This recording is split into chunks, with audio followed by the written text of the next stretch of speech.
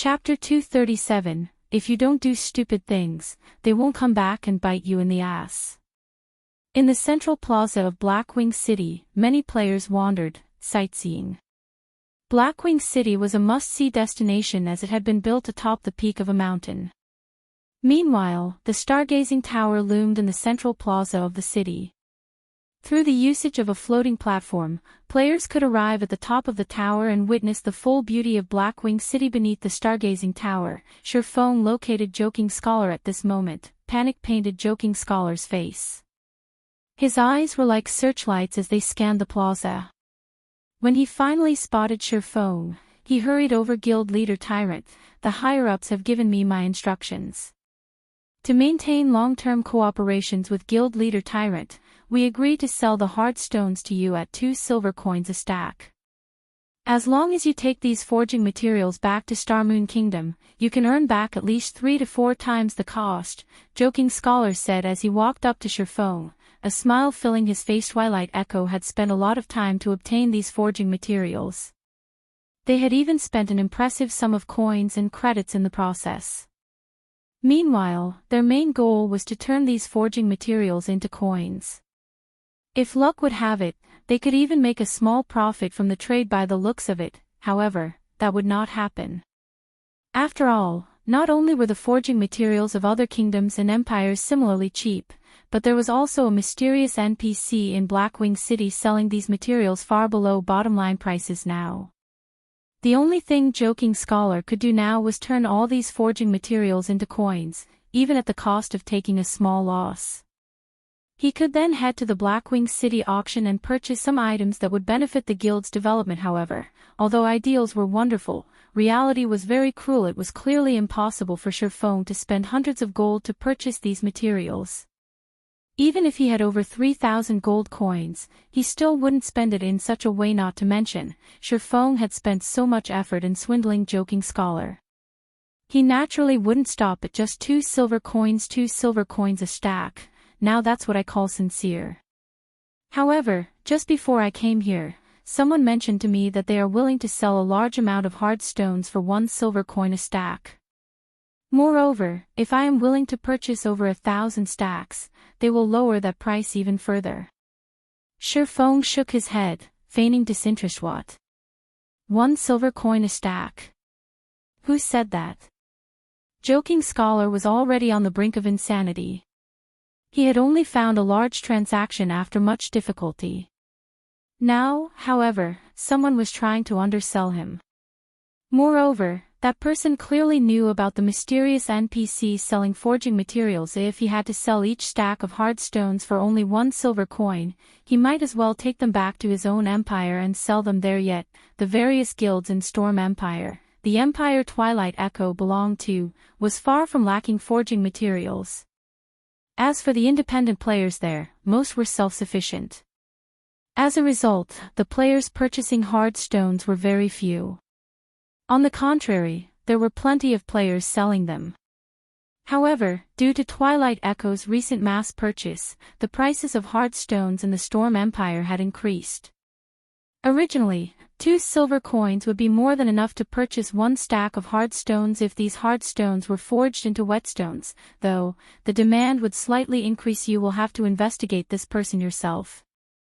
If there aren't any more matters here, I'll be going. I still have to discuss the exact pricing with that person. If I buy several thousand stacks, I wonder if he will sell at an even lower price.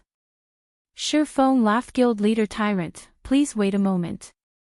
Joking Scholar hurriedly said, if you are willing to purchase a large amount, Twilight Echo is willing to offer the same price as that person.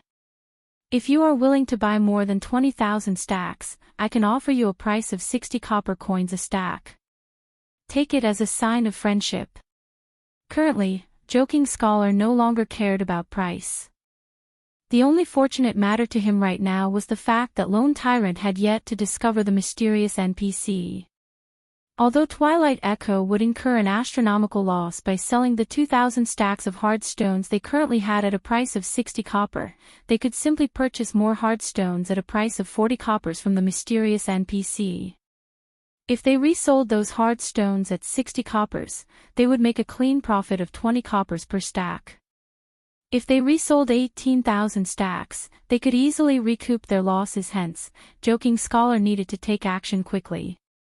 If Lone Tyrant found out about this matter, he might not even be able to sell the hard stones he had for 40 coppers a stack, 60 copper coins a stack. Moreover, you guys actually have over 20,000 stacks. Shi Feng feigned astonishment as he spoke. Of course. This is our way of showing sincerity. However, you have to buy 20,000 stacks to get such a low price. Joking Scholar nodded his head, smiling. Hold on a minute. I'll ask that person what price he is willing to offer if I buy 20,000 stacks, Shi Feng said. Hearing that Shi Feng was about to contact the person who knew about the mysterious NPC, Joking Scholar's panic grew. Anyone aware of this information only needed to spend as much effort as flipping a hand over in this transaction. Even if they made a profit of 1 copper coin per stack, they could still earn 2 gold coins from selling 20,000 stacks. However, Joking Scholar's situation was different. Hence, he hurriedly shouted, "Guild Leader Tyrant, please wait a minute. I don't wish to waste time competing with those people, so I'll offer you a cost price of 50 copper coins. Take it as me trying to befriend you. However, you have to purchase 50,000 stacks. I'll even gift you 300 stacks of iron ore, 400 stacks of silver ore, 200 stacks of mithril ore, 100 stacks of gold ore, and also a mysterious iron-ranked runic ore bag. Nobody can offer you a lower price than me. You're offering 50 copper coins a stack, and they come with a gift of rare ores as well. There are even 100 stacks of gold ore, a high-quality ore that I have never seen before. It seems that you are indeed sincere. I doubt that the other side can offer a price lower than this. All right, then. I'll buy 50,000 stacks of hard stones from you." Shi Feng smiled contently. He was already quite satisfied that he could purchase 2,000 stacks of hard stones for only 50 copper coins a stack at the expense of selling over 200 stacks of hard stones at a price of 40 copper coins a stack. He could purchase over 2,000 stacks at a price of 50 copper coins in return. He had made a huge profit out of this transaction. As for the remaining 48,000 stacks of hard stones, if Joking Scholar uncovered the truth, he would never sell him hard stones for such a low price again. Basically, there wouldn't be another business transaction between him and Twilight Echo. However, Shi Feng paid no mind to this. With this batch of forging materials, he would not run out of hard stones anytime soon. Let's sign a contract then, Guild Leader Tyrant. Joking Scholar took out an electronic contract. With the main god system bearing testimony to this contract, neither party involved was allowed to violate the conditions set. What is the meaning of this? Shi Feng wrinkled his brows slightly. Guild Leader Tyrant, this is a large transaction that involves 50,000 stacks of hard stones. If Guild Leader Tyrant suddenly decides not to buy the hard stones, wouldn't I suffer the loss? Of course, I am not trying to question Guild Leader Tyrant's credibility. However, to avoid any future disputes, let us be villains before nobles, Joking Scholar explained. Still, isn't there a problem with this agreement? I don't mind that the trade has to be done within 10 days, but why do I have to compensate you 5,000 gold coins or 50 million credits, with gold coins as priority, if I renege on the contract, while you guys don't have to pay anything if you renege on your commitment? Shi Feng angrily said, "You call this not questioning my reputation? From the way I see it, maybe we should forget about this business transaction altogether." Although Shi Feng appeared angry, inwardly, he couldn't be any happier. Originally, he had no hopes of getting the remaining 48,000 stacks of hard stones. He would never have thought that Joking Scholar would take such an action. Contrary to being furious, Shi Feng couldn't help but eagerly agree to this contract. The evil one brought upon themselves truly was the hardest to bear. Please wait, Guild Leader Tyrant. I simply forgot to write it in. If Twilight Echo reneges on the agreement, we will similarly compensate you with 5,000 gold coins or 50 million credits. Moreover, Guild Leader Tyrant can rest assured about the validity of this contract, as our Guild Leader has personally signed. The only thing remaining is Guild Leader Tyrant's signature. Joking Scholar hurriedly amended the agreement. He had indeed forgotten about this matter out of panic. After all, he was deeply afraid of Shifeng discovering the mysterious NPC who sold forging materials. However, as long as both parties signed this agreement, even if Lone Tyrant discovered this mysterious NPC, Joking Scholar had nothing to fear. No, that's more like it, Shifeng said with satisfaction after finding no problems with the agreement. Shifeng was nearly unable to suppress the excitement in his heart. After calming his excited mood down, he signed the contract. However, Joking Scholar was far more excited than Shifeng. His heart was about to break out of his chest. As he watched Shifeng finally sign the agreement, the contract receiving the recognition of the main god system, he simultaneously revealed a cold smile. Chapter 238, Perfect Substitute. Let's first trade the 2,000 stacks that I have with me, then. Joking Scholar felt fully relieved now. Sure, Shifeng revealed a faint smile. Nodding, Joking Scholar then called up the trade interface, initiating the trade with the agreement in effect now. Even if Lone Tyrant discovered the secret, he would not dare renege on the deal. If he did so, he had to pay 5,000 gold coins or 50 million credits, with gold coins set the priority. Hence, he could only gnash his teeth as he purchased 50,000 stacks of hard stones for 50 copper coins a stack. The full transaction would total to 250 gold coins. Meanwhile, by reselling the 48,000 stacks of hard stones he would obtain from the mysterious NPC, Joking Scholar could make a clean profit of 48 gold. In addition to the 10 gold he just obtained, he would have a total profit of 58 gold. Such an amount could allow him to purchase quite a lot of items at the Blackwing City auction. He could also use the leftovers to increase the guild's fluid funds. Joking Scholar nearly roared with excitement. This feeling is great. However, Joking Scholar suppressed his excitement. He still needed to maintain a proper outward appearance. Now that Twilight Echo had such fluid funds, they could develop at a much faster rate. Also, since his contribution in this matter was so great, Joking Scholar wondered just what sort of reward the guild leader would give him currently. Shifeng also felt exhilarated at the sight of so many forging materials. Most importantly, he had only spent 10 gold coins for all of them. Nothing could feel better than these. As long as he resold them in White River City, he could earn 200 gold coins from the 2,000 stacks of hard stones alone. If he forged all of them into whetstones, he could make 800 gold. If he turned them into advanced whetstones, that would be a 2,000 gold profit. Although he could not make whetstones and advanced whetstones at a 100% success rate, after deducting costs, he could still easily earn over 1,000 gold. Moreover, this was only in the case for 2,000 stacks.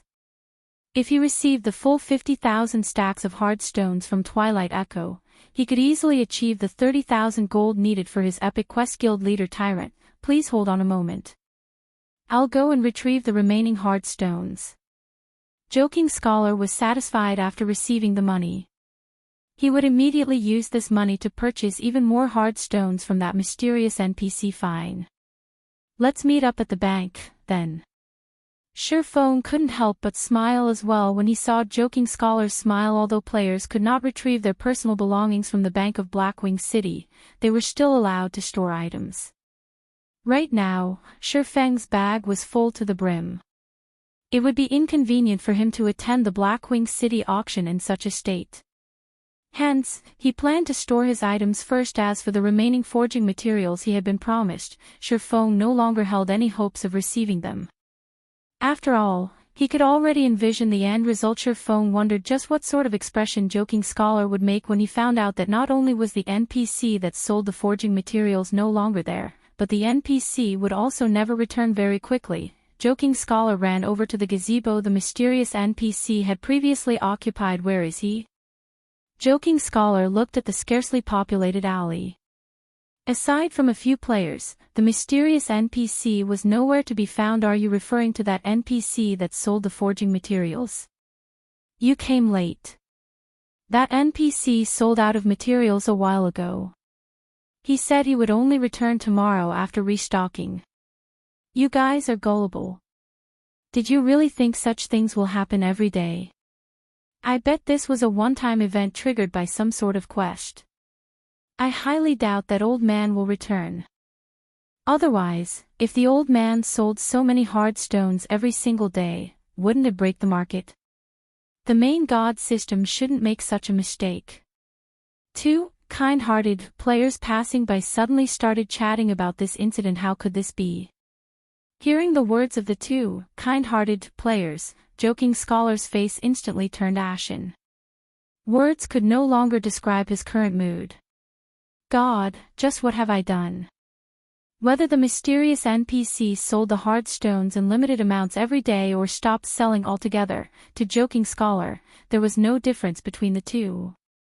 No matter which scenario occurred, it was impossible for him to put together 48,000 stacks of hard stones within 10 days. If he failed to do so, then he would break the terms of the contract. If so, he would have to compensate Shurfeng with 5,000 gold coins, or 50 million credits. Faced with such a heavy price, Joking Scholar had instantly fallen from heaven directly into hell. Moreover, he had fallen to the most horrifying 18th layer of hell. Avicii, if he had known such a situation would occur, he absolutely would not have sold those forging materials he had for such a low price. In the end, he had only gained 10 gold coins for all those precious materials. Moreover, he had even dug his own grave and bought his own coffin by signing that 50,000 stack contract with Lone Tyrant. What was he supposed to do now? This won't do. I need to contact Lone Tyrant immediately. I have to think of a way to scrap that contract. At the end of the day, Joking Scholar was still a veteran businessman.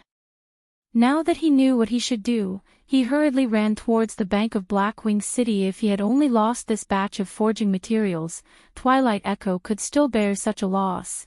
It would not greatly hamper the guild's overall development. Furthermore, he had at least received 10 gold coins for those materials. However, the remaining 48,000 stacks of hard stones would take Twilight Echo's life. If he took Twilight Echo's life, the guild leader would take his. Just after Shurfeng stored all the materials in the bank, he noticed Joking Scholar running over to him in a flurry. Although Joking Scholar tried to feign calmness, with the immense pressure and fear bearing down on him, he failed. Brother Scholar is fast. It must be exhausting for you to transport the stones back and forth. I wonder how many stacks you have brought this time. Shurfeng poked fun at Joking Scholar. Your Excellency Tyrant, I need to discuss a certain matter with you. Joking Scholar no longer had the confidence from before. He even started using honorifics in his speech. However, he had no choice as his life was now in Shurfeng's hands. We are already business partners. If you have anything to say, just say it. Shurfeng nodded. Your Excellency Tyrant is right. We at Twilight Echo have always been villains before gentlemen. Since we are business partners, we have to consider each other. If we trade 50,000 stacks of hard stones in a single go, I'm assuming that Your Excellency Tyrant won't have enough gold coins. Even if given 10 days, that should not be possible. Hence, after careful consideration, we have decided to alter the contract, loosening the conditions stated on it. How do you feel about this, Your Excellency Tyrant? Joking Scholar slowly explained, his words sounding very logical. If Shurfeng hadn't known that Joking Scholar was trying to renege on the contract, he might have been moved to tears by Joking Scholar's words. As expected of a veteran businessman, he can still wear a straight face when tricking someone. For a moment there, I even believed he was thinking of my own good. Shurfeng inwardly sneered. Unfortunately, such words could not move his heart or trick him, especially since he had long since known Joking Scholar's true colors. Many thanks for Brother Scholar's worries.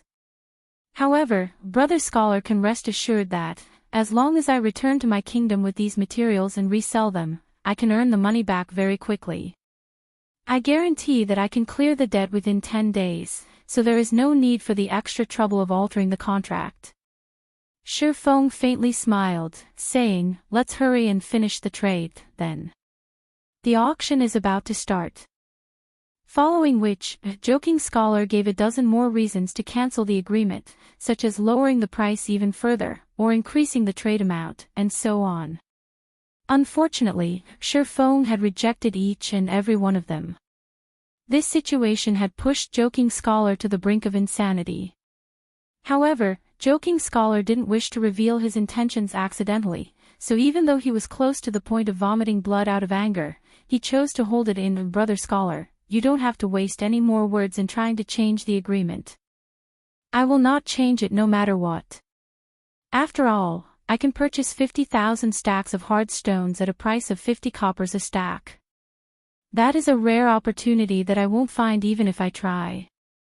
Even if I bought them from an NPC, I definitely couldn't buy so many. You knew all along. Of course. Who wouldn't know about such a huge incident? Is there something wrong with your head? You wanted to resell the hard stones you bought from that NPC and make a huge profit off of me. Keep that in your dreams. I already felt that the NPC was unreliable. Thus, I agreed to your offer. Seeing your frustration, as expected, that NPC really was unreliable. I eagerly anticipate the arrival of the remaining 48,000 hard stones. You swindled me. I am representing Twilight Echo. Aren't you afraid of angering Twilight Echo with your actions? We can extinguish a third-rate guild like Dark Star at any given minute. Oh. Twilight Echo is a first-rate guild. I'm so scared. Unfortunately for you, Twilight Echo is based in the distant Storm Empire. You guys are simply too far away from Star Moon Kingdom. So what if you are amazing? Can you do anything to me? What can you do to Dark Star? If you have the ability, then come to Star Moon Kingdom. I'll gladly exterminate Twilight Echo and remove its name from God's domain permanently. However, for now, you guys best think of a plan to deal with the compensation. Ha ha ha. Saying so, Surefeng departed from Blackwing City's bank, laughing loudly and leaving behind an utterly dazed Joking Scholar. Joking Scholar was completely unable to accept the reality that he had been swindled. However, compared to being swindled, he felt more humiliated over the fact that Surefeng had been toying with him from the beginning. Moreover, he had gladly jumped for joy like a monkey. When Joking Scholar thought about this, he felt utterly humiliated. After a good while had passed, Joking Scholar bellowed, "Lone Tyrant, just you wait. Twilight Echo's power far exceeds your imagination. We will definitely destroy you and Dark Star." Chapter 239, Surprised Again and Again. After Joking Scholar recovered from his shock, he immediately called up the system communication interface and reported to Twilight Echo's guild leader, Glorious Echo Guild Leader, that Lone Tyrant clearly looks down on Twilight Echo. He has already resolved to swindle 5,000 gold coins from us. Joking Scholar reported everything that happened to Glorious Echo, trembling as he spoke. Although he was one of the core members of Twilight Echo, he had caused a huge loss to the guild this time. Who knew what the guild leader would do to him? I understand. However, a mere third-rate guild is not yet worthy of me taking action personally. I'll send Brilliant War God to deal with the corporation standing behind Dark Star in reality. If Lone Tyrant is sensible, he should know what to do. If he thinks he can easily take 5,000 gold coins from me, he should think again. However, Scholar, your performance this time has disappointed me. After you're done with the auction, return and hand over your duties to Green Wave. Yes, Guild Leader. I will meet with Green Wave once I return. Although Glorious Echo had not scolded Joking Scholar, he had made his intentions clear. Instantly, Joking Scholar's outward appearance seemed to age by over a decade. Even if he inwardly felt reluctant, he could only accept this conclusion at this moment. Hatred of Lone Tyrant filled Joking Scholar's very soul. If it weren't for Lone Tyrant, he would not have fallen to such a fate unless he could perform astonishingly, bringing a huge benefit to the guild. The guild would no longer regard him with any importance. No. I can't just give up. As long as I can buy an item at the Blackwing auction that will surprise the guild leader, he might even decide to rescind my punishment. A final trace of hope ignited in joking Scholar with the 8 gold he had brought from the guild. In addition to the 10 gold he previously obtained, he currently had 18 gold on him. With so much money, not even a first-rate guild could contest him in the auction. Elsewhere, Shifeng had already arrived at the Blackwing auction house under the guise of Black Flame. Shifeng's plan had succeeded magnificently. Not only had he earned a large sum of coins and credits, but he also helped Dark Star make a powerful enemy. Twilight Echo was a first-rate guild. Meanwhile, as the guild leader of this first-rate guild, Glorious Echo possessed over 20 years of experience playing virtual reality games. Furthermore, he had led Twilight Echo in campaigns in the virtual world for over a decade, so he had a wealth of experience, and his strength and techniques were also extremely powerful. Aside from such an impressive guild leader, Twilight Echo also possessed tens of top-tier experts. In the past, every one of these experts had become Tier 4 or above powerhouses. In addition, Twilight Echo also had 3 members who had achieved a Tier 6 class in the past, becoming God-ranked powerhouses. Among those 3, one was none other than Twilight Echo's guild leader, Glorious Echo himself. Meanwhile, Aqua Rose and one of her good friends took up the other 2 spots. This was the reason Twilight Echo stood out amongst the many tyrants surrounding them, becoming one of the few super guilds in God's domain. In the past, Twilight Echo had far surpassed Ouroboros in every aspect, and they had even established a gigantic virtual empire for themselves. Back then, Twilight Echo was an existence that Shifeng could only admire from afar. Of course, Shifeng could not take the current Twilight Echo lightly. After all, Twilight Echo was still a first-rate guild. It had an extraordinary background, and there were countless corporations supporting them financially. They similarly had a large influence in the real world.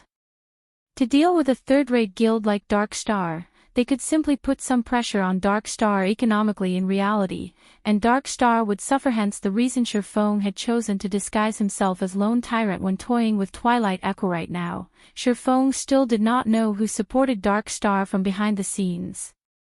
However, with a first-rate guild like Twilight Echo placing financial pressure on them in the real world, Shifeng could, at least, glimpse the powerful organization standing behind Dark Star. That way, Shifeng could take appropriate measures to deal with them in the future. Just as Shifeng was about to take a seat in the auction hall, Shifeng's system communicator rang out. The person contacting him was none other than Aqua Rose, who had been out of reach all this time. Miss Aqua, you sure are a busy person. You actually sent a representative for such an important business transaction. Shifeng teased. Shifeng was very clear that Aqua Rose's absence had something to do with Glorious Echo. After all, Aqua Rose's recent performance had been too impressive. The nail that stuck out would be hammered down. Glorious Echo must have felt Aqua Rose was a threat to his position. Master Black Flame, you must be joking. I've only managed to log into God's domain after much difficulty. However, it seems that I am still too late. Aqua Rose's tone was helpless as she spoke. What happened? Shifeng asked curiously. Based on Aqua Rose's tone, Shifeng could tell that this matter was not as simple as it seemed. Otherwise, why would a strong woman like Aqua Rose reveal a trace of depression and helplessness? At the end of the day, Aqua Rose was still an honorary elder of Twilight Echo. Her position in the guild was extremely high. Moreover, Aqua Rose's family in the real world had a powerful background. Her family was also one of the corporations supporting Twilight Echo financially, so they possessed significant shares of the guild. Thus, unless Glorious Echo had gone insane, he should not have taken any vicious actions against Aqua Rose. The current situation was merely a business competition, and both were still doing it to develop Twilight Echo. At worst, both parties would only feel dissatisfied with each other. They would not break off all relations with and start an all-out where it's nothing much. I only left Twilight Echo, that's all, Aqua Rose casually replied. What? You left Twilight Echo? Did your family not say anything about this? Surefeng nearly thought his ears had played a trick on him. Although Aqua Rose sounded relaxed, Surefeng could feel the aggrieved feelings hidden behind her words. After all, he had personally experienced a similar situation in the past. Still, the corporation behind Aqua Rose possesses a significant number of the Twilight Echo's shares. That glorious echo must have gone insane to expel Aqua Rose from the guild. My family tried to force me to do something that I didn't want to do. I refused, so I was expelled from Twilight Echo as a result. In a fit of rage, I also ran away from home. I am penniless now after buying a new virtual reality helmet. I wonder if Master Black Flame would be willing to shelter me. Aqua Rose giggled as she joked she had only been joking about her current financial state. After all, it was a fact that she was the princess of a major corporation. It was inevitable that she would have some money saved up. Even if she ran away from home and did not rely on her parents, the money she had in her bank account could allow her to live the rest of her life in peace without working. Sure. I would gladly welcome a powerful helper like Miss Rose. How does an annual salary of 1 million credits, in addition to 5% of my workshop's shares, sound to you? Surefeng naturally knew Aqua Rose only joked with him. However, Surefeng did not wish to miss such a fortuitous opportunity now that it had landed in his lap. Who knew how long he would have to wait to encounter such an opportunity again? Aqua Rose was immediately dumbfounded by Surefeng's offer. Normally, it was already impressive for a guild to offer an annual salary in the millions. Yet, Surefeng went as far as to offer her 5% of his guild's shares willingly. This was an unimaginable offer, and it clearly showed how highly Surefeng viewed her. Aqua Rose suddenly felt bewildered. Originally, she had intended to start up her own workshop from scratch. After all, some of her loyal subordinates had left Twilight Echo with her after learning of her expulsion. With this group of people under her command, she could still establish a relatively strong workshop. In the future, she intended to build a guild powerful enough to rival Twilight Echo. She wanted to teach her family that their decision was a mistake. The only problem remaining would be Twilight Echo's oppression. It was also why she currently had a massive headache. If she wished to continue developing herself and her workshop in the Storm Empire, they would have to face the full brunt of Twilight Echo. Meanwhile, Aqua Rose was very clear on just how amazing Twilight Echo was as a guild, but now that Surefeng had invited her with such sincerity, she was at a loss on what to do. Chapter 240, Purgatory's Shadow. If that is still not enough, you can become the vice leader of the guild. You can also form your own elite team and maintain independence. How about it?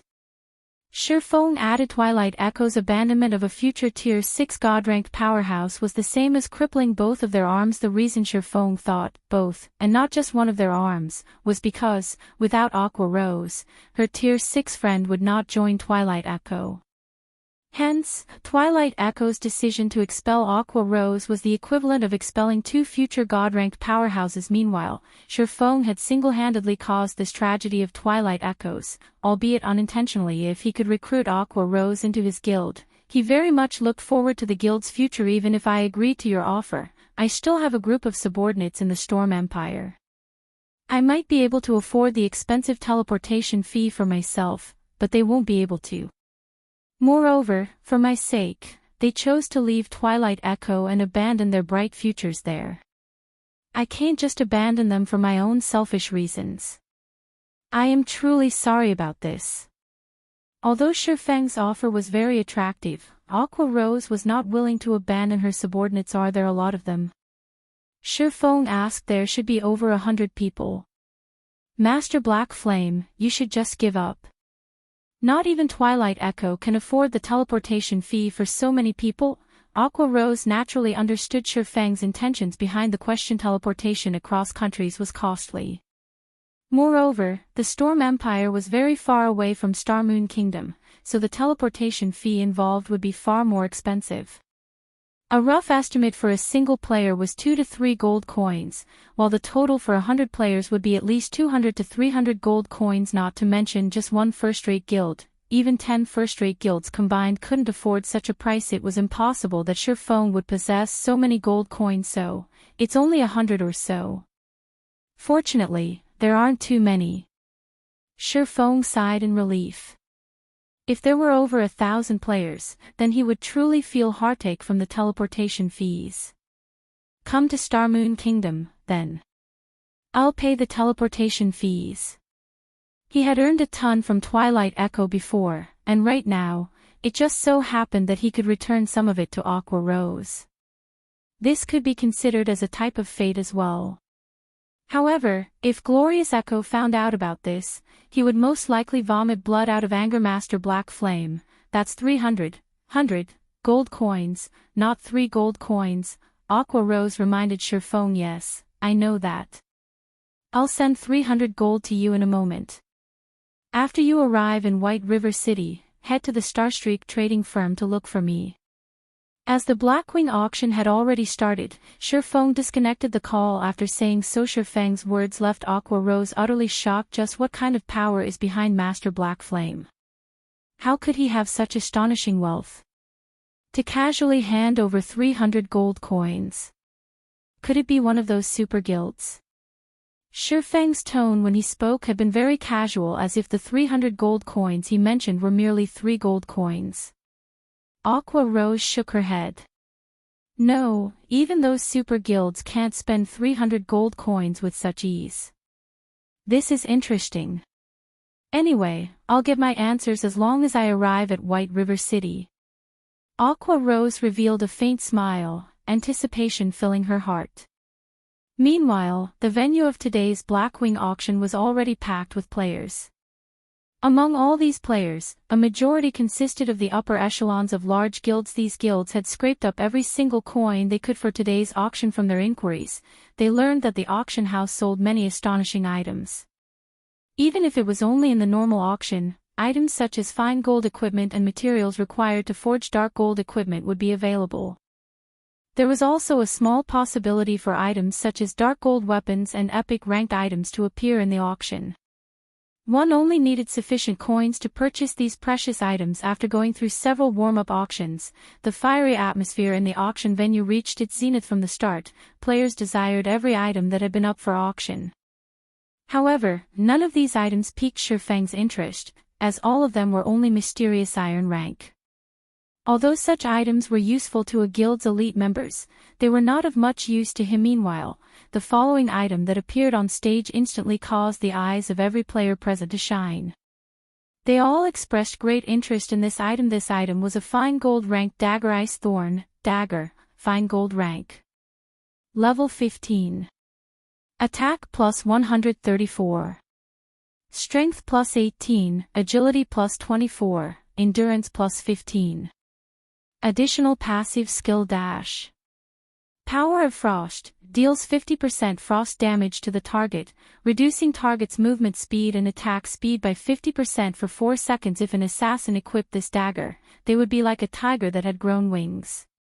Even if the assassin failed to kill the enemy with a single hit, with the speed reduction in effect, they could continue linking skills to destroy their enemy. Aside from the Ice Thorn, there was also a dagger called Raging Flames dagger. Raging Flames dagger, fine gold rank. Level 15. Attack plus 134. Strength plus 18, agility plus 24, endurance plus 15. Additional skill dash. Power of Flames, deals 50% flame damage to the target, reducing the target's defense by 10% for 20 seconds. Effect stacks up to a maximum of 5 times. All assassins in the auction venue grew excited at the appearance of these two daggers. They practically drooled, wishing they could equip these blades. Regarding the speed reduction, the armor break effect, or the additional 50% magic damage, they were all precious to assassins. One could say that these two daggers were the best weapons for assassins at this stage of the game, and they were second to none. However, the minimum bid also caused the players to feel helpless and frustrated. The bidding started at 5 gold coins. Moreover, the minimum increment for each bid was 10 silver coins. If they were to compete for this item, the price would still increase by a lot. If one of the large guilds present bid on these daggers, that guild would lose the ability to compete for the following items to show up in the auction unless they had a particular need for these daggers. None of the guilds present would insist on buying them. Not bad. They are indeed top-tier weapons for a level 15 assassin. It just so happens that I can gift them to Fire Dance, Shurfong said in satisfaction after examining the attributes of the daggers. Great. Heaven has yet to forsake me. If I can present these daggers to the guild leader, he would definitely be very happy. He might even decide to my repeal punishment. Sitting at the forefront of the auction hall, Joking Scholar's eyes turned crimson as he looked at the Ice Thorn and Raging Flames dagger displayed on the stage. If level 200 guards were not present, he might have rushed onto the stage to snatch the weapons after the auctioneer announced the start of the bidding. The entire auction hall exploded. 5 gold. 5 gold, 50 silvers. 6 gold. Before a minute had passed, the price of the daggers had reached 7 gold 20 silvers. When the majority of the guilds saw such a price, they quickly gave up on the daggers. Ha ha ha. You all can compete with each other all you want, but don't even think that you can win against me. Joking Scholar was completely confident at the moment. He was not afraid that someone could bid higher than he could. Moreover, this was only the start of the auction. Many more items would appear later on, and no one knew how powerful the following items would be. Everyone would hold back their bids. Hence, Joking Scholar was not afraid of someone competing with him over the dagger. Seeing that the bids had stopped, Shurfong opened his mouth and said, 10 gold coins. The auction venue instantly fell silent. Although these daggers were top-tier weapons for an assassin, that price was simply too high. However, that was not to say that these daggers were worth such a price tag. Rather, not many players currently present could afford such a price. They had not brought that many coins with them to the auction. If the auction were conducted using credits, many players would be more than willing to spend 500,000 credits to buy these daggers of Black Flame. Shit! He is actually trying to compete with me. How could he have so much money? Joking Scholar was on the brink of insanity. If he offered an even higher price for the daggers, then he could not afford to bid on later items. Yet, if he did not buy these daggers, his future would be bleak in the end. Joking Scholar made a decision, loudly shouting, 10 gold 20 silvers. In response, Shurfong merely smiled as he casually said, 12 gold. 12 gold 10 silvers. Joking Scholar gripped his chest in pain as he shouted, his hatred for Shurfong growing intensely. Annoying little pest. 20 gold. Shurfong did not wish to waste his time with Joking Scholar, so he abruptly raised the bid by a huge margin. He did not mind spending such a small amount of money. After all, he had made a huge profit off Twilight Echo today. Black Flame. Joking Scholar glared at Shurfong, a hint of despair hidden within his eyes. He only had 18 gold on him right now, so he had no way to compete for the daggers at all. He never imagined that, in the very end, the Black Flame he had looked down on would give him the final blow, sending him into the abyss of despair. On the other hand, Shurfong felt it troublesome to pay attention to Joking Scholar. He did not even glance at the Mithraea as he focused on the next auctioned item, Purgatory's Shadow. This was one of the 3 treasures one could only find in the Blackwing auction house. Chapter 241, Envious Wealth. All the players present at the auction venue were awestruck by Shurfeng's bid of 20 gold coins. Players who could attend the Blackwing auction all had extraordinary backgrounds. Even so, none of them could afford such a price. Although plenty of the players present were provided funding by their own guilds, that only amounted to 10 gold or so. Even the wealthiest guild present had brought only a little more than 20 gold. Hence, nobody present would be willing to go all out just for a pair of level 15 daggers, even if they were weapons of supreme quality. Although these daggers could instantly turn an expert assassin into an apex assassin, they would not be of much help to the guild in the long run. Even if the players present could afford to buy these daggers, they would not spend 20 gold to do so. After the auctioneer slammed his hammer for the 3rd time, everyone in the audience started laughing maniacally. What a stupid guy. He actually spent 20 gold for those 2 daggers. I wonder who he is trying to impress, for him to willingly part with so much money. Ha ha ha. At least I have one less competitor now. 20 gold. What a rich tycoon. While ignoring everyone's mockery, Shifeng paid 20 gold to the auction house and received the 2 daggers. He then shifted his focus to the next item up for bid, Purgatory's Shadow, one-handed sword, dark gold rank. Level 20, can be upgraded twice. Attack plus 273. Strength plus 30, agility plus 25, endurance plus 22. Attack speed plus 2. 20% chance to cause 300% damage, 10% chance to reduce damage dealt by target by 20%. Effect not stackable, additional skill dash. Purgatory power, when activated, increases attack speed by 100% and damage dealt by 30% for 15 seconds cooldown, 2 minutes. In God's domain, weapons and equipment could be categorized into 2 types, those that could be upgraded, and those that could not be upgraded. A majority of the weapons and equipment available belong to the latter category, and only a scant few items could be upgraded. Normally, only items of epic rank or above could grow along with a player's level, and very rarely would any item below epic rank possess such a capability. It can be upgraded twice, as expected of one of the treasures of the Blackwing auction house.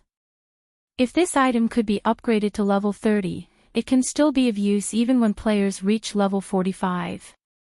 Shifeng was very satisfied with this weapon.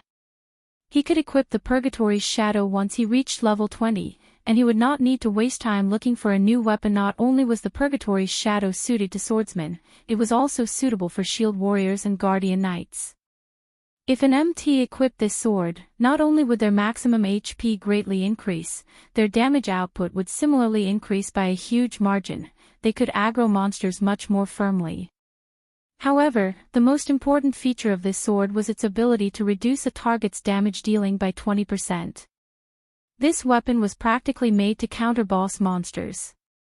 If used inside a team dungeon, its effect would be decisive compared to the 2 fine gold rank daggers from before. The dark gold rank Purgatory's Shadow would be of much greater help to a guild. However, the minimum price for the Purgatory's Shadow was likewise greater. Many guilds were overwhelmed by the sword's starting bid of 15 gold. With the funds they possessed, they could only sit on the sidelines in this auction. This sword belongs to me.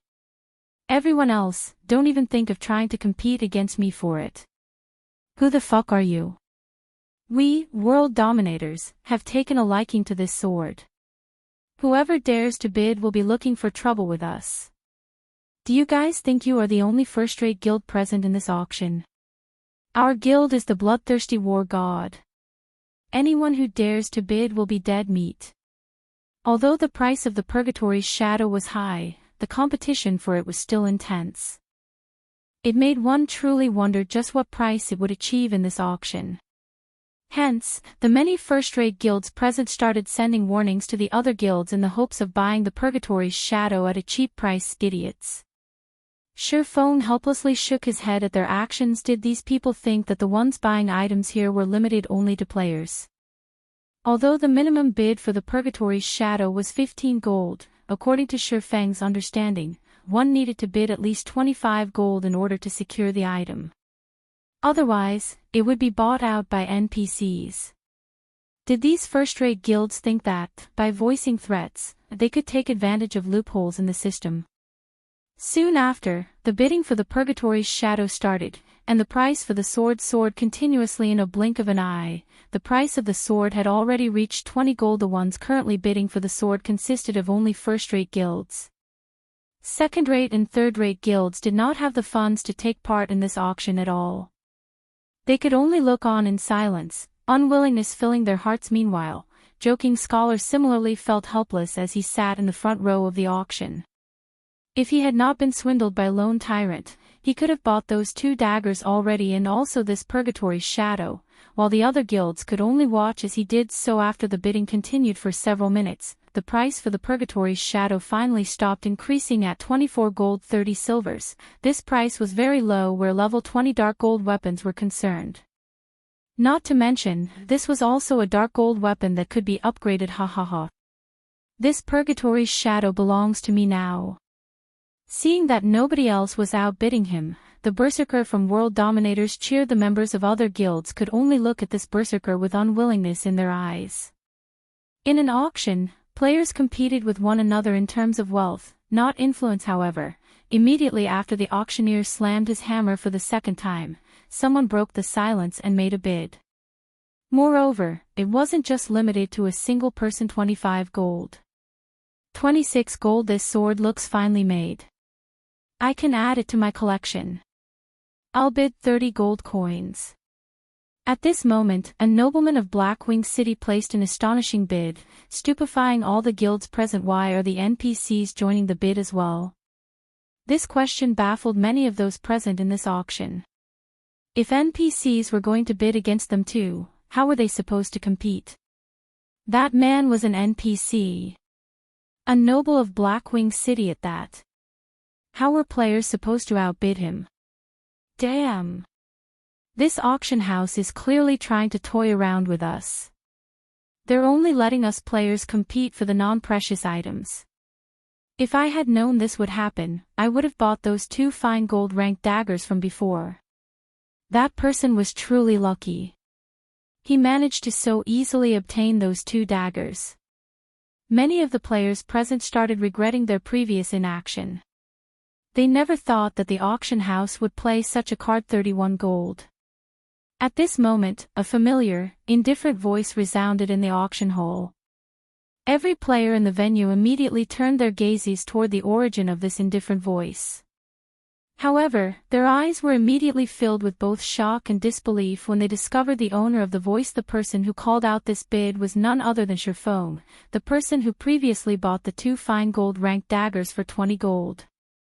Now, he had once again placed a bid of 31 gold. How much money does this fellow have? Everyone started making speculations that Surpass might have robbed an NPC noble. Otherwise, how could he have so much money? After Surpass shouted his bid of 31 gold, the great noble immediately countered with a bid of 32 gold. However, Surpass did not fall behind as he followed up with 33 gold. As both parties took turns placing bids, the price of the Purgatory's shadow gradually increased. Every player witnessing this scene had their mouths gaping wide in shock. Finally, Surpass secured the Purgatory's shadow at a price of 39 gold, following which, several rounds of auction passed without much commotion. Compared to Surpass's 39 gold purchase, the other auctioned items were sold at much lower prices. Although another treasure appeared during the auction, it was a dark gold-ranked leather armor that failed to pique Surpass's interest. In the end, the equipment was bought by an NPC for 32 gold. When the auction reached its peak, the bid for the third treasure finally started. This third treasure could also be considered the grand finale of this auction. Just the starting bid of this item was already set at 30 gold, causing every guild present to give up on bidding for it. After all, they already knew that, in order to secure this item, they would have to bid at least 50 gold or above.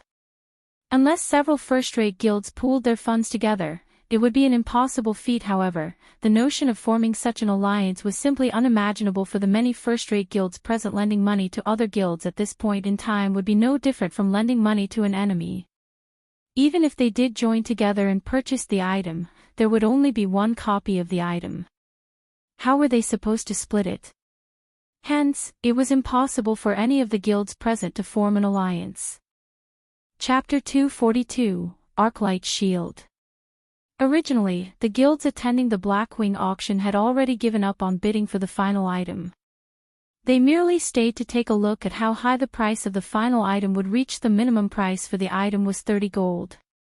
None of the guilds present were that flush with fluid funds. However, the moment their sights landed on the final item, they instantly had a change of heart. The reason being, the item displayed on stage was simply too important to a guild. The final item was neither weapon nor equipment. Instead, it was a forging design. If the forging design was for a normal weapon or equipment, nobody would have paid any attention to it. However, the forging design being auctioned was for the Arclight shield, a level 15 fine gold-ranked shield. If they could produce this item, it would definitely provide a huge improvement for the MTs and their guilds. This shield was especially useful during this crucial period of the game with more and more first clears of 10-man and 20-man dungeons taken. The various large guilds had already started challenging 50-man team dungeons. However, there was one problem that vexed them without end. Their MTs could not even tank the first boss of the dungeon. If their MTs couldn't even survive the attacks of the boss, how were they supposed to raid it? However, if a handful of MTs equipped this Arclight shield, raiding the dungeon would become a much easier endeavor. This won't do. Our guild needs to get this item. I have to contact the guild leader immediately. This shield is simply too good. I must have it. The representatives of the first-rate guilds present had, at the first moment, contacted their respective guild leaders and reported this matter to them. The answer these representatives received was also one of confirmation. They were told to obtain the forging design at all costs. These representatives were also told to contact the other second-rate and third-rate guilds present at the auction venue, to seek their cooperation. In return, the first-rate guilds would produce the appropriate amount of Arclight shields for them based on the amount of money they contributed originally. The second-rate and third-rate guilds present had long since given up on bidding for the Arclight shield forging design. After all, they could not even afford the minimum price of the item. Now that they were given new hope, they would naturally be more than willing to lend their help. 1, 2, 3. More and more second-rate and third-rate guilds started allying themselves with first-rate guilds. They pooled together all the funds they had, and very quickly, plenty of first-rate guilds had managed to collect a total sum of around 50 gold. They then proceeded to place bids one after another. The price of the Arclight shield forging design consistently rose, starting from the minimum bid of 30 gold. Its price quickly increased to 51 gold. The guilds strived very hard to outbid each other. As soon as they received the funds of another guild, they would immediately call out the highest bid they could afford. They were deeply afraid that, if they gave the other guilds too much time, the other guilds would be able to obtain even more funds, just as these guilds were competing against one another with a fiery passion. 60 gold. Shifeng immediately raised the bid by 9 gold. Shifeng did not wish to waste too much time on this auction. In any case, it was a must for him to obtain this Arclight shield forging design. Why do you have so much money? Just who is this brat? Previously, they had already been shocked by Shifeng's wealth.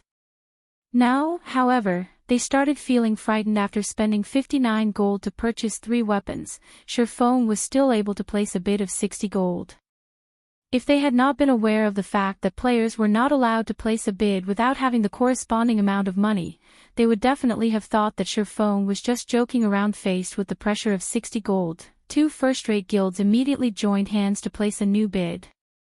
Meanwhile, the guild to take the lead in this alliance was World Dominators. The representative for this guild yelled out his bid of 61 gold right away. 70 gold. Shifeng no longer wished to play around in these muddied waters. Otherwise, he would have to pointlessly waste a lot of money. 71 gold. 80 gold. 81 gold. 90 gold. Before even a minute had passed, the price of the Arclight shield forging design had already reached a staggering 106 gold. If such an amount was converted into credits, that would be more than 1 million credits. If one took into account the inflation that would occur due to the volume purchase of coins, then the value of 106 gold coins might even reach 2 million credits. 2 million credits just for a forging design. If a normal player were to learn about this, they would definitely consider Shifeng insane, a spendthrift that had nowhere to spend his money. However, Shifeng felt that the Arclight shield forging design was worth such an amount of money. After all, the value of this forging design would only grow higher once it entered his hands. Damn. To actually run out of money at this crucial time. We definitely can't fall short at this final moment. Who else has money? Overlord Warbear, the berserker from World Dominators, started panicking. His guild leader had already given him the command to obtain the forging design at all costs. However, even after joining hands with another first-rate guild and more than a dozen second-rate and third-rate guilds, they still could not outbid a single Shifeng. Warbear was truly at a loss on what to do now. He had even secretly contacted Shurfeng before. As long as Shurfeng was willing to let world dominators have the forging design, he was willing to compensate Shurfeng with 1,000,000 credits. Yet, the price of the forging design still continued to increase higher and higher. He was already nearing the brink of insanity right now. I can lend you a hand. I have 18 gold with me here. This should be enough to suppress that black flame. Joking Scholar walked over to Warbear at this moment. What conditions do you have? I advise you to give up if they are too outrageous. I won't hand over this forging design no matter what. Of course I know this. My conditions are simple. After World Dominators obtains the forging design, just give me the Arclight shield that I deserve. In addition, I also wish for you guys to take care of that black flame. He is affiliated with the Starmoon Kingdom, and I know World Dominators has quite a number of members there. Dealing with black flame should be no problem for you all.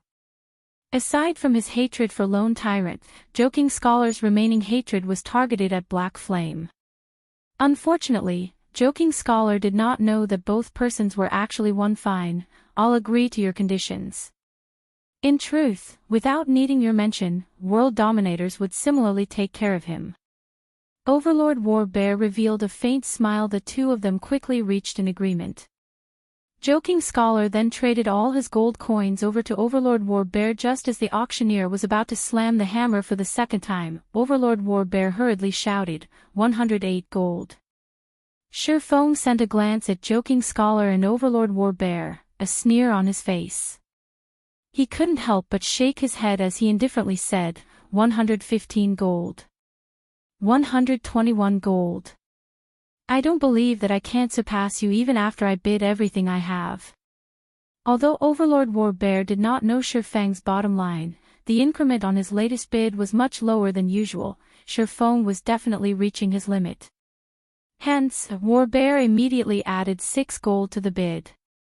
Shurfeng definitely could not take out so much money.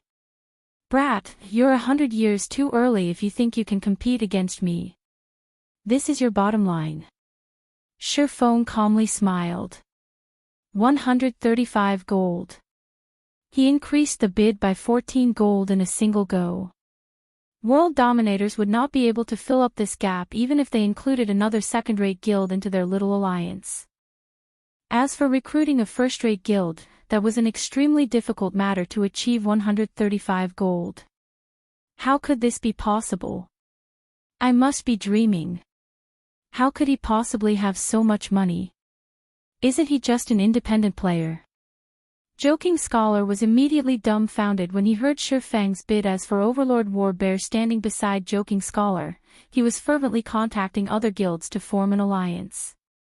However, although he received a favorable reply from another first-rate guild, the condition set by that guild was for them to receive the forging design instead of World Dominators. Naturally, Overlord Warbear refused this condition. Yet the few additional third-rate guilds he managed to recruit barely had any money on them. Even after summing up all the additional coins he received, Overlord Warbear did not have the right to shout out a bid at all. 135 gold going once. 135 gold going twice. Even when the auctioneer's hammer landed for the second time, not a single guild present was able to place a new bid. They watched blankly as the auction proceeded toward its end, powerless to do anything about it. 135 gold going thrice. Let us congratulate Mr. Black Flame for obtaining this Arclight shield forging design. Following which, a beautiful hostess brought the forging design to Shurfeng. After Shurfeng paid the 135 gold to the auction house, the hostess similarly handed the forging design over to Shurfeng. After officially receiving the Arclight shield forging design, Shurfeng wondered just what sort of attributes the shield itself possessed. With such a thought in mind, Shurfeng tapped on the item and took a look at its description. Immediately, his lips curled up slightly in a smile. Chapter 243, Bountiful Harvest. Overlord Warbear and Joking Scholar felt great resentment for Shurfeng when they saw his smile. They thought Shurfeng was mocking them and looking at them in contempt. In reality, Shurfeng's smile was purely due to his joy. However, compared to when Overlord Warbear and Joking Scholar first met Shurfeng. They dared not underestimate him any longer.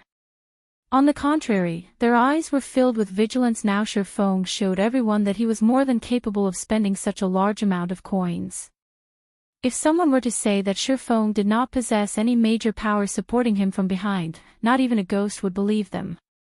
The only question that remained was, what sort of power backed Shurfeng? Since Warbear failed to complete the task given to him by his guild leader, his expression looked extremely bad right now. However, he was simply helpless in this matter. 135 gold. Even if every member of World Dominators pooled their coins together, they still wouldn't be able to collect such an amount. It was only natural that he lost the bid compared to Overlord Warbear. Joking Scholar was in a much more tragic situation. First, he had ruined the matter of the business transaction. Now, he didn't even manage to buy a single item in the Blackwing auction. What kind of explanation was he supposed to give his guild leader, Glorious Echo? However, Shurfeng was very grateful for Joking Scholar. It was only thanks to Joking Scholar's greed that he managed to obtain so many forging materials. As for the reason why he had smiled, it was simply because of the materials needed to produce the Arclight shield. The main ingredients for producing it were mithril ore and gold Oregon. Though difficult, Shurfeng could still find ways to obtain the mithril Oregon. For gold ore, however, it was simply too rare in the Starmoon Kingdom, not to mention White River City. However, Twilight Echo had given him quite an amount of them, enough for him to make plenty of Arclight shields. As for the other material needed, it was the magic crystals that were dropped by the bosses of Team Dungeons with a 100% drop rate. This item was not particularly precious. However, due to the amount dropped each time being low, it would be difficult for Shurfeng to mass-produce the Arclight shield. Furthermore, the attributes of the Arclight shield had far surpassed Shurfeng's original estimation, and he could already envision the popularity of the shield itself. Arclight shield, fine gold rank. Level 15. Equipment requirement, strength 90. Defense plus 460. Block rate, 37%. Strength plus 15, endurance plus 25. Evasion plus 8. Additional passive skill 1 dash. Sound of Life, every attack received will grant user a stack of Power of Life, increasing maximum HP by 3% and received healing by 1% for 1 minute. Maximum of 10 stacks. Additional passive skill 2 dash. Refraction, triggers once every 30 seconds. Becomes immune to one attack. Leaving aside the shield's high defense and block rate, just the passive skills Sound of Life and Refraction would greatly increase an MT's durability. Not to mention, the basic attributes of the shield itself were also very good. The Arclight shield was definitely an excellent piece of equipment. If a 50-man team could have all their MTs equipped with the Arclight shield, they might have a very high chance of successfully raiding the normal mode of a 50-man team dungeon. Right now it should be about time for me to return. Shurfeng was very satisfied with his trip to Blackwing City this time. He had reaped a bountiful harvest. First was the 50 million credit agreement. Next was his successful recruitment of Aqua Rose. Now, he had even obtained the forging design for the Arclight shield. Most importantly, Aqua Rose was also going to bring her 100+ elite players over. Their addition had instantly increased his guild's overall strength by a large margin. The next problem he had to deal with was how he would integrate these new members into his guild. Over 100 people, huh? Aqua Rose has truly given me a huge help this time. Now, I won't have to worry about lacking members to raid the demon's castle. Shurfeng felt that it would not be enough just to have a workshop. He needed to make some additional preparations and initiate his follow-up plans. After Shurfeng departed from the Blackwing auction house, he immediately mailed 300 gold to Aqua Rose. He then returned to White River City, intending to await Aqua Rose and her allies' arrival at the Starstreak trading firm. However, the process of mailing money to other players usually took between 30 minutes to an hour. Hence, Shurfeng decided to first head to the Adventurers Association. Currently, none of the guilds in White River City had their own guild residence yet. Members of various guilds had to visit the Adventurers Association in order to receive guild quests, which they complete to increase guild reputation and strengthen the guild. Hence, the Adventurers Association had become the second most popular location in White River City. Just as Shifeng was about to enter the Adventurers Association, his communicator rang. It can't be this quick, right? At first, Shifeng thought Aqua Rose was contacting him. However, when he saw that the caller ID displayed actually belonged to Gentle Snow, he couldn't help but be shocked. Don't tell me it's about the mana armor kits again. Previously, Shifeng had used quite a number of basic mana armor kits to trade for a few advanced whetstone recipes with Gentle Snow. He had then let Cream Cocoa and Melancholic Smile learn the recipes. During this period of time, both girls had already been promoted to intermediate forging apprentices, and were currently in the midst of striving to become advanced forging apprentices. Shifeng couldn't help but admit that both of them were indeed future master forgers. Both of them improved very quickly. In addition, the more they forged, the higher their success rate. Currently, they already had a 20% success rate at producing the advanced whetstones. When compared to the forgers of other guilds, the two girls were ahead by leaps and bounds. In a few more days, the two of them could very well be promoted to advanced forging apprentices, becoming a true help to him. Miss Snow, did you find some new advanced whetstone recipes? Shifeng asked Master Black Flame. How could you hide such an important matter from me? I feel hurt. Gentle Snow faintly smiled. Hide. Miss Snow, you must be joking. I am a very superficial person that can easily be seen through. How could I possibly hide anything from you? Shifeng joked. All right, stop acting. You placed yourself in the limelight at the Blackwing auction house just now, and the news of this matter has long since spread throughout the various first-rate guilds. Each and every one of them wishes to seek cooperation with you and purchase those Arclight shields from you. Gentle Snow smiled as she continued, aren't we old friends? Shouldn't you sell them to me for a cheap price? Your information gathering is truly efficient, Miss Snow. Shifeng smiled bitterly as he said, I can sell a few Arclight shields to you. However, you must pay for them using coins, or exchange for them using the magic crystals you obtained from team dungeons. Magic crystals. Although the bosses drop them every time, the amount they drop is minimal, yet these magic crystals possess a very wide range of uses. Let's just use gold coins. I wonder how much you are charging for them, Master Black Flame. Alright, then. Since it is for you, Miss Snow, I won't rip you off. As the Arclight shield is a fine gold-ranked shield, I imagine that you know how precious the materials needed to produce it are. Moreover, the success rate of producing it is also very low. I'll sell you each Arclight shield for 25 gold, no negotiations. Shifeng had already expected Gentle Snow to decline exchanging the shields for magic crystals. However, it was much better for him if she used gold coins to buy them 25 gold. Even if I took the fluid funds of every Ouroboros branch in the Star Moon Kingdom, I still won't have that much money. Can't we trade using credits? How about 500,000 for each shield? Gentle Snow was astonished by the Arclight shield's price. However, she similarly knew of the difficulty of crafting a fine gold-ranked shield. If it were up to their forgers to make the shield, the cost might not even stop at just 25 gold.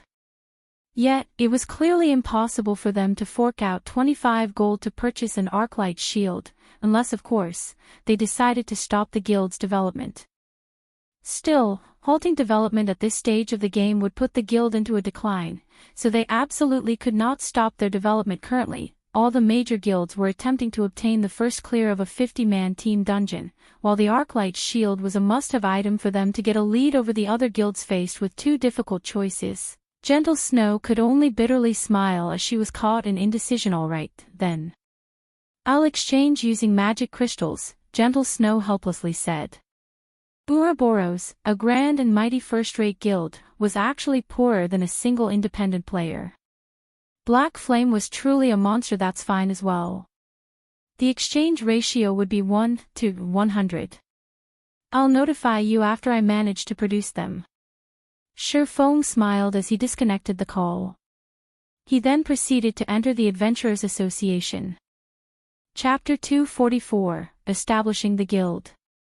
At this moment, there was a crowd of players surrounding the quest board in the lobby of the Adventurers Association. Although the EXP awarded by these quests were negligible, the guild reputation they gave was very high. Moreover, each player was limited to only 3 guild quests. A Gaia guild could be promoted after it accumulated a set amount of reputation, and the members of the guild would receive much better guild benefits such as bonus EXP when doing quests. Excuse me, sir, what can I do for you today? The blue-haired lady standing behind the reception counter asked Shifeng, a smile on her face. I wish to establish a guild, Shifeng said. Understood. Please fill up this application form. The receptionist passed Shifeng a guild application form. It was very easy for players to establish a guild in God's domain.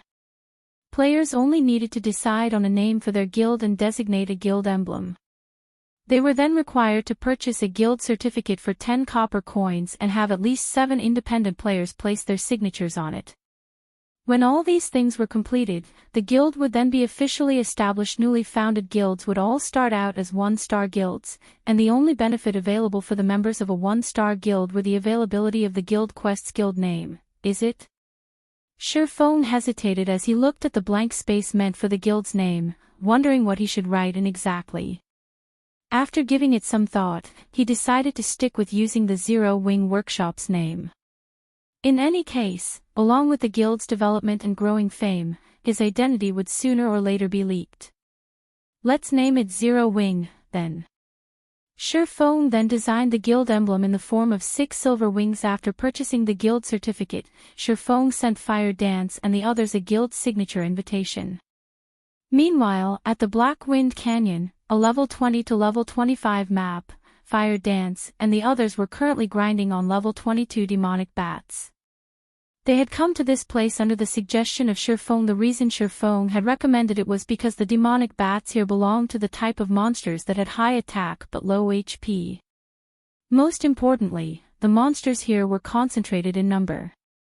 Normally, the demonic bats would appear in groups of 7 or 8, and any solo independent player would easily find themselves losing their lives here. However, to a party that had amazing AoE damage, this place was a holy land for leveling up. In the case of Fire Dance's party, Fire Dance herself was responsible for luring the monsters, as she had the highest movement speed out of everyone in the party. She would lure over 100 monsters every time, and afterward, the Guardian Knight, Kola, would activate Protection Blessing and cast Devotion, a group aggro skill, to gather the monsters into one location. Meanwhile, Violet Cloud would be responsible for healing Kola, while Blackie would get rid of all the monsters in a single blow. Throughout this process, everyone's cooperation and grasp of timing was perfect. If other players were to witness this scene, they would definitely be shocked into a daze. Presently, the average level of players was only at level 12 or so, while professional players would be around level 13. Even the number 1 player on White River City's ranking list, Lone Tyrant, was only at level 15 right now. Yet, Fire Dance and the others had long since passed level 15. Even the lowest leveled player in the party, the Oracle, Gluttonous Mouse, was level 18. Meanwhile, Blackie, who was the highest leveled player in the party, was currently at 45% of level 19. Although there was only a gap of 1 level between the 2 players, the difference in EXP could allow a player to directly rise from level 0 all the way up to level 15. What is this message? While taking a break, Fire Dance and the others simultaneously received a guild signature invitation. As long as they agreed to the invitation, they would immediately become official members of the guild. After the guild was established originally, Fire Dance and the others had intended to immediately reject the invitation. However, their hands unanimously paused when they saw the name of the guild, Zero Wing. Isn't that the name of our workshop? Blackie asked, curious. This is an invitation sent by Big Brother Yifeng. Big Brother Yifeng is finally going to establish the guild. Violet Cloud said excitedly when she noticed that one of the names inscribed on the guild certificate was Yifeng. She then said with joy, Great. We will have our own guild in the future. Isn't it still too early to establish the guild? We only have so few members right now. Brother Feng had also said before that we are lacking in members, and that we need to wait for some time before establishing the guild. Did something happen? Don't bother about this for now. We should put our signatures first. Fire Dance was similarly surprised by Shi Feng's sudden decision. However, since Shi Feng had decided to do so, he must have had his own considerations. Moreover, it wouldn't be a bad idea to establish the guild ahead of time immediately. Everyone in the party clicked, agree. They then received a system notification system. Congratulations on becoming a member of Zero Wing. System, this is your first time joining a guild. Activating guild system. On the other side, Shi Feng had already left the Adventurers Association, returning to the Starstreak trading firm at this moment. The Starstreak trading firm was packed with players. The trading firm was currently the most lively location in White River City, second to none. Hey, bro, I see that you're here to buy those basic mana armor kits, right? With so many people lining up here, you would need to wait at least a week before you can even get one for yourself. However, I have here a way to help you save your time, letting you jump the queue to buy the mana armor kits in advance. A thinly built swordsman walked around the entrance of the Starstreak trading firm, chatting up the players lined up outside the building. Really? A player clearly grew interested, of course. A basic mana armor kit costs 20 silver coins, while you only need to pay 2 silver coins to skip the long wait to buy it, the thin swordsman said with a smile. All right, bring me there. It's just an extra 2 silver coins. Our party won't miss this little amount of money. Following which, the thin swordsman led the player up to the second floor, skipping the long queue on the first floor. Really, any sort of business goes, huh? Shi Feng couldn't help but exclaim after seeing this sight. The basic mana armor kits were in high demand. However, the Starstreak trading firm only sold 50 pieces of the item each day, so only a very small number of players could obtain them. However, this couldn't be helped. Shi Feng couldn't just focus all his attention on producing the basic mana armor kits. He still had many things he needed to do. The basic mana armor kit was simply an item for him to accumulate reputation. It was not meant to be a true moneymaker for him afterward. Shi Feng arrived at the 4th floor of the trading firm and entered a forging room. He then started forging the Arclight shield. During this crucial period, many guilds were thinking of how they could obtain the first clear of a 50-man team dungeon. Naturally, the equipment of their MTs became the top priority in their considerations, especially the shields their MTs used. Meanwhile, an excellent shield like the fine gold-ranked Arclight shield would, without a doubt, attract the attention of these guilds. As long as Shi Feng placed the Arclight shields up for sale, many guilds would definitely pay a huge sum in order to obtain it. Hence, the sooner he produced the Arclight shields, the higher the price he could sell them for. However, the success rate for forging a fine gold-ranked item was extremely low. A normal advanced forging apprentice only had a 2% success rate. Meaning that, out of 100 tries, they would only successfully produce 2 Arclight shields. In reality, however, they might not even be able to produce 1 out of 100 tries. However, Shi Feng had both the Book of Forging and Blacksteel's insignia. He also had the Ice Blue Devil Flame and various other tools that increased his forging success rate. Even so, his final success rate at forging a fine gold-ranked item only sat at around 20%. In addition, Shi Feng was not familiar with the forging process of the Arclight shield, so his success rate should be much lower than 20%. If he was promoted to a basic forger, his base success rate would increase to 5%. However, that still wouldn't make much of a difference. Only by becoming an advanced forger would there be a significant improvement. With the 10% base success rate of an advanced forger, in addition to the various supporting tools Shi Feng had, his success rate for forging a fine gold-ranked item could reach up to 30%. However, Shi Feng needed to invest a lot of time in order to become an advanced forger, and time was something he sorely lacked right now. He had no choice but to give it a try now. In any case, he had plenty of materials to experiment with. He could simply try again if he failed. Chapter 245, Target, dark gold.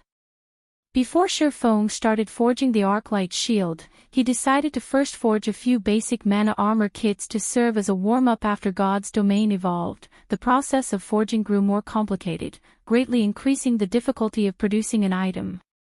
Unlike the advanced whetstones and basic mana armor kits, which were still considerably simple to make, items such as weapons and equipment had a much more complex forging procedure. It should be about time I give the shield a try. After Feng produced tens of basic mana armor kits, he finally retrieved the silver ore and gold ore needed to forge the Arclight shield. He had also received the magic crystals from Gentle Snow in advance. Gentle Snow had wanted to obtain the Arclight shields as soon as possible, so Feng required her to send him the magic crystals in advance. Feng had received a total of 200 magic crystals from Gentle Snow. Such an amount was sufficient for 20 attempts to produce the Arclight shield. Feng only had a 20% success rate for forging the Arclight shield. It was the lowest success rate he had ever had since he started forging equipment. However, if any other forger were in his shoes right now, they might not be able to produce even one Arclight shield out of several hundred sets of materials. Those conceited guilds thought that they could easily produce the Arclight shield after obtaining its forging design. However, if Feng had not won the bid for the forging design, by the time those guilds managed to produce a single Arclight shield, the 50-man team dungeons would have long since been conquered. In order to gain experience, when Feng started his first attempt at forging the Arclight shield, he went through the process slowly and steadily, carrying out each step to the best of his abilities. Before he knew it, Feng had spent over 20 minutes producing the first Arclight shield. Compared to a normal shield, the Arclight shield had a crescent-shaped design. The entire shield was colored in silver, and many runic patterns were carved on the shield's body. Although the shield looked mighty and powerful at first glance, it was still unknown whether it was a failed or successful product. Feng then chose to generate the shield's data. After 10 seconds of waiting, the identification process for the shield was completed as expected. It's a failure, Feng sighed when he took a look at the shield's data. Although it was indeed an Arclight shield, its quality was a rank lower than the original. It was only Secret Silver rank Arclight shield, Secret Silver rank. Level 15. Equipment requirement, Strength 90. Defense plus 330. Block rate, 31%. Strength plus 10, Endurance plus 20. Evasion plus 3. Additional passive skill 1 dash.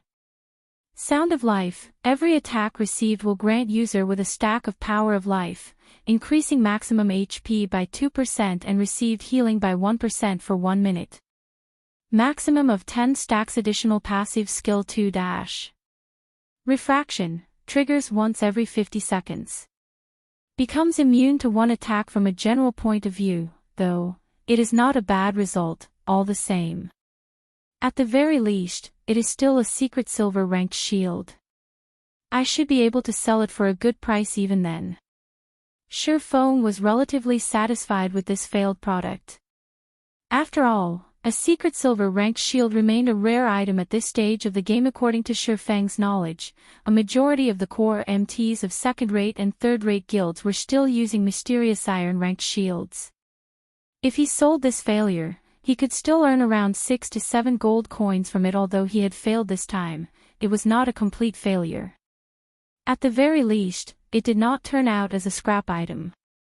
This partial failure indicated that he must have made a mistake somewhere during the forging process. There shouldn't be any problems with the forging of the main body itself. I must have messed up when I was carving the runes on the shield, preventing it from reaching fine gold rank, Feng concluded after carefully reviewing his actions. According to past experiences, if a problem had truly occurred during the formation of the shield, then the Arclight shield wouldn't just fall by a single rank. It wouldn't even be unusual for the shield to end up being bronze rank or lower. Afterward, Feng did not rush to start his second attempt. Instead, he carefully studied the runes he had carved on the Arclight shield. The inscription of the runes were mainly done using the magic crystals. However, the process of completing these runes was not easy, as Feng did not truly understand their meaning. He could only make blind imitations of the drawings, although he did not understand the meaning behind the runes. If he practiced drawing them over and over, it should still yield some positive effect. Hence, Surfong started practicing drawing the runes once, twice, 10 times. Every drawing took around 4 to 5 minutes to complete. However, as the number of times he practiced increased, he grew more proficient at drawing the runes. The runes he drew now also started resembling the original. This cost-free way of practicing was much more economical than learning through actual production. Surfong naturally wouldn't mind more practice. This should be enough. Surfong looked at the latest rune he drew, feeling extremely satisfied with it.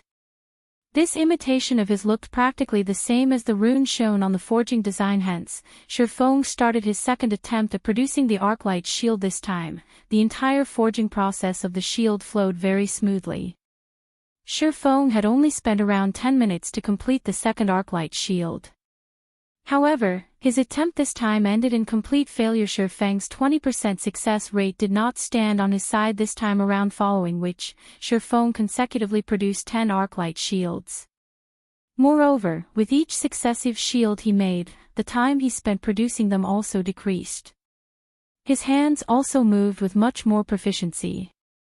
Out of the 10 Arclight shields he made, only 2 barely achieved the passing standard, 2 ended up as defective products, while the remaining ones were complete failures. As for the 2 defective shields, one was Mysterious Iron rank, while the other was Secret Silver rank. In general, the results were quite good. However, Surfong was still unsatisfied with the quality of the Arclight shields. Now that I am proficient at making the Arclight shields, the next step would be increasing its quality. If I can let Cola use a dark gold ranked Arclight shield, our chances at clearing the demon's castle would become much higher.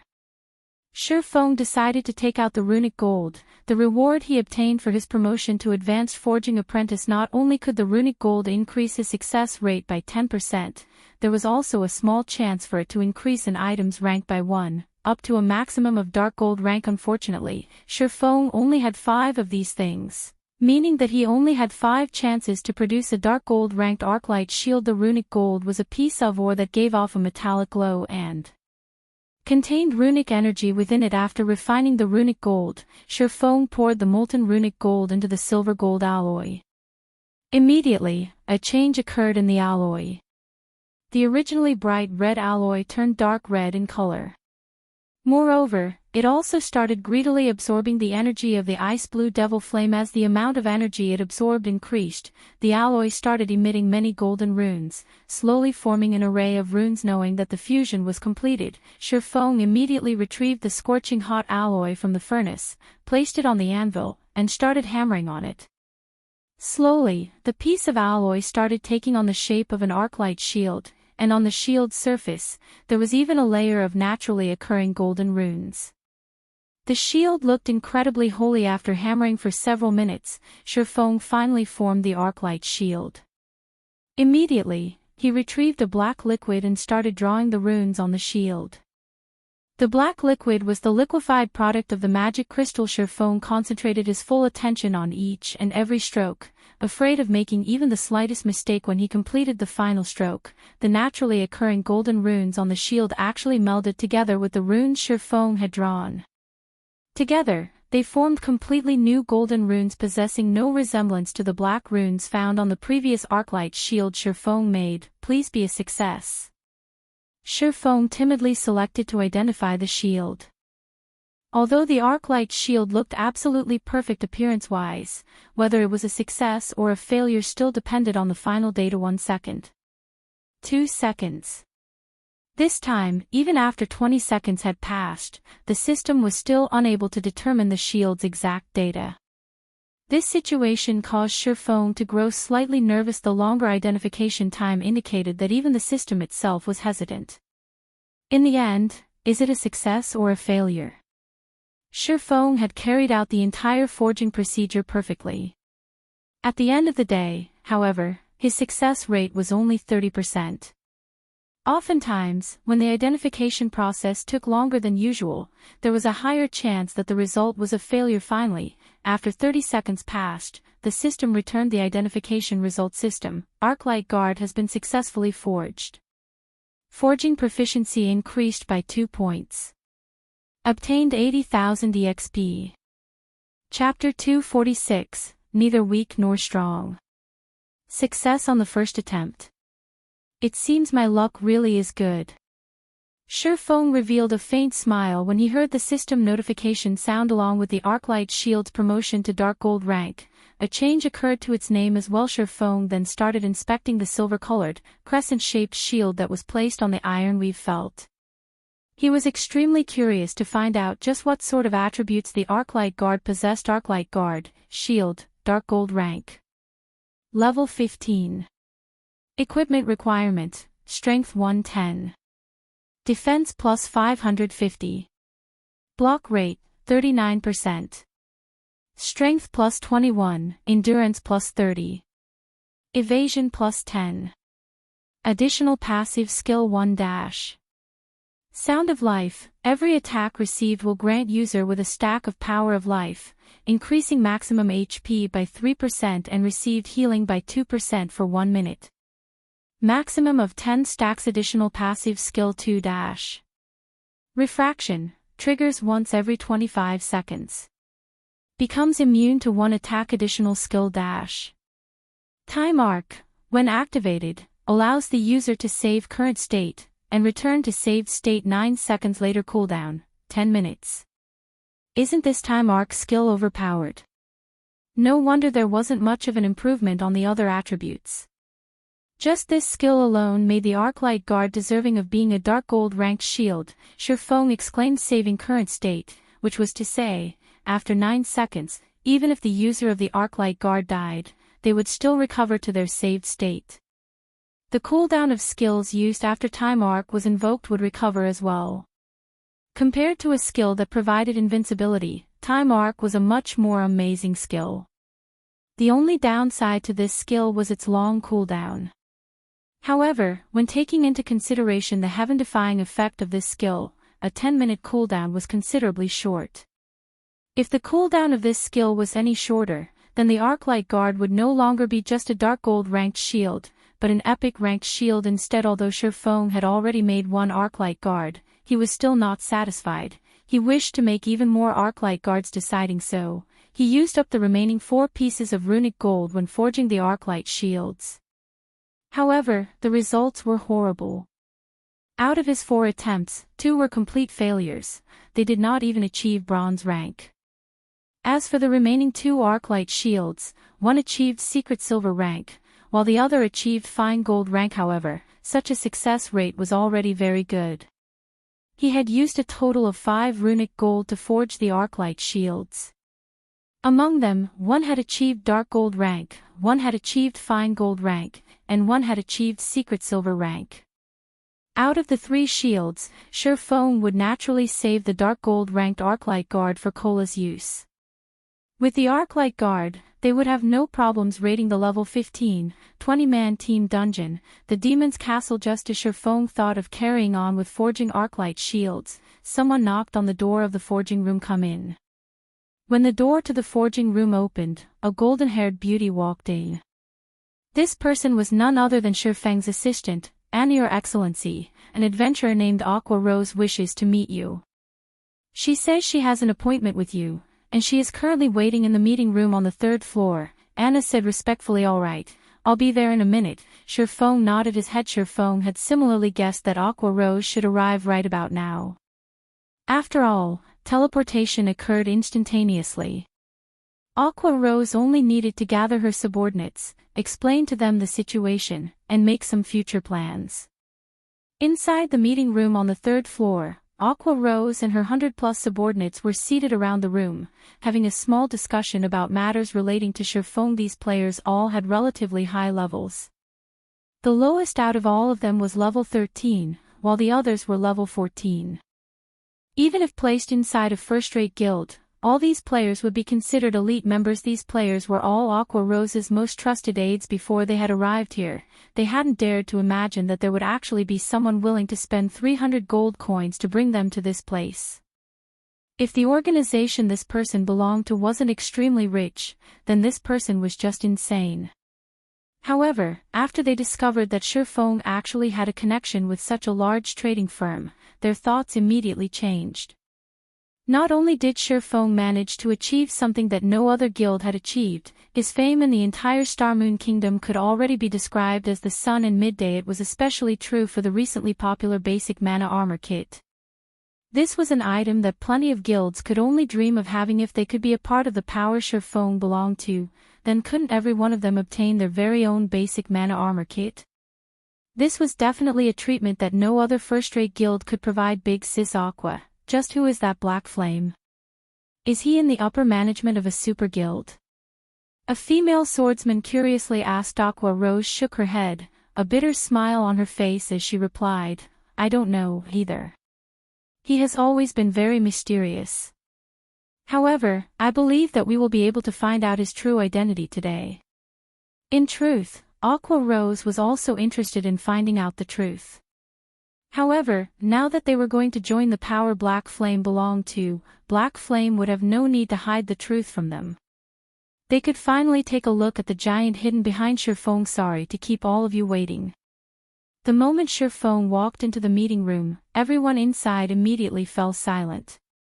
Everyone present stood up as they looked at Shifeng, deep veneration in their eyes. They were like interviewees standing up to welcome their interviewer. Some were nervous, while some were excited. After leaving Twilight Echo, they were like homeless little birds. Although they wished to soar higher into the sky, they did not possess a home they could return to. Feelings of helplessness and disappointment constantly filled their minds as they wondered what sort of future awaited them. However, the situation was different now. They would be joining an even greater family now. At this moment, these ex-members of Twilight Echo rejoiced over the fact that they had chosen to leave Twilight Echo together with Aqua Rose, praising themselves for making a wise decision. After all, a bright future had already opened its doors to them. I am the one who should be sorry for making Master Black Flame wait for us for so long. Aqua Rose apologized. Since we will be companions in the future, stop referring me as Master this or Master that. Just call me Black Flame. Shifeng could sense the cautiousness behind Aqua Rose and everyone else's actions. However, this was to be expected. I have only asked you all to come here so that I can invite everyone into the guild first. Later on, Miss Aqua can freely decide how you all wish to develop yourselves. I won't set any restrictions for you. Right, here is a copy of the White River City Guidebook. After you are done reading it, you should be able to familiarize yourself with White River City, Miss Aqua. Saying so, Shifeng sent a copy of the luxury version White River City Guidebook to Aqua Rose. Simultaneously, he had sent everyone present a guild invitation. Zero Wing. What is this guild? Why is it only a one-star guild? Wasn't it supposed to be some sort of hidden power? Everyone entered a daze for a long time after they received Shifeng's guild invitation. Ignoring the fact that they had never even heard of such a guild, just having status of a one-star guild showed how weak Zero Wing was. The reason being, even third-rate guilds at this stage of the game were three-star guilds, not to mention first-rate guilds. After taking a look at the member count of the guild, everyone was further dumbfounded before they had joined. This guild only had 9 members? What kind of guild was this? Zero Wing was the weakest guild they had seen so far, second to none. Even Aqua Rose herself was shocked by this revelation. The current situation was completely different from what she had imagined it to be. She had thought Shifeng would be bringing her to meet the many great characters of this guild, allowing her to get a grasp on the frightening background of the guild. Yet, the truth that Shifeng revealed had far exceeded her expectations. The reason being, the influence of this guild could literally be determined in a single glance. You all must be very disappointed to find out that my guild is actually so weak, right? Shifeng looked at everyone's crestfallen expressions. Suddenly, he said in a cold voice, "Let me give it to you straight. This is Zero Wing. It is neither weak, nor strong. It is merely a home that you can stay in. As for how others are going to view us, it will depend on your own performances." Chapter 247, seizing the ranking list. Although they felt that what Surfeng said was logical, their disappointment still did not decrease by the slightest. Out of everyone present, only Aqua Rose's fighting spirit truly ignited. She was the only one who truly understood the meaning of Surfeng's word, strength that depended on oneself rather than others. The best example for this was Surfeng, who stood right before them. His guild was clearly very weak. Yet, he managed to achieve many things that not even many first-rate guilds and even super guilds could. As a result, he made everyone believe that there was a mysterious power secretly supporting him from behind. However, what was the reality of the matter? By depending on only himself, Surfeng had created a miracle. He had even overwhelmed everyone back at the Blackwing auction, causing a sensation. Since Surfeng was capable of such feats, why couldn't she do so as well? At this moment, Aqua Rose truly found it laughable when she recalled how she had intended to utilize the mysterious power behind Surfeng to prove herself to her parents and everyone back at Twilight Echo. Black Flame is right. How powerful a guild is not important. How powerful we are, ourselves, is the crucial point. Since we have joined Zero Wing, let us be the ones to change how others view Zero Wing, Aqua Rose explained loudly, in complete agreement with Surfeng's opinion. Everyone fell silent at Aqua Rose's words, but a fiery fighting spirit could be seen growing in their eyes. That was right. They had originally intended to start from the very beginning. Now that they had a wealthy tycoon like Surfeng supporting them, what more should they be afraid of? A guild's development mainly relied on financial resources.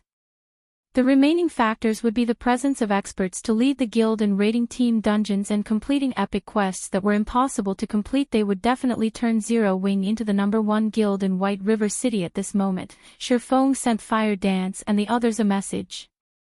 You can start now. Immediately, Surfeng received a reply. Understood. After seeing this message, Surfeng's gaze shifted towards everyone present in the meeting room. He then announced loudly, I know that some of you still have some worries, so I'll give you all a little surprise. I'll let you all get a better understanding of just what Zero Wing is. A better understanding of Zero Wing. Does this guild still have any secrets? Everyone grew confused at Surfeng's words. Everything about this guild was clear in one glance, so what secrets could there possibly be? The only thing that could possibly be a secret was the guild's frightening financial resources. With such a large fortune, they should have no problems getting their hands on the various welfare benefits that players would receive upon joining a guild. Moreover, Black Flame was the publicly acknowledged chief forger of Starmoon Kingdom. In the future, guild members would have no lack of weapons and equipment to use. However, this shouldn't count as a secret, right? Everyone can take a look at White River City's ranking list now, Surfeng said softly. Ranking list. Everyone promptly called out the ranking list to take a look. Is there something wrong with the ranking list? I remember that when I came to White River City, the top player on the ranking list was Lone Tyrant. At that time, he was only at level 15. How did he suddenly become level 19? Did the system make a mistake? No, that's not right. Look at the player ID. It's not Lone Tyrant. It might not be a mistake by the system. Look, the top 8 players have all been switched out. Even the player at 8th place is level 18 now. Lone Tyrant is still level 15, and he's placed 9th now. How is this possible? Level 18. Isn't this level too much of an exaggeration? Even at the Storm Empire, the highest leveled player is only at level 16. How could White River City possess 8 players who have managed to surpass the top player at Storm Empire? Wait. These players all belong to the same guild, and the guild's name is called Zero Wing. Everyone was dumbfounded when they discovered the changes in the ranking list. They trembled, not daring to believe their own eyes. These 8 players were actually their guild members. However, everyone's hearts were filled with questions. If Zero Wing had 8 such powerful experts, why did the guild remain unknown to the public even until now? This was simply unimaginable. This is the strength of Zero Wing. At this moment, Aqua Rose started renewing her evaluation of Feng and this guild. Although Zero Wing was small, it was a gathering of experts' wealth, manpower, and finally, fame. As things were, Zero Wing possessed the foundation necessary to become a large guild. As long as they managed the guild benefits they offered properly, Zero Wing could easily become a large guild within a short period of time. It was no wonder Feng looked so confident. Meanwhile, as Aqua Rose and her subordinates were reeling over their new discovery, the entire White River City had already been thrown into an uproar. Lone Tyrant, who had been monopolizing the first position on White River City's ranking list all this time, had actually been kicked off by someone else.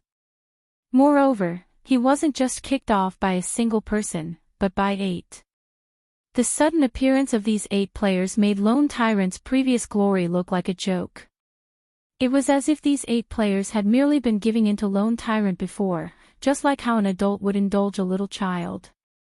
Now, however, they were no longer letting Lone Tyrant have his way. Otherwise, how would they explain this situation where 8 players had instantly taken away the top 8 spots on the ranking list?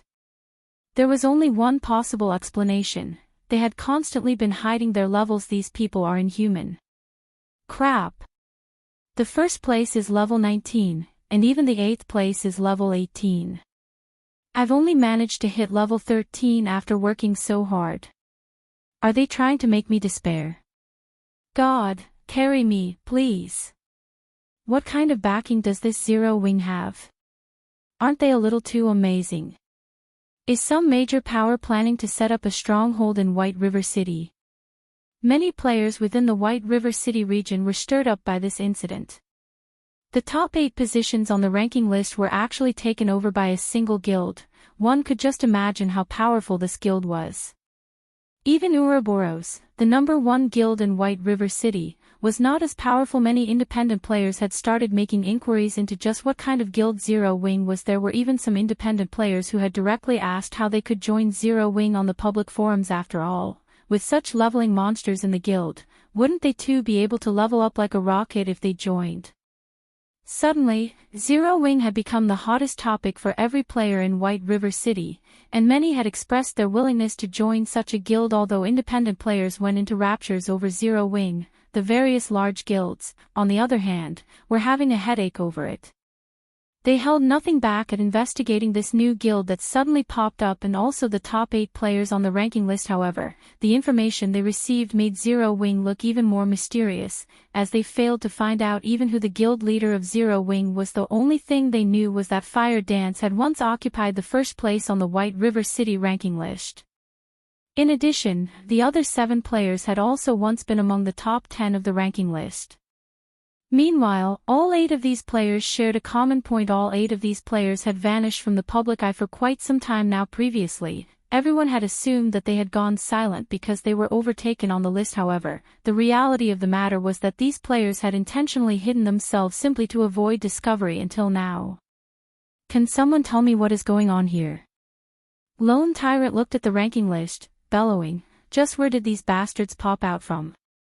At this moment, nothing was more humiliating for Lone Tyrant than his position on the ranking list. His past glory was already worthless now. Instead, he had become the laughingstock of everyone in White River City. Guild leader, I've already investigated these players. It seems that all of them are associated with Yifeng. Moreover, I've also looked up Zero Wing at the Adventurers Association. The guild was registered only recently, and it is possible that it is a guild formed by Yifeng himself, a ranger said. Good. Very good. At first, I thought that he had hidden himself out of self-awareness after I placed a bounty on him. However, it seems he is taking me lightly. Since he has come out to slap me in the face, and has even started a guild in White River City, I will make him regret his decision. Immediately find out all the members belonging to Yifeng's guild. I want his guild destroyed. Lone Tyrant bellowed as he announced a command to the entire guild.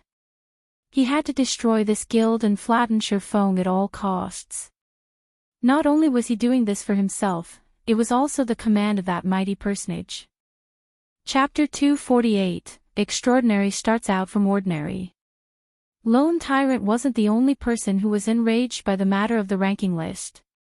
The other guilds in White River City were similarly furious. The ranking list was a place for guilds like them to increase their reputation. Although such a method of advertising was not as effective as obtaining the first clear of a dungeon, if they could occupy the ranking list for extended periods of time, it would still bring about significant effects now. However, Zero Wing occupied 8 of the top 10 positions, and many guilds were disgruntled over Zero Wing's monopoly of the ranking list. These guilds couldn't help but wish they could invite Zero Wing's guild leader and give him a piece of their mind to relieve their dissatisfaction.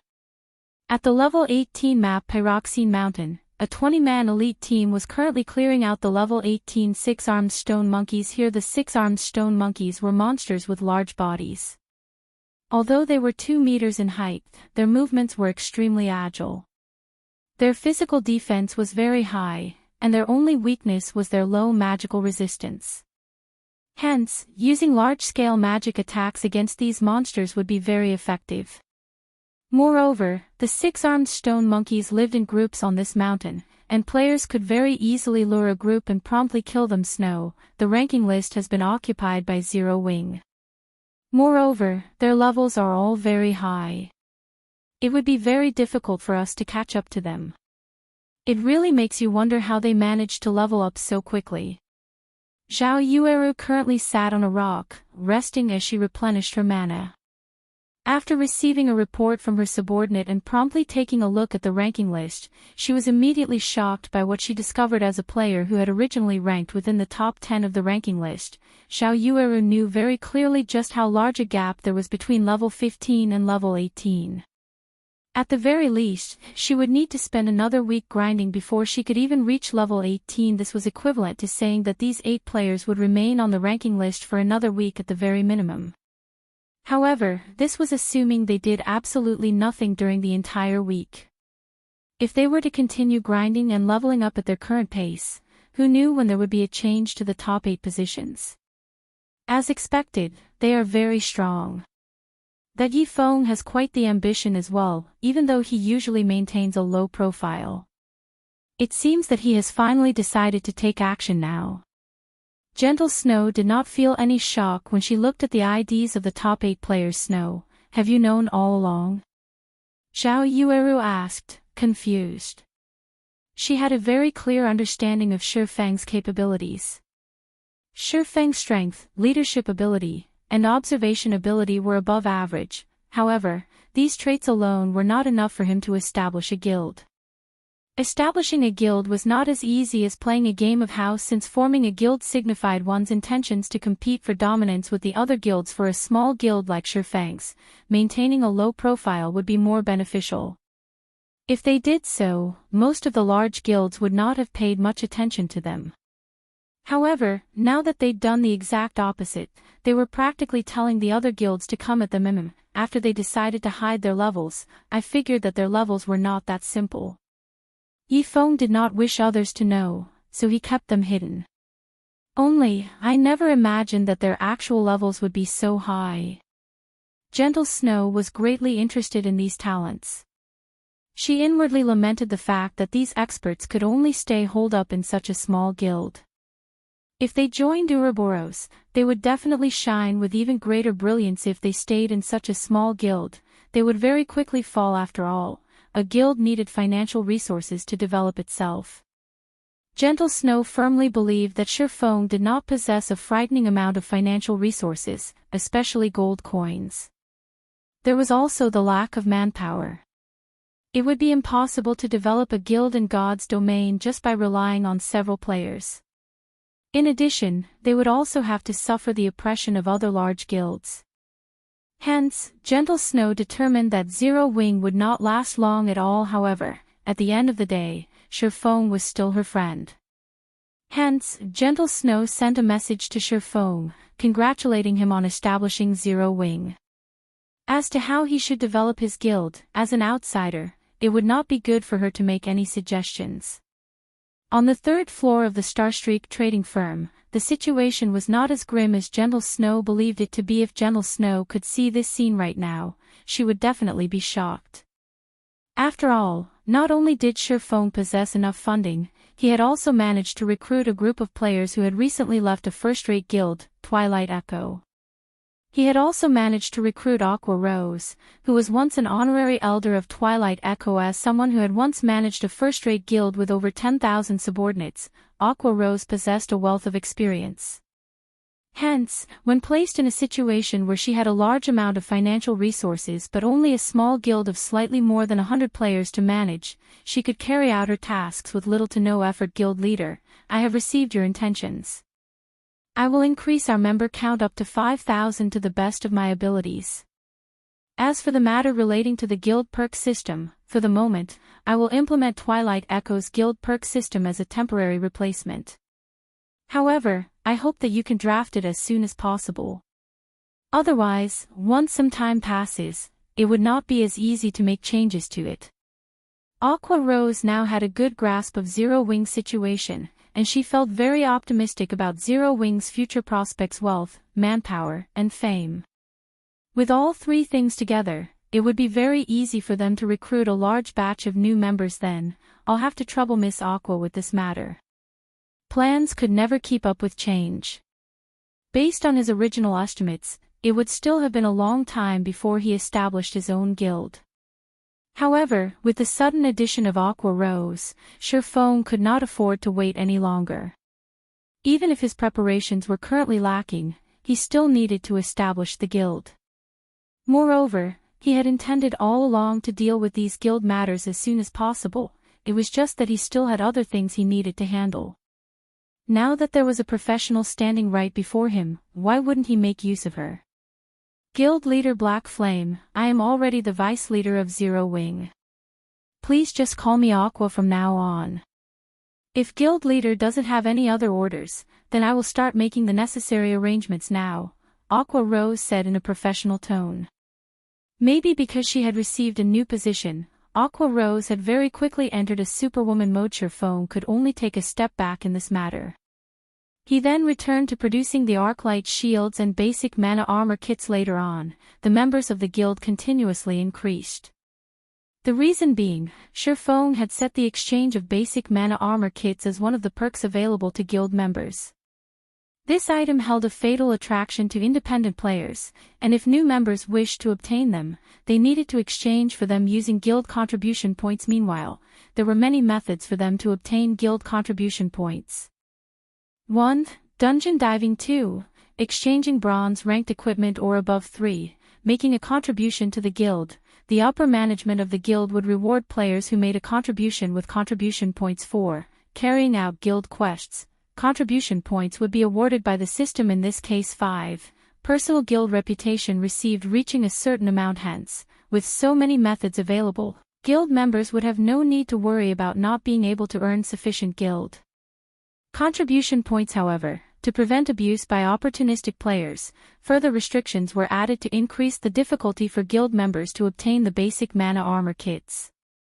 Above all, one had to contribute a set amount of reputation points to the guild before being allowed to exchange for the armor kits. Secondly, one needed a large number of guild contribution points to exchange for the armor kits. Meanwhile, the total value of these guild contribution points was no lesser than 20 silver coins. With these two safeguards present, there would be no opportunity for guild members to abuse the guild perk system implemented. Meanwhile, during the time Surpass was producing the Arclight shields and basic mana armor kits, Aqua Rose had also arranged for her subordinates to recruit players at the Trade Area and Adventurers Association. After half a day of recruitment, Zero Wing's member count increased explosively. From the original 100 or so members, there were now over 3,000 players in the guild. Moreover, the tide of players wanting to join the guild showed no signs of stopping anytime soon. Big Sis Aqua, the number of players wanting to join the guild hasn't decreased at all. If this situation continues, we can easily recruit double the target of 5,000 members. Should we increase the number of players we recruit? Follow the original plan. We won't be able to handle so many players right now. If we did so, it would instead force the guild into a period of stagnation, hindering our development. Increase the entry requirements for the guild, raise the minimum level requirement from level 11 to level 12. Under Aqua Rose's management, the newly recruited guild members started taking on guild quests. Aqua Rose's direct subordinates had also split up and formed new parties to raid party dungeons, upgrading the equipment of the new members. Everything was flowing smoothly at Zero Wing, and it did not look like a newly established guild at all. Before he knew it, nighttime arrived at God's domain. After making a large number of basic mana armor kits and 3 fine gold-ranked Arclight shields, Shifeng immediately logged out of the game. The reason being, the Jin High Fellowship party that Shifeng had been looking forward to was being held today. He needed to make some preparations before he attended the party. Chapter 249, Gathering of Elites. The first rays of the morning sun pierced through the window, shining on Shifeng, who was currently working out in the living room. Currently, Shifeng no longer carried out the intense muscle exercises of the past few days. He quietly stood still for a long time, before slowly lowering his body, entering into a horse stance. Closing his eyes, Shifeng relaxed his body. Suddenly, his chest expanded as he inhaled deeply. He then exhaled, a trail of white mist coming out of his mouth like a water pistol. The white mist that shot out from his mouth managed to actually reach a distance of over 2 meters before gradually dissipating. If any normal person were to witness this scene, they would definitely be shocked by it. The season right now was summer. Yet, Shifeng had recreated a scene that could usually be found only during winter time. After repeating this process for an hour, Shifeng stopped his rhythmic breathing. The effect of this 8-section brocade exercise is quite good. I've only trained in it for an hour, and I can already feel my body becoming lighter. The exercise has also significantly cleared my mind. Shifeng clenched and released his fists. His entire body felt comfortably warm, and his 5 senses felt keener than usual. This 8-section brocade exercise was something he had accidentally stumbled upon in the past, after becoming the guild leader of Shadow. When he visited an antique shop originally, he had planned to test the effectiveness of the exercise. However, after the company hired a martial arts master as an instructor at the workshop, Shifeng gave up on that notion. During those days, people were already going crazy over God's domain. In order to improve their actual combat skills, they would practice martial arts like madmen. Naturally, Shifeng was no exception. At that time, however, he was no longer young, and his body was similarly no longer in its prime. The things he could do were limited, and the most he could do was practice some Tai Chi and 8 trigram palms, training his techniques as much as he could. However, his current self was different. Not only had he started consuming nutrient fluids at a much earlier period than in the past, after undergoing several workout sessions, his current body's physique far surpassed the one of his past. There was a saying in martial arts: internally, spirit and breathing are practiced; externally, muscles, bones, and skin are practiced. Meanwhile, Shifeng related this saying to the 8-section brocade only. He had not thought the exercise would yield such good results. Although the exercise did not increase his body's strength, it refreshed his psyche and allowed him to remain calm at all times. Such an effect was an unexpected harvest for Shifeng. After Shifeng had his breakfast, he received a call from Zhao Ruoshi. She said that she was going to give him a ride to the fellowship party. When Shifeng arrived downstairs of his apartment, he immediately discovered Zhao Ruoshi standing in front of a blue sports car. She wore a pure white dress today, while her hair was tied up into a double ponytail. Her pure and beautiful appearance attracted the attention of every man that walked past her, sending them into a daze as drool leaked out of their mouths. Let's go. Zhao Ruoshi smiled sweetly when she noticed Shifeng walking over. Is this your car? Shifeng looked at the blue sports car before him, feeling somewhat surprised. Suspicion of Zhao Ruoshi's identity started growing within him. This blue sports car was a limited edition Maglev Ferrari Z75, and it had a selling price of 6 million credits. One would not be able to find one even in the entire Jinhai city, yet Zhao Ruoshi actually owned one herself. Of course. What? Surprised. It's just that, normally, I don't like driving it to school. However, we are going to a formal occasion today, so I need to make an impression. Zhao Ruoshi nodded her head slightly in reply. Hurry up and get on. The venue of the fellowship party is quite a distance away. Although Shifeng was mildly astonished by this new revelation, he didn't attempt to delve further into the matter. After all, everyone had their own secrets. Hence, he slid into the passenger seat. Soon after, Zhao Ruoxi stepped on the accelerator, and with a whoosh, the Ferrari Z75 sped along the road of the neighborhood. Envy filled the eyes of the many pedestrians walking on the street as they watched the Ferrari Z75 speed down the road.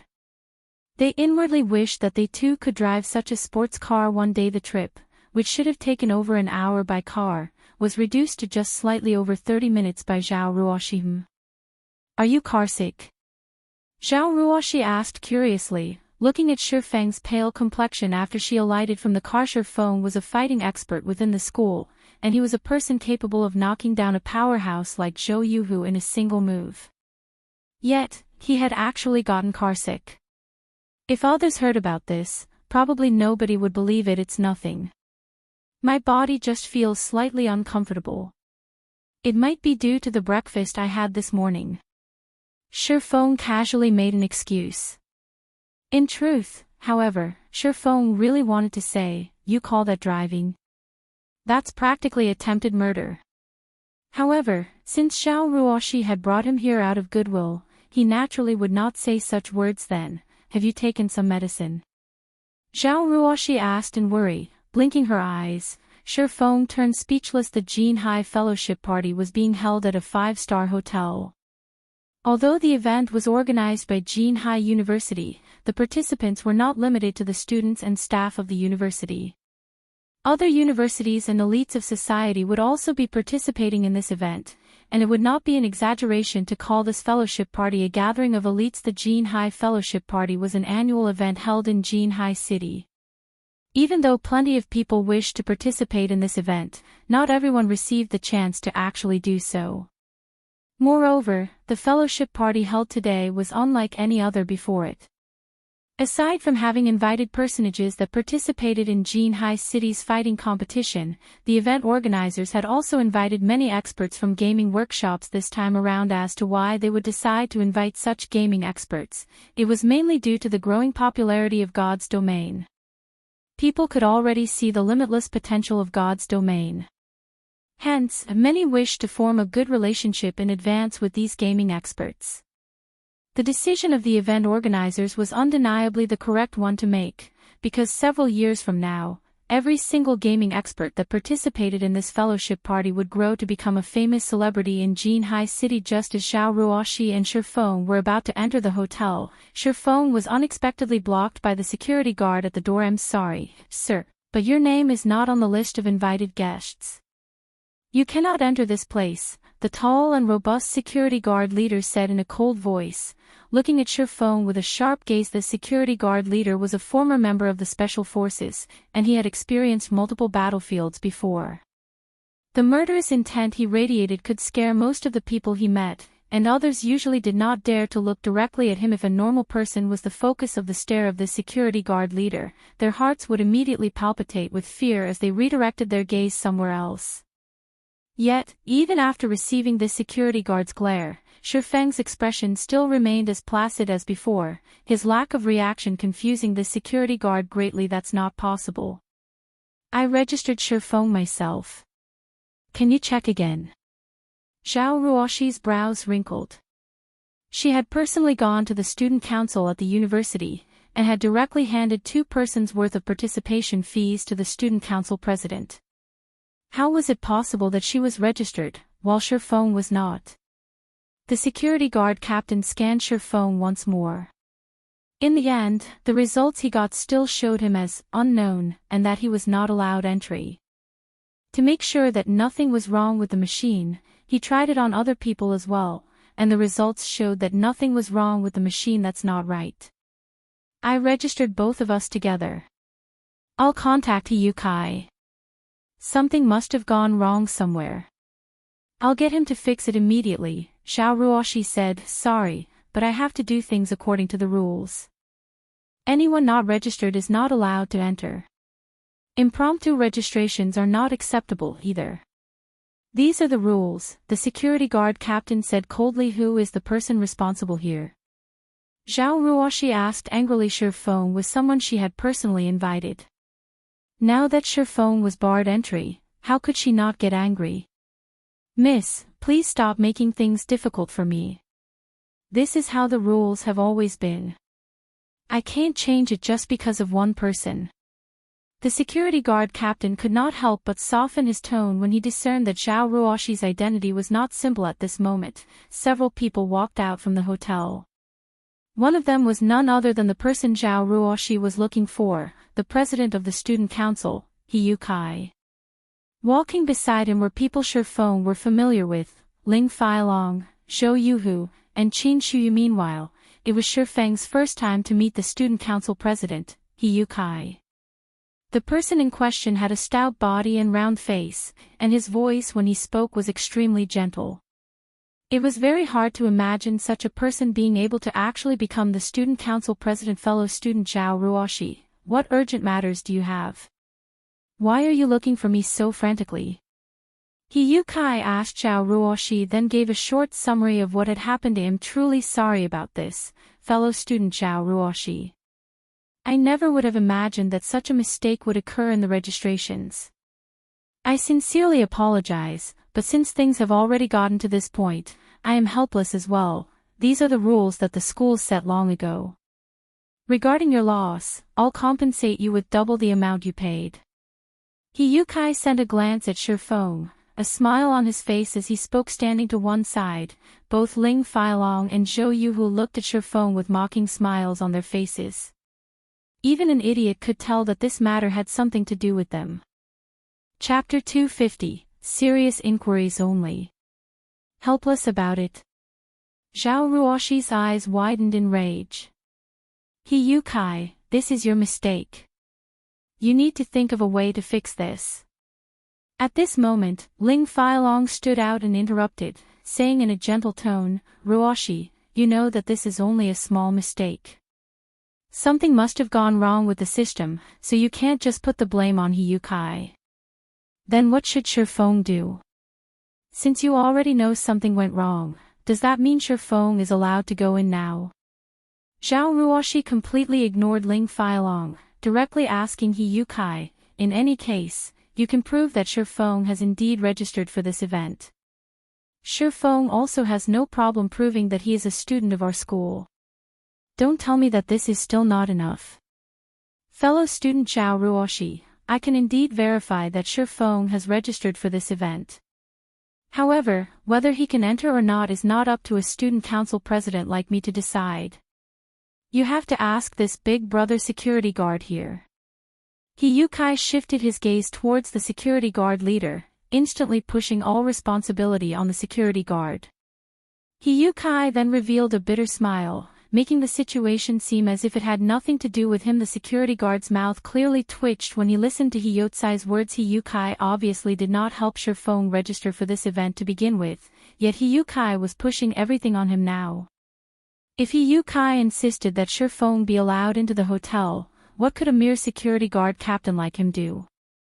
He Kai had already made his intentions very clear. Absolutely not allowed.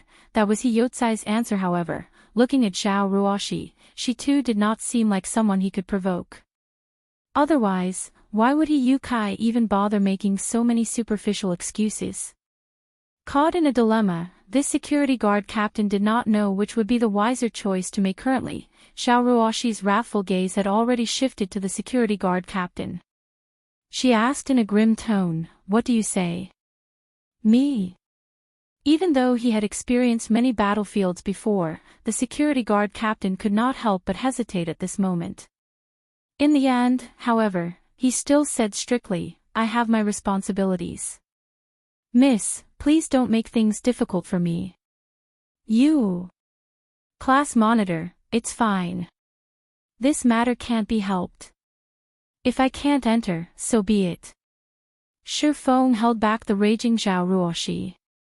He then beamed a smile towards He Kai and the others who were really good at spoiling his good fortune. It is great that fellow student Shifeng can understand my troubles. This was truly an accident. I guarantee that there will not be a similar situation like this the next time. He Kai sneered. Right. A situation like this won't happen the next time. Shou Yu, who laughed loudly, Ling Feilong sent a contemptuous smile at Shi Feng, before saying in a gentle tone to Zhao Ruoshi, Ruoshi, let's go. Uncle Jianhua has been anxiously waiting for you for a while now. Why is Uncle Jianhua here? Zhao Ruoshi was clearly surprised when she heard this name. However, when she thought about how Shi Feng's problem still remained unsolved, a sudden inspiration flashed across her mind. That's right. Uncle Jianhua is one of the sponsors for the fellowship party. He should be able to get you in. Shi Feng, wait here. I'll ask Uncle Jianhua to come immediately. That way, you'll definitely be able to enter. Shi Feng nodded his head in reply. He then watched as Zhao Ruoshi frantically walked into the hotel. In the next instant, however, Shi Feng noticed Ling Feilong sending a cold smile his way. Shi Feng felt a bad premonition at this sight. Seeing that Zhao Ruoshi had left, He Yukai revealed a mocking smile as he said, fellow student Shi Feng, please return from whence you came. This fellowship party is not fit for someone like you. He then told the security guard leader, remember, he is not allowed to set even a foot in this building. Otherwise, you can just pack up and leave. Understood. Finished speaking, He Yukai and the others walked back into the hotel, their laughter filling the air as they left. The security guard then fixed his gaze at Shi Feng. As long as Shi Feng dared come near this building, he would personally chase him out. However, Shi Feng did not react in anger. On the contrary, he was feeling extraordinarily calm right now. If you don't want me to go in, then so be it. In any case, I don't have to actually be in the party to do what I came to do. Shi Feng turned around and left, the corner of his lips raised slightly. The Jin High Fellowship party held at this time was the perfect chance for him to recruit new members for his guild. If he were to miss it, who knew how long he would have to wait before another such chance arrived. The reason why a small guild like Shadow could survive in God's domain was mainly due to the group of people they had recruited at this event. This group of people had helped Shadow endure its hardest times. Otherwise, with the little manpower Shadow possessed, there was no way they could avoid annexation by a large guild. Although Zero Wing already had a powerhouse like Aqua Rose and also a group of elite players in its midst, a guild could never have an excess of powerhouses and elite players. Since he was not allowed to recruit inside the event venue, it should be fine if he did it outside, right? Hence, Shi Feng visited a nearby printing shop. Soon after, he set up a large sign a short distance away from the venue of the Fellowship Party. Zero Wing Guild recruiting new members. Serious inquiries only. Although the color of the words on the sign was monochrome and looked somewhat shabby, it still clearly conveyed the meaning Shi Feng wanted. As to whether or not others would recognize the sign for what it was, Shi Feng was not worried about that one little bit. After all, Zero Wing's fame was not limited to just White River City, but the entire Starmoon Kingdom. On the official forums of the Starmoon Kingdom, Zero Wing's popularity had long since gone off the charts, not to mention having 8 players occupying the top positions on the ranking list. The levels of these players had even exceeded everyone's imaginations. The lowest level player among them was level 18. This was a level that elicited awe in others. Even when ranked throughout the entire Starmoon Kingdom, these 8 players would still be the top 8 players. Not to mention a first-rate guild, even an apex first-rate guild could not achieve such a feat. How could people not yearn to join such a guild? Hence, many independent players wished they could join Zero Wing. There were even thousands of threads posted on the forums by independent players, all of them expressing their intentions to join Zero Wing. However, Zero Wing only recruited members at White River City, so not everyone could actually join the guild. Shortly after the sign was raised, it had already started attracting attention. Little how, look at that sign. It's actually Zero Wing recruiting members. Zero Wing Guild. How is that possible? That guild is very mysterious. I heard that the strength of the 8 great experts of that guild is several times more amazing than even the experts of first-rate guilds. How could they be recruiting members at this place? If it really is Zero Wing recruiting, I will definitely be the first one to apply. The passers-by who noticed this sign immediately started a discussion among themselves. After all, Zero Wing was simply too famous right now. They could only be described with words such as mysterious and strong. Meanwhile, in one of the lounges on the 10th floor of the hotel was an old man dressed in luxurious clothing. Although the man was already in his 50s, he had a keenness that belied his age, his sharp gaze capable of seeing through people's hearts. This person was none other than Zhao Jianhua's second uncle. Why have you come here today? Zhao Ruoshi smiled sweetly at this old man after entering the room. Zhao Jianhua was the younger brother of Zhao Ruoshi's father. He was also one of the board members of the Zhao group. However, Zhao Jianhua did not have any children of his own, so he had always loved Zhao Ruoshi dearly as if she were his own daughter, treating her like the most delicate flower in the world. Of course, I am here to take a look at you. You're always staying at school recently, not bothering to even pay a visit back home, Zhao Jianhua replied with a doting smile. Second uncle, you're one of the sponsors for this get-together, right? I have a friend who wishes to join this event as well. Could you let him in? Zhao Ruoshi said sweetly, grabbing and shaking Zhao Jianhua's arm. Are you referring to that Shifeng? Zhao Jianhua's brows wrinkled, his expression sinking immediately. How did you know, second uncle? Zhao Ruoshi asked curiously. I was the one who arranged for him to be barred from entering. He is merely a mediocre person that came from an ordinary family. You shouldn't associate with such a person. You are the Zhao group's successor, an elite standing at the very top of the pyramid of society. Others will gossip about you if they learn that you are associating with this kind of person. I am very clear about people like this Shifeng. People like him will do whatever it takes to get ahead, and there is no limit to the amount of flattery he'll spout. He does not like you at all, he simply covets the assets of the Zhao group. I definitely won't allow him to continue tricking you. As for Shifeng's side of things, I will speak with him personally. Chapter 251, Great Trees Are Good for Shade. Zhao Ruoshi was silent for a long time after receiving Zhao Jianhua's lecture. Zhao Ruoshi never would have thought that her second uncle, who had always pampered her to the extreme, would say such words to her. Moreover, he had described Shifeng as such an ugly person. There was clearly a serious misunderstanding here. Someone had definitely worked on him. Second uncle, whom did you hear this from? Zhao Ruoshi did not immediately refute Zhao Jianhua. Instead, she wanted to find out just what was going on right now. It isn't important who told me about it. Ruoshi, in the future, you are not allowed to associate with people like Shifeng anymore. This is also elder brother's wish. Zhao Ruoshi had already been corrupted by Shifeng, and nothing he said would actually change her mind. Hence, he needed to take decisive measures to end their relationship once and for all. Afterwards, he would approach Shifeng and have him completely distance himself from Zhao Ruoshi. Meanwhile, Zhao Ruoshi found herself stuck between laughter and tears. She knew that her second uncle was saying these things for her own good. However, she and Shifeng clearly weren't in the kind of relationship her second uncle thought they were in. They were merely classmates. Yet, judging from her second uncle's words, it sounded as if she and Shifeng's relationship had already reached the point where they were inseparable lovers joined together at the hip. Zhao Ruoshi couldn't help but laugh as she said, "Second uncle, since when did you start providing cover for someone? Let me guess, this person must be Ling Feilong, right?"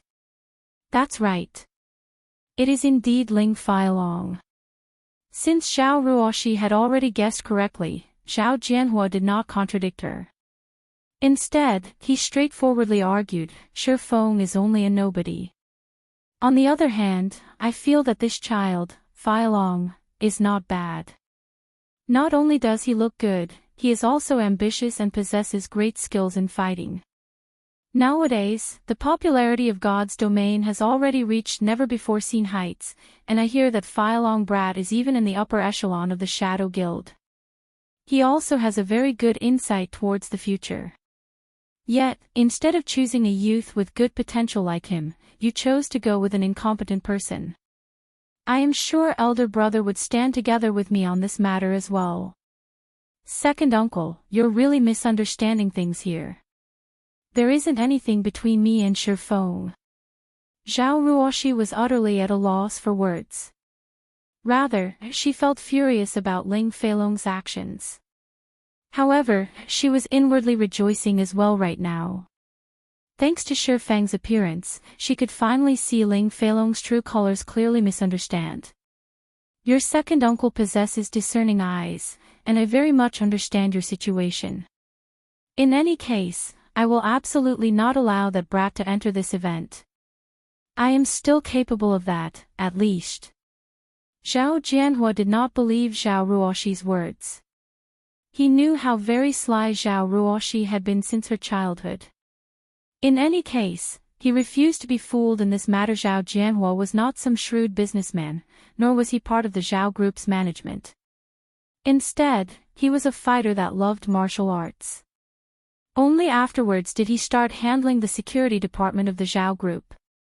The real boss of the Zhao Group was Zhao Ruoshi's father, Zhao Jianchuan. Hence, Zhao Jianhua had always liked future professional fighters like Ling Feilong. After all, only a strong man could properly protect his own woman. Yet, what was Shifeng? Zhao Jianhua had had Shifeng investigated, and he discovered that Shifeng was only a weakling who was constantly bullied by others. A person like Shifeng was simply too unreliable. Hence, Zhao Jianhua was adamant at ending Zhao Ruoshi's relationship with Shifeng. This time while Zhao Jianhua and Zhao Ruoshi were having their discussion, Ling Feilong, who was outside the door, eavesdropping on their conversation, secretly felt delighted. Although he could not directly defeat Shifeng, he could still play Shifeng to death using a roundabout approach. In addition, he had also informed Zhao Jianxian about this matter in advance. With both Zhao Jianhua and Zhao Jianxian vehemently opposing their relationship, even if Shifeng had seduced and captivated Zhao Ruoshi's heart completely, the two of them could never be together. Hence, as long as he could develop himself in shadow, becoming one of the core members of the guild, Zhao Jianhua and Zhao Jianxian would definitely support his pursuit of Zhao Ruoshi. After obtaining the wealth of the Zhao Group, he could easily take control of the entire Shadow Guild. At that time, what would Shifeng amount to? What would Zhang Luowei amount to? What would Lan Hailong amount to? Yukai, you've done well this time. I'll put in a few good words for you when I meet up with Brother Zhang next time. After you graduate, just come to Shadow, Ling Feilong said with satisfaction, patting He Yukai, who stood beside him in a deferential manner. This is but a trivial matter. In the future, I will be relying on Brother Long for support, He Yukai said with a smile. Although He Yukai, as the student council president, was indeed an amazing character in Jinhai University, after he graduated from the school, however, he would only amount to nothing. Nobody in society would give a damn about him. Aware of this reality, He Yukai had no choice but to agree to Ling Feilong's request to remove Shifeng's registration for the fellowship party. Furthermore, Zhou Jianhua himself had even instructed him not to allow Shifeng entry into the event. Since he could satisfy both parties with just an action, killing two birds with one stone, why wouldn't he do so? Only, neither He Yukai nor Ling Feilong knew that, at this moment, the hotel's surroundings had become extremely lively. Originally, the Jinhai Fellowship Party was a well-known event throughout Jinhai City. Hence, many reporters and media outlets would show up to cover it. There was also no lack of onlookers hanging around the event venue. However, the outside of the event venue was much livelier compared to previous years. Instead of just a small crowd, there was a sea of people here. Young and old, tall and short, all kinds of people could be seen lining up on the streets. Some of the uninformed passers-by even thought an international celebrity had showed up at this place. It made them wonder just what these people were lining up for. Little brother, what's happening in front? Why are there so many people lining up here? Ha! You don't know. The Zero Wing Guild is recruiting members. Zero Wing Guild. What's that? Of course it is Star Moon Kingdom's most amazing and mysterious guild. What's Star Moon Kingdom? Crap! Have you even played God's Domain before? You don't even know that. Which hole did you crawl out from? The passers-by mostly consisted of office workers, and they usually worked from 9 a.m. to 5 p.m. Their lives were mostly taken up by their work, so how would they find the time to play a game? Naturally, they would not know anything about God's domain. However, when these office workers looked at the hundreds of people lining up, many of them started feeling confused about the game called God's domain. They wondered just what sort of game God's domain was. To actually have such a strong influence on so many people, it was simply a guild from a game recruiting members. Yet, there were actually several hundred people applying to join. Moreover, the numbers were still increasing without end. In a short moment, the number of people applying might even break through to the thousands. However, the most unfathomable thing was that even the reporters from television stations were running over to carry out a live broadcast on this situation. Just what sort of situation was this? Isn't it just membership recruitment for a guild in a game? You can't even earn a cent from playing a game, so what's the point of wasting so much time lining up? What foolish people, one of the passers-by who was a white-collared elite mockingly laughed the instant this white-collar elite said those words. Many of the people lining up immediately turned contemptuous gazes at him, as if they were looking at an idiot. What an idiot. He doesn't even know what membership recruitment by a guild in God's domain means. No doubt he'll be in the rat race all his life. What are you minding him for? How would he know that when a guild is recruiting members in reality, they are also recruiting professional players for the guild's gaming workshop? A white-collar elite like him would be earning 4,000 to 5,000 credits a month. He would naturally look down on us part-timers who can only make 2,000 to 3,000 credits a month. What are you saying? That's the salary for an outer member of a guild. If we become official members, then we'll have a minimum salary of 5,000 a month. Meanwhile, elite members could get at least 10,000. Zero Wing is also recruiting quite a lot of members this time. They're recruiting 300 outer members, 100 official members, and 20 elite members. With so many available spots, we might even get a chance to join Zero Wing. I guess you're right. I also hear that core members get a base salary of 50,000 credits. I wonder just how much the 8 great experts of Zero Wing are earning each month. I hear that their salaries are over 10 million. Previously, there had been a financial corporation that offered them an astronomical amount of 8 million, yet, none of the 8 experts had even reacted to it. Zero Wing's wealth is simply unimaginable.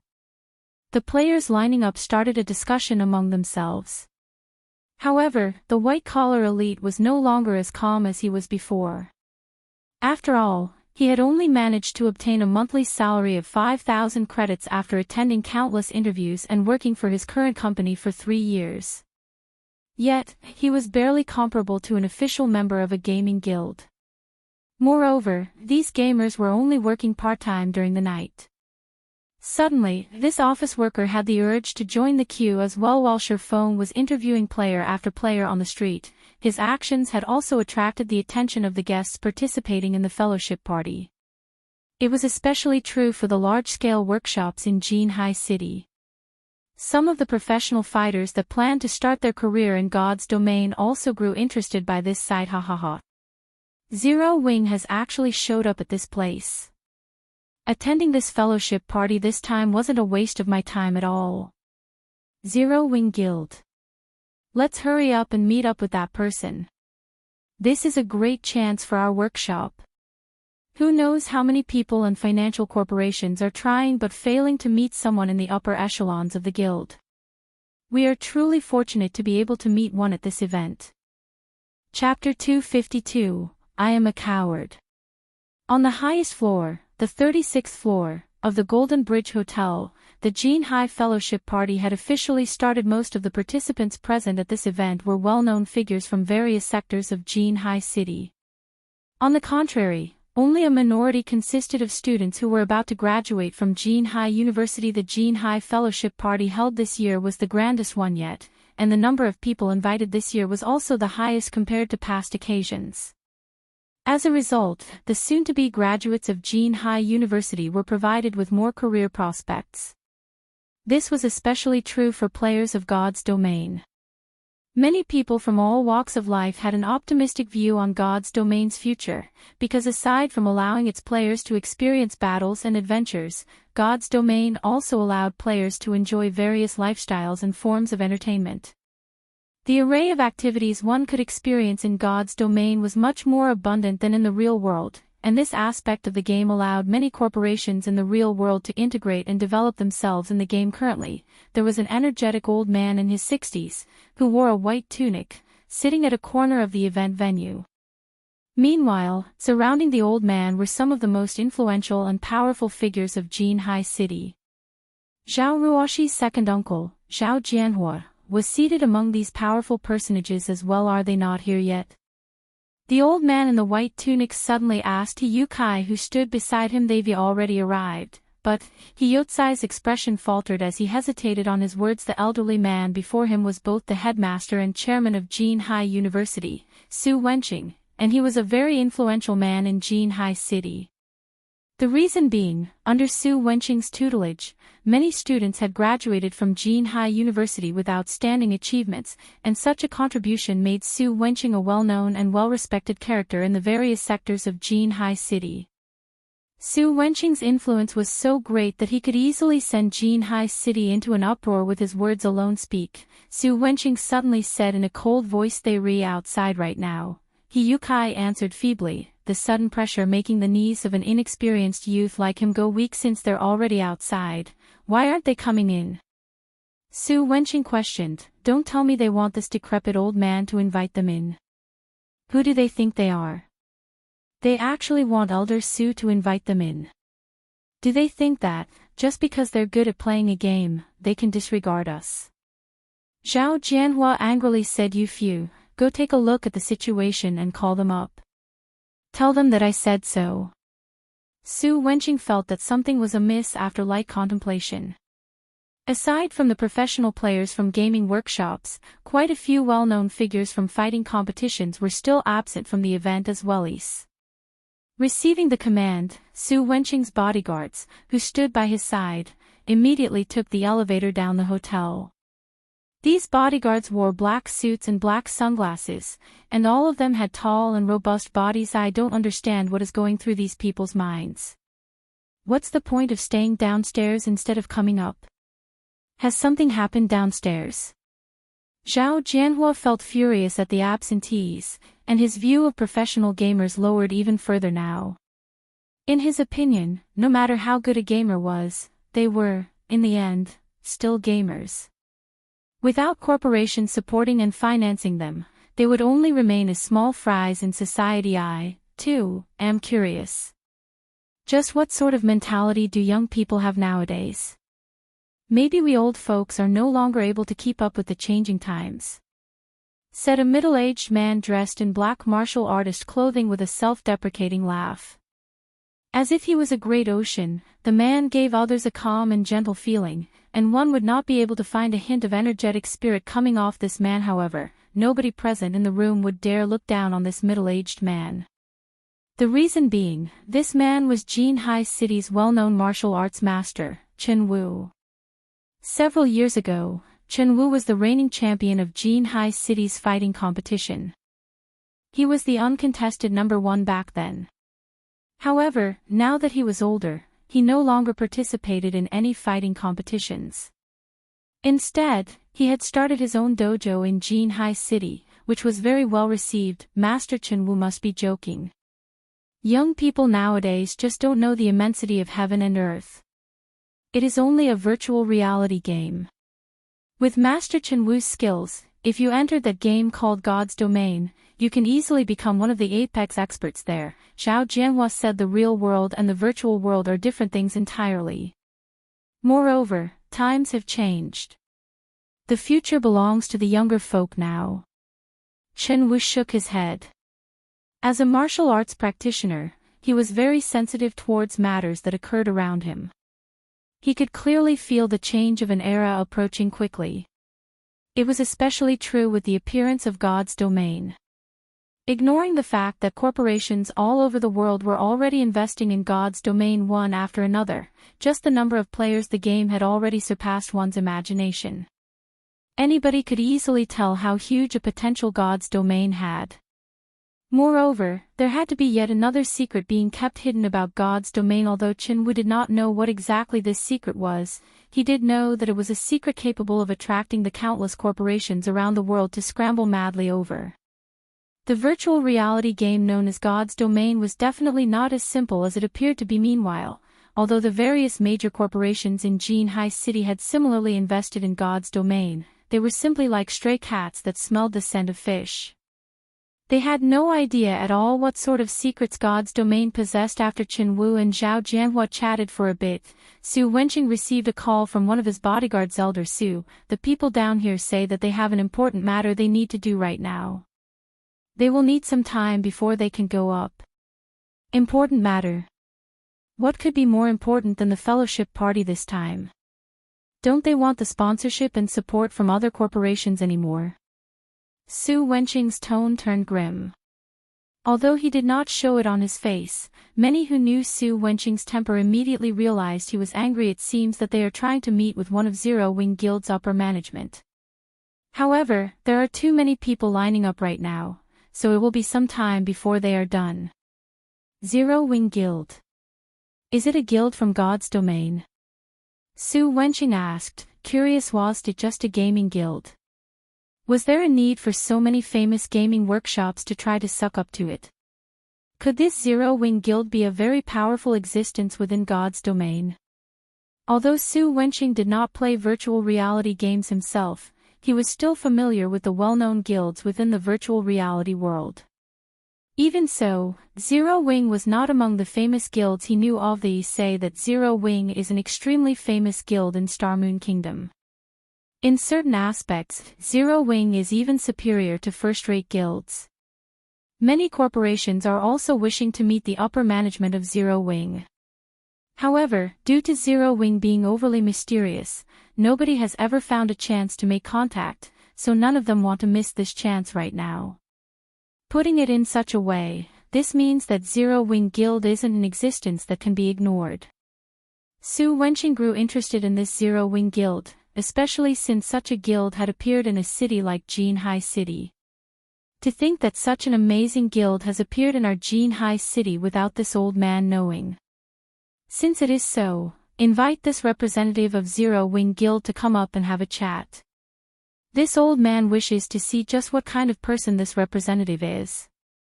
Moreover, it would not be a good thing to have so many participants of the fellowship party staying downstairs instead of being present at the actual event. He might as well have the representative of Zero Wing come up.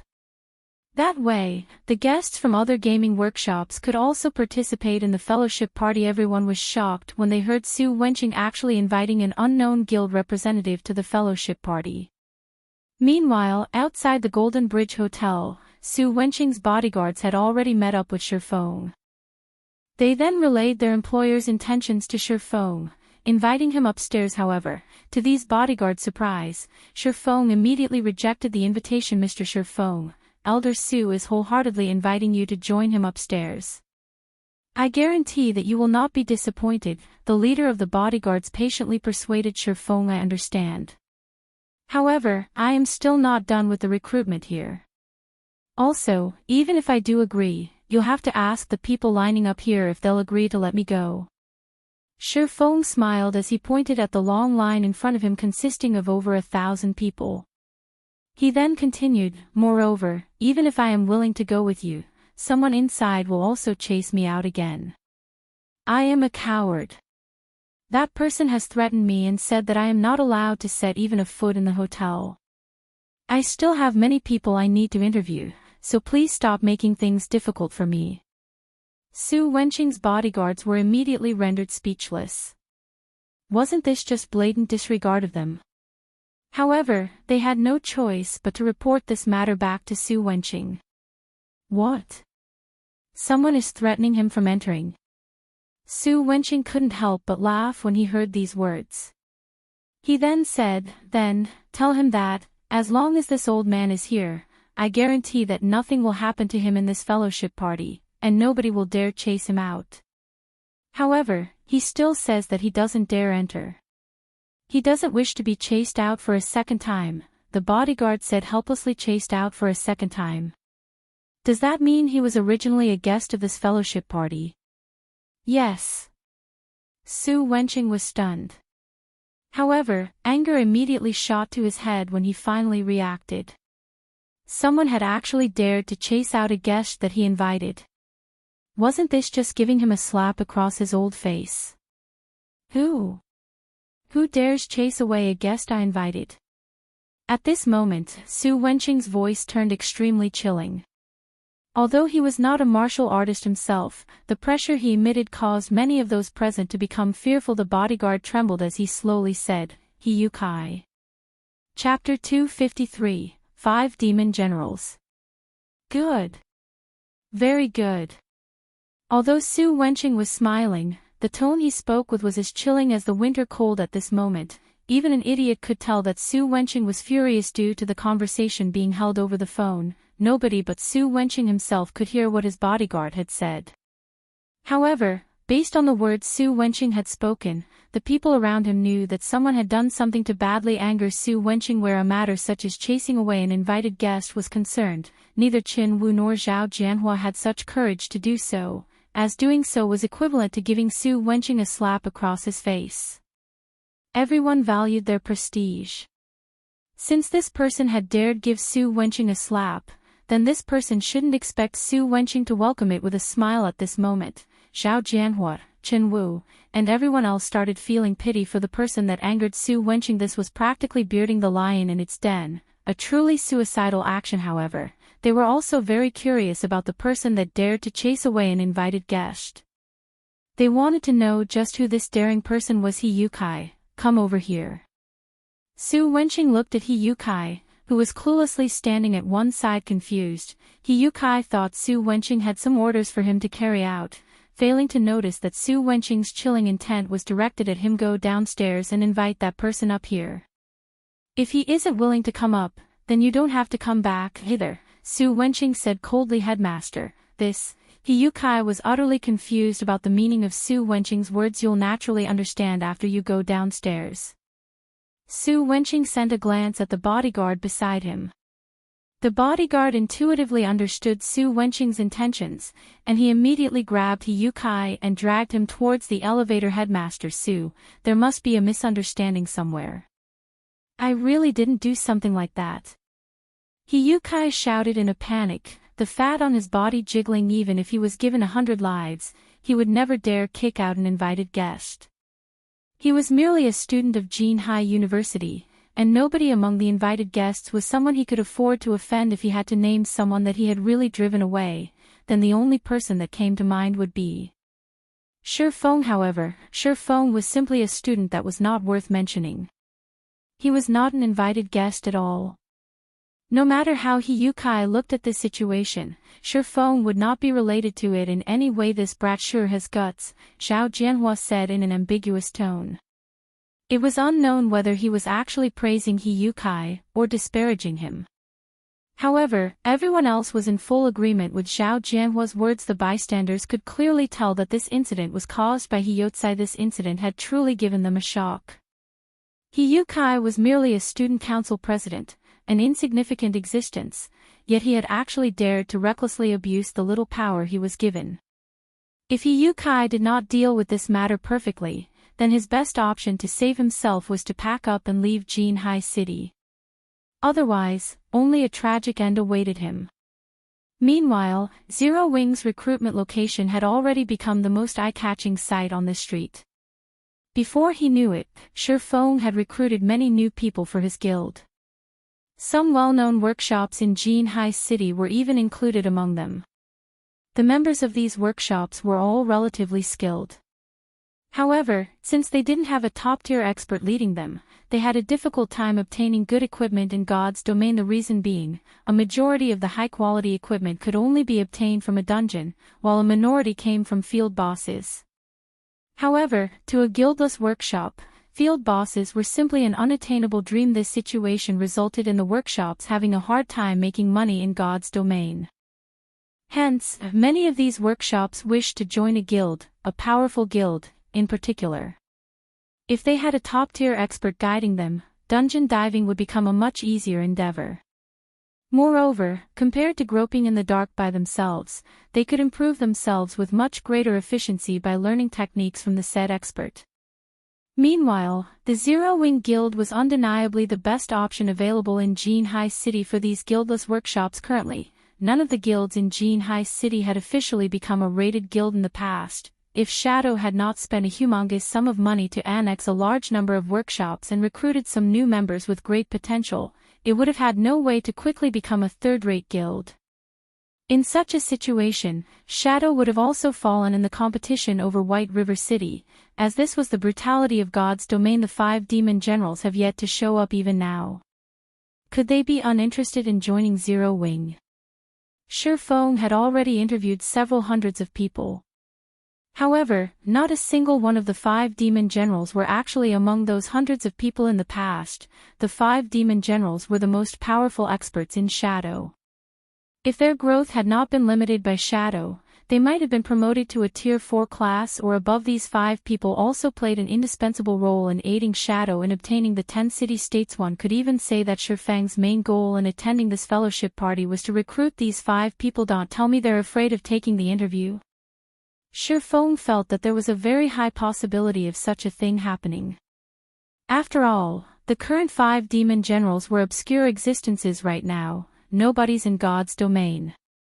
If they concluded that they would not be accepted into Zero Wing, they would naturally avoid taking the interview altogether, saving themselves the humiliation when they got rejected. Thinking up to this point, Shifeng felt troubled. It was very possible for these 5 people to be inside the fellowship party right now.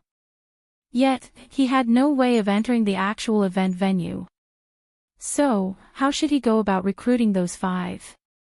Just as Shifeng was feeling distressed over this matter, Hiyukai came walking over. Why is it you?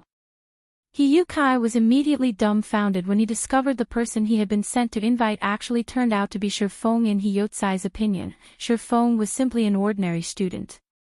His and Su Wenqing's statuses were worlds apart from each other, and it was impossible for Su Wenqing to actually send a personal invitation to Shifeng. Yet, the impossible had actually happened now. Meanwhile, Shifeng couldn't help but shift his gaze to Hiyukai. Suddenly, he asked with a smile, "President He, what brings you here? Don't tell me you wish to chase me away from this street as well. This is a misunderstanding, a misunderstanding. Fellow student Shifeng, how could I possibly dare to chase you away?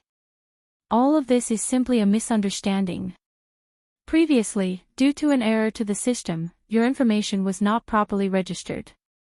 However, everything is fine now. Fellow student Shifeng, you can now participate in the fellowship party as well." Hiyukai said with a fawning smile. President He, I am a very cowardly person. Previously, you yourself, President He, had said that, as long as I dare set even a single foot in the hotel, you would immediately chase me out. I truly do not dare provoke a personage such as you. I also feel quite comfortable staying here. If you don't have any other matters, then, please return to your event. I am still very busy right now. Shifeng smiled, shifting his attention away from Hiyutsai. Hearing Shifeng's words, Hiyutsai's face instantly paled. Even an idiot could make out the meaning behind Shifeng's words. You chased me away without any hesitation before. Yet, now, you wish to invite me back. Do you think it's possible that I will agree?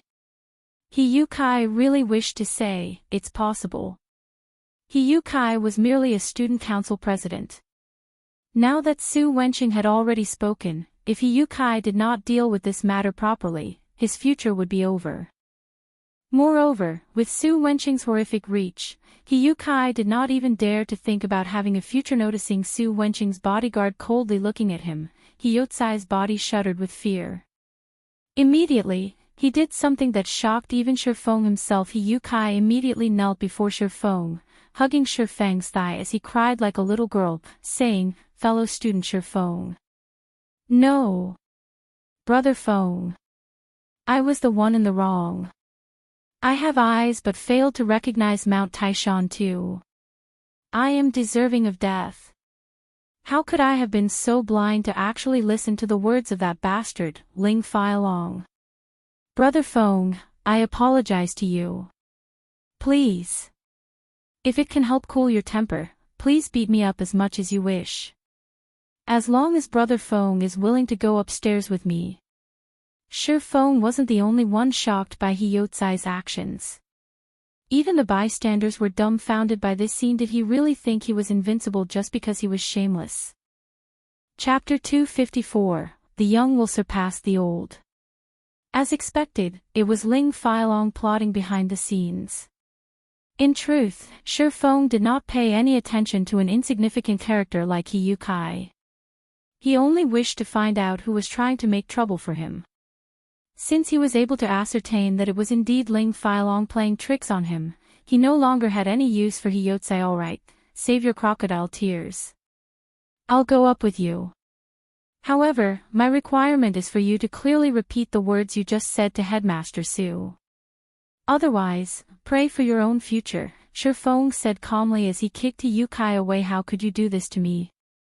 Instantly, He Yukai recovered his previous smiling appearance, making it look as if none of the embarrassing scene from before had actually happened. However, there was a hint of hatred hidden beneath his eyes as he looked at Shi Feng. He Yukai had already embarrassed Su Wenqing. If he told Su Wenqing of this matter, then he would be adding Ling Feilong to the list of people he had offended. Moreover, Ling Feilong was supported by Zhao Jianhua, who was an even more frightening existence. Even if Su Wenqing were to forgive him, Ling Feilong and Zhao Jianhua would definitely not let him off. A wolf in front, and a tiger behind. Even if he did not lose his life, his future would be ruined. Shi Feng was simply too cruel for wanting him to do such a thing. Why can't I do such a thing? I am only asking you to tell the truth. Now, tell me, what is your decision?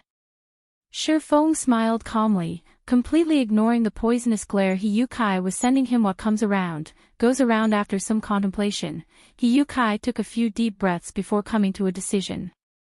He then shifted his eyes toward Shi Feng, a malicious glint in his eyes as he said, I can agree to your demands, however, you must allow me to join Zero Wing.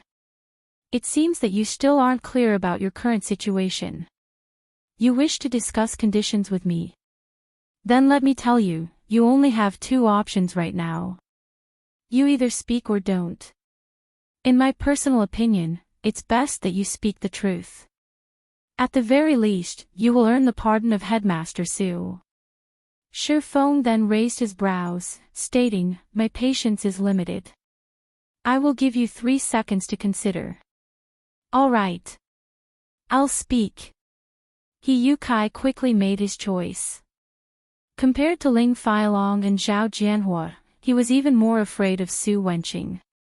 After all, Su Wenqing's influence was simply too extensive. Soon after, Shi Feng followed He Yukai and Su Wenqing's bodyguard into the hotel and took the elevator up to the 36th floor. Shi Feng's arrival at the event venue immediately attracted a majority of the participants' attention due to Su Wenqing's rage. Many of the guests present had already found out about the incident concerning Shi Feng. They were very curious to see just what sort of person warranted a personal invitation from Su Wenqing himself. Under the bodyguard's lead, Shi Feng and He Yukai arrived before Su Wenqing. When an ordinary youth in black sportswear appeared before them, everyone couldn't help but widen their eyes. They started attentively evaluating Shi Feng, intent on discerning the secrets hidden behind Shi Feng's ordinary appearance. To their disappointment, however, be it Shi Feng's attire or aura, both were similarly plain and ordinary. Shi Feng. Why are you here? Ling Feilong couldn't help but grow astonished. Originally, he had intended to use this fellowship party to form a deeper connection with Zhao Jianhua.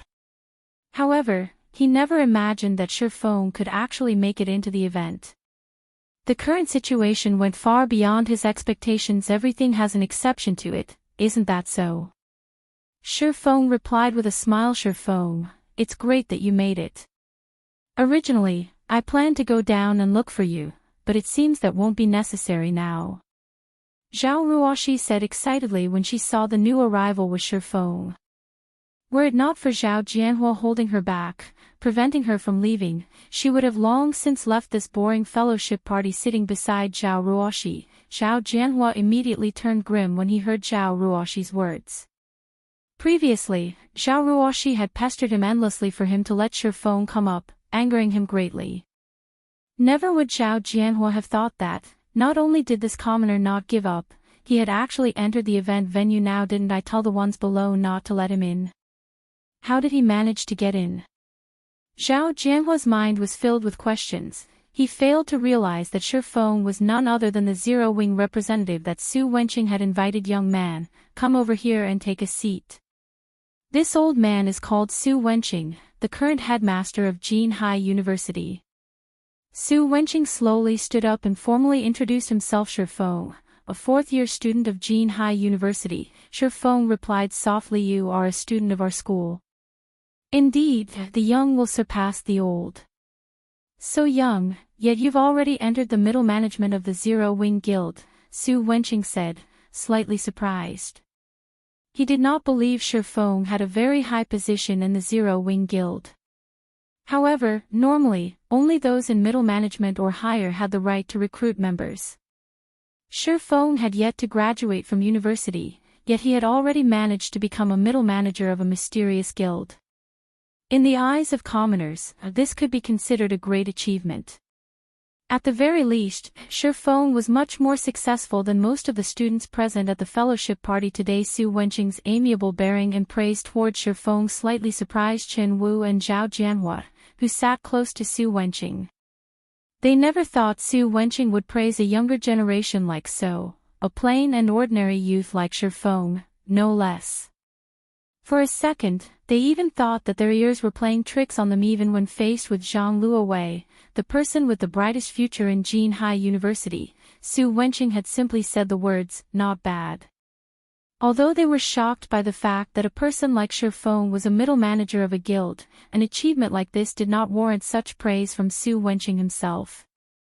After all, Su Wenqing was a very influential character in Jinhai City. However, Su Wenqing held an optimistic view on Shifeng's future. Shifeng's temperament, which was as calm as the great ocean, especially solidified this opinion of his. This was not something a youth like him should have, or to put it bluntly, it should be impossible for a youth like Shifeng to possess such a temperament if not for the fact that Su Wenqing had met with countless people, and had seen all sorts of people throughout his life. He too would not have discovered this particular trait of Shifeng's. Being capable of entering the middle management of such a powerful guild clearly showcased Shifeng's ability. Before long, Shifeng would definitely enter the upper management of the guild, hence why Su Wenqing was being so courteous with Shifeng. Headmaster must be joking. Shifeng laughed after Su Wenqing exchanged a few words with Shifeng. Su Wenqing shifted his gaze once more to Hiyukai, who was currently trembling where he stood. Su Wenqing demanded coldly, speak. What happened? Although Su Wenqing's voice was soft, it was filled with oppressiveness. Frightened, Hiyukai no longer dared hide anything from him. Ling Failong was the one that told me to do everything. He said he did not wish to see Shifeng entangled with fellow student Zhao Ruoshi. Hence, under his coercion, I did not register Shifeng for the fellowship party. Hiyukai immediately pointed towards Ling Failong, denouncing him. At this moment, he no longer cared about the consequences of his words. Immediately, everyone's attention shifted to Ling Failong. Ling Failong instantly felt a huge pressure bearing down on him. At this moment, Ling Failong felt utterly powerless, his breathing faltering. He was at a complete loss for words right now. Anything he said would easily offend others. He also never imagined that Shifeng would have Zero-Wing Guild as his backing. Since you have nothing to say for yourself, then please leave this place. The Jinhai Fellowship Party does not welcome you, Su Wenqing said abruptly in a deep tone, the rage contained within his words clear for all to hear. Looking at Ling Failong's expression, it was obvious what Hiyukai had said was the truth. Following which, two robust bodyguards walked towards Ling Failong, clearly intending to send Ling Failong on his way. Elder Su, please wait a moment, Zhao Jianhua suddenly spoke up. Meanwhile, standing beside Zhao Jianhua were two of Shadow's major shareholders, Lan Hailong and Zhang Luowei. Chapter 255, There is only one protagonist. Zhao Jianhua's deep voice suddenly caused the splendorous and lively venue to go silent. Everyone present knew that, once Su Wenqing made a decision, nobody was allowed to interfere with it. However, Zhao Jianhua actually stepped in and tried to interrupt Su Wenqing. Suddenly, the atmosphere within the event hall turned extraordinarily intense, like a minefield where a single misstep could trigger a massive explosion. In reply to Zhao Jianhua's interruption, Su Wenqing did not speak any words. Instead, he merely stretched out his hand, halting the two bodyguards from dragging Ling Feilong away. He then returned his focus to Zhao Jianhua, his eyes carrying a questioning look. He wanted to know just what sort of reason Zhao Jianhua had for going against his decision. Zhao Jianhua was one of the main sponsors for the Jinhai Fellowship Party. He was also one of the directors of the Zhao Group, a major corporation in Jinhai City. Hence, Su Wenqing could not simply ignore Zhao Jianhua's opinion. Elder Su, I am the one who allowed Ling Feilong to prevent Shifeng from entering this place. Moreover, I feel that I did not make any mistake in this decision. Please don't make things difficult for Feilong. Zhao Jianhua then added with a laugh, as for the reason why I didn't allow Shifeng to enter, it was simply because I did not want him to continue associating with Ruoxi. Please understand my decision, Elder Su. Second uncle, I've already said that our relationship isn't what you imagined it to be.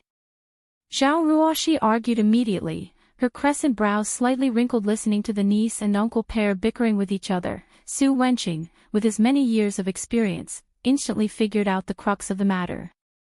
Suddenly, he laughed and said, "It is indeed good to be young. Since it is a matter between young people, then I will not intervene." Ling Feilong immediately let out a sigh of relief when he heard Su Wenqing's words. If he were truly chased out of the fellowship party, then his reputation would be in tatters. Fortunately, he had Zhao Jianhua on his side. Ling Feilong gave Shifeng a look that seemed to say, "So what if you receive praise from Elder Su? Aren't I still completely fine right now?" Shifeng merely shrugged at Ling Feilong's provocation, paying him no mind at all.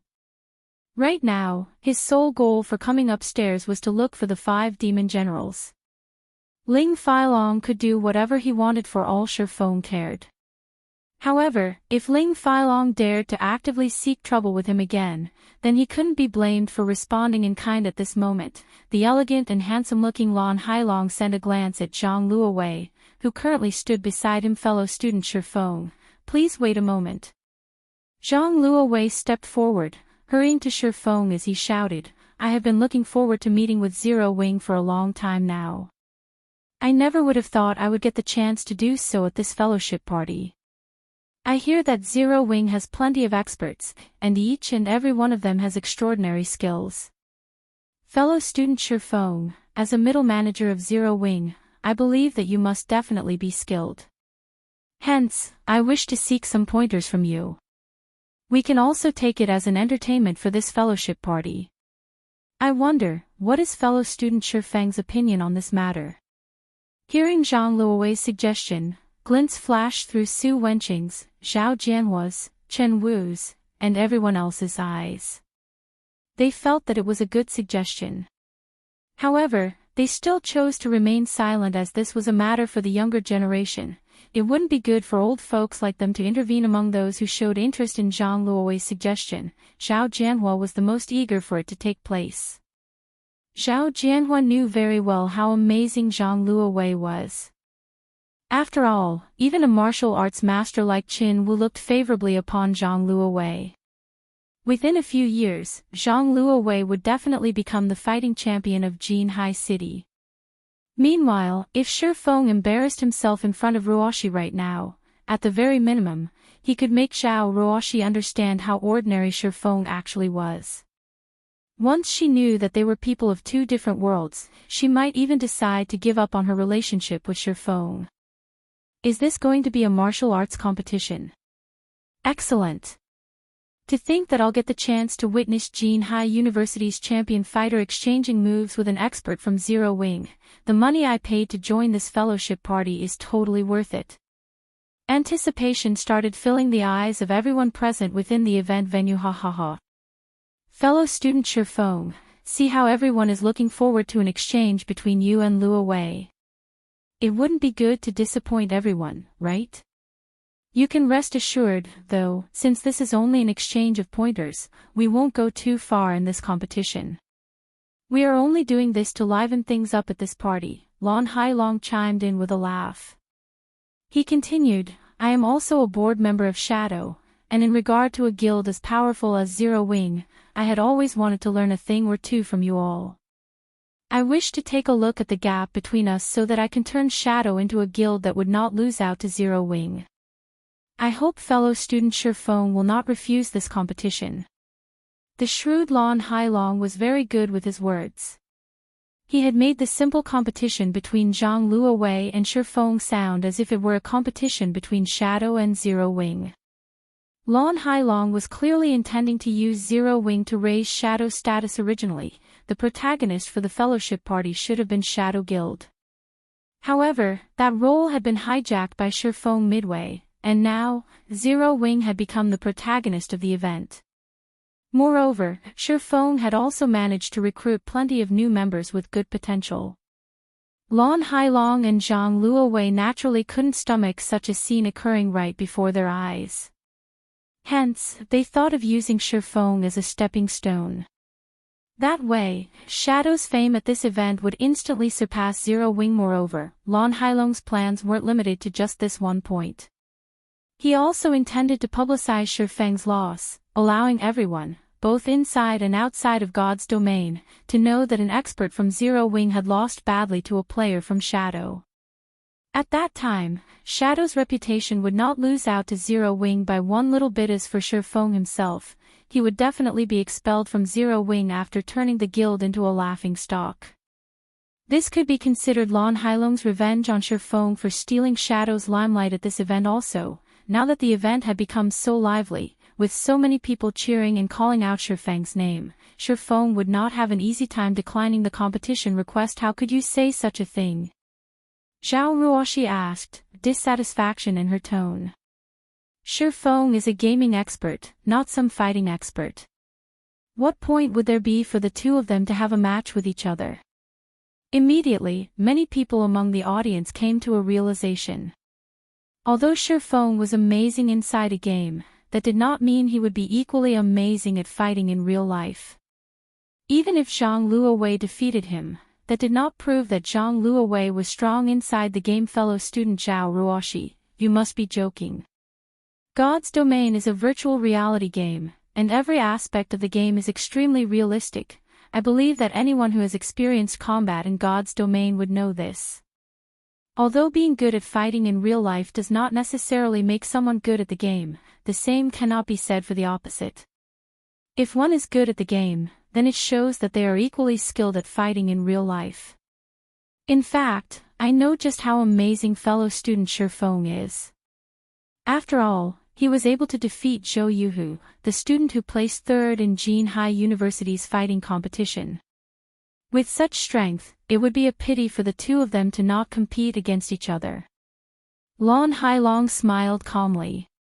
Contrary to his words, he had absolute confidence in Zhang Luowei obtaining victory.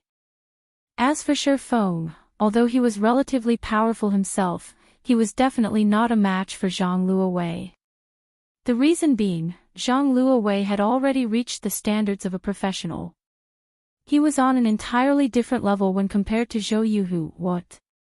That Zhou Yuhu was actually defeated by Shifeng. No wonder he managed to become a middle manager of Zero Wing. As expected, Zero Wing is powerful. Many of those present in the event hall was shocked by this revelation, their anticipation towards the competition between Shifeng and Zhang Luowei growing even more intense. It seems that I really can't underestimate young people. To think that he would choose to keep himself hidden despite possessing such skills.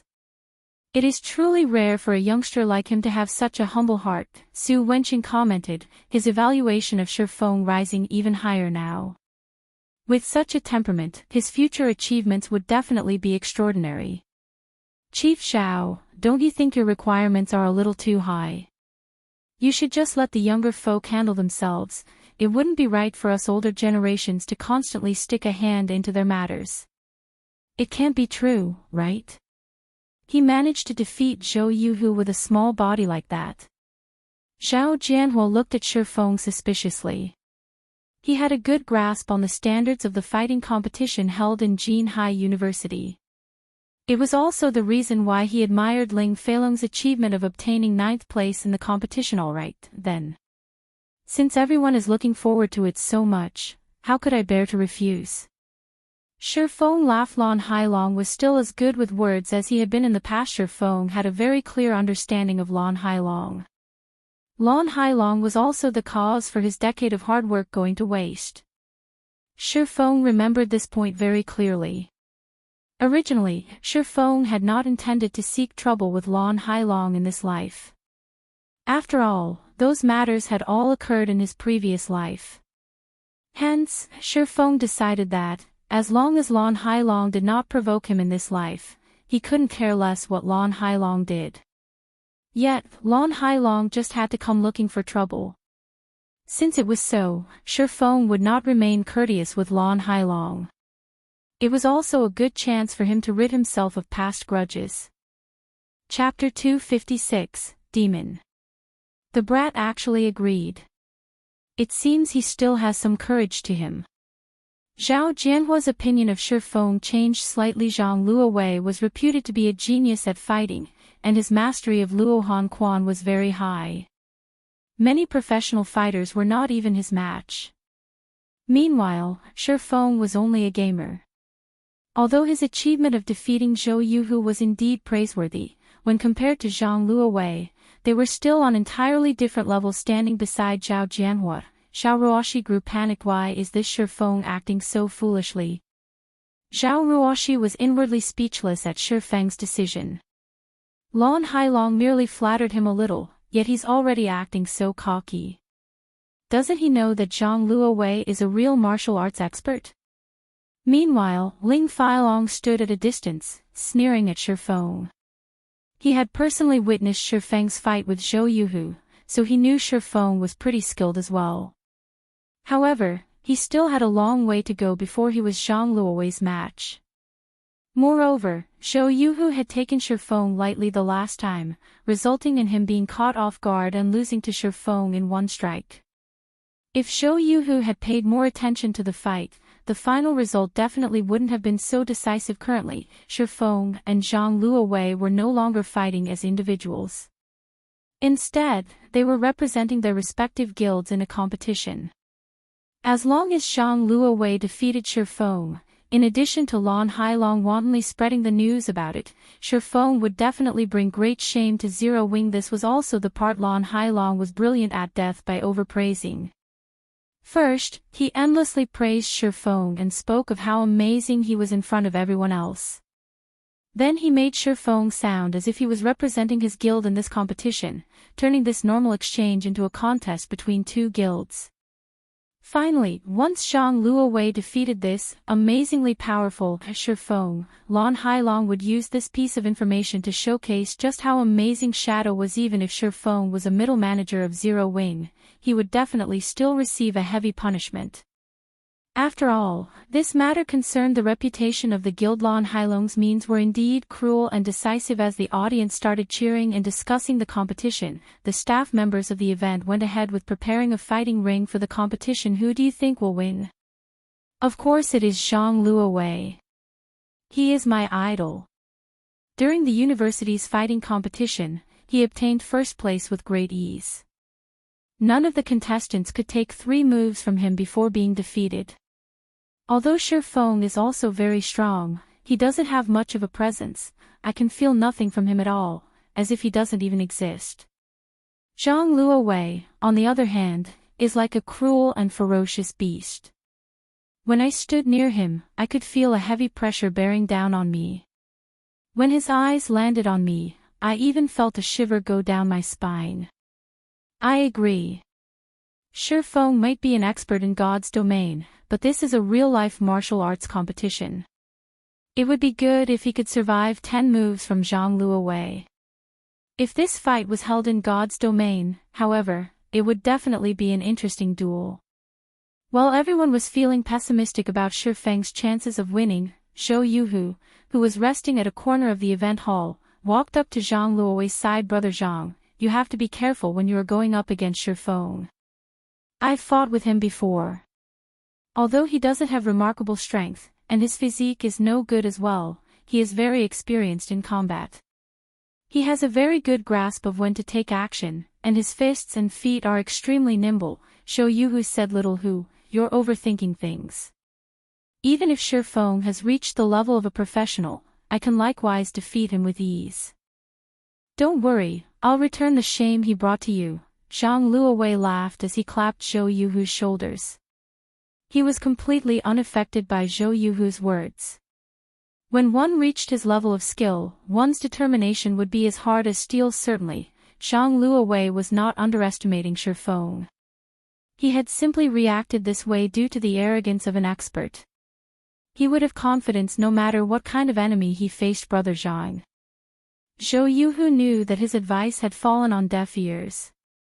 However, only those who had personally exchanged moves with Shi Feng would know how frightening he truly was. If Zhang Luowei was described as a ferocious beast, then Shi Feng was like the great ocean. No matter how powerful a person was, they would be helpless in the face of Mother Nature. In truth, Zhou Yuhu had wanted to dissuade Zhang Luowei from having a competition with Shi Feng. Only, after taking into consideration Zhang Luowei's prestige, he had instead chosen to warn him to be careful. However, his words had clearly been in vain. The staff members had very quickly enclosed an area for the martial arts competition. Although the fighting ring was somewhat smaller than one in an official setting, there was still a space of 100 square meters available. It was sufficient for two people to exchange punches and kicks with each other. Meanwhile, Su Wenqing, Zhao Jianhua, Chen Wu, and several other well-known figures in Jinhai City sat in the section closest to the fighting ring. Everyone else could only stand several meters behind them to observe the fight in the ring. Shi Feng and Zhang Luowei stood 5 meters apart from each other. The former was an ordinary man who had no presence whatsoever, while the latter was like a muscular beast that looked as if he could swallow a man whole. The imposing aura Zhang Luowei emitted could cause others to tremble in fear. A great battle between these two men could happen at any moment now. Meanwhile, the audience around the ring started tensing up, their eyes locked on the two fighters' every movement. Unlike a fight between ordinary people, which would take a long time to finish, an exchange between experts would end in an instant. Hence, they were deeply afraid of missing out even the slightest detail of the brilliant exchange between the two. In contrast, Su Wenqing and the other influential characters were currently talking cheerfully with one another. Master Chen Wu, as an ex-professional fighter and a martial arts master, which of the two do you think will win in this competition? Su Wenqing asked, a small chuckle escaping his lips as he caressed his beard. I can't say for sure. In a martial arts competition, strength and luck are both equally important. If I were to judge solely based on presence and physique, then Zhang Luowei is clearly a cut above Shi Feng. However, I have never personally witnessed how skilled Shi Feng is, so I can't make a clear judgment. Chen Wu shook his head, not providing a definite answer. If it was anyone else, even if it was the first time for Chen Wu to meet them, he could still determine the person's strength based on the presence he felt. He would then further evaluate the person's physique and make a rough evaluation. In Shi Feng's case, however, Chen Wu could sense nothing from him. Shi Feng's presence was so weak that Chen Wu might overlook him. If Shi Feng were just an ordinary person who had not defeated a combat expert like Zhou Yuhu, then Chen Wu would definitely conclude Shi Feng was a harmless white rabbit, an insignificant existence. Yet, defying all expectations, this little white rabbit had actually defeated a ferocious tiger like Zhou Yuhu. Hence, Chen Wu could not help but reevaluate his opinion of Shi Feng. After all, if a little white rabbit could get rid of a ferocious tiger, who would believe that it was still a little white rabbit? Even if Shi Feng was a little white rabbit, he was still a rabbit demon that was capable of killing a tiger. If Shi Feng had truly cultivated into a demon, then his presence was merely a facade. If one had cultivated into a demon, while the other was still an ordinary animal, the two would be on entirely different levels. However, Experts capable of cultivating themselves into a demon were extremely rare existences. The so-called cultivating into a demon did not refer to one becoming a demon physically, but spiritually. It also referred to wisdom. When an expert reached this realm, the martial arts they practiced would no longer be something inanimate, it would start to take on life. However, a youth like Shifeng should not be capable of reaching such a realm yet, hence, Qinwu could not determine Shifeng's degree of mastery. Master Qinwu, how can your keen eyes fail to make a judgment? Both Shifeng and Zhang Luowei are just youngsters. Although both of them can greatly improve in the future, you should have some indication of who will win, right? Zhao Jianhua refused to believe Qinwu's words. After all, it was clear at first glance who was stronger, and who was weaker. Hence, Zhao Jianhua believed that Qinwu was simply leaving some face for Shifeng. Unfortunately, Zhao Jianhua did not know that martial arts practitioners were usually forthright in their actions, even more so for a martial arts master like Qinwu. He was always straightforward with his words, and he would never do something like twist his words around. He would only speak whatever was on his mind while the few of them were having their cheerful conversations. The referee in the fighting ring sent a glance at both Shifeng and Zhang Luowei, before abruptly swiping his hand down between the two fighters. Immediately, he shouted, "Begin." Chapter 257, Extraordinary. The moment the referee gave the signal, Zhang Luowei took action and immediately charged at Shifeng. However, Zhang Luowei did not rush forth like a normal person would, as attacking in a straight line would be too plain and predictable. Instead, he zigzagged as he moved, his footwork constantly changing as he swiftly weaved his way toward Shifeng. If it were any ordinary person faced with Zhang Luowei's footwork, they definitely would not know how to react to it properly. They would be enthralled by Zhang Luowei's erratic footwork and allow him to close in on them. Aside from placing emphasis on footwork, Luo Hanquan practitioners also stressed fast, accurate, and fierce punches. If one failed to block a punch from a Luo Hanquan practitioner and received a hit to the chest, the battle would end right there and then. Meanwhile, as a person of this modern era, and also as a professional fighter, Zhang Luowei had an arm strength of over 100 kilograms. Receiving a punch from him would be no different from being smashed in the chest with a hammer. Humans were also not made out of metal. Even if they were, after receiving tens of smashes from a hammer, they would still turn into scrap metal. Needless to say, what would happen to a body made of flesh? With Zhang Luowei's physique, it would be no surprise if he broke most of Shifeng's ribs with a single punch, sending him flying back 1 to 2 meters away. However, Shifeng was no ordinary person. Instead of retreating, he chose to advance and face Zhang Luowei head-on. Shifeng utilized the swimming dragon steps as he strode forward, his feet moving as if the ground was completely frictionless. Shifeng immediately slid towards Zhang Luowei, catching the latter off guard. Zhang Luowei never thought Shifeng would actually know such nimble and irregular footwork. Right now, he could not find any way to land a good punch on Shifeng. Shifeng had over a decade of campaigning in God's domain. The combat experience he possessed far exceeded the imagination of an ordinary person. After all, there had been no dearth of martial arts masters and powerful boss monsters to serve as his opponents in the past. On the other hand, Zhang Luowei did not even possess 1,000th of Shifeng's combat experience. Although Shifeng's current physique was no match for Zhang Luowei's, Shifeng made up for it by using the agility and fast reaction speed he gained from his years of battle. When fighting bosses in God's domain, even the slightest mistake could cause players to lose their lives.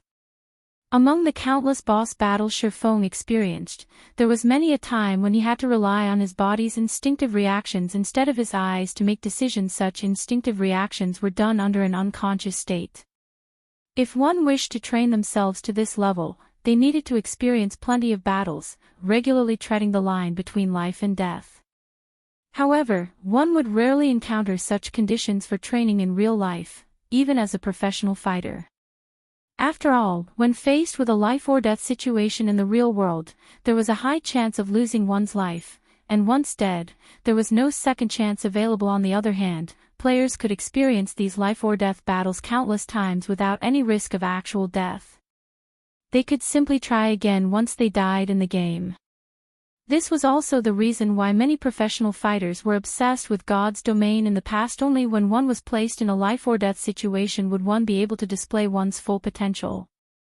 As long as they survived the battle, the insight they received from the battle could greatly increase their strength. Why did so many experts in the real world train at precipices? It was to experience the feeling of having their life hanging by a thread. They wanted to use the threat of death to stimulate their innate potential. However, taking such a course was extremely dangerous. Normally, only experts dared to do such a thing. If ordinary people tried it, 10 out of 10, they would lose their lives. Meanwhile, when a player died in battle in God's domain, they could just revive with an intact body. An expert in 100 battles. After experiencing 100 battles, even an ordinary person could become a combat expert. Meanwhile, in regard to the countless battles Shifeng had experienced in the past, even an idiot could become a demon. Not to mention, Shifeng had learned plenty of martial arts in the past. He had been a top-tier sword king in the past as well, and he had only been a thread away from being promoted to a tier 4 sword emperor. The reason he could not become a sword emperor, however, was not because his techniques had been lacking. After all, Shifeng's combat techniques had already achieved perfection at that time, and he could easily adopt many techniques to his battles, not limiting himself to just a single style of combat. Although Zhang Luowei's footwork was nimble, Shifeng was clearly a cut above him. Be it a punch, a chop, or a hammer strike, Zhang Luowei sent fist after fist at Shifeng. Zhang Luowei's hammer strikes were especially deadly. If a bull received this strike, it would immediately fall to the ground and would not be able to recover within a short period of time. Unfortunately, every strike Zhang Luowei sent at Shifeng would always rub past the edge of his clothes. Meanwhile, Shifeng was constantly drifting around Zhang Luowei's side, revolving around him like a true dragon. No matter how Zhang Luowei tried to move, he could not escape from Shifeng's shadow. After exchanging over a dozen moves, Zhang Luowei's heart grew panicked. Never had he imagined Shifeng to be a martial arts expert as well. When Shifeng executed the swimming dragon steps, he was like a true dragon traversing the 9 heavens, advancing and retreating with ease. However, Zhang Luowei also knew that Shifeng did not dare take him head-on. Yet, if Zhang Luowei continued his successive attacks, he would sooner or later exhaust himself completely and definitely be defeated. Scram. Zhang Luowei decided to use his finishing move, Fierce Tiger, pouncing on its prey, springing at Shifeng like a hungry tiger. Shifeng immediately moved his feet, effortlessly dodging Zhang Luowei's attack. Zhang Luowei took this chance to twist his body around, planting one of his feet forward as he swung his fists around, executing twin peaks piercing the clouds at Shifeng's side. The moment Zhang Luowei's fist struck out, those close to the fighting ring could clearly hear the sound of wind whistling. If Shifeng was struck by this move, he would be either dead or crippled. Contrary to expectations, Shifeng reacted calmly and unhurriedly. He simply smiled and replied to Zhang Luowei's vicious attack. Putting strength into his toes, Shifeng immediately did a flip in midair. He then executed the move Swimming Dragon Stable Strike, using his body's momentum to redirect Zhang Luowei's fists away, letting them strike nothing but air. Immediately afterwards, Shifeng's fists opened up, and utilizing the centripetal force of his body's rotation, he struck the major artery on Zhang Luowei's neck with his palm. Before Zhang Luowei could properly react, he suddenly felt a chill at his neck, his breathing becoming difficult. Due to his brain receiving a shortage of blood, Zhang Luowei's limbs started to stiffen. However, Zhang Luowei was no ordinary person. He instantly knew he had received an attack from Shifeng, causing the response of his forelimbs to lag. As a last resort, Zhang Luowei rammed his head at Shifeng, who was currently full of openings as he hung in midair. Zhang Luowei was fully intent on ending the battle in mutual destruction.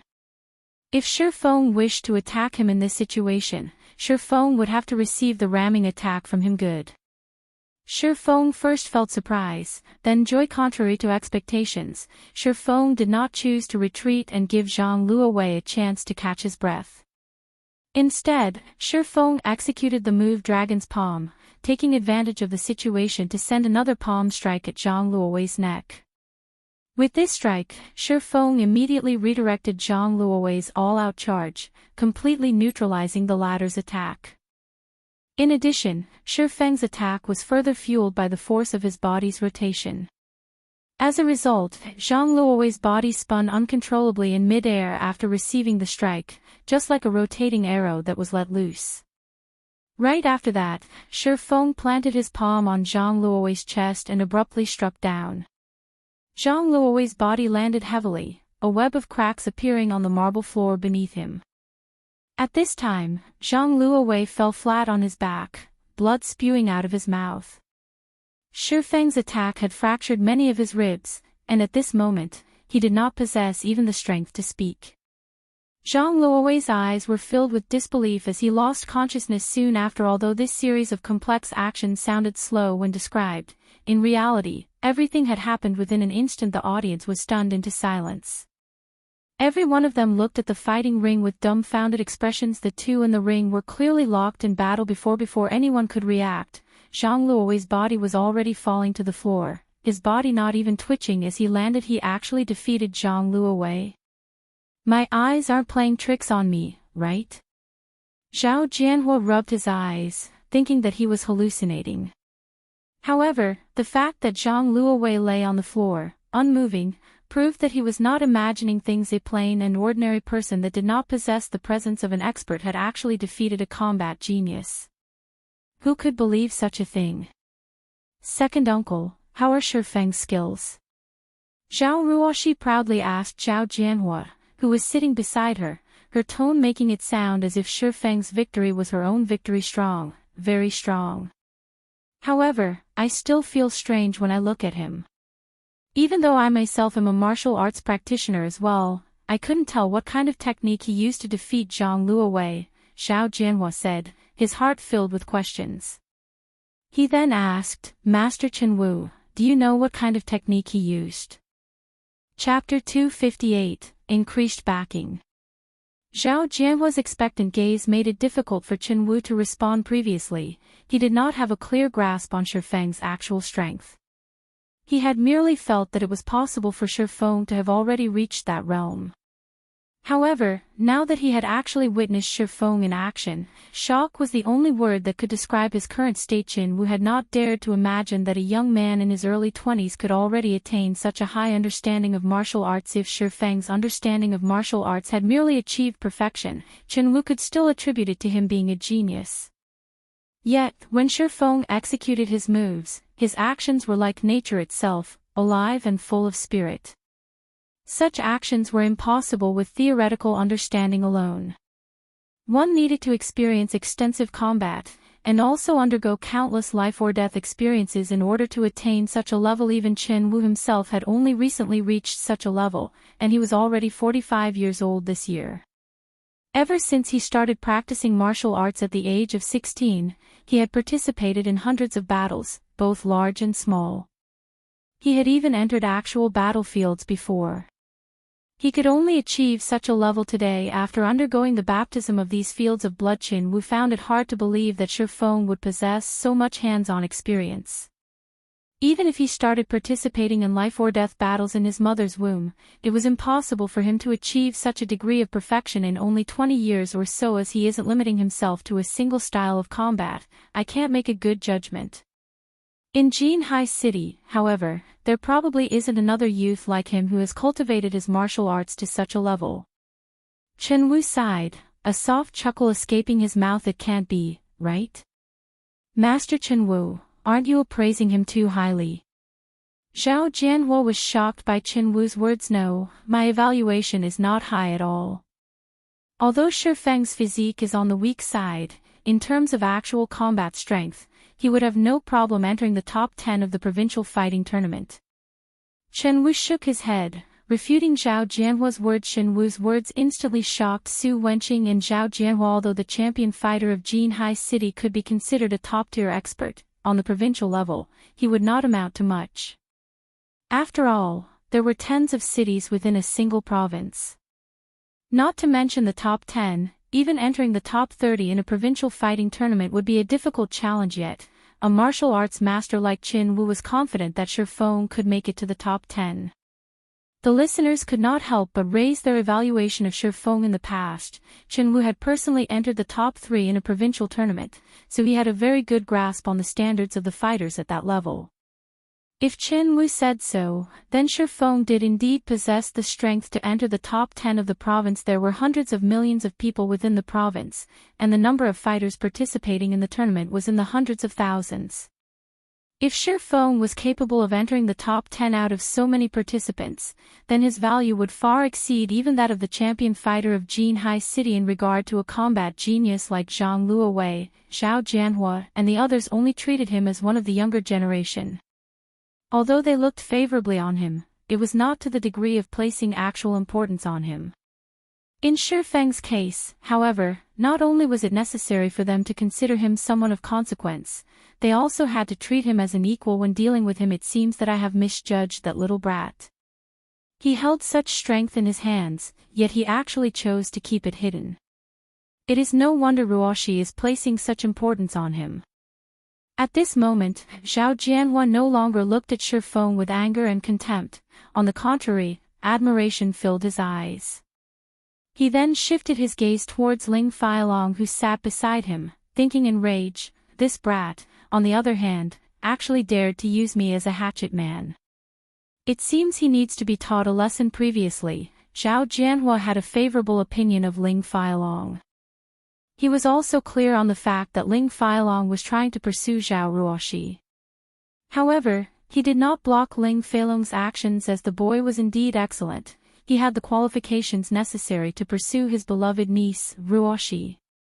Now, however, Zhao Jianhua only felt loathing for Ling Feilong at this point. Even if Zhao Jianhua was an idiot, he could still tell that Ling Feilong had been using him all along. Previously, Ling Feilong had many a time commented on Shi Feng's shortcomings, his family's poverty, and how Shi Feng was constantly stalking Ruoshi. Ling Feilong had also mentioned that Shi Feng was often bullied by others, that he was a mediocre person, and so on. Now, however, it would seem that the situation was completely different from what Ling Feilong had made it out to be in reality. Ling Feilong had no chance of being compared to Shi Feng, hence why Ling Feilong slandered Shi Feng, giving Zhao Jianhua a bad impression of Shi Feng placing 9th in the university. That might be an impressive feat in Jinhai University, but against the backdrop of Jinhai City's fighting tournament, Ling Feilong would only amount to the standard of a fresh contestant.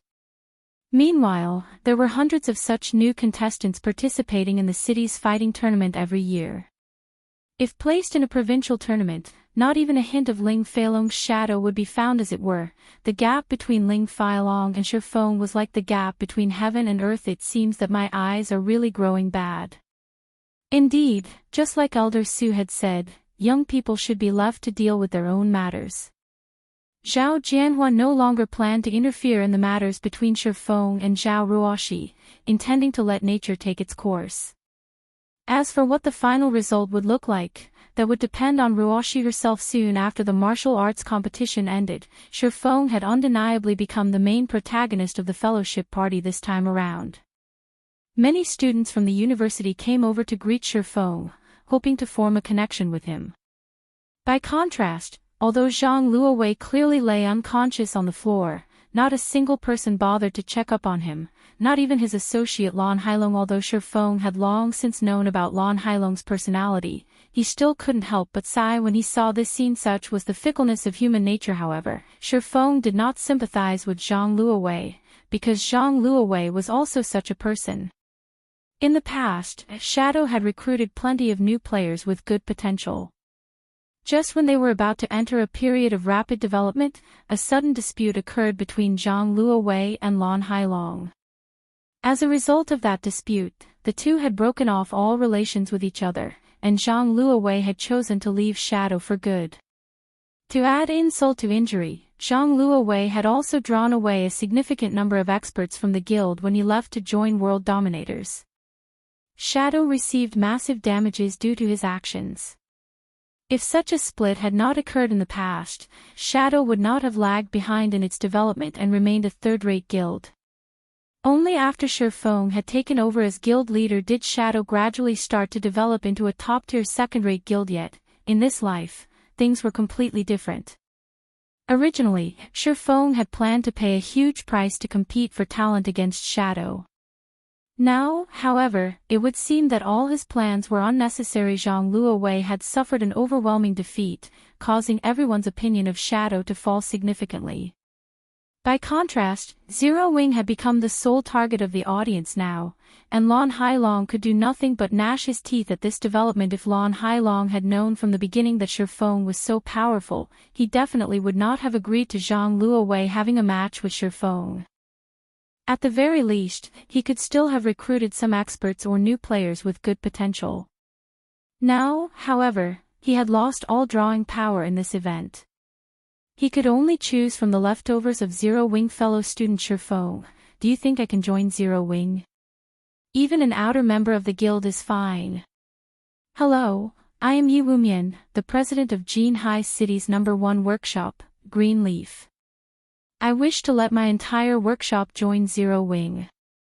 I wonder if Brother Shifeng will be willing to accept us. We don't need many positions, only 10 official member spots, and 50 outer member spots. Just as Shifeng restarted his guild recruitment, the elite students of the university quickly surrounded him. There were also plenty of workshop representatives and professional fighters trying to meet with him. Among all these requests to join his guild, the most shocking one was the request from Greenleaf Workshop. In the past, Greenleaf Workshop had completely ignored Shadow's attempts at recruiting them, and they had instead established their own guild. After doing so, they had managed to obtain the aid and sponsorship of several corporations, becoming a third-rate guild in God's domain at that time. However, the number of guilds being established in Jinhai City was growing by the day, which resulted in the dilution of available funding. If the Greenleaf Guild had not been lacking in funds at that time, without a doubt, they would have been a powerful rival for Shadow. Besides that, Shifeng had finally managed to locate the 5 demon generals of Shadow. By the time the fellowship party ended, the number of people he managed to recruit had exceeded the quota he previously set by more than 100. Just the number of potential experts he recruited had already exceeded 50 people, as well as 9 future top-tier experts. Among those 9 were the 5 demon generals, while the remaining 4 were core members of Greenleaf Workshop. After recruiting all these people, Zero Wing Workshop instantly became a huge existence in Jinhai City's virtual gaming world. Compared to other third-rate guilds, Zero Wing had a much more powerful backing now. As long as Shifeng could turn these players into the backbone of Zero Wing, he would not falter even if he had to start a war with a second-rate guild, following which, Shifeng spent the remainder of his days signing contracts with these newly recruited members. As for the management of Zero Wing Workshop, Blackie had long since dealt with it. Moreover, most of the people Shifeng recruited were originally members of other workshops, so they took no time at all to adjust themselves to a new environment. In addition, these people could also contribute significantly on the management side of things.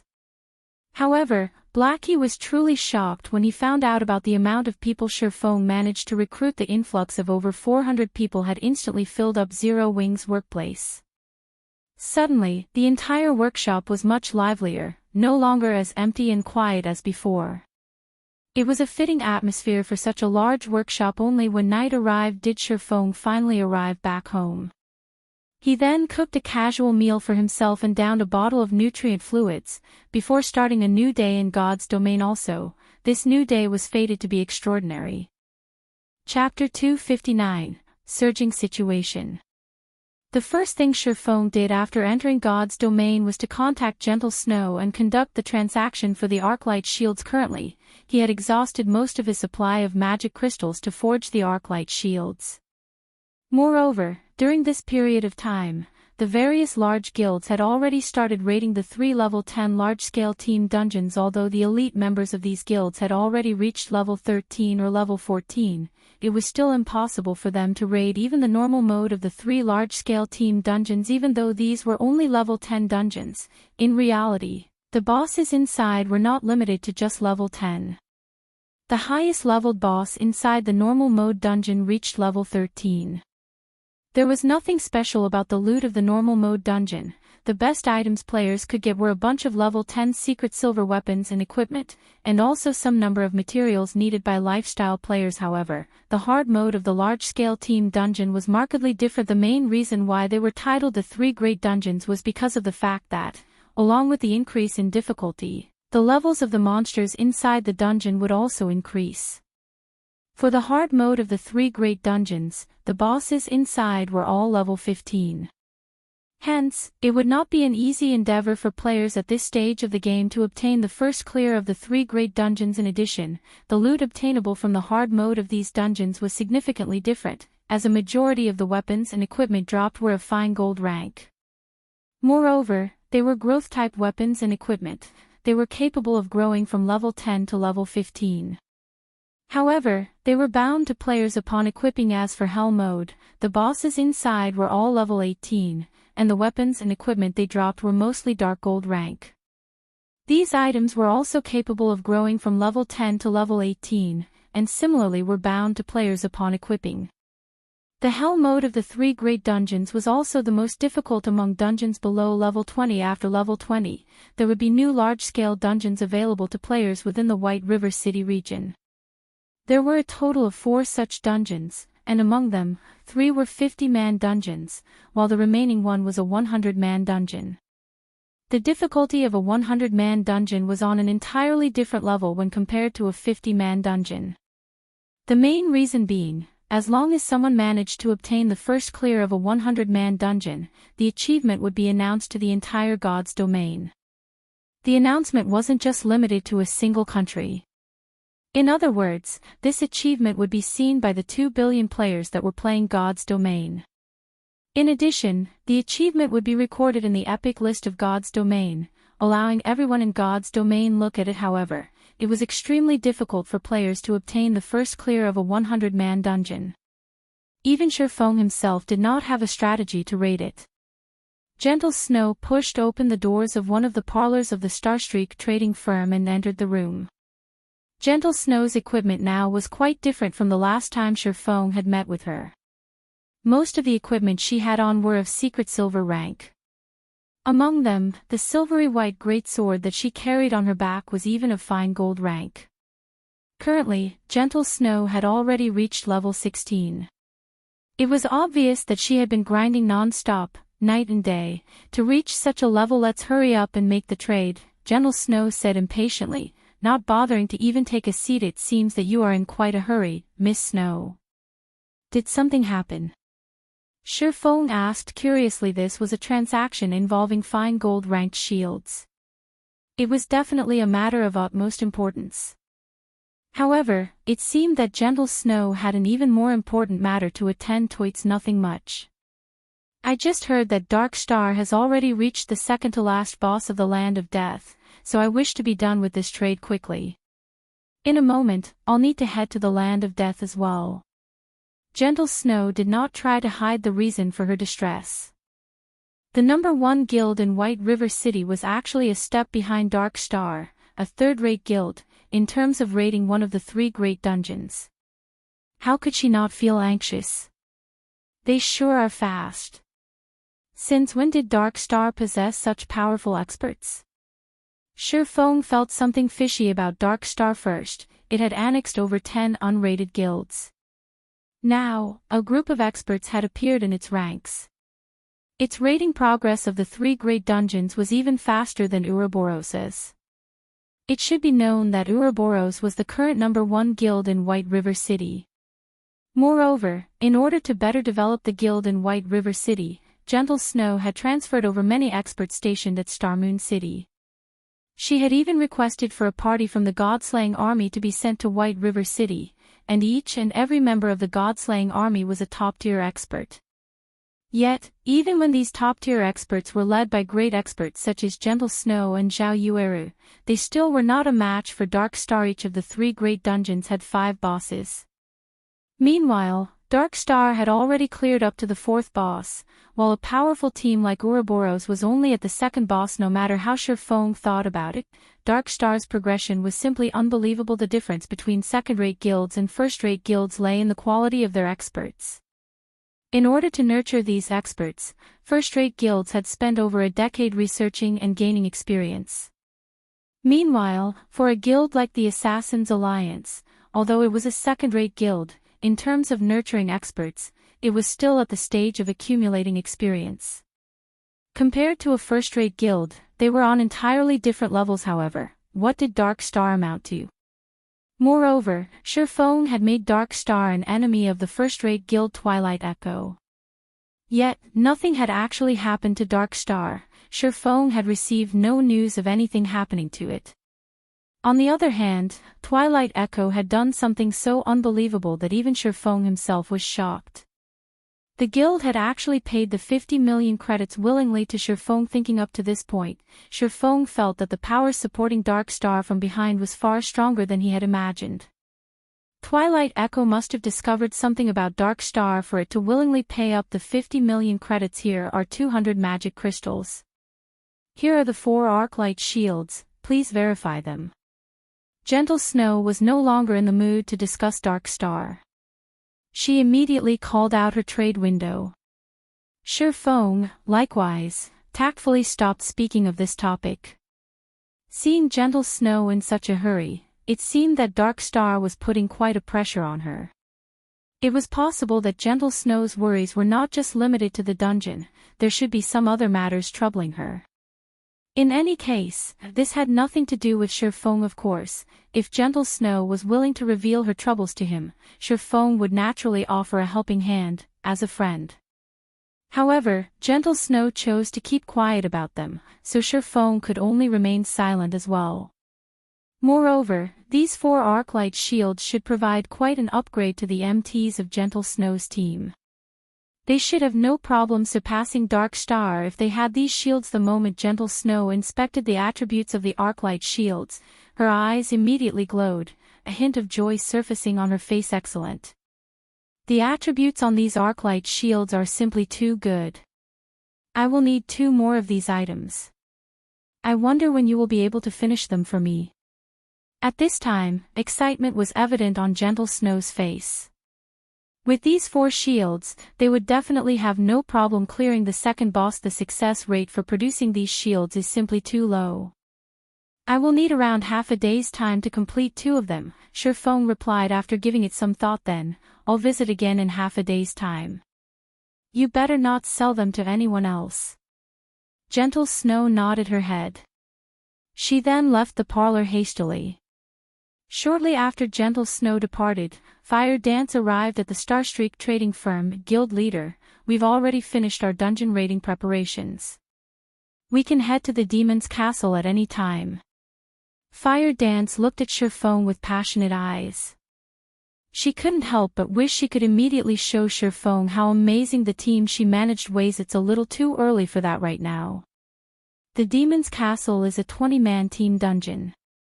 You should also know that Zero Wing Workshop has recently recruited a new batch of members. On average, the level of these players are quite low. There are even some who have just made their accounts and entered the game.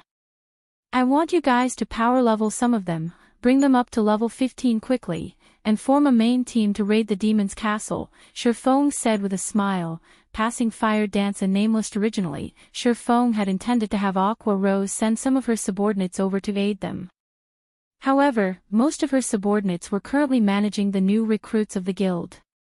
In addition, Aqua Rose's group was also in the midst of raiding 10-man and 20-man dungeons to upgrade their equipment, preparing themselves to raid the 3 great dungeons. They had neither the time nor energy to help him raid the demon's castle. Hence, Sure Feng planned to form a main force for the guild. He could not let the 9 top-tier experts he just recently recruited go to waste, so he decided to let Fire Dance and the others carry them. I understand, Fire Dance answered with disappointment. However, when she thought about how Sure Feng was willing to let her lead even more players and, in addition, become the leader of the guild's main team, she couldn't help but grow joyous. After all, this showed that Shifeng acknowledged her abilities. Oh, right. I nearly forgot to give these things to you.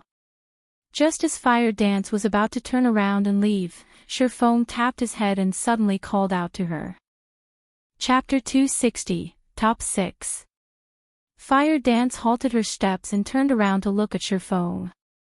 She immediately noticed that Shifeng had brought a few items, and each and every one of them had a golden glow surrounding them. They certainly did not look like ordinary items. This pair of daggers is for you. There's also this shield for Kola. Tell him to make sure he lives up to this shield. Shifeng traded the 3 items to Fire Dance. Of these, the pair of daggers were none other than the fine gold-ranked Ice Thorn and Raging Flames dagger that Shifeng won at the Blackwing auction. As the team leader of the guild's main force, Fire Dance's equipment naturally should not lose out to others. These 2 daggers were just right to give a boost to her current equipment. In addition, there was also the dark gold-ranked Arclight guard. If Kola equipped this shield, no other Guardian Knight in White River City could even hope to match him. This Fire Dance was instantly mesmerized by the attributes of the 2 daggers. Although the daggers she currently used were of relatively good quality, when compared to the Ice Thorn and Raging Flames dagger, the difference was like silver and gold. Fire Dance swapped out her old daggers for the new ones right away. The streaks of white and red hanging on the sides of Fire Dance's willowy waist looked extremely captivating. Ivy already instructed the 9 players to head to the appointed location. You just need to fetch them and help them level up, Shifeng Sadie. Understand, guild leader. Fire Dance nodded her head, a smile on her face.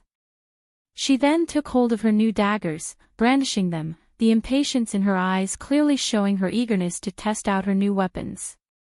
After Fire Dance left the parlor, Shifeng headed to his forging room on the 4th floor. Now that he had received a new batch of magic crystals, he would naturally resume forging more Arclight shields as time slowly passed. Unknowingly, the competition at the 3 great dungeons of White River City grew even more intense. Dark Star, which was at the forefront in terms of progression, finally started raiding the final boss of the Land of Death. Meanwhile, Ouroboros, which was placed second, started raiding the 4th boss. The advance of these 2 guilds greatly shocked the other guilds in White River City. What did that woman, Gentle Snow, eat? How could their progression suddenly increase so rapidly? The Guardian Knight, Lone Tyrant, felt pressured after receiving the latest report from his subordinate. Don't worry. We spent almost 5 hours raiding the 4th boss. At the very minimum, Gentle Snow would need 2 to 3 hours to finish it. We will definitely clear the dungeon a step ahead of her, the burly-looking ranger standing beside Lone Tyrant said. That's true. We've sent all our elites out this time, and our battle prowess is clearly stronger than Gentle Snow's team by a notch. Lone Tyrant also felt that he was being oversensitive to things. They would definitely be the first one to clear the normal mode of the Land of Death. Although there would be no announcement for being the first to clear a normal mode team dungeon, it would still make other guilds know how fearsome Dark Star was, solidifying their position in White River City. Guild leader, I've just received news that Gentle Snow has somehow managed to obtain 4 Arclight shields. The addition of these 4 shields to their team has greatly reduced the burden placed on their healers, giving more time for the damage dealers to attack. Hence why they could conquer the bosses so easily. Arclight shield. Isn't that the forging design Black Flame got? How could he possibly manage to produce them in such a short amount of time? Lone Tyrant had not even been able to contain his drool when he had heard about Black Flame obtaining the forging design for the Arclight shield. If possible, he had planned to buy one of those Arclight shields as well. However, contacting Black Flame was simply too difficult, making the Arclight shield almost impossible to obtain. Meanwhile, the matter of Ouroboros obtaining the Arclight shields had also quickly spread to the other guilds.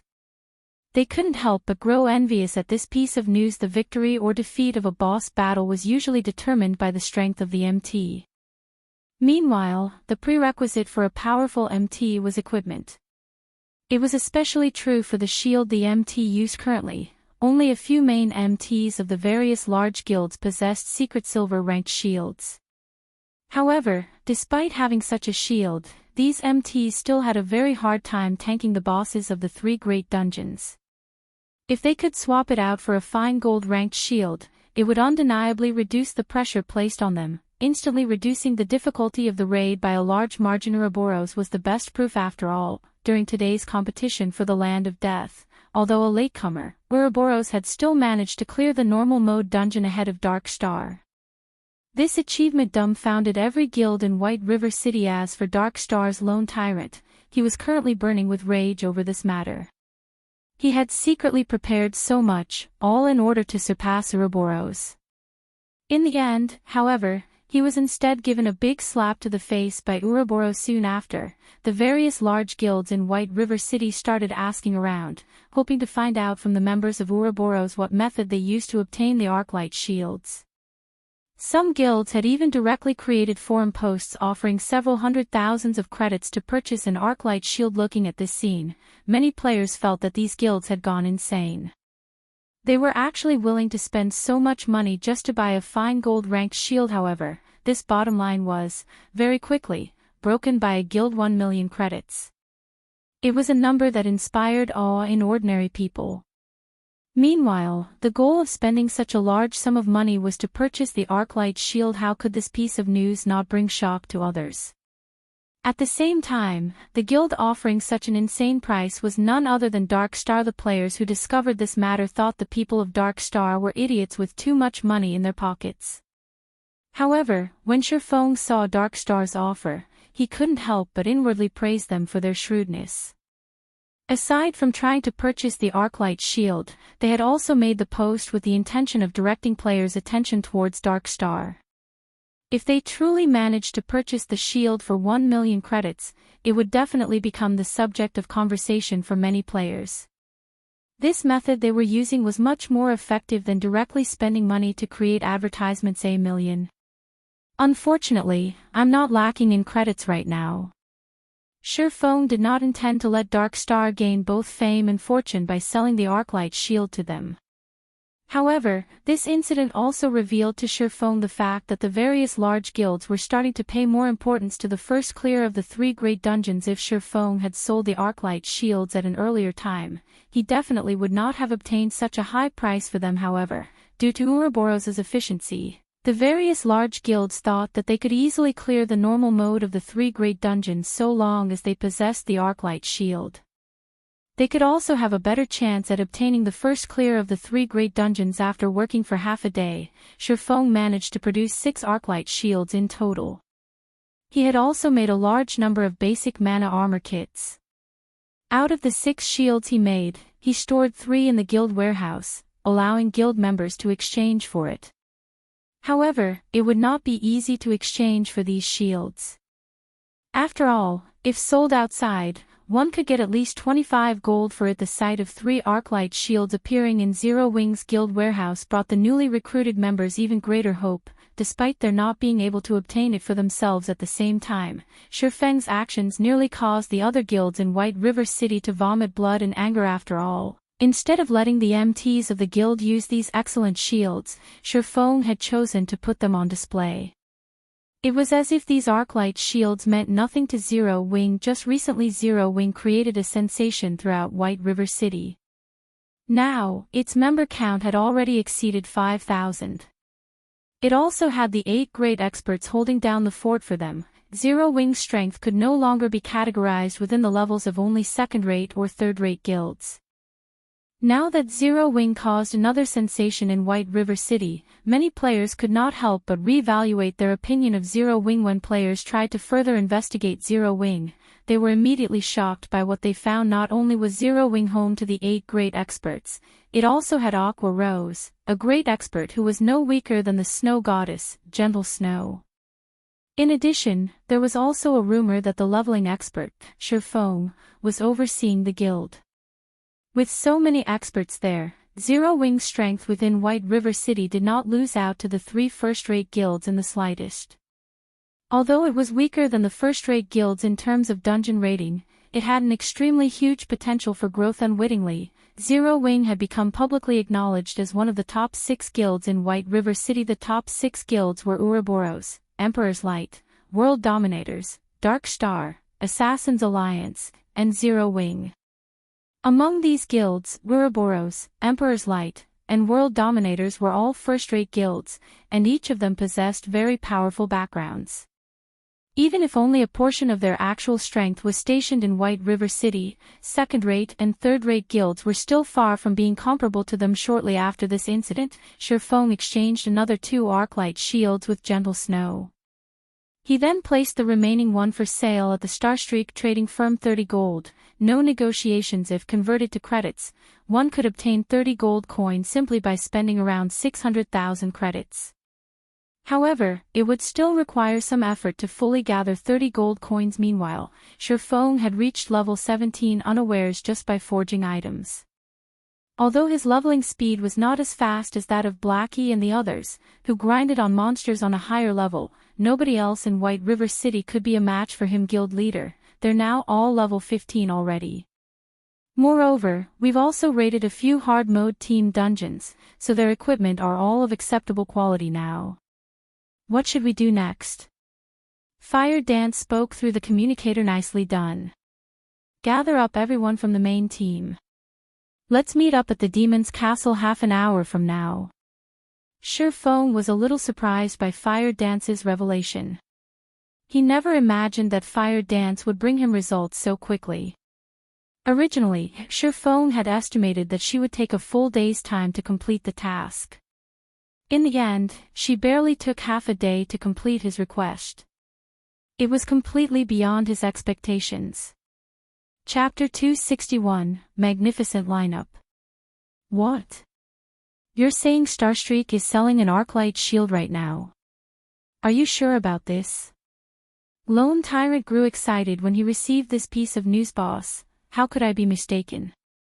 The Arclight shield is being sold at a special counter on the second floor, but they're selling it for 30 gold coins. Many people were stunned by the price, and they could only drool as they looked at it. An assassin that kept watch on the Starstreak trading firm affirmed, I understand. I'll go purchase the coins we need right now. You can stop lining up for the mana armor kits for now. Go keep an eye on the Arclight shield for me. You're not allowed to take even a half step away from it. As soon as I gather enough money, I'll send someone over to buy it, Lone Tyrant said. Although 30 gold coins was not a small sum for any guild, Lone Tyrant did not hesitate as he made this decision. The reason being, Lone Tyrant knew how vital the Arclight shield was. If one wished to clear the 3 great dungeons, one must first possess a sufficiently powerful MT. Meanwhile, the best shield available to players was currently the Arclight shield. Hence, he needed to obtain it no matter what. Just as Lone Tyrant received this piece of news, the other guilds based in the 8 cities where the Starstreak trading firm had shops also received this information, because all items sold by the Starstreak trading firm were interconnected. As long as an item was sold in one of the shops of the Starstreak trading firm, the item would also appear in the 7 other shops. As a result, the competition to purchase the Arclight shield was made even more intense now. Just as the many guilds were desperately raising coins, Surpass had already arrived in front of the Demon's Castle. The Demon's Castle was once a lord's territory. However, the lord of this place had been bewitched by a demon and turned into a demon himself, gaining tremendous power in return. The lord had then turned this place into a demon's lair. Now, the area surrounding the Demon's Castle was filled with level 15 or so demonkins. Compared to other monsters, demon-type monsters were born with very high magic resistance, and they also possessed very high magical perception. Hence, their magic attacks were very powerful. Even a normal fireball from a level 15 demonkin could take away a quarter of a level 15 berserker's total HP. If it was a skill that possessed great destructive force such as the Great Fireball or Flame Explosion, then a single attack could take away half of a level 15 berserker's total HP. To make matters worse, these demonkins never acted alone, they normally moved around in groups of 3 or 4. If a solo player met a group of these demonkins, the result would be an instant kill. Hence, players normally only came to the Demon's Castle after forming a party or a team. However, even though this was a dangerous location, many players still chose to come here as demons were greedy by nature. They were very fond of money and gemstones. In general, demon-type monsters had a much higher drop rate for money and gemstones than normal monsters. Hence, plenty of players would grind here. A Tier 1 gemstone could sell for roughly 1 silver coin on the market. It was neither too cheap nor too expensive. However, many players were not willing to inlay their equipment with these gemstones. After all, gemstones were one-time use items. They would be gone once inlaid into equipment. Hence, it would be a huge waste to do so if the quality of their equipment was too poor. Generally, players would only choose to inlay gemstones into their equipment if it was of mysterious iron rank or above. However, how many players could actually get their hands on mysterious iron equipment? A majority of the players at this stage of the game were still using bronze equipment who would be willing to inlay gemstones into bronze equipment. Normally, players would either sell the gemstones they obtained or exchange them for items to further enhance their own strength. After all, grinding monsters would exhaust a significant amount of their resources with equipment repairs taking up the majority. However, this situation was exactly what Surpass had been hoping for, hence why he had been secretly purchasing gemstones all this time. A Tier 1 gemstone only increased attributes by a trivial amount, they only increased 1 point in specific basic attributes. Even if a player inlaid every piece of equipment they wore with gemstones, they would not see any significant improvement. However, in the case of Tier 2 gemstones, it was an entirely different story. Tier 2 gemstones increased specific attributes by 2 to 3 points. If players could fully inlay all their equipment with Tier 2 gemstones, then they could obtain an additional 20 to 30 attribute points. The difference between the benefits provided by a Tier 1 gemstone and a Tier 2 gemstone was as clear as day. Such an increase was the equivalent of possessing an additional piece of equipment, thus, the prices for Tier 2 gemstones would naturally be high. Although Tier 1 gemstones could only sell for around 1 silver, a Tier 2 gemstone could sell for at least 10 silvers. Also, Surpass knew of a secret that nobody else knew right now. Tier 1 gemstones could be used to synthesize Tier 2 gemstones. Moreover, only 3 Tier 1 gemstones were needed to do so. In truth, this wasn't any great secret at all. As long as someone managed to clear the 3 great dungeons, the alchemy synthesis system would be unlocked for White River City. Players could then just head to an alchemist to synthesize Tier 2 gemstones. At that time, the prices of Tier 1 gemstones would abruptly soar. They would sell for at least 3 to 4 silvers for now. However, nobody but Surpass knew of this secret. Meanwhile, Surpass had been hoarding Tier 1 gemstones non-stop as he waited for someone to activate the alchemy synthesis system. Once that happened, he could easily earn back double or triple the original cost. However, Surpass hoped that this time the activation of the alchemy synthesis system would come a little later. That way, he would have more time to hoard even more Tier 1 gemstones through the Starstreak trading firm. Not only could Surpass obtain Tier 1 gemstones from White River City, he could also purchase them from 7 other cities. His current acquisition rate was much faster than before he became the manager of the Starstreak trading firm. Naturally, the longer it took for players to clear the 3 great dungeons, the more money he could earn. Guild leader, what did you call me here for all of a sudden? Aqua Rose asked in a confused tone as she arrived at the entrance of the Demon's Castle dungeon. As a 20-man level 15 team dungeon, there were very few guilds that possessed the strength to challenge this place right now. However, even if these guilds did possess the strength to do so, they would not attempt to raid this dungeon. The reason being, they were all held up by the hell mode of the level 10 team dungeons, and also the 3 great dungeons. Moreover, the level requirement for the Demon's Castle was simply too high. Also, if they were unable to clear the hard mode of the Demon's Castle, raiding it would bring little improvement to their team's equipment, making it a waste of time. It would be much better for them to place their focus on the hell mode of level 10 team dungeons. Hence, Aqua Rose felt curious as to why Surpass would call her to this place. Of course, it is to raid the Demon's Castle, Surpass said, chuckling. Aqua Rose was shocked by his words. Immediately, she said, Guild leader, isn't it a little too early to raid the Demon's Castle? It would be better for us to focus on raiding the level 10 hell mode team dungeons. Although our guild started slower than the others, we can still try to compete with the other guilds over the 3 great dungeons. No. Aqua, our guild will not be competing over the 3 great dungeons. Our goal is the level 20, 100-man dungeon, the Thunder Palace. So, we need to start preparing for it now. Once we're done with this raid, you should get everyone to level up as quick as possible. Don't intentionally suppress their levels. It won't be a worthwhile thing to do, Shifeng said, confidence filling his eyes as he shook his head. Aqua Rose was rendered speechless by Shifeng's words. She couldn't help but sigh as she felt pessimistic about Shifeng's whimsical thoughts.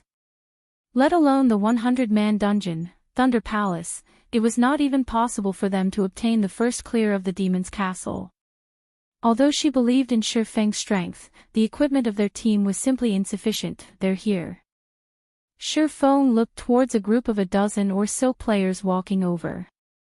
They were none other than Fire Dance and her team. Aqua Rose turned towards the direction Shifeng was looking at and was immediately shocked by what she saw. She discovered more than 10 players walking over, each of them looking extremely dazzling. It was especially true for the sexy beauty walking in the lead. The 2 daggers by the woman's waist were actually giving off the glow of a fine gold-ranked weapon. In addition, quite a few members of this team also possessed gorgeous-looking equipment. They all wore secret silver equipment. Although the cursemancer of this team had hidden the special effects of his staff, judging by the delicate make of the weapon, it should be of fine gold rank at the very least. As for the team's guardian knight, the equipment he wore were mostly of secret silver rank, with 2 pieces of fine gold equipment mixed in. Although the guardian knight had likewise hidden the special effects of his shield, based on looks alone, it shouldn't be lower than secret silver rank. It was possible that not even the main force of Ouroboros could compare to this dazzling team. When Aqua Rose took a closer look at this group of players, she was surprised to discover that each and every of them sported a 6-winged emblem. They were actually members of their 0-wing. Aqua Rose's delicate mouth suddenly parted in disbelief. Guild leader, I've brought everyone here, Fire Dance said, walking up to Shifeng. She and the other core members of 0-wing already knew about Shifeng's secret identity. Hence, they were not confused by his appearance as Black Flame Good. Leave your teams and I'll send an invite to all of you. Shifeng nodded in reply. Chapter 262, We Are Very Strong. Aqua Rose was shocked. They are the 8 players at the top of the ranking list. Aqua Rose whispered in silence. Although she did not use any identification skills on these players, aside from the top 8 players, she could think of no other members of 0-wing that could possibly possess such excellent equipment. Yeah. Shifeng nodded his head. He then started inviting Fire Dance and the others into his team. There were a total of 17 players in Fire Dance's team. Aqua Rose had also brought along a good friend of hers, Icy Fruit. Aqua Rose had chosen her upon Shifeng's request for a healer who was level 15 or above. Shifeng had exactly 20 members in his team now. Of them, 2 were MTs. One of them was the Guardian Knight, Kola, while the other was Yi Wumian, who was a shield warrior. There were also a total of 4 healers in the team. It was a standard composition for a 20-man dungeon raiding team. Just as Shifeng was about to enter the dungeon, another team came walking over to the dungeon's entrance. The members of this team were out of the ordinary. Let alone possessing mysterious iron equipment as their lowest ranked equipment, there were also several of them with secret silver equipment. This was a sight impossible to be found in an independent team yet. Contrary to expectations, these players were not guild players but independent players. None of them wore a guild emblem on their bodies. Wore wolf. Fire Dance said in astonishment when she saw the slim-looking man walking over. Oh. Is it an acquaintance? Whether it was his memory of this life or his past life, Shifeng had no recollection of the man who looked to be the leader of this team. However, if these players were able to come into possession of such quality weapons and equipment, they could definitely be considered an expert team. In theory, they should not be unknown existences could they have stopped playing midway in the past. Shifeng inwardly wondered. Hello. We meet again, Warwolf said in greeting, looking at Fire Dance. After not meeting for some time, I never imagined that Miss Fire Dance would have joined a guild. No. In truth, we were originally members of this guild. It was only due to some complications that we did not establish the guild before, Fire Dance explained. Let me introduce you. This man here is our guild leader, Black Flame. What a shock. So it turns out that your excellency is none other than the famous chief forger of Starmoon Kingdom, Black Flame. Warwolf was somewhat taken aback by this revelation. Although he had long since known that Fire Dance and the others were not ordinary players, never would he have thought that their guild leader would be such a well-known character. Team leader Warwolf is the one who has left me in shock. You are actually starting to raid the level 15, 20-man team dungeon already. The teams that are capable of diving into the demon's castle at this time definitely belong to the apex of White River City. Although Shifeng had never heard of Warwolf before, a person capable of leading such a team definitely would not be a mediocre person. Shifeng suddenly had the urge to recruit this team of players. Fortunately, we are only an independent team, and it's impossible for us to compete with those guilds over the first clear of the 3 great dungeons. So, we can only choose to come here. Since guild leader Black Flame has something to do, we won't continue bothering you. Warwolf did not possess any good feelings towards guilds, so he immediately brought his team into the dungeon after speaking a few perfunctory words. This person's attitude is really weird. The previous time we met, he was welcoming when he spoke to us. Now, he only said a few words before taking his leave. Isn't this change in attitude a little too much?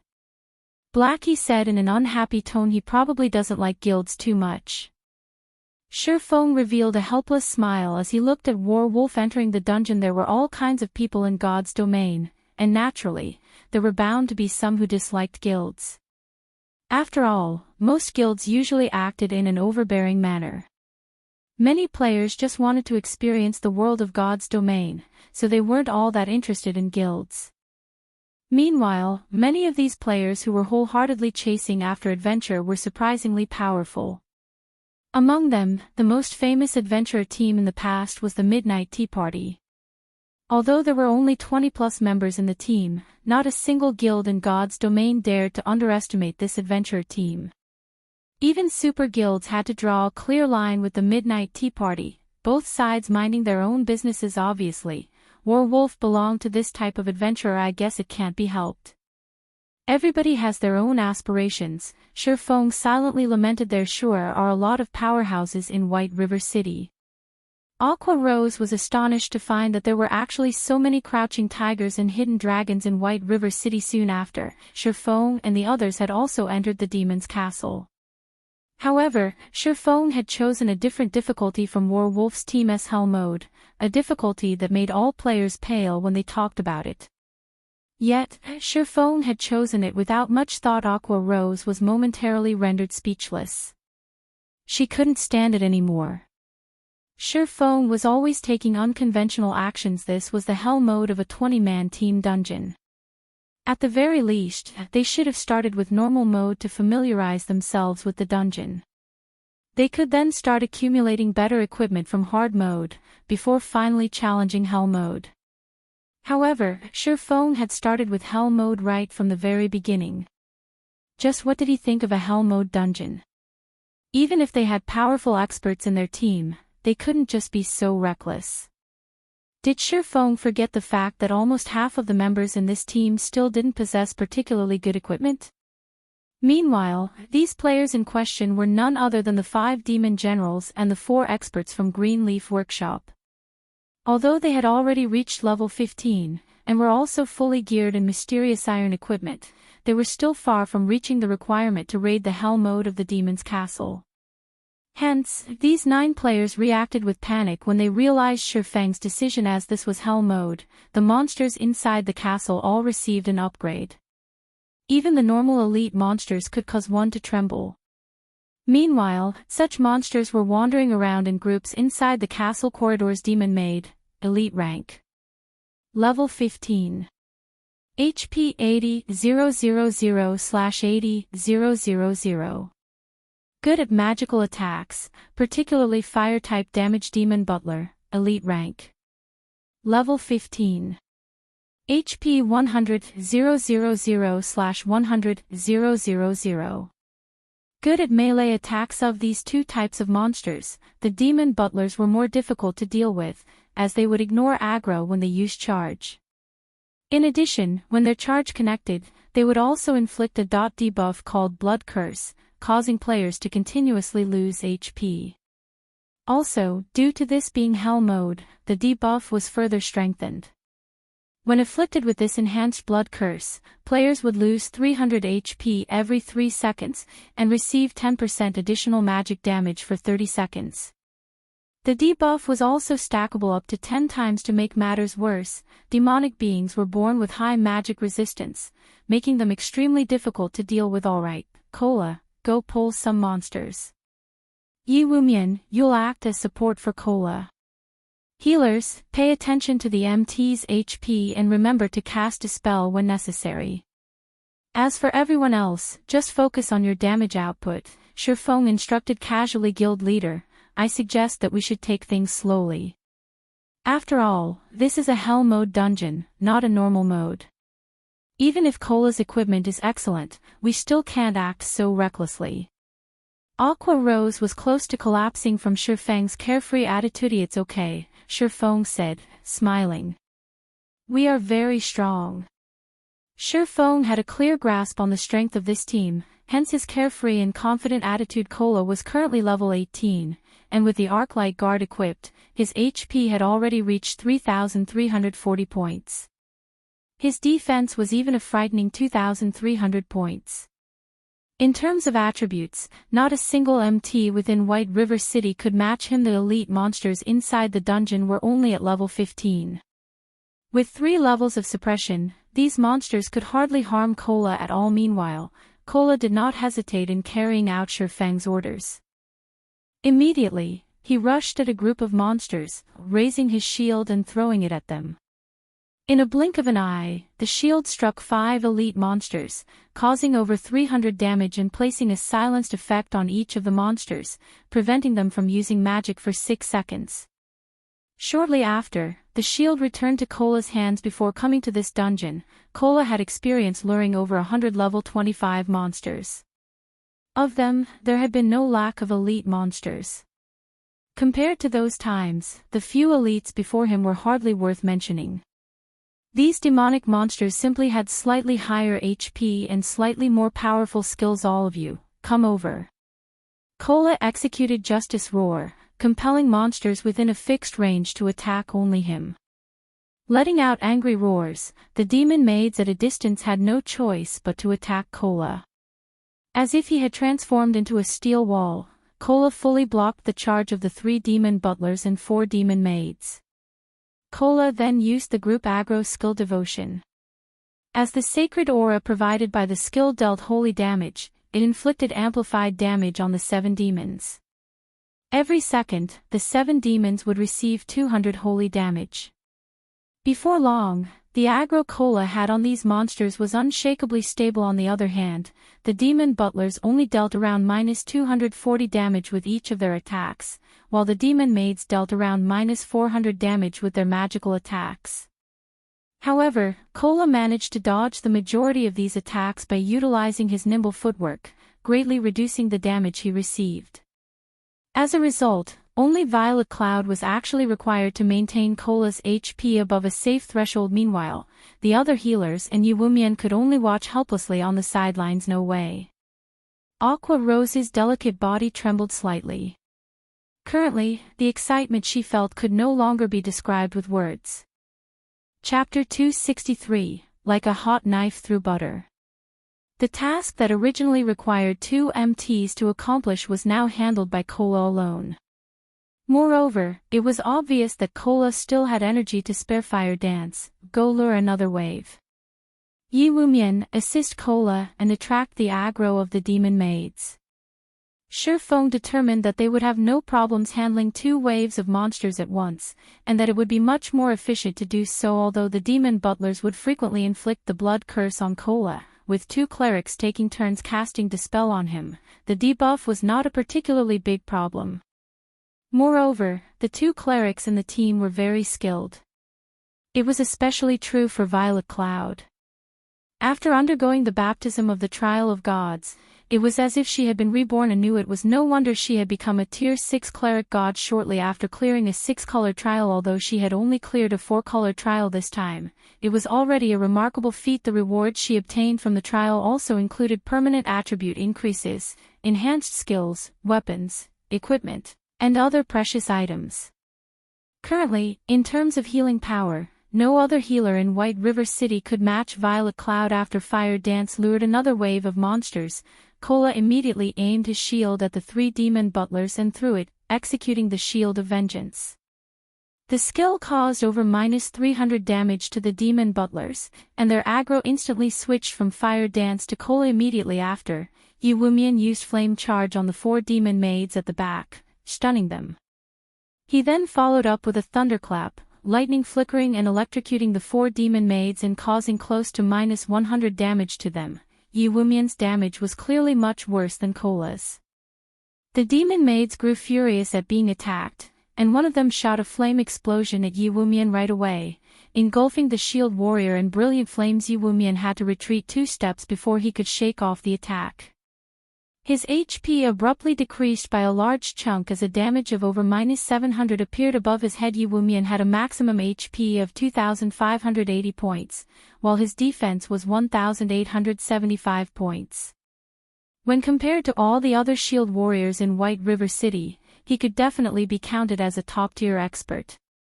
After all, Yi Wumian was originally the boss of Jean High City's #1 workshop. The original equipment he used was already of good quality. In addition, Fire Dance had also helped them upgrade their equipment by raiding a few hard-mode dungeons. Currently, most of Yi Wumian's equipment were of Mysterious Iron rank, while 3 were of Secret Silver rank. The items that were of Secret Silver rank were his shield, breastplate, and leg guards. Yet, even with such equipment, his attributes were still far from being comparable to Cola Strong. When Aqua Rose witnessed the difference between Cola and Yi Wumian, she could not help but look at Cola, who was handling 10 monsters simultaneously, in shock. Before, when Aqua Rose watched how effortlessly Cola had lured and tanked the monsters, she had even believed for a second that they were not actually in a 20-man Hell Mode dungeon. However, now that she had witnessed Yi Wumian tanking, she immediately woke up from her stupor. This was indeed Hell Mode. Cola was simply too powerful, making the monsters look weak instead. It was no wonder Shifeng was confident enough to challenge the Hell Mode of the Demon's Castle right away. With such a powerful MT, it was not impossible for them to start from Hell Mode healers, prioritize healing Yi Wumian. Everyone else, focus your attacks and kill the demon maids first. Shifeng immediately rushed into the fray after saying so, aiming for one of the demon maids. Leave it to me, Blackie said excitedly. It was finally his turn to display his strength. He then waved his epic ranked staff, Mavis's Guard, sending a bombardment of spells at the demon maids. Blackie's firepower spoke for itself. Each one of his dark arrows caused -964 damage to the monsters, and critical hits caused -2,106 damage. If the effect of his staff, Spear of Light, triggered, he could also deal around -800 additional damage. Blackie then used Hell Flame, dealing over -1,000 damage every second to all targets within a 10-yard radius of the targeted location. If demons did not possess high magic resistance, the damage of this spell would have been even higher compared to Blackie. Aqua Rose's damage as an elementalist was much weaker. Every time she used Flame Explosion or Chain Explosion, she could only deal -670 damage or so. Aqua Rose felt slightly depressed at this scene. After all, she used to be an honorary Elder of Twilight Echo, yet her damage was actually lower than Blackie's by over 300 points. However, Aqua Rose did not know that Blackie held an epic ranked staff in his hands. If she were to find out about it, she would definitely jump in shock. As for the other mages in the team, the damage they dealt was all above -500 or so. As for the melee players, Fire Dance stood out the most. Although she only dealt around -280 damage with her normal attacks and her skills dealt around -460 damage, her attack speed with the 2 daggers was extremely fast. When she attacked a demon maid, not only was the demon maid unable to use any spells, its HP also madly decreased. After Fire Dance accumulated 8 stars worth of energy, she immediately used Eviscerate on the demon maid, dealing over -2,400 damage to the monster. As for Lonely Snow the Berserker, although his weapon was only a level 15 Secret Silver ranked two-handed axe, his normal attack still dealt over -500 damage. His attacks that achieved a critical hit dealt over -900 damage. However, when compared to an assassin, his attack rate was much lower in regard to the damage output of the 8 great experts of Zero Wing. The newly joined 5 demon generals and the 4 experts from Greenleaf Workshop had long since grown numb of it. Not to mention, the power the experts of Zero Wing showed right now was only the tip of the iceberg. Just as Aqua Rose and Icy Fruit were getting over their shock, Shifeng's damage once again blew their minds away. Shifeng looked just like the Grim Reaper when he brandished the Abyssal Blade and the Silver Lake, sweeping through the monsters like a violent tornado. Just his normal attacks alone dealt over -350 damage. However, that was not the end. When his attacks achieved a critical hit, they dealt over -700 damage. Sometimes, triple critical hits would even appear, dealing over -1,000 damage in a single attack. Meanwhile, due to Shifeng's high attack rate, the chances for double critical hits were also very high. It was a very pleasing sight to behold Shifeng then use Thundering Flash, 3 arcs of lightning passing through all the elite monsters. Instantly, damages of -510, -721, and -1020 appeared above the monsters' heads. Some of the monsters had even received critical hits, multiplying the damage they received by 2-fold, and even 3-fold immediately after. Shifeng activated Dark Violent Dance, the skill enabling him to spread 40% of the target damage towards enemies within a 12-yard cone in front of him. Every time he slashed his sword, the 14 elite monsters behind his main target would receive over -100 damage. If he executed the level 10 chop, the 14 monsters would instantly receive over -300 damage. Although Shifeng's damage was frightening, it was not his most amazing aspect. Instead, the area he excelled at the most was his perfect grasp of timing and the overall situation. As long as these elite monsters showed the slightest signs of leaving the group, he would immediately execute Thunder Flame Explosion, placing all these elite monsters into a fainted state.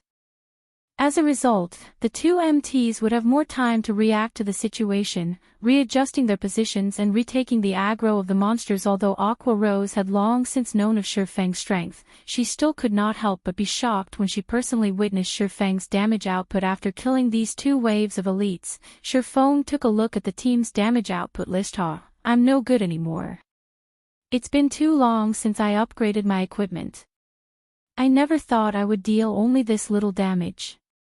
Shifeng smiled bitterly. Although Shifeng's total damage ranked at the very top of the team, his damage exceeding even Blackie's, in terms of single attack output, he was far from being Blackie's match. All this time, Shifeng had been busy making money and increasing his guild's backing. Hence, he did not get much of a chance to upgrade his own equipment. Presently, he was still using the level 10 Mysterious Iron set equipment, the Wind Extinguisher set. He only had 3 pieces of Secret Silver equipment on his entire person, and they were even level 10 equipment only. Shifeng depended mainly on the Abyssal Blade and his pseudo-extraordinary item, the Blazing Meteor, to produce his frightening damage. Without them, he would only rank around 5th or 6th place at best within the team. However, Shifeng's words had immediately earned him the contemptuous gazes of everyone in the team. If Shifeng, who ranked first in terms of damage output, said he was no good, then what were they supposed to be? Following which, under Shifeng's command, everyone advanced deeper into the castle, killing hundreds of elites and a dozen or so special elites. Of the latter, the demon hounds were extremely ferocious. Moreover, these demon hounds moved in groups of 4. Fortunately, Kola was capable of tanking 3 of these monsters at once, leaving the remaining 1 to Yi Wumian. If Kola had not been sufficiently strong, they would have definitely team-wiped naturally. The team's harvest was also bountiful. Aside from a few Tier 1 gemstones, and bronze and mysterious iron equipment, they had also obtained 2 pieces of secret silver equipment. One of them was a cloth armor chest piece for elementalists, which was promptly distributed to Aqua Rose. The other item was cloth armor shoes for clerics. As Violet Cloud already had excellent equipment, she had no need for the shoes at all. Hence, the equipment was given to the other cleric in the team. Icy Fruit. The profits of a 20-man Hell Mode team dungeon is truly high. We have obtained so many mysterious iron equipment just from the elite monsters. The special elites even drop secret silver equipment, Aqua Rose exclaimed. Just the harvest they reaped from arriving at the first boss was already comparable to the harvest of raiding a hard mode team dungeon.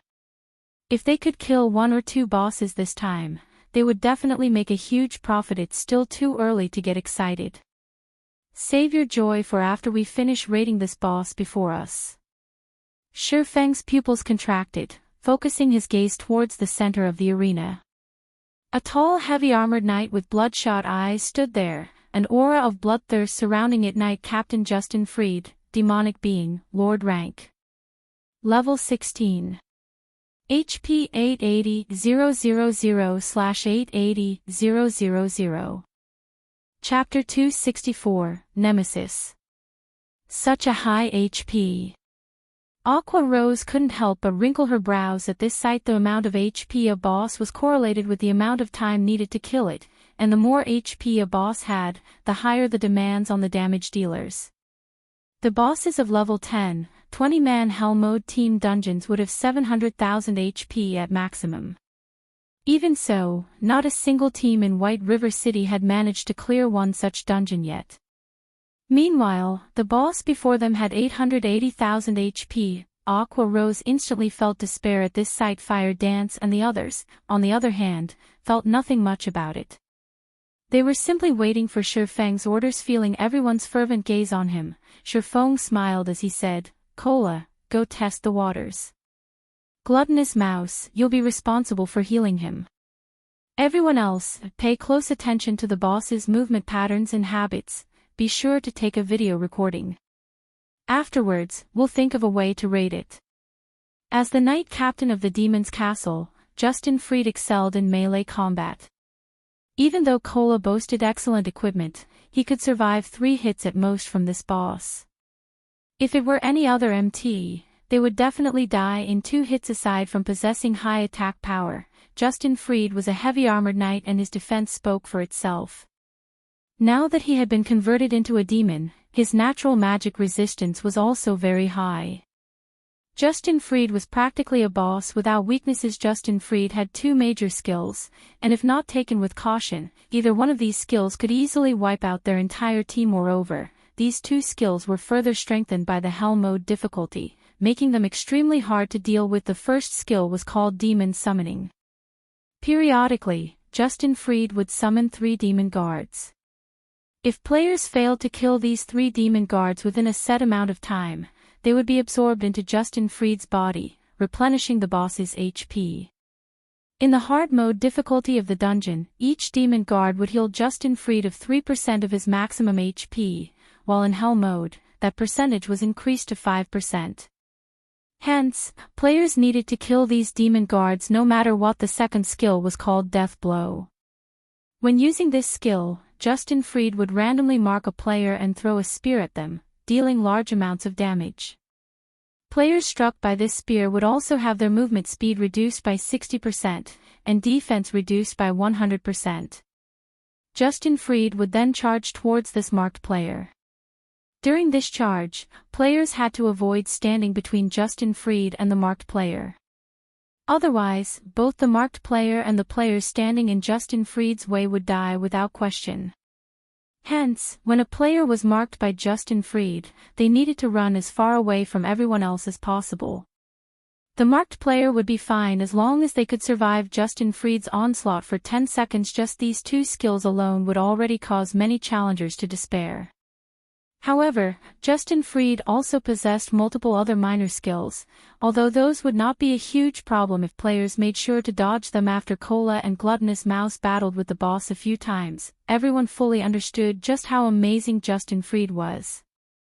If struck by Justin Freed's great sword, even a powerful tank like Cola would lose over 1,400 HP. It would take Justin Fried only 2 attacks to finish off anyone else within the team.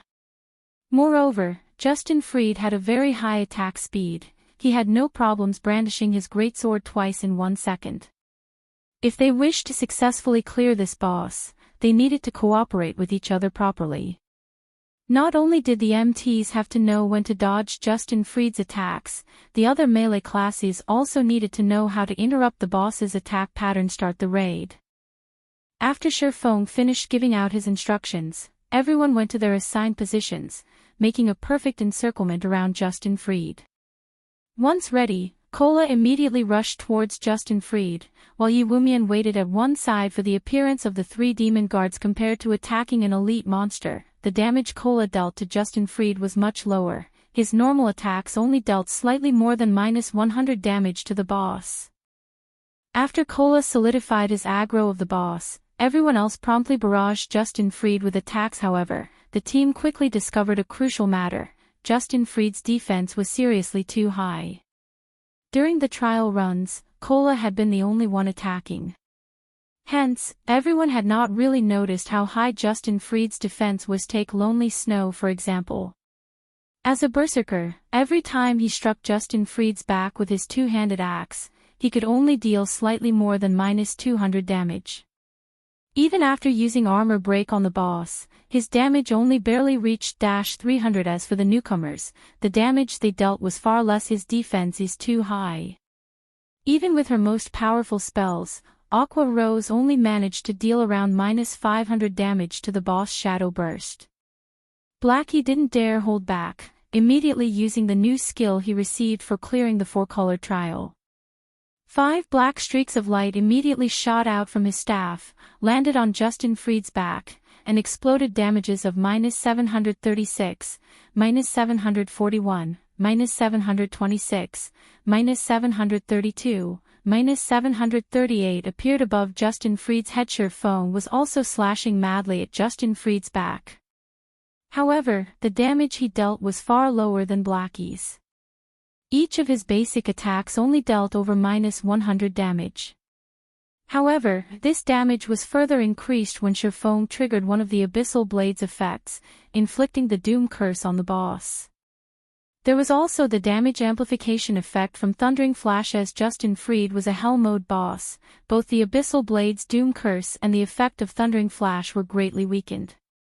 Overall, the 2 debuffs had weakened Justin Fried by 15% simultaneously. Shifeng swapped out his Might of 1,000 title for his Demon Hunter title, further weakening Justin Fried. Now, Justin Fried only possessed 80% of his original strength. This result undeniably reduced the burden placed on everyone in the team. Guild leader, the additional passive skill of your weapon and also the effect of your title are simply too amazing. Thanks to you, the difficulty of this boss has been forcefully brought down a notch. Cola said with a smile. Undeniably, he was the person who profited the most from these debuffs. Aqua Rose's eyes glowed with joy as well when she witnessed this scene. Thanks to Shifeng's skills and title, they now had hope of defeating this boss. It seems that I, too, should get more of such titles in the future. It would make boss raids a lot easier. Aqua Rose looked at Shifeng's title in envy. However, she knew it would be very difficult to obtain such a title. Aqua Rose made a note to herself to ask Shifeng how she, too, could obtain such a title. When they left this dungeon, when Justin Fried's HP fell to 90%, Shifeng immediately shouted through the team chat, "Yi Wumian, get ready to aggro the monsters. Everyone, focus fire on the spawns the moment they appear. Fire dance and I will help Cola cope with the boss. Damnable trespassers. Guards. Get rid of them."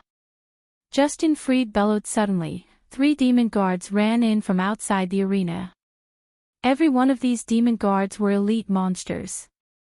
Moreover, each of them possessed 40,000 HP. Fortunately, the demon guards had much lower defense compared to the boss. The team took no time at all to finish all 3, especially when they had a powerhouse like Blackie. Everyone then returned their focus to the boss. During the entire battle, Shifeng did not get many chances to deal damage. Possibly due to there being many more people attacking him, Justin Fried's attack pattern right now was slightly different from when only Cola and Gluttonous Mouse were raiding him. The boss could always accurately force Cola into a corner whenever he brandished his greatsword, preventing Cola from effectively dodging his attacks. To make matters worse, aside from Shurfong, nobody else in the team could accurately find a way to interrupt the boss's attack rhythm. Although Fire Dance managed to react to the situation and find a suitable location to attack, due to her low strength as an assassin, she failed to interrupt Justin Fried's attack. Hence, Shurfong had no choice but to focus all his attention on interrupting the boss's attacks.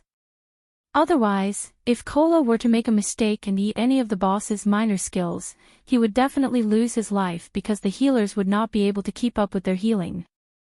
Concurrently, Cola's death would also mean everyone else's death. When Justin Fried's HP fell to 78%, he finally used Death Blow in a fit of rage. Meanwhile, the target of this skill was none other than Shurfong. Shurfeng's first reaction to the activation of this skill was to turn tail and run. After being marked by this skill, unless players activated skills that provided invincibility, they would unquestionably die. When Justin Fried closed in on them, Justin Fried retrieved a silver spear and abruptly threw it at Shurfong. Instantly, a silver flash streaked across the sky and flew at Shurfong, producing a boom as it broke the sound barrier. Players were unable to dodge this silver spear, so they could only try to block it. Hence, just as the spear was about to reach him, Shurfong immediately spun his body around and activated parry. The spear smashed into the abyssal blade, generating brilliant sparks as metal clashed against metal. Shurfong was forced to retreat over a dozen steps before he could shake off the attack and stabilize his body. Both his hands felt numb after blocking Justin Fried's attack, and he had very nearly lost his grip on his swords. He then took a glance at the abyssal blade, finding a clear scar on the blade of the sword unbelievable. To think that this move could even damage a magic weapon. If it were a secret silver weapon taking this hit, wouldn't it get destroyed instantly? Even a fine gold weapon might not survive this attack. Shurfong secretly rejoiced that he had not used the Silver Lake to block this attack. Otherwise, the sword would have been finished. After seeing his spear blocked, Justin Fried grew furious. Ignoring Cola, he charged at Shurfong with large strides. Without hesitation, Shurfong immediately activated Windwalk, increasing his movement speed by 30%. He then started moving in circles around the arena. As Shurfong did not receive any damage from Justin Fried's spear, he also did not receive the movement speed reduction debuff. Hence, no matter how hard the boss tried to chase Shurfong, he simply couldn't catch up. In the end, Shurfong kited the boss around the arena for the full 10 seconds. With both of Justin Fried's major skills dealt with, everyone returned to their positions and resumed their attack on Justin Fried. Later on, no matter how many times Justin Fried used his major skills, the end result was still the same. After a dozen minutes passed, even when Justin Fried entered his berserk state, he still could not change the inevitable. The reason being, Cola had protection blessing to stave off the boss's increased damage. Cola also had the Arclight guard's additional skill, Time Arc. The effect of this skill was the equivalent of providing Cola with 9 seconds of invincibility. It also allowed him to reset the cooldown of any skills he had used during Time Arc's duration.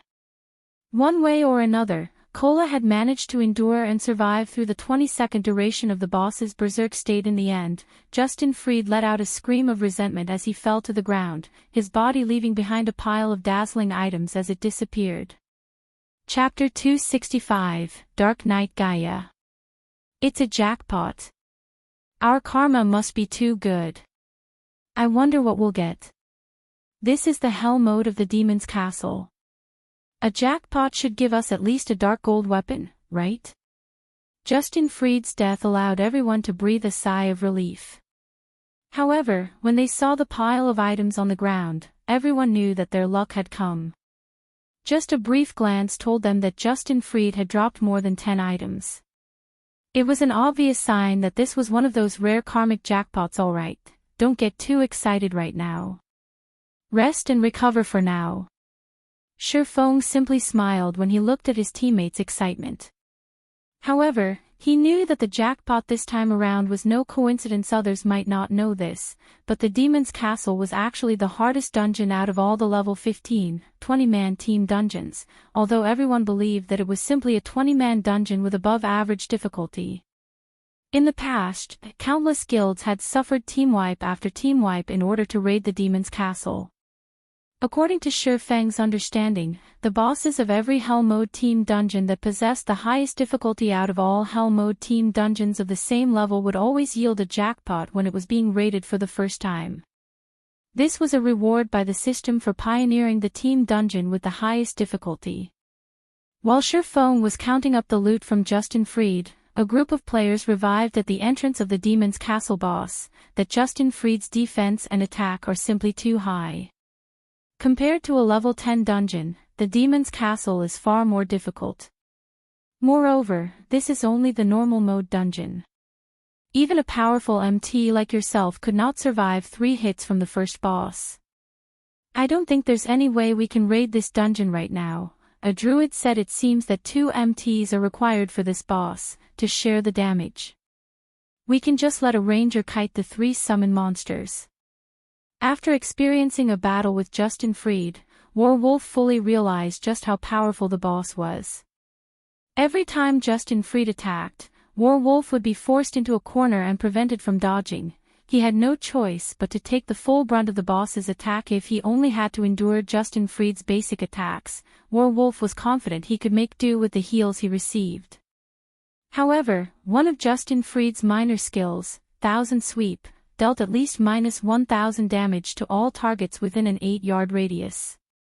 Meanwhile, the activation time for this skill was practically instantaneous, so Warwolf had no chance at dodging it. When Warwolf ate this minor skill in addition to a basic attack, he would instantly lose at least 2000 HP. Only with all 4 healers in the team focusing their heals on him could they barely manage to get his HP back up to a safe level before Justin Fried's next attack connected. However, shortly after, the boss summoned 3 demon guards. Once the healers spread their focus to the other members of the team, Warwolf was promptly slain by Justin Fried. The end result: a team wipe. As Warwolf's team was about to enter the Demon's Castle for the second time, Shi Feng had already started distributing the loot. The jackpot this time had yielded 11 weapons and equipment in total. There were also quite a number of magic crystals and precious materials. Among the weapons and equipment dropped were 3 secret silver equipment, leg guards for rangers, a hat for druids, and shoulder guards for summoners. As this was a guild-only team, and also a pioneer raid, the distribution of items this time was not done using the contribution auction method. Instead, Shi Feng assigned the items to specific players while placing priority on increasing the overall battle prowess of the team. Meanwhile, fine gold ranked weapons and equipment numbered the most. There was a total of 6 of such items dropped by Justin Fried. The attributes of these items spoke for themselves. The items dropped from the Hell Mode of the Demon's Castle were all of the finest quality. Lonely Snow received a level 15 fine gold ranked great axe, while Cola received a level 15 fine gold ranked short sword. Meanwhile, the secret silver weapons the 2 previously used were passed on to their teammates. The remaining 4 items were fine gold equipment, shoes for swordsmen, arm guards for cursemancers, a chest piece for oracles, and a chest piece for elementalists. Shi Feng kept the shoes for swordsmen for himself, exchanging it with his level 10 mysterious iron ranked boots. Triumph boots, shoes, plate armor, fine gold rank. Level 15. Defense plus 184. Strength plus 17, agility plus 20. Endurance plus 12. Movement speed plus 5. Restricted to swordsman. Additional passive skill dash. Light-footed, increases movement speed by 5%. Shi Feng then handed the fine gold ranked arm guards to Blackie, the chest piece for oracles to Gluttonous Mouse, and the chest piece for elementalists to Aqua. The final 2 items were of dark gold rank. One was a pitch-black long sword, while the other was a dark gray-colored staff that emitted black mist. Demonbane, one-handed sword, dark gold rank. Level 15. Attack power plus 183. Strength plus 20, agility plus 21, endurance plus 10. Attack speed plus 3. Durability 100/100. Additional passive skill dash. Demon Bane deals 20% additional damage towards darkness-type monsters. Although the Demon Bane was only at the level of being satisfactory in terms of attributes, the passive skill that came along with it was perfect for raiding the demon's castle. Surefeng just happened to be able to replace his level 10 dark gold weapon, the Silver Lake. Although the Silver Lake was a personal exclusive weapon, in terms of attributes and attack power, it was much weaker than the level 15 Demon Bane. The reason being, there would be a huge increase in the performance of weapons and equipment every 5 levels. Moreover, when taking into consideration the convenience of the upcoming battles, Surefeng had even more reason to exchange the Silver Lake for the Demon Bane. As for the Dark Gold ranked staff, it was also of extremely good quality. Black Mist Staff, two-handed staff, Dark Gold rank. Level 15. Equipment requirement, Strength 40, Intelligence 60. Attack power plus 154. Intelligence plus 42, Vitality plus 28, Endurance plus 33. Chanting speed plus 6. Durability 100/100. Elemental spell damage increased by 10%. Elemental spells have 18% chance to achieve a critical hit. Ignore levels plus 3. Cast range plus 2. Elemental spell levels plus 1. Restricted to Elementalist. Wow. The attributes on this staff are insane. It's practically tailored for Elementalists. Even though Blackie already had an epic ranked staff, he still couldn't help but exclaim when he saw the attributes on this staff. The eyes of the 2 Elementalists in the team immediately glowed upon seeing the attributes of this staff. This staff will go to Aqua. Surefeng handed the staff over to Aqua Rose without hesitation. Although Taciturn Goose, who was one of the newly recruited 5 demon generals, was also an elementalist, Aqua Rose was the vice leader of the guild. It would not look well if the vice leader of the guild continued using only a secret silver ranked staff. Moreover, Aqua Rose's techniques and strength was far above Taciturn Goose's, and she would be able to display the staff's true power better for me. Although Aqua Rose indeed liked this Black Mist staff very much, she had only recently joined the guild. She would feel very awkward if she were to receive such an amazing staff so quickly. Take it. You're the vice leader of our guild. We can't have other guilds looking down on Zero Wing now, can we? Surefeng said, a grin on his face. That's right, vice leader. Our guild is acknowledged as one of the 6 major guilds right now. If the other guilds were to find out that our vice leader was still using a secret silver ranked staff, they would definitely make fun of us. Blackie said, all right, then. I'll take it. Aqua Rose felt that their words were logical. As one of the top management of the guild, every action she took affected the guild's reputation. If others were to discover her poor quality equipment, although they might not outright slander them with insults, they would definitely look down on Zero Wing. It would make others think that Zero Wing was not as good as it seemed to be. After equipping this exquisite staff, Aqua Rose suddenly felt the responsibilities placed upon her shoulders growing heavier, following which, after everyone was rested, they resumed advancing towards the heart of the demon's castle. Due to the jackpot from Justin Freed, the team's overall strength was greatly increased. They had a much easier time now when they fought against the elites and special elites, and very quickly, they arrived at the main hall of the demon's castle. The final boss, the Dark Knight Gaia, sat high above on the throne inside the hall. The moment everyone set foot inside the hall, the atmosphere of the room suddenly changed, and even the air started feeling heavy. Everyone in the team sucked in a mouthful of cold breath at the scene inside the hall. This is a joke, right? Blackie looked at the throne in the distance, his mouth gaping wide open in shock. What is going on here? Why are there 2 more bosses with Dark Knight Gaia? Astonished, Surefeng stared at the 2 beauties standing beside the throne. The 2 beauties had a pair of pitch-black wings on their backs, and both of them were giving off an imposing aura that was no weaker than Dark Knight Gaia's. Chapter 266, Holy Light.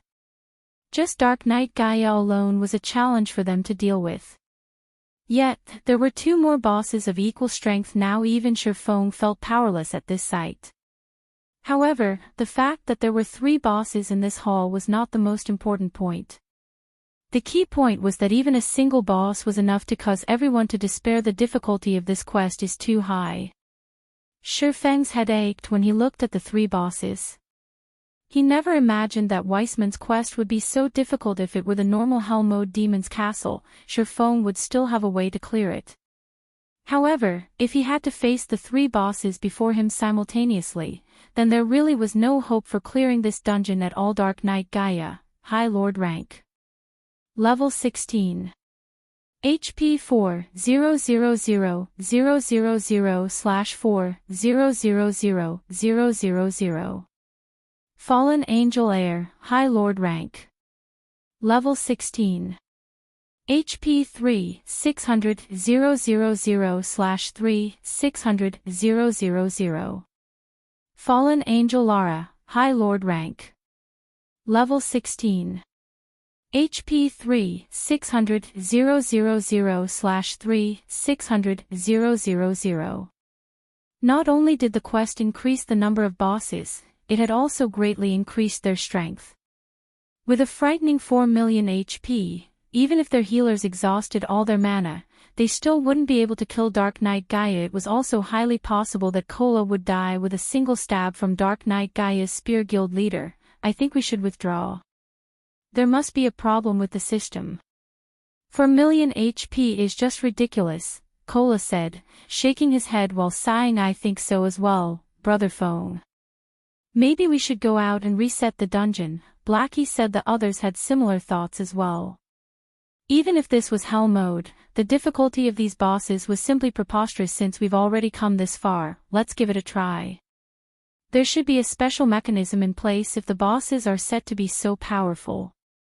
Shifeng did not think there was an error with the system. It definitely had its own reasoning for making the bosses this powerful. So, they might as well test the water. Who knows? They might even discover some secret trick that will allow them to defeat these bosses. Since Shifeng had already spoken, the others naturally did not oppose his decision. At worst, they would simply waste some of their EXP, and EXP was something they could easily obtain. Hence, like the previous time, Kola and Gluttonous Mouse went ahead to gauge the standards of the bosses. Like before, Kola threw his shield at the 3 bosses, activating Shield of Vengeance. Yet, the moment Kola's shield struck the 3 bosses, everyone in the team was stunned by what they saw. 1-1-1. Only 1 point of damage appeared above each of the 3 bosses. Their frightening defense rendered everyone in the team speechless. You are seeking death. Dark Knight Gaia spoke in a tone that was neither enraged nor arrogant. Rather, his voice was only filled with coldness and indifference. He spoke just like a machine, emotionless. Gaia then slowly got up from his throne. He did not rush to attack Kola, instead choosing to abruptly focus his eyes on Kola. Kola instantly felt a chill overcome his body. Although this was a game, the pressure he felt was nothing but real. Similarly, the 2 fallen angels by Gaia's side did not take any action. They did not even give Kola a single glance, as if saying Kola was not worth their attention. Ali refused to believe it yet. Kola summoned up his courage as he used punishment on Dark Knight Gaia. However, just like before, his attack only dealt 1 point of damage to the boss. Everyone cringed at this result. This time, Dark Knight Gaia finally retaliated against Kola's attack. Gaia casually retrieved a spear from his side, aimed it at Kola, and threw it. Before anyone could react, a flash of light pierced through Kola's chest, followed by a sonic boom reverberating throughout the hall. The attack caused over -2,900 damage to Kola, leaving him with only several hundred HP remaining. This casual attack had nearly taken Kola's pitiful life. Just as Dark Knight Gaia was about to attack for the second time, a pillar of holy light descended from the sky, enveloping Kola. When Gaia's spear clashed against the holy light, it was as if the spear had struck an impenetrable wall. The spear could not advance by even an inch. There was a trick to it, as expected. Shifeng smiled faintly when he saw the holy light descending from the sky. He also discovered the silhouette of a person floating amidst the pillar of holy light. Hence, Shifeng shouted in the team chat, everyone, together.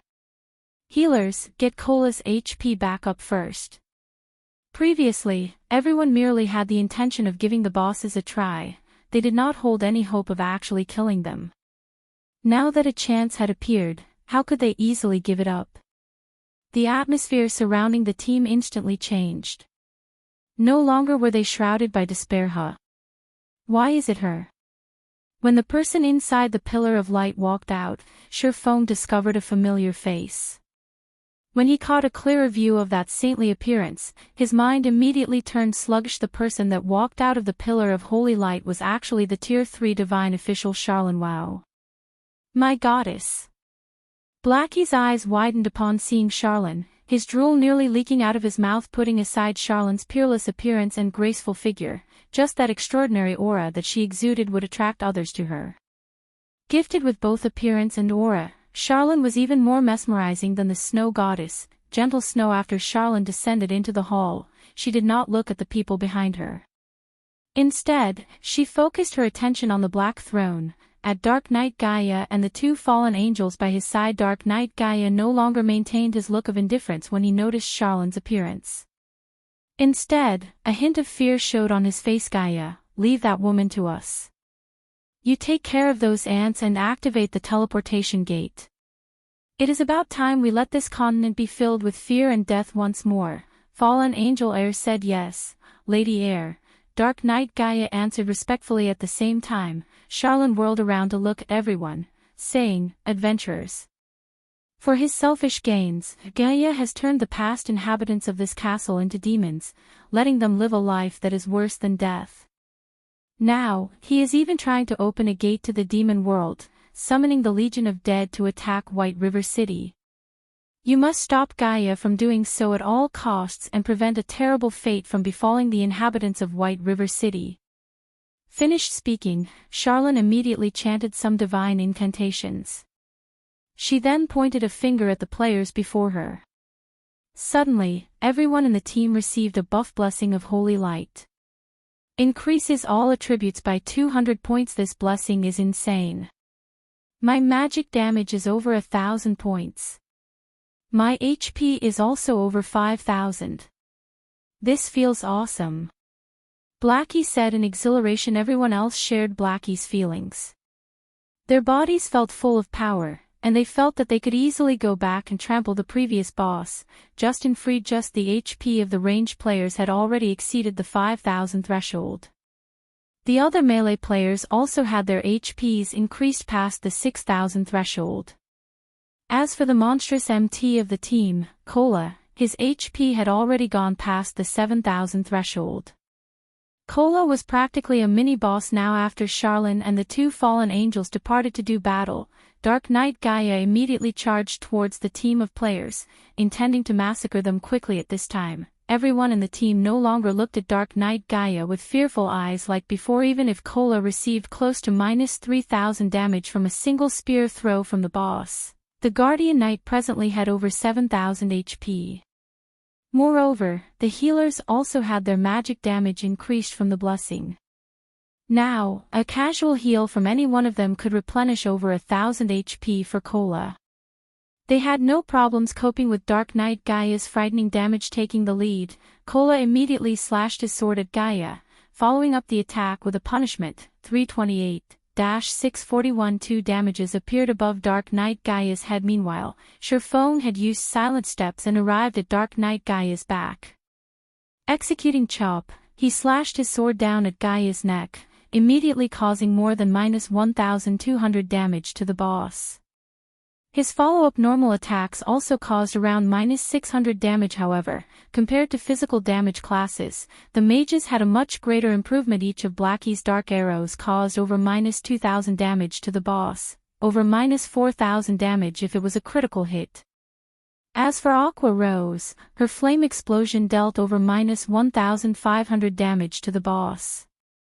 The other mages in the team could also deal over -1,200 damage with each of their attacks, which was very impressive. On the other hand, Dark Knight Gaia's damage towards Cola was slightly reduced.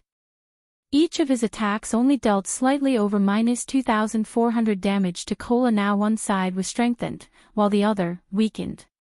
Even if Dark Knight Gaia had 4 million HP, everyone still felt confident of defeating him. As Dark Knight Gaia's HP continuously fell, his attack rate also grew fiercer, and the damage he dealt also became greater.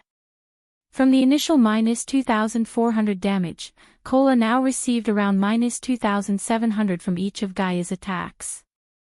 Chapter 267, Legendary Power. This won't do.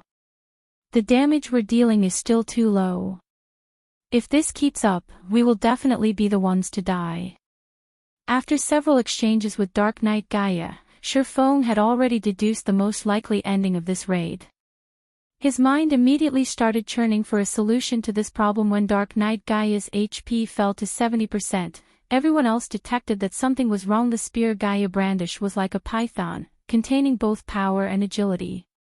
Gaia had a more relaxed time responding to everyone's attacks now, successfully blocking and rendering many of the attacks sent at him ineffective.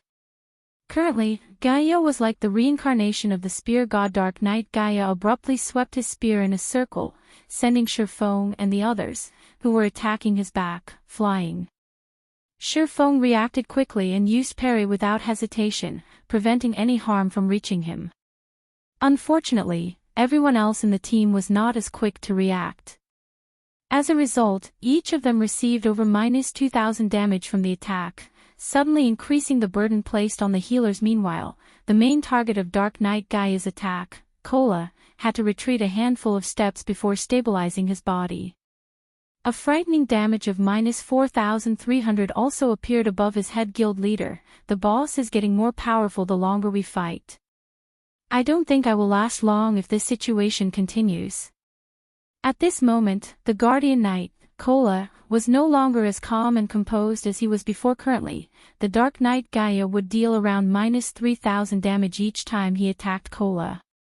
If the boss triggered a critical hit or used a skill, he would deal over -4,000 damage.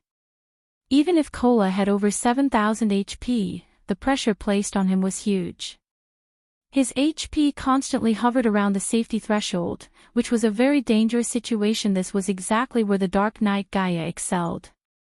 The longer he fought, the braver he got. On the surface, Dark Knight Gaia did not seem to use any major skills. However, in reality, he had been using them constantly. Blood Rage. With this skill, the longer Dark Knight Gaia battled, the higher his damage would become. His attack speed would also rise as time passed. Just this skill alone was already sufficient to make any team that dared challenge him kneel and accept defeat. In addition, Dark Knight Gaia also possessed an AoE skill, Blood Domain. The skill had an effective area of 100 yards. When used, a blood demon would spawn behind all enemies within this range. These blood fiends each had 10,000 HP. Contrary to expectations, these blood fiends would not attack players. Instead, if these blood fiends came within 3 yards of their locked target, they would self-destruct. The resulting explosion had an effective radius of 20 yards, and in Hell mode, the explosion would deal -2,000 damage. However, due to Shifeng's quest, the current boss the team faced was an enhanced version of the Hell mode Dark Knight Gaia. Hence, Shifeng did not know how much damage the blood fiends would deal if they exploded. It was bound to be more than -2,000 damage if they could not deal with these blood fiends quickly, leaving the monsters to self-destruct without control. The end result would, without a doubt, be a team wipe.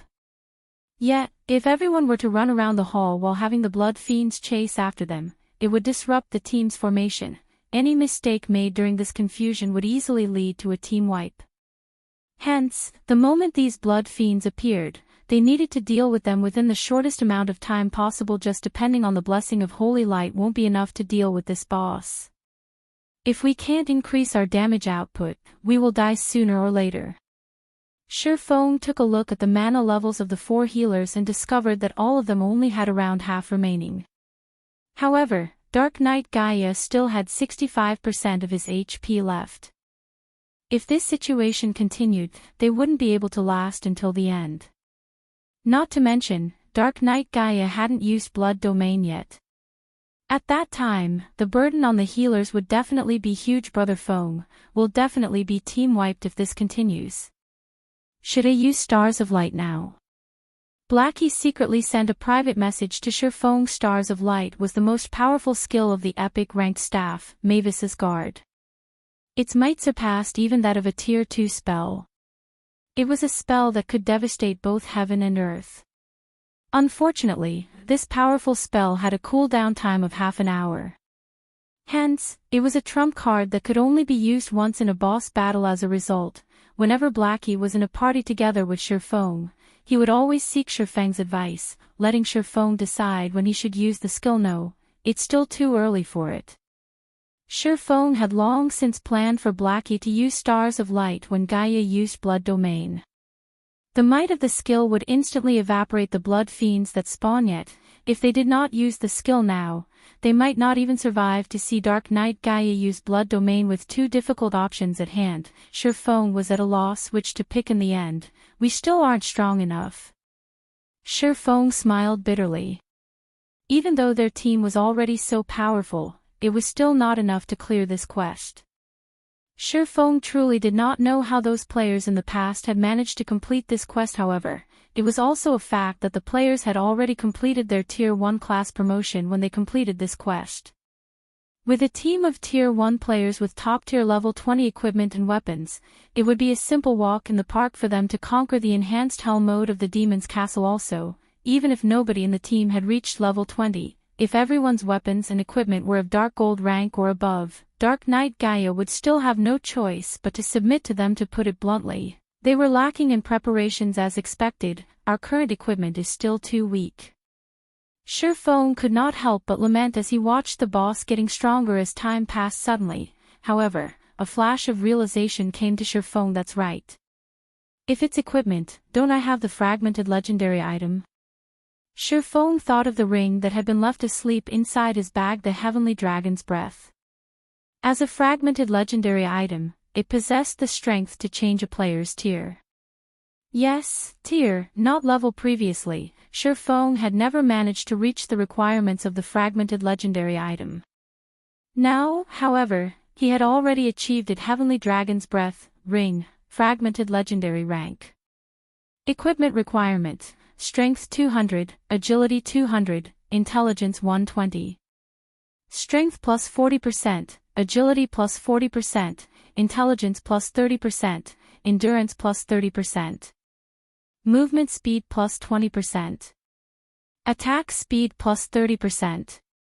Ignore levels plus 10. All item level requirements reduced by 10 levels. Additional skill 1, Dragon's Authority.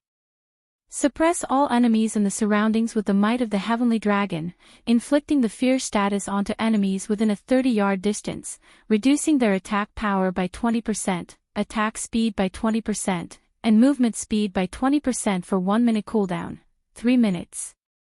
Additional skill 2, Dragon Breath. Inflicts 6x damage in a 305-yard line in front of you. There is a 20% chance to induce the fainted state for 2 seconds cooldown, 5 minutes. Additional skill 3, Heavenly Dragon's Power. Allows the user to temporarily possess the power of the Heavenly Dragon, increasing HP by 300%, strength by 100%, and defense by 300%, and grants immunity to all controlling effects for 2 minutes cooldown, 3 hours. The Dragon Slayer Mechacera once owned the Heavenly Dragon's Breath. It was originally a legendary ranked item possessing the suppressed strength of the Dragon tribe. Due to damage resulting from a war between gods, its might has greatly decreased.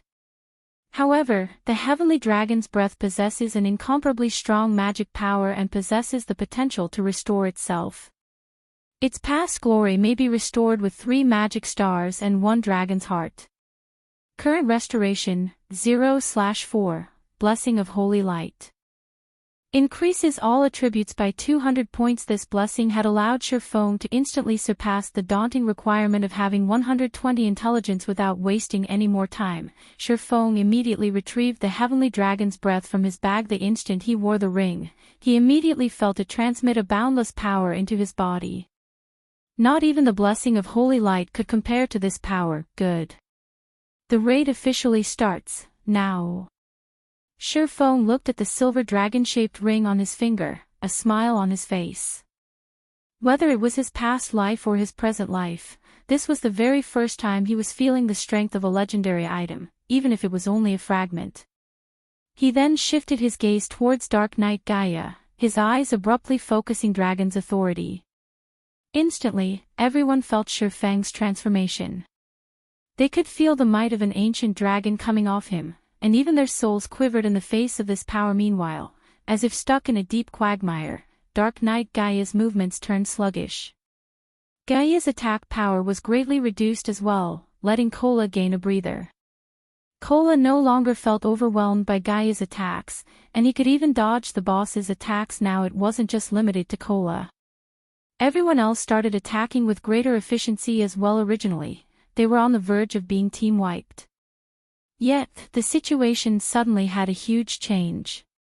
It was simply unbelievable what happened. Aqua Rose was shocked. Chapter 268, Everything is Insubstantial. Although everyone was shocked by Dark Knight Gaia's weakening, they were even more shocked by the person who activated Dragon's authority, Shifeng. Currently, raging wind surrounded Shifeng's body, swirling in all directions and creating a dazzling sight. Shifeng had now become the focus of this hall. When Shifeng took a step forward, his body instantly disappeared and reappeared in front of Dark Knight Gaia. Brandishing both the Abyssal Blade and the Demon Bane, Shifeng sent over a dozen slashes at the boss, the afterimages of his swords creating an impression of a lotus flower. Due to the heavenly dragon's breath, Shifeng's attributes were greatly increased once more.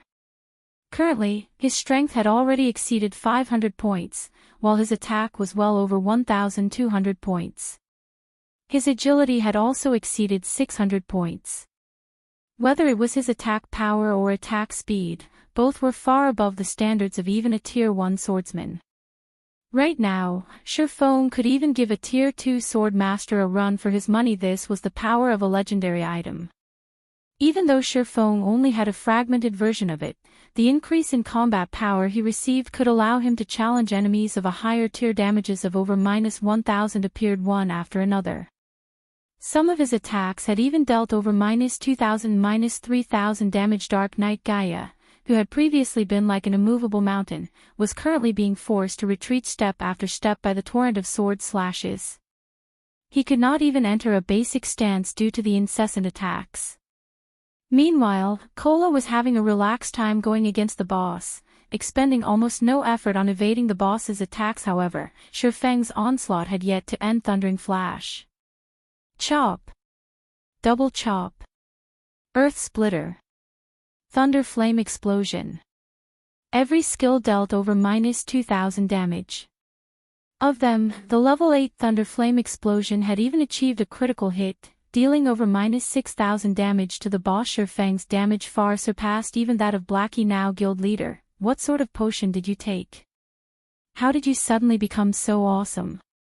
Kola was extremely curious about Shifeng's sudden transformation. Previously, Shifeng's single output damage was even below Blackie's and Aqua Rose's. Now, however, his damage had completely left that of the two in the dust. If Shifeng said it was nothing, not even a ghost would believe him. Potion. Kola, you're thinking too highly of potions. This is the trump card of our guild. Blackie said, a grin on his face. He had a fair idea of what was actually going on. After all, he had also been present when Shifeng obtained the Heavenly Dragon's Breath. Brother Black is right. Kola, you're looking down on guild leader too much. Lonely Snow chimed in with a proud tone. The matter of the fragmented legendary item had always been a secret between the three of them. Shifeng had previously told them not to leak any information about it, so nobody else, other than them, knew about it. After all, just an epic ranked item alone could entice a first-rate guild to take action. If it was known that their guild possessed a fragmented legendary item, rivers of blood might start to flow in White River City. It's not a potion. Aqua Rose was also surprised. However, after she gave it a thought, their words felt right. It should not be possible for potions to provide such a powerful upgrade. Yet, if it was not a potion, what else could allow Shifeng's battle strength to increase so tremendously? Suddenly, Aqua Rose started growing more confused about the guild known as Zero Winged was clearly a recently established guild. It could even be described as a blank slate.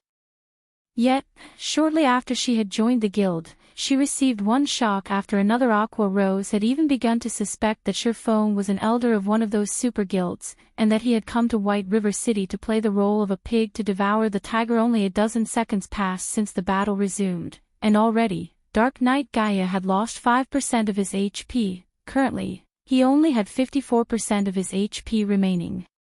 If this trend continued, his life would end before 3 minutes even passed. However, Shifeng was still not satisfied with this result.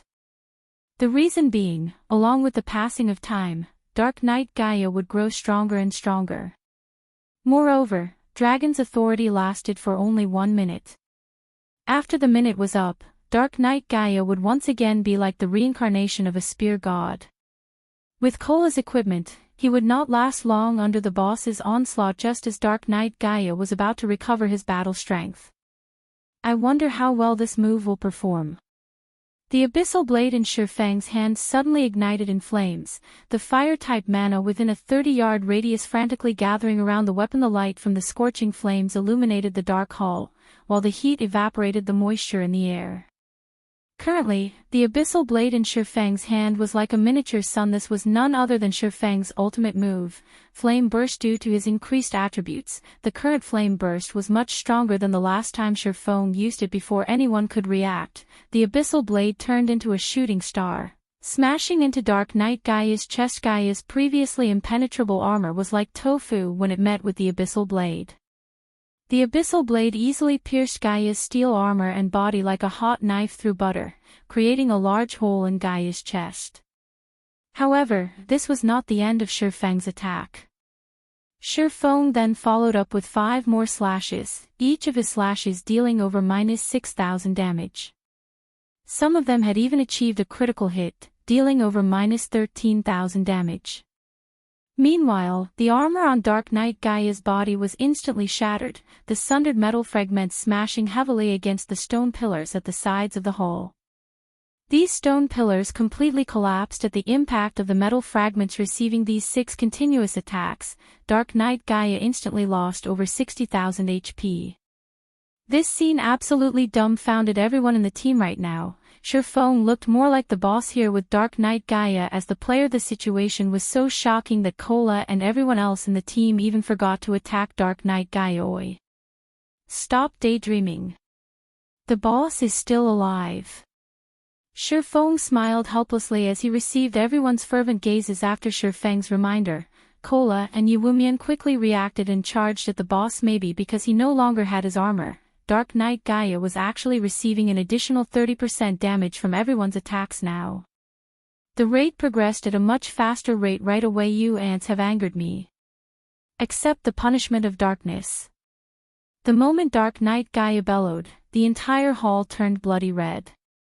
Immediately, 20 ferocious-looking blood fiends appeared within the hole. Meanwhile, these blood fiends each had 20,000 HP, and each of them quickly ran towards their locked targets after being summoned. Blackie. Shifeng said in the team chat, got it. It's finally time for me to show off. Blackie chuckled as he waved his staff. A gigantic magic circle appeared above the hall, and in the blink of an eye, a dazzling star emerged from the magic circle and crashed downwards. The stars of light had a very wide coverage. Hence, Blackie easily enveloped all the blood fiends within the skill. The enraged Dark Knight Gaia included. Each star caused over -5,000 damage. After over a dozen stars came crashing down, not even ashes remained of the blood fiends. As for Dark Knight Gaia, he was left in a miserable state after the duration of the skill ended. Everyone else in the team took this chance to use their most powerful moves on the boss, holding nothing back. Before even a minute passed, Dark Knight Gaia's HP fell to 30%. Instantly, the boss went into a berserk state, his body doubling in size. In this state, both his attack power and defense were greatly increased even when Cola had Protection Blessing activated, the skill reducing any damage he received by 50%. He lost over 3000 HP the instant Dark Knight Gaia's spear connected with his body just in time. Shifeng had been waiting for this moment all along. Did he think going berserk was amazing? In front of a dragon, everything was insubstantial. Shifeng immediately activated Heavenly Dragon's power, increasing his HP by 300%, strength by 100%, defense by 300%, and also becoming immune to all controlling effects for 2 minutes. After the activation of Heavenly Dragon's power, Shifeng's body underwent a transformation. Dragonscale suddenly covered his skin, making him look as if he was wearing Dragonscale armor. With the addition of these Dragonscales, Shifeng's originally ordinary appearance suddenly became tyrannical. Chapter 269, Violent Conclusion. Originally, everyone was still worried about how they should deal with the Berserk boss. However, Shifeng's shocking transformation immediately attracted their attention. Leaving aside Shifeng's new handsome and gorgeous appearance, just by standing there, he was already giving off an insurmountable pressure. This was no longer an oppression due to strength. Instead, this pressure was the instinctive reverence for a primordial life form. Just what is going on here? Aqua Rose asked in shock. It was a known fact that players could not transform their bodies. Yet, Shifeng had actually transformed in defiance of that notion.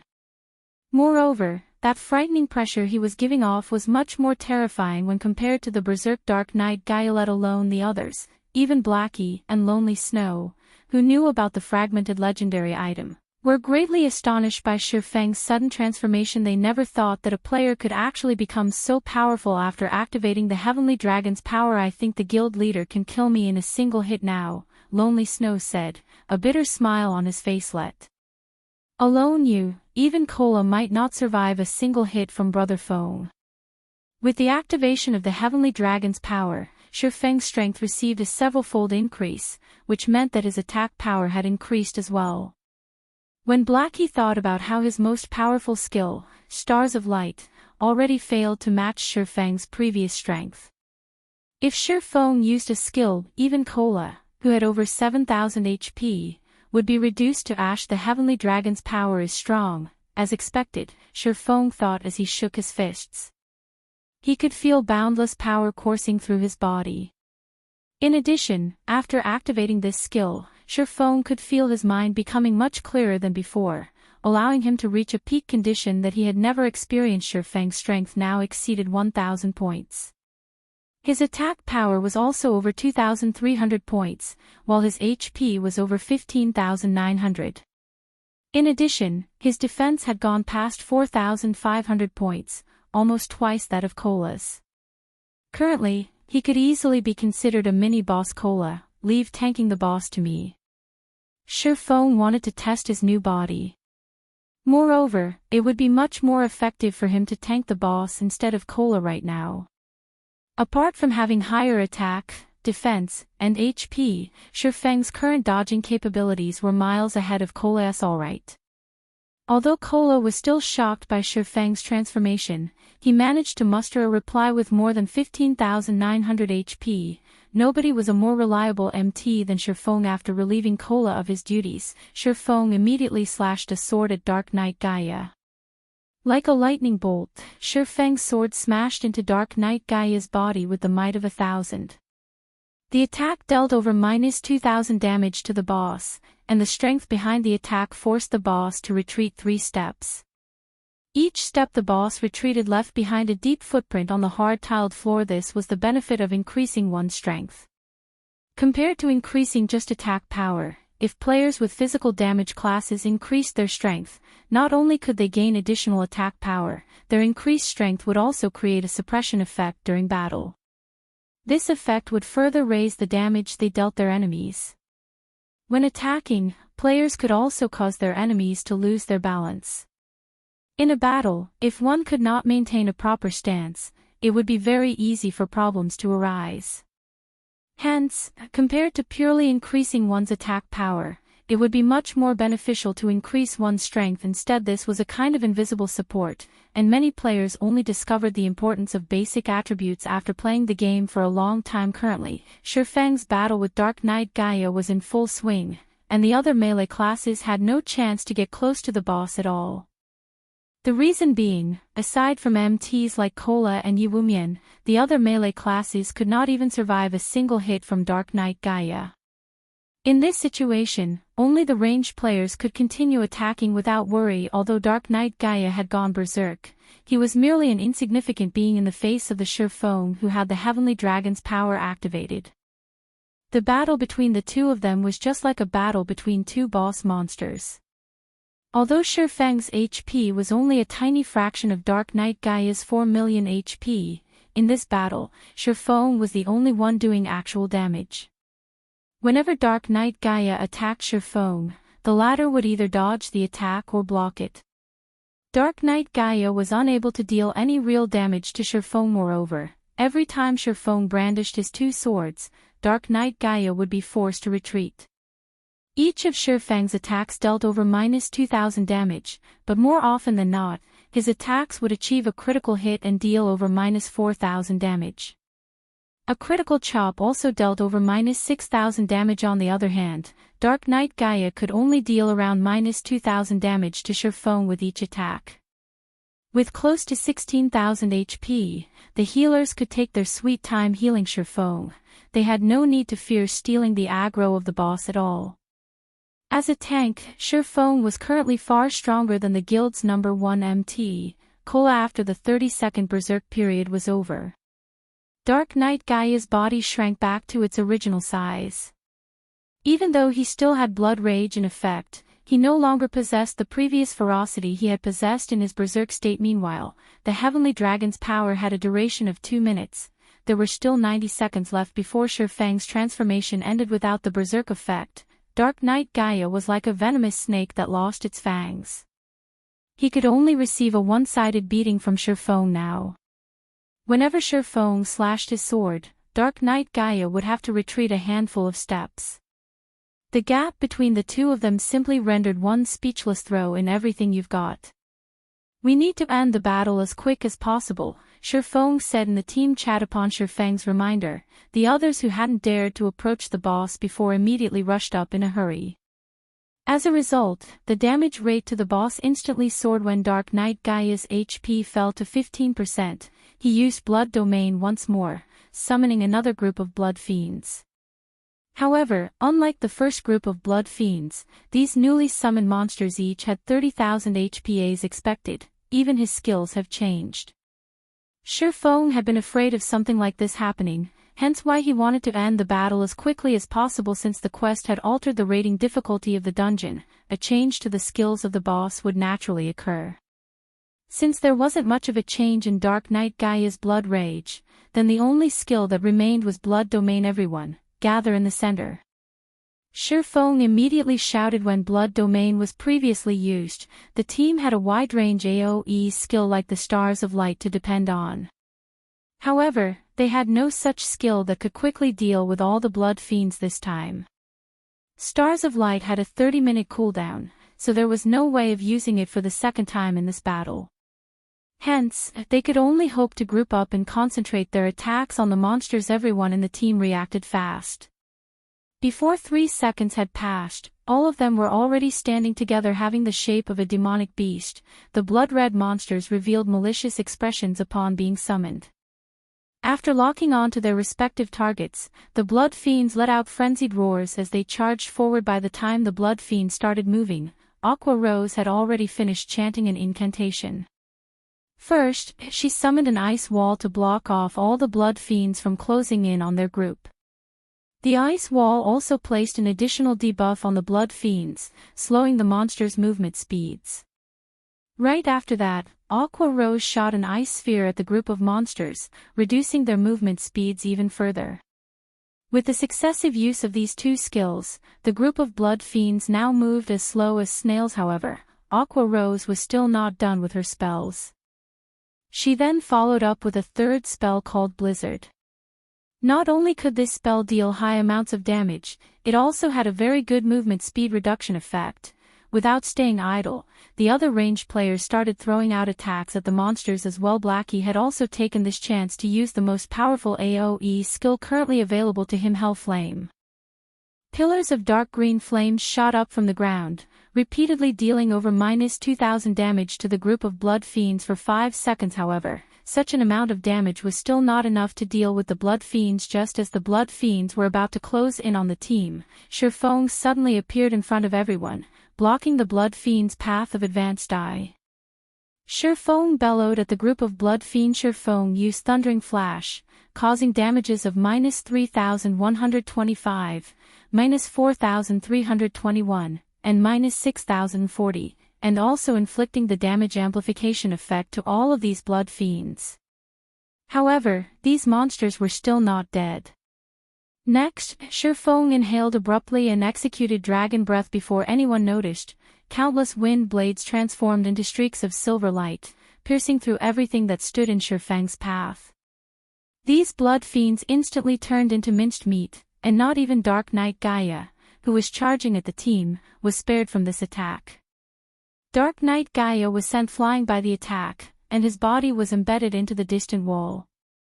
However, an instant later, the wall behind him shattered, and Dark Knight Gaia was again sent flying for more than 10 yards. Dark Knight Gaia's body was filled with bloody injuries now. Meanwhile, Dark Knight Gaia had received over -15,000 damage from Dragon Breath. The amount of violence this skill displayed was far above Blackie's Hell Flame. Without the threat of Blood Domain, the battle continued for only 30 more seconds before Dark Knight Gaia died in the middle of the hall, letting out an agonized roar as his life faded away immediately. Many people in the team leveled up. Shifeng had also risen from level 17 to level 18. White River City Region System Announcement. Congratulations to Zero Wing for becoming the first team to conquer the Hell Mode Demon's Castle. All players within the team will be rewarded with 40 reputation points in White River City, 10 reputation points in Starmoon Kingdom, 300,000 EXP, and 10 silver coins. White River City Region System Announcement. Congratulations to Zero Wing for becoming the fastest team to conquer the Hell Mode Demon's Castle. All players within the team will be rewarded with 40 reputation points in White River City, 10 reputation points in Starmoon Kingdom, 300,000 EXP, and 1 Tier 2 Gemstone of Random Attribute System. Hell Mode Demon's Castle has been cleared for the first time. Loot increased by 100%. Chapter 270, Ennobled. Outside one of the 3 great dungeons, the Land of Death, there were many guilds that had established a base of operations to facilitate raiding the dungeon. Meanwhile, inside Dark Star's base of operations, the Arclight shield is already in our hands now, so the MT problem has been dealt with. The next thing we need to do is to snatch the first clear of the Land of Death right in front of everyone, Lone Tyrant said in high spirits. Lone Tyrant had spent a lot of effort in order to acquire the Arclight shield.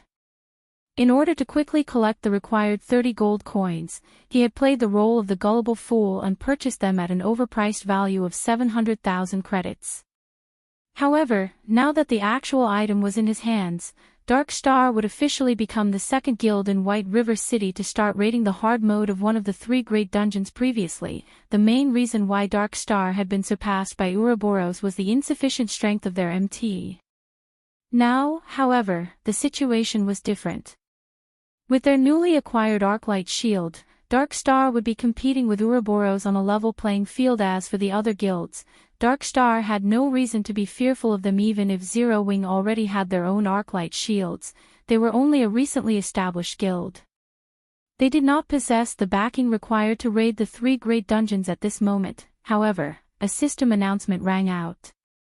White River City Region System Announcement. Congratulations to Zero Wing for becoming the first team to conquer the Hell Mode Demon's Castle. All players within the team will be rewarded with 40 reputation points in White River City, 10 reputation points in Starmoon Kingdom, 300,000 EXP, and 10 silver coins. White River City Region System Announcement. Congratulations to Zero Wing for becoming the fastest team to conquer the Hell Mode Demon's Castle. All players within the team will be rewarded with 40 reputation points in White River City, 10 reputation points in Starmoon Kingdom, 300,000 EXP and 1 Tier 2 gemstone of random attribute. The announcement was repeated 3 times. Lone Tyrant was dumbfounded by this announcement. He was very clear about what sort of dungeon the Demon's Castle was. If not for the fact that the first clear of the 3 great dungeons was too important to them, Dark Star would have long since started raiding the Demon's Castle. However, Zero Wing had gotten the drop on them and secretly taken the first clear of the Demon's Castle.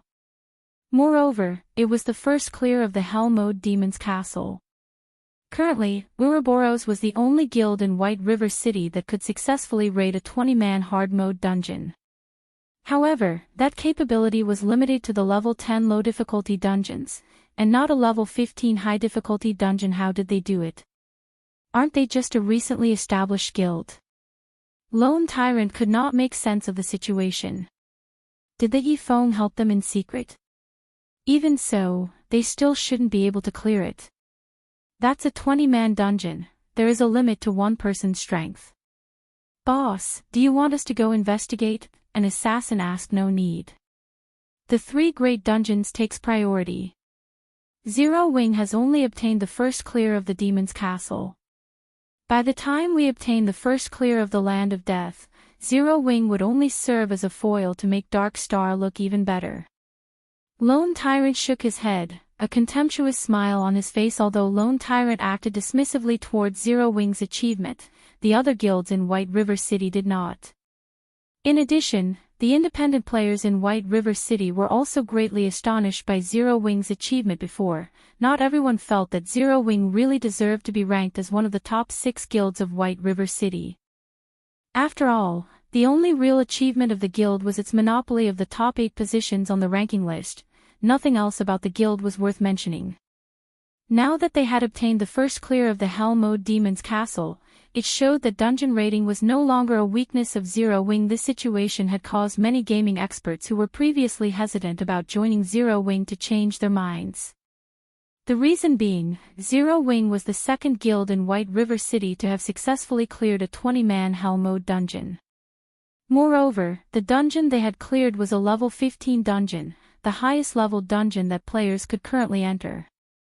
This showed that their strength had surpassed the other guilds by a large margin. Just as the players in White River City were fervently discussing this matter, Shifeng's team started distributing their spoils of war. Originally, aside from the Hell Mode bosses of the 3 great dungeons, Dark Knight Gaia could be considered as the strongest boss below level 20. After receiving the frightening enhancement from Shifeng's quest, Dark Knight Gaia had become even stronger than the final boss of the Hell Mode of the 3 great dungeons. Hence, the loot he dropped would naturally be excellent. Dark Knight Gaia had dropped a total of 27 items, 9 weapons and equipment, 1 forging design, 1 tailoring design, 1 potion recipe, 1 cooking recipe, 3 precious production materials, 10 magic crystals, and 1 demon's heart.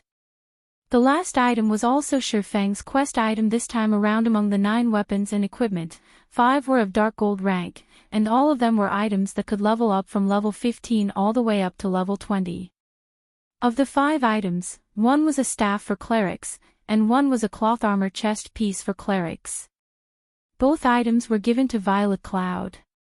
Meanwhile, Blackie received a hat for Cursemancers, Aqua Rose received shoulder guards for elementalists, and Yiwumian received arm guards for shield warriors. The remaining 4 weapons and equipment were of fine gold rank. The leather armor chest piece and shoulder guards were both given to Fire Dance. There was also a longbow for rangers, which was given to Sentimental Memories, one of the 5 demon generals. Lastly, the Berserker, Water Buffalo, received a greatsword. After having distributed all the equipment, the team's battle power greatly increased once again. With such equipment, no other team in White River City could even hope to compare to Themas for the other items. Shifeng promptly kept them for himself. Weavy got a good harvest this time. Shifeng felt exhilarated when he looked at the designs and recipes in his bag. In the hands of others, these items would only be worth a small sum of money. In his hands, however, these items would be money-making machines. Most importantly, the forging design he obtained was meant to produce the gemstone buckle. This item could allow players to equip an additional gemstone onto equipment that were of bronze rank or above. Meanwhile, Players could apply up to 3 gemstone buckles on their characters, meaning they could have up to 3 additional gemstones. The value of this item was no less than the advanced whetstone. As for the other recipes and designs, they were relatively valuable as well. Only, they were not as valuable as the gemstone buckle. After leaving the demon's castle, Shifeng allowed everyone to go ahead with their own agendas while he headed to the City Hall of White River City. When Shifeng arrived at the reception room of the City Hall, the Tier 4 wizard Weissman was still as leisurely as he was before. Weissman currently stood by the window, a peaceful expression on his face as he observed the plaza outside the City Hall. Young man, you're here. I've already heard about your achievements from that little girl, Charlene. Before Shifeng had even entered the room, Weissman had already detected his presence. At this time, Weissman moved away from the window and walked towards Shifeng. He then nodded his head, a smile on his face as he said, "Not bad. Truly not bad at all. I never imagined a day would come when this old man would misjudge somebody. Ha ha ha. Not only have you slain Gaia, you have also saved the entire White River City. I don't even know how I should reward you for your efforts. How about this? With the power vested in me, from this day onwards, you are a Viscount of White River City. With your strength, I believe you should be able to protect that place. Take this Blacksteel's contract here and head over to that place, then." System, Unique Quest, Demon's Heart, Completed Quest Rewards, Position of Viscount in White River City, Blacksteel's Contract, 500,000 EXP, 50 free mastery points, and 2 gold coins. Shifeng was momentarily dumbfounded by the unexpected rewards. These rewards were simply too bountiful, especially the position of Viscount. In the entire White River City, perhaps only Shifeng would understand the importance of this position. Right, I nearly forgot to mention, that little girl, Charlene, said she has some matters that she needs to speak with you about. She is at the Stargazing Tower right now. If you have nothing else to do, you should go see that little girl. You don't want to miss out on a rare opportunity, Weissman said, giving Shifeng a meaningful smile. Chapter 271, Guild Residence. Lady Charlene is looking for me. A bad premonition stirred in Shifeng's mind. Shifeng had a very good understanding of Charlene's personality. She was definitely the type of person that would not act out of altruism, and Shifeng couldn't help but wonder just which item on him Charlene had her eye on again. Forget it. It's better if I just go and see what she has in store for me, Shifeng decided after giving it some thought. Although Charlene was a money grubber, he had always received a great harvest every time they met. This time, Charlene might give him some advanced quest again. If the quest rewards were good, he would consider giving it a try. However, the Stargazing Tower was located in Blackwing City, and this situation puzzled Shifeng greatly. Since when had Charlene run all the way to Blackwing City? If Shifeng had not known the location of the Stargazing Tower, he would have definitely wasted much of his time blindly searching for Charlene in White River City. Moreover, it was not easy to go to Blackwing City. Without the appropriate pass, players would find it impossible to go there at all. To put it simply, if any other player wished to meet with Charlene, it would be a very difficult endeavor. Fortunately, it was a simple task for Shifeng. Although he had already depleted the number of uses on the 7 Luminaries gemstone, his pass to Blackwing City, Aqua Rose still had a few Blackwing passes of her own. On second thought, maybe I should postpone meeting up with Charlene. Based on Shifeng's many years of experience campaigning in God's domain, the quest that he could trigger by going to Blackwing City would definitely not be simple. He also had many things he needed to do right now, so it was better for him to just push this matter to a later time. After leaving the City Hall, Shifeng called for Aqua Rose and Fire Dance to meet up with him. They then headed towards the Purple Sun Mansion located in the trade area of White River City. The Purple Sun Mansion was originally the official residence of a count. However, this count had mysteriously disappeared inside the Purple Sun Mansion over half a century ago. In the following decades, every new owner of the residence would also mysteriously disappear overnight. An answer was never found for their disappearance, and ultimately, the residence was sealed by the city more than a decade ago. Moreover, The city had even stationed guards in front of the residence, preventing anyone from entering the place. It went without saying that the area the Purple Sun Mansion occupied, as the official residence of account, was one of the largest within the trade area of White River City. Even though Surfong was now a viscount, the personal land he could purchase would be less than a third of the Purple Sun Mansion guild leader. Why did you bring us to this abandoned residence? Aqua Rose asked in curiosity as she looked at the dilapidated residence in the distance, and also at the 8 guards stationed outside the place. Their guild had just recently obtained the first clear of the Hell-Mode Demon's Castle, and the resulting fame had attracted many players to apply to join the guild right now. As a result, Aqua Rose was swamped with work. Although Blackie was also helping out with management, he was mainly focused on managing the workshop side of things. The guild within the game, on the other hand, was left to Aqua Rose to manage. As for Fire Dance, she was responsible for leading the main force of the guild. Each of them had their own respective duties. However, the management of the guild was the most onerous task out of the 3-0 wing. Had been established only recently, so there were still many problems on the management side of things. Aside from the guild perk system still being imperfect, their guild was also not prepared to recruit so many players. Therefore, Aqua Rose could only carefully select whom to allow into the guild. Meanwhile, her criteria for selection were not based on a player's level.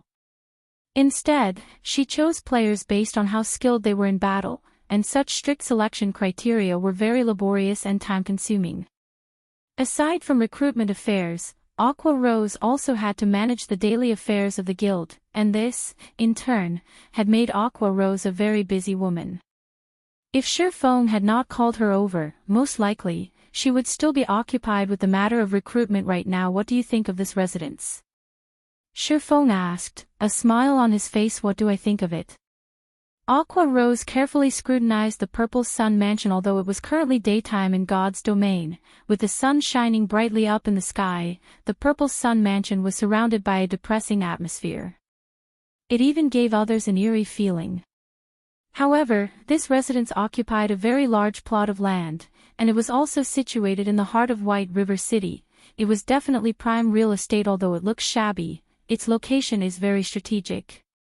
Both the bank and auction house are only 2 streets to the west, while the Adventurers Association is 3 streets to the east. There are only 5 such strategic locations throughout White River City, and 4 are already owned by major nobles. Only this place is left without an owner. Moreover, out of the 5 residences, the Purple Sun Mansion occupies the largest area. Unfortunately, it is not for sale, and it is also protected by guards. If a guild can establish a guild residence here, it would be very beneficial towards the guild's development in the future. Aqua Rose replied with eloquence. She was extremely familiar with the real estate of White River City. Her eyes were filled with yearning when she looked at this dilapidated residence. However, since they could not obtain it, there was not much point in talking about it. Not to mention owning private territory within the trade area, they did not have the power to purchase land in even the outermost sectors of the city right now. Indeed, within White River City, the Purple Sun Mansion could be considered the best location to establish a guild residence. Surfong nodded his head in agreement. He then said with a soft chuckle, however, from today onwards, this Purple Sun Mansion belongs to us, 0 Wing. After Surfong finished speaking, both Aqua Rose and Fire Dance were instantly dumbfounded. They looked at Surfong with eyes filled with disbelief. Guild leader, what did you say? Aqua Rose couldn't believe the words she just heard. This prime real estate belonged to 0 Wing from now on. No matter how she thought about this matter, it was simply impossible for it to be true. This Purple Sun Mansion will be 0 Wing's guild residence from now on, Surfong said with a smile. Guild leader, stop joking around. For such prime real estate, not to mention now, even if another month passed by, it would still be impossible for anyone to obtain it. Aqua Rose had a clear understanding about guild residences. Currently, not a single guild in White River City possessed a guild residence of their own. Yet, Surfong was saying that this hot property was now under the ownership of 0 Wing. If what Surfong said was indeed true, then it would be even more shocking than Zero Wing obtaining the first clear of one of the 3 great dungeons right this instant. It was simply unbelievable. I knew you wouldn't believe me, which is why I brought you over to take a look. Shifeng shook his head and laughed. If Zero Wing wished to develop rapidly, a guild residence was a must. Meanwhile, Aqua Rose was the manager of the guild, so Shifeng naturally had to bring her over to take a look at their future guild residence. It would allow Aqua Rose to better plan for the future. After all, it was one thing to obtain the land for the guild residence, actually establishing it was an entirely different matter. It would be better for them to plan ahead. Just as the 3 of them arrived in front of the steel gate of the Purple Sun Mansion, the captain of the station guards walked up to them, blocking their paths. This is a forbidden location of White River City. Those unrelated, please leave, the guard captain berated. Don't tell me even I am not allowed entry. Shifeng revealed his title of Viscount, so it is Lord Viscount. Forgive this humble one for not recognizing my lord. However, Magistrate Weissman has personally given orders that nobody is allowed entry into this place, and even if it is you, Lord Viscount, I am afraid that I cannot allow you to enter. The guard captain suddenly grew respectful when speaking to Shifeng. What about this? Shifeng took out the Blacksteel's contract this time. The guard captain was shocked after seeing this piece of paper. After all, this paper was the deed to the Purple Sun Mansion. In other words, from this moment onwards, the Purple Sun Mansion was the private territory of the Viscount before him. Since Lord Viscount has already become the owner of this place, of course this humble one would not stop my lord from entering, the guard captain said carefully. He then added, however, there is something very strange about this Purple Sun Mansion. If my lord is planning to enter, please exercise caution. I understand.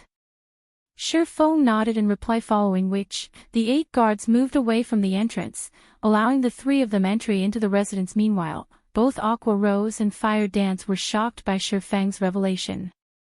He was actually a Viscount of White River City. Nobility was unlike levels.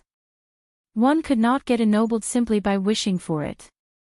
Instead, one needed a large amount of reputation to do so.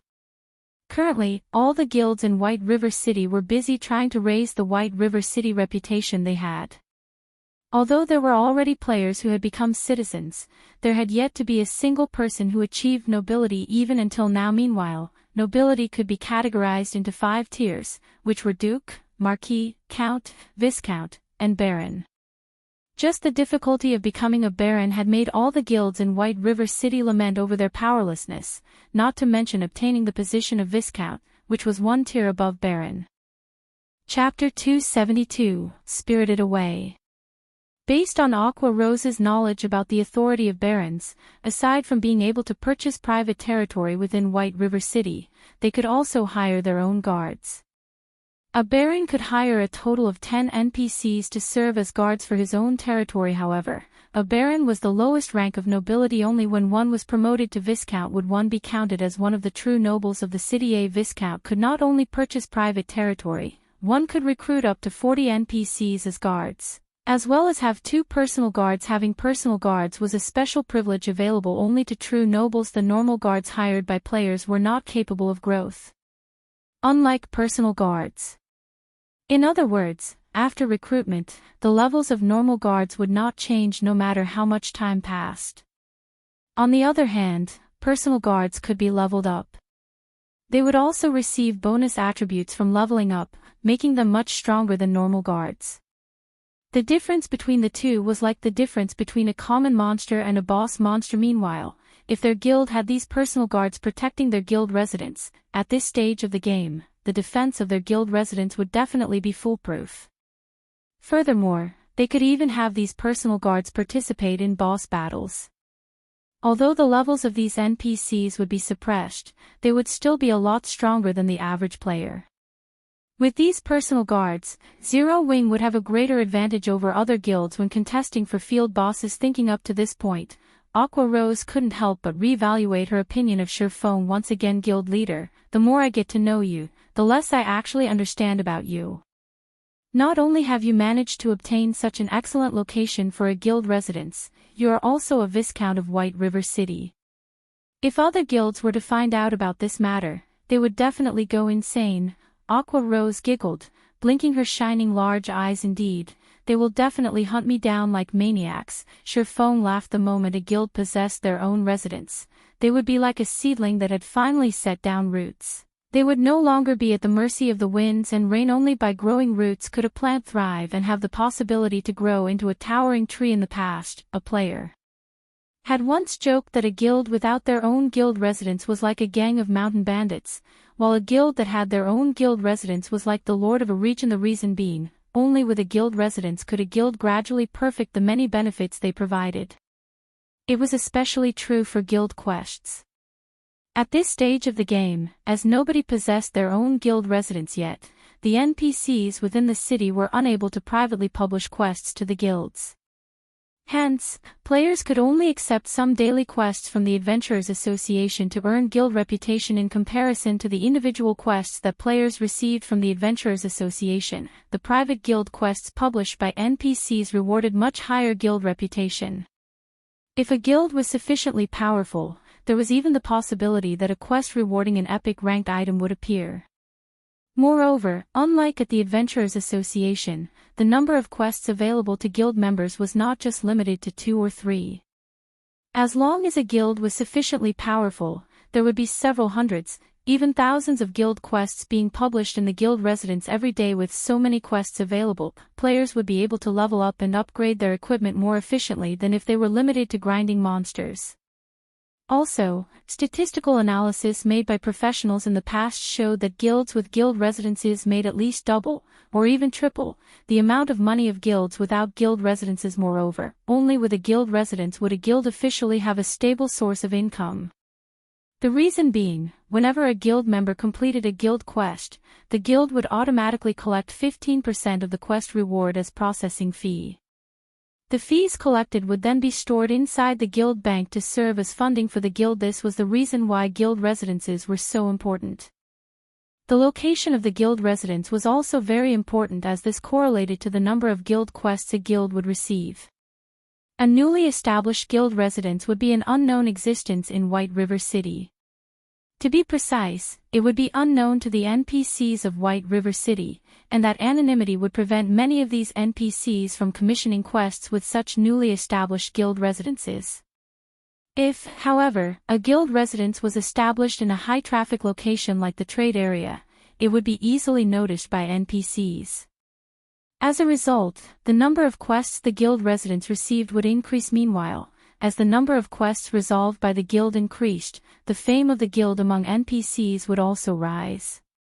And the number of NPCs willing to commission quests would also increase in turn. Such a snowball-like development speed would be unstoppable once it started. Hence, if the guilds in White River City were to find out about Zero Wing coming into possession of a guild residence, they would definitely hate Sherfong down to the bone. Fortunately, Zero Wing had already grown past the stage of a fledgling guild. Unrated guilds would not dare to make an enemy out of Zero Wing. Only third-rate guilds or above would pose a threat. However, once Zero Wing officially establishes its guild residence, not even third-rate guilds would dare to become its enemies. While Sherfong and Aqua Rose were having their merry discussion, the three of them arrived inside the main building of the Purple Sun Mansion. After remaining vacant for over a decade, the interior of the mansion was fully covered in a layer of dust. Weeds could even be seen growing in certain locations inside the mansion. The interior of the building looked extremely dilapidated, as if it could collapse at any moment. Not to mention people, even rats would not want to live in this place. It seems this place needs to be completely demolished and rebuilt, Sherfong said in heartache as he swept a glance at the interior of the mansion. For privately owned territories, any expenditures spent on it had to come out from the owner's own pockets. However, not to mention building a guild hall meant for an entire guild, even the cost of building an ordinary house was insanely expensive. It was a price that no normal person could afford. Only a large guild with immense wealth could afford such a price. Guild leader, you are the wealthiest player in White River City, yet you're actually crying about being poor. Aqua Rose rolled her eyes at Sherfong. She knew for a fact that Shifeng had spent over 100 gold coins without even blinking when he bought the Arclight shield forging design. Shifeng could only shake his head and bitterly smile in reply to Aqua Rose's teasing. What Aqua Rose did not know was that a fee of 200 gold coins was required in order to construct even the most common guild hall. Meanwhile, such a guild hall only had a capacity of 500 players. If it were a guild hall with a capacity of 1,000 players, the construction fee would be 500 gold coins. With the area the Purple Sun Mansion occupied, Shifeng could build an advanced guild hall with a capacity of 3,000 players, at the very least. However, the price tag for an advanced guild hall was 3,000 gold coins. 3,000 gold was an astronomical sum for any one guild. Even though Shifeng indeed had the ability to construct an advanced guild hall, he still had the burden of 30,000 gold from the Gospel Project quest bearing down on him. He dared not randomly spend his money. The only reason he had spent over 100 gold for the Arclight shield forging design was because he was confident of earning back the money through sales of the shields he produced.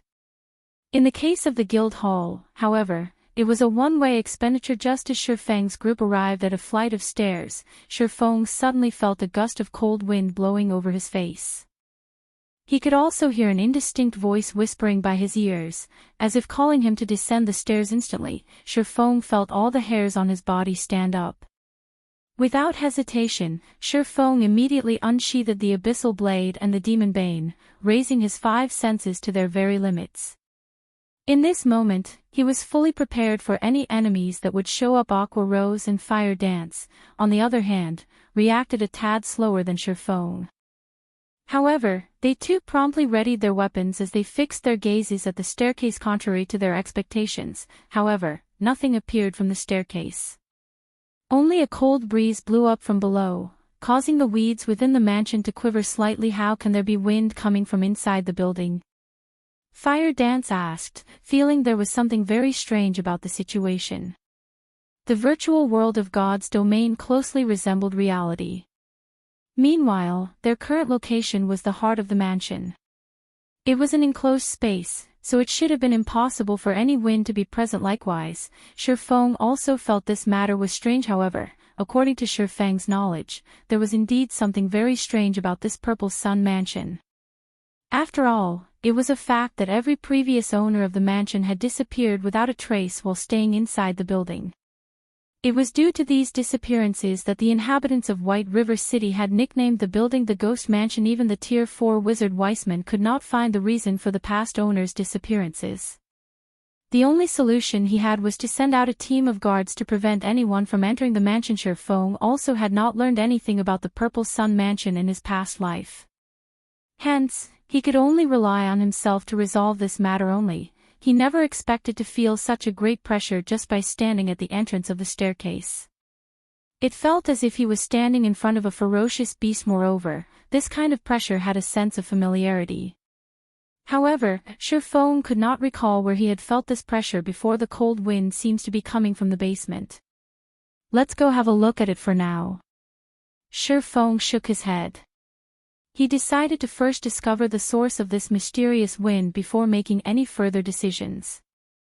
Chapter 273, Forgotten Lands. After entering the basement of the Purple Sun Mansion, Shifeng took a look around, finding nothing special about the place. The entire room was empty. There was none of the cold wind from before, neither was there the oppressive feeling that could shock even one's soul. There's nothing here. Were my senses playing tricks on me? When Fire Dance discovered no monsters in the basement, she promptly put away her daggers, sheathing the weapons back into their scabbards. I don't know, but it is indeed true that there is no danger here, Shifeng said, shaking his head. As players experienced more and more battles in God's domain, their sensitivity towards danger would also gradually improve. It was especially true for an expert of God's domain. Moreover, this ability of players to perceive danger was usually not wrong. Let's take a closer look around, Shifeng said. If they could not resolve this mysterious situation whereby the mansion's inhabitants were spirited away, should something actually happen, it would be a tragedy if the incident scared away the NPCs that came to commission quests with the guild. If players were the ones to get caught up in this mystery, they would at worst die once, losing a level and some skill proficiency. However, it would be different if an NPC were to get entangled in this matter. If they died, then it would be a true death for them. The main god system would not revive them, hence, it was imperative for Surfong to resolve this mystery as soon as possible. Otherwise, this prime real estate would be worthless. After the trio searched for more than 10 minutes, they found no problems with the place. Not to mention a monster, they couldn't even find a mouse in this place. However, Surfong did not think that the enormous pressure he felt before was an illusion, especially since he had also felt this pressure previously in his past life. It was just that he could not recall when he had felt it exactly. After searching for a long time and getting no results, Surfeng's group had no other choice but to return upstairs. What's going on here? The moment the group arrived upstairs, Aqua Rose immediately called out in shock when she saw the scene before her. Aqua Rose wasn't the only person who was shocked. Even Surfong was taken aback by what he saw. They had simply returned to the hall on the first floor, yet, the scene here was completely different from before. No longer was it the empty, dilapidated hall they had seen. Instead, the sight that greeted the three after they exited the staircase was an intricate labyrinthine corridor.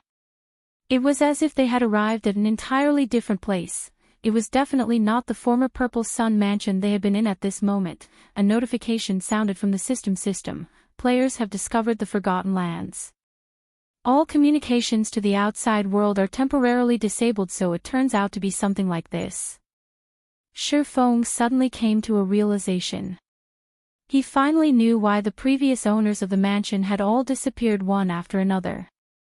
It turned out that all of them had been transported to this location. Guild leader, I can't use my return scroll, Fire Dance said, her eyebrows wrinkled. This is just like the time in the trial of God. It seems that this place isn't ordinary at all. Surfong began observing his surroundings. Surfong had encountered numerous such situations in his previous life. It was just like the Lost Lands he had encountered shortly after entering God's domain in this life. He had even obtained the Abyssal Blade from that place. Although the Forgotten Lands was different from the Lost Lands, both still had their similarities. Most likely, players trapped in this place would be released after they completed a certain quest. However, unlike the time in the Lost Lands, none of them received any notifications of having triggered a quest. Soon after, Surfeng's group of three advanced into the labyrinth and began to explore the map. Surfong couldn't help but admit that this map was very large. Even after they had wandered around for more than 6 hours, they still hadn't finished exploring the place. In the end, the three of them decided to split up and continue their exploration. In any case, they had not met with any dangers so far, and it would be much more efficient if they explored the map separately. Unwittingly, a day passed by without anything happening. Only on the second day did Aqua Rose find something new in the region she explored. Aqua Rose discovered a large magic array. According to the speculations of Surfong and an elementalist like Aqua Rose, it should be a magic array that was tier 5 or above. However, as to what this magic array was used for, not even Surfong with his bountiful experience could guess. Unless there was a tier 5 wizard or a tier 6 mage god before them. Following which, after spending the rest of the day exploring the place, Fire Dance discovered a second magic array that looked exactly the same as the first one. Other than this discovery, the trio found nothing else. They did not find even a single monster throughout their exploration, nor did they receive any quest notifications. Aqua Rose entertained the thought of simply giving up on this pointless endeavor. It would be more worthwhile for her to just kill herself and return to the city. In this godforsaken place, they could not level up, neither was there any quest for them to complete. They were simply wasting their time by staying here. Moreover, she was the manager of the guild, she still had many things she needed to do. How could she afford to waste so much precious time in this place? Moreover, there was still the matter of the guild residence. However, Surfong discouraged Aqua Rose from taking such an action. The reason being, there was no guarantee she could return to the city even if she killed herself. In the event that she could not return, she would have lost a level for nothing. Listening to Surfeng's words, Aqua Rose had no choice but to give up on this idea of hers as she continued exploring this Forgotten Lands. When the third day arrived, after exploring a majority of the Forgotten Lands, the group discovered 3 more magic arrays. In total, They had discovered 5 of such Tier 5 magic arrays soon after. The 3 of them met up and shared their map information with each other. The moment their map information sharing was completed, a notification sounded from the system. System, unique quest, miracles unsealed, activated quest details, remove the seal on the Forgotten Lands quest rewards, unknown remove the seal on the Forgotten Lands. The quest doesn't even tell us how to do so. What are we even supposed to do here? Fire Dance glared at the notification screen in anger. They had been exploring this place for 3 days now, yet, the only thing they got in return was this quest that provided them with no hints at all. The game was simply too despicable. It should be around here, Shurfeng said, pointing on the map. To be precise, he was pointing at an area central to the 5 magic arrays. Magic arrays require mana to operate, and normally use mana crystals as a source for mana. However, although the magic arrays were functioning properly when we discovered them, there was no sign of any mana crystals on site powering them. Moreover, these 5 magic arrays seem to be an integrated structure, so there should be a place where they draw their mana from. We've already explored the outskirts of the Forgotten Lands, and the only area we have yet to explore is the central region. There is a high possibility the power source for these magic arrays are situated in the central region. If we destroy the mana crystal there, we should be able to complete this quest. Guild leader, I never expected you to know so much about magic arrays. For a second there, I even thought you were an elementalist or a cursemancer, and not a swordsman at all, Aqua Rose said teasingly. I just studied the topic by accident. There are plenty of books on magic arrays inside the library of White River City, after all. If you manage to read all the books inside the White River City library, you will definitely be more amazing than I am, Shurfeng laughed. The library? I would like to go there, but I'll need a permit to do so. Guild leader, since you're the one who mentioned it, you have to take responsibility. Aqua Rose also knew the importance of the library. If an elementalist wished to learn more powerful spells, the best way to do so was at the library. Unfortunately, she lacked the permit to enter the library. The only choice she had now was to steadily raise her reputation in White River City. Okay, I'll get you a permit to the library after we leave this place. Shurfeng shook his head and laughed again. As a demon hunter, he could obtain a permit to the library any time he wanted. Moreover, now that he was a Viscount of White River City, as one of the true nobles of the city, he could easily obtain a handful of library emblems, following which, the 3 of them ran towards the central region of the Forgotten Lands. 4 hours later, the trio arrived outside the central region. If they wished to enter the place, they needed to go through a very long crystalline pathway. However, there was a giant 3-headed wolf made out of blue crystals blocking the entrance of the pathway, so there is a monster here after all. Fire Dance's eyes glowed with interest when she saw this 3-headed wolf. After several days of no combat, her hands were already itching for action. Chapter 274, Dark Gold Treasure Chest. The presence of a monster doesn't necessarily mean it's a good thing, Shurfeng said, a bitter smile on his face as he looked at the 3-headed wolf guarding the entrance of the crystal pathway. Crystal Werewolf, Lord rank. Level 25. HP 300,000/300,000. Compared to a dungeon boss, a field boss of the same rank was much more powerful. Moreover, in order to counter Zerg tactics, God's domain had set it so that field bosses would have their combat power and HP increased in proportion to the number of players participating in the battle. Generally, the optimum number of players required to raid a Lord-ranked field boss was around 10 to 20, unless of course it was a special boss. However, judging from the appearance of the crystal werewolf before them, Shurfeng felt that it should not be a special boss. In other words, at least 10 players were needed to raid this boss. To make matters worse, the crystal werewolf was a level 25 monster, while nobody in Shurfeng's group had even reached level 20, the resulting level suppression would be dire. Of those present, aside from Shurfeng, who had the Abyssal Blade, which allowed him to fully ignore this level suppression, only Aqua Rose possessed a piece of equipment with the Ignore Levels attribute. Even so, her equipment only allowed her to ignore up to 3 levels. Aqua Rose herself was only at level 17 right now, and a level suppression of 5 levels would not be easy for her to deal with. As for Fire Dance, there was nothing to say of course, every cloud had a silver lining. Since the boss guarding the crystal pathway was very strong, it meant that the things beyond the pathway was equally important.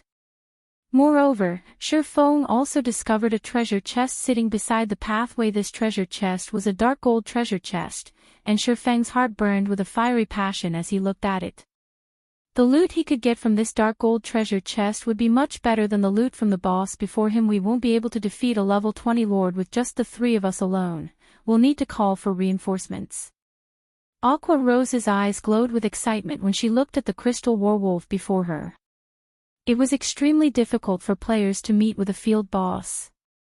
They would definitely make a huge profit after killing it. Not to mention, there was also the treasure chest the crystal werewolf was guarding, following which, Aqua Rose temporarily logged off the game to contact Blackie, who was at the Zero Wing workshop, telling him to bring the main force of Zero Wing to the Purple Sun Mansion and enter the staircase to the basement, in order to meet up with them at the Forgotten Lands. Meanwhile, Shifeng ceaselessly observed the crystal werewolf and the surrounding terrain, trying to think of a strategy to raid the boss. 10 minutes later, Aqua Rose logged back into the game. How did it go? When will they be arriving? Shifeng asked. They were already at the Purple Sun Mansion. However, no matter what they tried, they can't seem to find the entrance to this map, Aqua Rose said, slight disappointment showing on her face. If so, the appearance of the entrance should be random, Shifeng said, lapsing into silent contemplation. After a while, he shifted his sights to the crystal werewolf and added, it seems we can only depend on ourselves to defeat this boss. Hearing Shifeng's conclusion, both Aqua Rose and Fire Dance immediately thought that Shifeng had gone insane. He was actually suggesting they deal with this crystal werewolf before them. They had neither an MT nor a healer in the party right now. With just 3 damage dealers, how were they supposed to deal with a level 25 Lord-ranked boss that had a height of over 10 meters? Although both girls knew of Shifeng's unrivaled strength, a Lord-ranked boss was still not something that could be defeated with just 3 players. We are only giving it a try. In any case, we can't just stay stuck in this place forever, right? Moreover, even if we do die, it is a good chance to check whether or not we can actually leave this place after dying.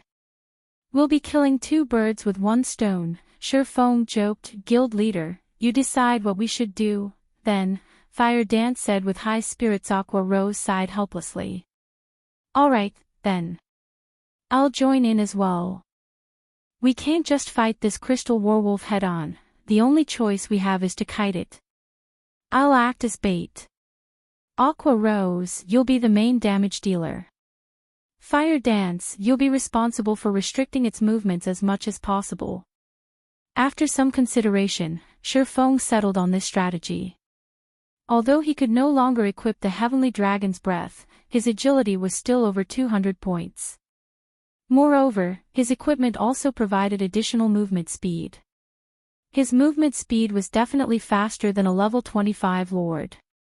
Combining those with his keen reactions, out of the 3 players in the party, he was definitely the most suited to be the bait, following which, Shifeng gave Fire Dance plenty of basic frost grenades and intermediate frost grenades, letting her use them as she saw fit. Fire Dance never thought Shifeng would possess such good items. With the frost grenades, Shifeng would have a much higher chance of success at kiting the boss. After the 3 of them were in position, Shifeng retrieved the blazing meteor from his waist. Standing at a distance of 40 yards from the crystal werewolf, Shifeng aimed the throwing weapon at the boss and threw it. The blazing meteor streaked through the air and pierced the crystal werewolf's eye, causing -651 damage to it. Compared to a one-handed sword, Shifeng's damage with the throwing weapon was much higher. The crystal werewolf let out an agonized wail with bloodshot eyes. The crystal werewolf glared at the direction where the throwing weapon came from. As a result of its actions, however, the blazing meteor, which was still lodged in its eye, damaged the visual organ even further, causing an additional burst of -1,300 damage. The crystal werewolf was utterly angered now, and using its powerful hind legs, It leaped and charged at Shifeng immediately. Shifeng turned around and ran. Everything was just like Shifeng had guessed. His speed was just a tad faster than the crystal werewolf's. However, in order to avoid having Aqua Rose's and Fire Dance's aggro on the boss exceed his, which would in turn lead to the crystal werewolf attacking the two girls, Shifeng needed to constantly send attacks at the boss to strengthen his aggro on it. As a result, the crystal werewolf would oftentimes catch up and attack him. The crystal werewolf's attacks were extremely powerful. A single swipe from its paws could easily shatter the floor, resulting in fist-sized rubble flying everywhere. Fortunately, Shifeng always managed to nimbly evade the crystal werewolf's razor-sharp claws at the very last second, before pulling away from the boss and attacking it once more. Shifeng's attacks were only meant as a provocation. Aqua Rose was the true damage dealer this time around. After the Demon's Castle raid, Aqua Rose had 2 dark gold ranked items on her person.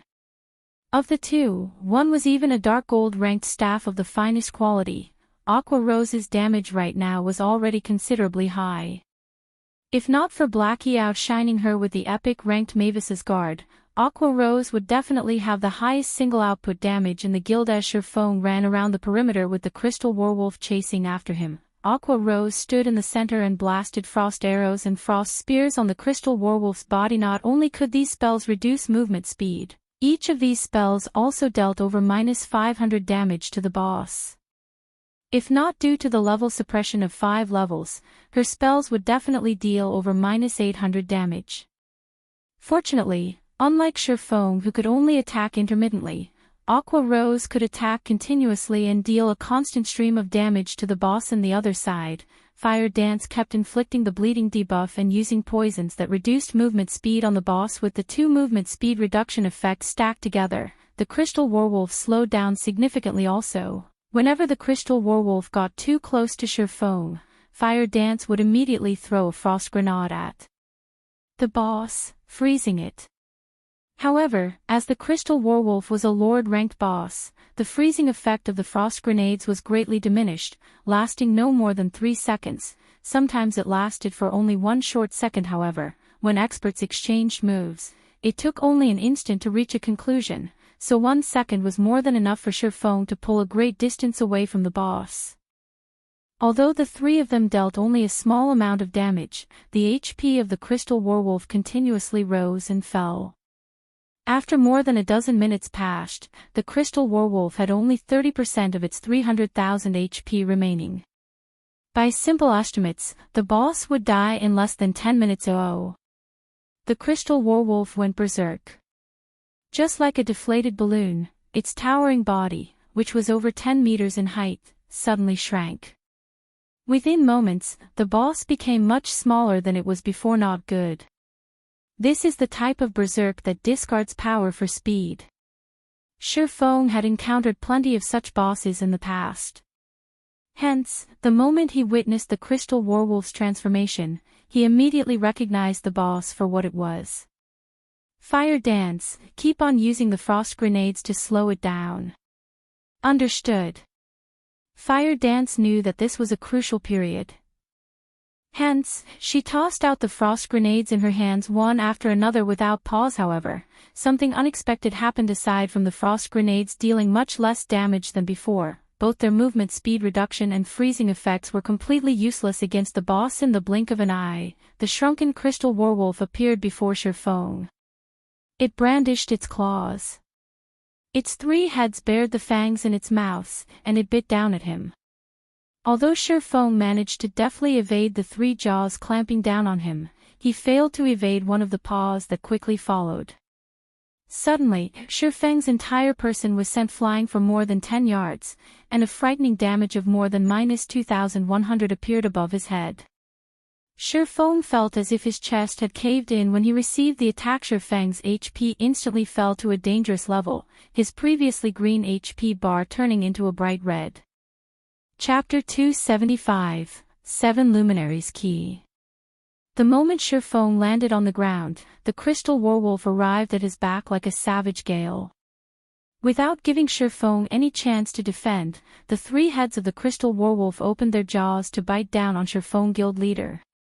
Fire Dance was greatly shocked. Immediately, she closed in on the crystal werewolf, sending a 3-star kidney strike to its body. However, even a controlling skill like kidney strike had no effect on the crystal werewolf. Just as the fangs of the crystal werewolf were about to close on Shifeng's head, Shifeng managed to cross his swords and execute parry in the nick of time. Boom. The floor beneath Shifeng instantly cracked from the force. What a strong fellow. Shifeng laughed bitterly. Although parry allowed players to block the physical damage of an attack, it did not neutralize the force of the impact. There was no healer in the party right now. If Shifeng ate another attack, he would definitely lose his life from this brief exchange. Shifeng had also gotten a general understanding of how much more powerful the crystal werewolf had become. In Shifeng's estimation, although the crystal werewolf had not received much of an increase in terms of strength, its current speed was at least 30% faster than before it went berserk at this moment. Only by equipping the Heavenly Dragon's Breath could Shifeng have a chance at grasping victory. Otherwise, he would only receive unilateral abuse from the boss. Unfortunately, although reaching 200 points in agility was a simple task, it was not easy for a swordsman like Shifeng to attain 120 points in intelligence. Moreover, very few plate armor equipment meant for swordsmen had the intelligence attribute on it.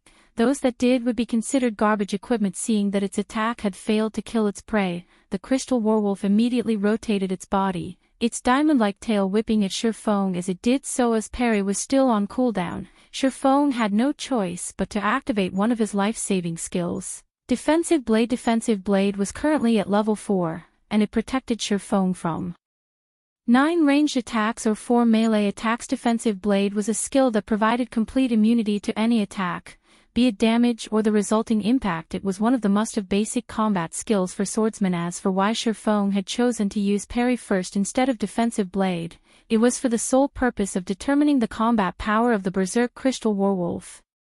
Only by experiencing the force of the impact could Shifeng make the best judgment. Meanwhile, the conclusion Shifeng arrived at was to face the crystal werewolf head-on. If he tried to escape, he would only die faster. Following which, he raised the abyssal blade up in the air. Green electric arcs surrounded the body of the sword as it moved to meet with the snowy, sharp claws of the crystal werewolf. Thundering flash. The green electric arcs pierced the crystal werewolf's body, causing -572, -1623, and -1204 damage to it. Although only one out of the 3 arcs achieved a critical hit, the attack also managed to trigger the curse of the abyssal blade, inflicting the doom curse on the crystal werewolf. Immediately, all of the crystal werewolf's attributes were reduced by 20%. Suddenly, the berserk crystal werewolf that had had its agility increased by 30% was weakened greatly. However, Shifeng was still not done with his attacks. He activated Phantom Kill right away, his doppelganger appearing beside the crystal werewolf. Shortly after, Shifeng's doppelganger started sending a barrage of attacks at the crystal werewolf as well. Although the doppelganger only had 50% of Shifeng's attributes, it had fully inherited the skill Shifeng had learned. Yet, despite having greatly reduced the crystal werewolf's speed, Shifeng still did not have an easy time evading its attacks. Having no other choice, Shifeng activated Gravity Liberation. Shifeng's body instantly became as light as a feather, and like a spirited monkey, he dodged the originally unavoidable attack Wind Blade. Immediately, Shifeng's attack speed increased even further. Double Chop. Earth Splitter. Thunder Flame Explosion. Skills blasted on the crystal werewolf one after another, each dealing over -1000 damage. Although the crystal werewolf's attacks became stronger and its speed much faster after going berserk, these improvements came at the price of its defense being weakened.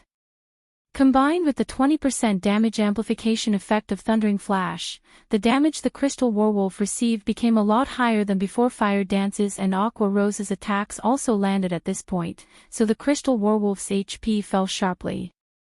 By the time the 30-second duration of Gravity Liberation was almost over, the crystal werewolf only had 10% of its HP remaining. Just as the effect of Gravity Liberation was about to end, Shifeng executed 9 Dragon Slash. 9 phantoms of the abyssal blade appeared behind Shifeng, and all of them shot towards the crystal werewolf. Meanwhile, just as an attack from the crystal werewolf was about to land on Shifeng, Shifeng swapped positions with his doppelganger. Upon being relocated, the doppelganger immediately used parry and defensive blade to repel the crystal werewolf's attacks. Each phantom of the abyssal blade had high attack power, and each of them could deal over -150 damage every time they struck at the crystal werewolf. In total, the 9 phantoms dealt over -1,300 damage to the crystal werewolf every second. Meanwhile, there were 28 seconds before the effect of 9 dragons ended. After having used up both of its life-saving skills, parry and defensive blade, the doppelganger received a direct hit from the crystal werewolf's claws. Alas, the doppelganger only had 50% of Sure Feng's attributes, so it died on the spot. However, the doppelganger had earned a lot of time for Sure Feng. With the doppelganger gone, the crystal werewolf shifted its attention back to Sure Feng's actual body. Sure Feng activated Wind Walk again without hesitation. He then whirled around and ran. Fortunately, with his movement speed increased by 30%, Sure Feng was still a tad faster than the crystal werewolf, which was still under the 20% attribute reduction effect of the Doom Curse. Thus, the kiting strategy began once more. Under Aqua Rose's and Fire Dance's constant barrage, the crystal werewolf's HP fell lower and lower. 9%. 8%. 7%. By the time the effect of Sure Feng's Windwalk was about to end, the crystal werewolf only had 3% of its HP remaining. It should be about time. At this moment, Sure Feng stopped running. He then turned to face the crystal werewolf, pointing the abyssal blade at the monster. Abyssal Bind. 9 snake-like chains suddenly surfaced from the floor, instantly binding the crystal werewolf. Although the crystal werewolf had been immune to the control skills used on it before, its movements were still bound by the pitch-black chains in God's domain. The so-called immunity to control skills did not necessarily make one immune to all control skills. Instead, it simply made one immune to control skills that were below a certain tier. Skills such as Frost Arrow, Ice Sphere, and Kidney Strike were all considered basic skills. In other words, they were Tier 0 skills. As these skills were of the lowest tier, the crystal werewolf was completely immune to their effects. As a level 25 lord, the crystal werewolf was immune to any control skills that was below Tier 2. However, Tier 2 or Tier 3 control skills could still restrain it. Although Sure Feng did not know which tier the Abyssal Bind belonged to, it was a skill attached to a magic weapon.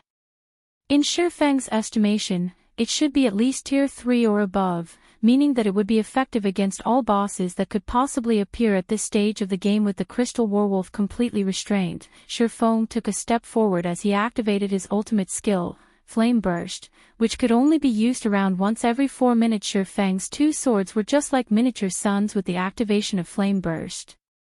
In the blink of an eye, Sure Feng slashed the crystal werewolf's body 6 times with his swords, 238, -4452, -2198, -2212, -4408, -216. The 6 attacks dealt a total of more than -17,000 damage, instantly wiping away the crystal werewolf's remaining 3% HP system. Level 25 crystal werewolf killed. Level difference of 7. EXP obtained increased by 700%. Obtained 485,630 EXP. The experience bars of all 3 of them instantly increased by a large chunk. Aqua Rose even advanced to level 18. As for Sure Feng, he had only recently reached level 18, so he was still at level 18 even after killing the crystal werewolf. If he could kill several more of such Lord rank bosses, he would definitely level up very quickly. I never thought a Lord ranked boss could be killed in such a way as well. This battle was an eye-opener for Aqua Rose in truth. However, if not for Sure Feng being capable of holding a stable aggro on the crystal werewolf, in addition to consistently evading its multitude of attacks, they definitely could not have killed it. Guild leader, quickly check the loot. As a huge fan of Sure Feng, Fire Dance was not surprised by Sure Feng's ingenuity. She had always believed Sure Feng could lead them to victory. Moreover, Fire Dance was hoping to reach Sure Feng's standards one day. How could she allow herself to falter when faced with a Lord-ranked boss?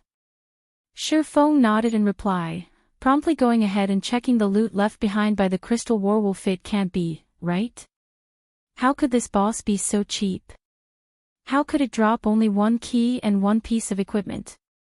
Aqua Rose immediately grew unhappy when she saw the information shared by Surpass. What was even more annoying was that the equipment dropped was only a level 20 fine gold ranked plate armor wrist guard. It wasn't even dark gold ranked. Not bad. Don't forget that this 7 Luminaries key can be used up to 3 times to open a dark gold treasure chest. Isn't there a dark gold treasure chest right before us? Surpass laughed after Aqua Rose had followed Surpass for some time. Unconsciously, her standard for judging items became much higher than before. If it was in the past, Aqua Rose would definitely have forgotten herself in joy if she saw a fine gold equipment. Now, however, unless an item was of dark gold rank, it would not even pique her interest. That's right. Aqua Rose shifted her sights towards the distant treasure chest. After the arduous battle, the existence of this dark gold treasure chest had completely slipped her mind. They could get a dark gold equipment at the very minimum if they opened this treasure chest. There was also a small chance for them to obtain an epic ranked item. Epic ranked items. Aqua Rose did not dare to even hope for one. Chapter 276, Dragonscale Set Equipment. It's locked, as expected. No matter how hard Surpass tried, he could not open the dark gold treasure chest. Hence, he retrieved the key he had just obtained from his bag catchak. The lid of the purple gold-colored treasure chest popped open slightly. Multicolored lights escaped between the gap, the lights illuminating even areas that were several hundred yards away. If this treasure chest had been opened out in the fields, it would definitely cause a huge commotion and attract many players to come and snatch it. Fortunately, there was only Surpass's group of 3 in the Forgotten Lands. After the multicolored lights faded away, Surpass reached into the treasure chest. However, he quickly discovered there were only very few items inside it. The treasure chest contained a total of 3 items. Of them, 2 were dark gold equipment, while 1 was a forging manual. The 2 dark gold equipment were the crystal armor and the boots of extreme speed. Crystal armor, chest piece, plate armor, dark gold rank. Level 20. Equipment requirement, Strength 120, Agility 140. Defense plus 140. Strength plus 24, Agility plus 21, Endurance plus 20. Restricted to Swordsman. Additional passive skill dash. Smart Outbreak. Every time user receives damage, strength and agility increased by 2% for 15 seconds. Stacks up to 5 times. Although the basic attributes on this piece of equipment could only be considered at the level of being good, the passive skill that was attached to it was simply amazing. After all, the passive skill could potentially increase a player's strength and agility by 10%. If the wearer of the crystal armor originally had high amounts of strength and agility, the additional attributes provided by Smart Outbreak would be like having equipped an additional piece of equipment at the very least. The only downside to this passive skill was its need for the user to take damage up to 5 times. Although such a condition had made it relatively useless in boss battles, when used in grinding monsters and PK, it would definitely provide the wearer of the crystal armor with unspeakable advantages. Boots of extreme speed, shoes, leather armor, dark gold rank. Level 20. Equipment requirement, Strength 90, Agility 130. Defense plus 143. Strength plus 20, Agility plus 26, Endurance plus 18. Movement speed plus 10. Evasion plus 7. Additional passive skill dash. Rapid movement, increases movement speed by 12% and agility by 8%. In regard to assassins and rangers, the most sought-after attribute for these 2 classes was agility, followed by strength. Meanwhile, this pair of boots increased the wearer's agility to the extremes. One could even argue that no other level 20 dark gold ranked shoes could increase agility as much as the boots of extreme speed could. Although these 2 pieces of dark gold equipment were excellent, they were worth barely a fragment of the true value of this dark gold treasure chest. After all, the item that reflected the true value of the dark gold treasure chest was none other than the forging manual. In addition, it was even a fine gold ranked forging manual. Forging manuals were different from forging designs. In the case of forging designs, only one particular piece of equipment could be made using it. In the case of forging manuals, however, an entire set of equipment could be made using it. This forging manual was meant to produce the level 20 Dragonscale set equipment. There were a total of 6 pieces in this set, and it could be worn by any class that could use plate armor. Previously, Shifeng had spent over 100 gold at the Blackwing auction house just to purchase the forging design for the Arclight shield. However, the value of the Arclight shield was far from being comparable to the Dragonscale set equipment. After all, the Dragonscale set equipment was a fine gold-ranked set equipment throughout the entire Starmoon Kingdom. Not a single guild had managed to obtain a secret silver-ranked set equipment up to now. One could simply imagine the value of a fine gold-ranked set equipment if Shifeng could forge a few sets of the Dragonscale set equipment and give them to the plate armor classes in the guild's main force. When these players walked on the streets wearing the Dragonscale set equipment, one could simply imagine the shock on the other players' faces when they see the set equipment. The members of other guilds would definitely tremble with fear. Just the thought of such a scene was simply exhilarating. However, it would definitely be extremely difficult to forge the Dragonscale set equipment. As it was a set equipment, the difficulty of producing the entire set would be no less than producing a piece of dark gold equipment. Shifeng was only an advanced forging apprentice right now.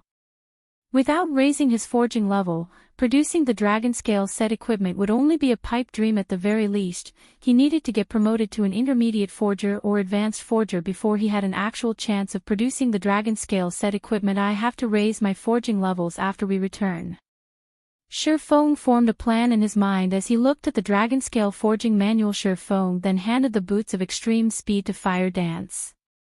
Now that Fire Dance had reached level 19, she was only a short distance away from level 20. As for the crystal armor and Dragonscale forging manual, he kept both of them for himself. After resting for a short while, Shifeng's group of 3 entered the crystal pathway. The crystal pathway was so long that one could not see the end of it in a single glance. Moreover, the elemental mana present in this pathway was extremely dense, so much so that it was even visible in the form of an aurora. It was an absolutely stunning sight to behold. Aside from being visually appealing, the dense mana also gave the 3 of them a buff, increasing the magic damage they could deal by 300%. One could simply imagine how dense the elemental mana was in this pathway before they knew it. Shifeng's group of 3 had walked for more than an hour inside this crystal pathway. When they finally emerged, they were at the base of a huge mountain. When the 3 of them laid eyes on this mountain, they were immediately stunned. This entire mountain can't be made out of 7 Luminaries crystal, right? Aqua Rose stared at the crystal mountain, her heart filled with immense shock. Aqua Rose had previously visited the Blackwing auction house, so she had seen 7 Luminaries crystal before. It was common knowledge that the 7 Luminaries crystal was one of the best mana-conducting crystals in God's domain. Not only was it extremely rare, its price was even more impressive. Not even White River City, a city with a population of several million, was qualified to use such a precious commodity. Throughout the entire Starmoon Kingdom, only the palace and Starmoon auction house at the capital city could afford to use a floating platform made out of 7 Luminaries crystal. Previously, Aqua Rose had believed that the crystal pathway was actually made out of mana crystals. However, the sight of this large mountain and its surrounding environment overturned her previous assumptions. The reason being, it was simply impossible for mere mana crystals to fill their surroundings with such dense elemental mana, resulting in even the formation of 7-colored mana clouds. It should be. Shifeng nodded blankly. Shifeng's mind grew heated at the thought of having so much 7 Luminaries crystal on the market. A 7 Luminaries crystal the size of a small residential house could be used to purchase a large town with a population of 50,000, with plenty to spare. Meanwhile, the 7 Luminaries crystal before him was in the form of a mountain, and in terms of size, this mountain could rival even White River City, a city made entirely of 7 Luminaries crystal. Just what sort of concept was this? Even if the entire Starmoon Kingdom was sold, it would not be enough to purchase so much 7 Luminaries crystals. Unfortunately, none of these crystals could be taken away. It was not even possible to pick some to take back if they wished to mine these 7 Luminaries crystals. At the very least, they needed to reach master level in mining. Feng was only at basic apprentice level in mining right now, and not even in his dreams could he mine these 7 Luminaries crystal. 7 Luminaries crystal was even more valuable than gold. Yet, even though so much 7 Luminaries crystals were sitting right before him, he could do nothing but look at it. Feng's heart simply bled at this thought. However, this couldn't be helped. Who would have ever thought there would be so much 7 Luminaries crystals at this place? Feng shook his head, banishing his thoughts. He then moved his sights towards a flight of stairs a short distance away that led to the peak of the mountain, saying, "Let's go up and take a look. We might discover how to unseal this place up there." Fire Dance did not know the true value of 7 Luminaries crystal, hence she barely reacted to it. She had simply been mesmerized by the beauty of this mountain. Aqua Rose, on the other hand, knew full well the value of this mountain. If Fire Dance had not given her a shove, rousing her from her stupor, Aqua Rose would definitely still be immersed in her shock. After all, this entire mountain was a mountain of money. If she could nick even a tiny piece of this mountain, the coins converted from it would be enough to sustain even a first-rate guild for a long time. As the trio traversed the stairs up the mountain, Feng suddenly felt an oppressive pressure bearing down on him. Moreover, this pressure was exactly the same as what he had felt at the Purple Sun Mansion, only a lot more powerful. The pressure only grew stronger and stronger as they climbed further up the mountain. By the time Feng arrived at the mountaintop, he was already drenched in sweat. His body also felt extremely heavy, as if it were made out of lead. Meanwhile, the two girls, Fire Dance and Aqua Rose, fared much worse than Feng. At this moment, both girls were sprawled on the ground, their bodies refusing to move even an inch. Unable to help his teammates, Feng decided to walk towards a monolith visible at a distance by himself. Just by looking at this semi-transparent sky-blue monolith, Feng could immediately sense that it was the heart of this land. It was obvious that this standing stone was the thing that filled the surrounding environment with such dense elemental mana, and not the mountain-sized 7 Luminaries crystal. Arriving before the monolith, Feng discovered many golden divine runes engraved on the bottom of the standing stone. They were by far the most complicated divine runes Feng had ever seen. Also, Feng had actually discovered a figure flickering in and out of existence within the semi-transparent monolith. When Feng took a closer look at this figure, his eyes immediately widened in shock. He simply couldn't believe what he was seeing was real. The reason being, Feng had seen the figure inside the stone before. However, Feng was confused. Why would this person appear here? Chapter 277, A God's Grave. While Feng was still in a daze, Fire Dance and Aqua Rose caught up with him, having recovered from their exhaustion. Guild leader, did you find anything? Fire Dance asked out of curiosity when she saw Feng lost in thought. Aqua Rose, on the other hand, did not notice any difference in Feng's demeanor, because the moment she arrived before the monolith, her attention was completely caught by something else. As an elementalist, she was much more sensitive to magic power than players of other classes. The frightening magic power radiating from the monolith was definitely the purest form of magic power Aqua Rose had ever felt, as if it was the master of all elemental mana. When Aqua Rose noticed the figure inside the monolith, she, too, froze on the spot. How is it possible? Aqua Rose could not believe what she saw. She rubbed her eyes, thinking they were playing tricks on her. Aqua Rose's reaction baffled Fire Dance. What has gotten into the two of you? Fire Dance looked at Aqua Rose, then at Feng, confused by their reactions. You'll understand after taking a look inside the monolith, Feng said slowly, pointing towards the figure in the monolith. Fire Dance then transferred her gaze to the monolith. How could she be here? Fire Dance asked in shock. Fire Dance knew the figure in the monolith.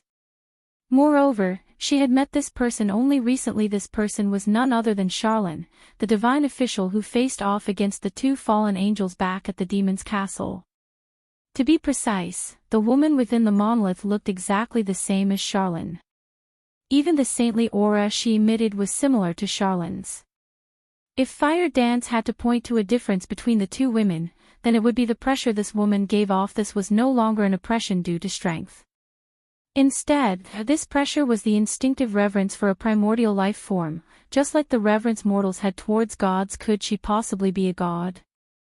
Fire Dance suddenly had this thought when she looked at the woman who looked like Charlene. Feng's thoughts were running along similar lines to Fire Dance's. However, Feng could say with certainty that the woman inside the monolith was definitely a Tier 6 god, because in the past he had personally experienced this overbearing pressure, which could only be exuded by a god. If the woman in the monolith was simply a Tier 6 god, Feng would not have found the matter too shocking. After all, during his decade of playing God's Domain, he had personally met with plenty of Tier 6 players and NPCs. The thing that truly startled him was the fact that the woman before him looked identical to Charlene back at the Purple Sun Mansion. He had already experienced this kind of pressure. He had simply forgotten where he had felt it before. Now he knew why that pressure felt so familiar. After all, he had felt a similar pressure from Charlene. Only, the pressure Charlene gave off was not as powerful as the one he felt at the Purple Sun Mansion, hence he failed to recognize it. Not only did the two women look exactly the same, even the pressure they emitted felt similar. The only real difference between the two were their actual strengths. If Feng was told that the woman before him was Charlene, he would definitely not believe it. After all, Charlene was only a Tier 3 divine official. She was still miles away from becoming a Tier 6 god. Yet, if he was told that Charlene had no connection to this woman before him, then he likewise would not believe it. Although the woman inside the monolith was clearly no longer alive, at the end of the day, she was still a god. As long as her body did not receive any intentional damage, it would not undergo any decay. As of now, Feng finally realized that the Forgotten Lands was merely the grave of a god. However, he was still curious about who had actually created this masterpiece. This great personage had actually made such a complex magic array that utilized a god's body as its power source. The materials used to create the magic array even included the extremely valuable 7 Luminaries crystal. Just what kind of thing was this great personage trying to seal? Even if it was for the purpose of sealing a god, there should not be a need for so much resources. It seems there is a deep connection between Charlene and this place. Feng had long since felt that Charlene's origins were not simple. The fact that she was a Tier 3 NPC was already amazing in and of itself. Charlene was also capable of handing out an epic quest to Feng. Now, there was even a god that looked exactly the same as Charlene. Even Feng could not fathom Charlene's true identity unless he went and asked Charlene herself. Feng was extremely curious about this matter. He vowed to himself to visit Charlene, who was at the stargazing tower at Blackwing City. After this entire ordeal was over, guild leader, what are we supposed to do now? Destroy this monolith. Aqua Rose asked. The mana source of this magic array clearly originated from this monolith. If they wished to release the seal on the Forgotten Lands, their only choice was to destroy the monolith. However, it was unknown what sort of reaction they would incur if they did so. There was a god inside the monolith. After all, let's give it a try. Feng had taken a look at the monolith's surroundings just now. However, he did not discover any mechanisms that would allow him to undo the magic array. After Feng nodded, Fire Dance immediately took action by slashing at the monolith with her 2 daggers. However, the 2 fine gold-ranked daggers, which could easily cut through metal like a hot knife through butter, simply grazed the surface of the monolith, creating dazzling sparks in the process. There was not even a mark left on the monolith heart. Fire Dance's hands went numb from the attack. It felt as if her daggers had hit God's steel. I'll try using magic. Aqua Rose started chanting the incantation for chain explosion. With the elemental mana so dense in this place, any spells used here would be greatly enhanced. Originally, chain explosion would only summon 5 fireballs, each the size of a washbowl. When Aqua Rose cast the spell now, however, the fireballs grew to the size of a small house. When these fireballs bombarded the monolith, they were like meteors hurtling down from the sky. Sparks flew in all directions as the fireballs crashed into the monolith. After the flames subsided, Aqua Rose was greatly shocked by the result. The monolith remained completely unscathed. On the contrary, it even looked more brilliant and dazzling than before. Feng wrinkled his brows at this sight. If even Aqua Rose's ultimate move could not deal any damage to the monolith, he would most likely end up with a similar result if he tried to attack the monolith. Since we can't destroy the monolith, we'll need to use some other method to destroy the magic array. Shifeng said the main god system would not hand out a quest that players had no hope of actually completing. If they couldn't destroy the power source of the magic array nor the magic array itself, then there was only one other thing: they could destroy the connection points. Aqua, help me look for the connection points of this magic array, Shifeng said. Aqua Rose immediately understood Shifeng's intention. Fire Dance, however, remained clueless after the two's brief conversation. As an assassin, she knew next to nothing about magic. Hence, she could only stay by the monolith's side as she watched her two friends hard at work. Meanwhile, Shifeng and Aqua Rose started searching the surroundings of the monolith for the veins that carried magic power to the 5 modules of the magic array. Only by looking for veins could they locate the connection points. Normally, the quickest way to destroy a magic array was to destroy its power core. If that was not viable, then the two other remaining options would be to destroy the magic array itself and to destroy the connection points of the magic array. Destroying the magic array itself was an extremely challenging task to pull off. On the other hand, it was a very simple task to destroy the connection points.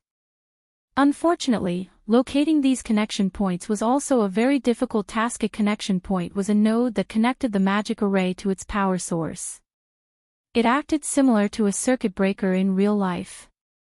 Only, instead of being used to prevent an overflow of electric current, the connection point served to limit the amount of mana flowing from the power source to the magic array. If the connection point was damaged, then the mana supply would surge, and consequently, the magic array would destroy itself due to excessive mana input. After searching for some time, Shifeng finally found a connection point. He promptly struck down with the abyssal blade, destroying the connection point. However, this enormous and complex magic array did not possess only a single connection point.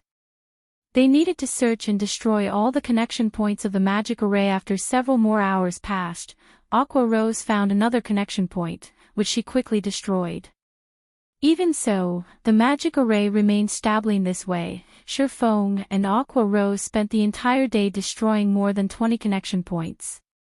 Although the destruction of the connection points had a slight effect on the magic array, it was clear that the damage was within the parameters of the magic array's design. Not good. Guild leader, one of the connection points you previously destroyed is back to normal. Having nothing better to do, Fire Dance had tagged along with Shifeng, hoping to learn how she, too, could search for the connection points. However, during her observations, she suddenly discovered that one of the connection points Shifeng had previously destroyed had actually recovered. What did you say? Shifeng asked in disbelief. Even the connection points could restore themselves? Shifeng started to suspect that this was no longer an ordinary magic array but a magic array that had already cultivated into a demon. Shifeng had seen plenty of Tier 5 magic arrays in the past. He had even seen Tier 6 magic arrays before. However, he had never once heard of a magic array that was capable of repairing itself. Chapter 278, The Great Catastrophe. By no means can we continue like this. There might be hundreds of connection points in this magic array. By the time we locate the ones remaining, the other connection points might have repaired themselves already, Shifeng said, his head aching. A magic array that was capable of self-repair was simply unheard of. If they did not have a dozen or so players moving separately to destroy the connection points, it was simply impossible to destroy every single connection point in this magic array. Destroying the connection points suddenly became a much harder task than Shifeng had imagined it to be. Guild leader, I found something here. Come over and take a look, Aqua Rose said through the party chat. Hearing that there was a new discovery, Shifeng immediately hurried over to Aqua Rose's location. Aqua Rose was currently situated in the middle of this 7 Luminaries mountain, inside an extremely obscure cave. If not for the indicator provided by the system map, Shifeng could not have found the cave Aqua Rose was in. After entering the cave, Shifeng immediately observed his surroundings. He discovered that the walls of the cave were covered with engravings of divine runes. The golden glow these divine runes were giving off brightly illuminating the interior of the cave. Looking at the cave's central crystal pillar, Shifeng noticed a blood-red stone embedded in it. This piece of stone was just like a beating heart, only, instead of bright red liquid, an endless amount of mana passed through it. Meanwhile, the mana that passed through this blood-red stone became much purer in quality aqua. How did you manage to find this place? Shifeng asked, astonished by this scene before him. I just happened to discover a particularly thick mana vein and followed it here. Aqua Rose beamed a proud smile at Shifeng. If they demolished this place, then the magic array would definitely be finished. Guild leader, I'll start destroying this place, alright? Aqua Rose could wait no longer. She had been trapped in this godforsaken place for so many days now. During this period of time, she had no option but to keep contact with her subordinates through the phone in order to make arrangements for the daily affairs of the guild. She had also instructed them to prepare for the establishment of their guild residence. Currently, most of the average players in White River City were already around level 14 to level 15, while the elite players of the various guilds were already at level 17. The intensity of the competition for the three great dungeons had also reached its peak by now. Out of all the guilds in White River City, Ouroboros shone the brightest. They had already managed to take down the second boss of the hard mode Land of Death, and they were currently in the midst of challenging the third boss of the dungeon. Meanwhile, Dark Star, which ranked after Ouroboros, was still attempting to raid the second boss. As for the other guilds, they had also passed through normal mode, and were currently preparing to raid hard mode. Furthermore, as players started raiding the hard mode bosses of the three great dungeons, they soon discovered the astonishing benefits they could obtain. Aside from dropping level 15 secret silver ranked set equipment, the bosses also dropped plenty of recipes and designs. Players could also obtain the guild task order that could not be obtained from 20-man team dungeons or lower. These guild task orders could be used to accelerate the promotion of a guild. Otherwise, it would take ages for guilds to get promoted if they simply relied on the meager guild reputation their members obtained by completing daily quests. Yet, as one of the top 6 guilds in White River City, Zero Wing had actually remained inactive all this time. Not only had it accomplished nothing during this period of time, it did not even set foot in any of the three great dungeons.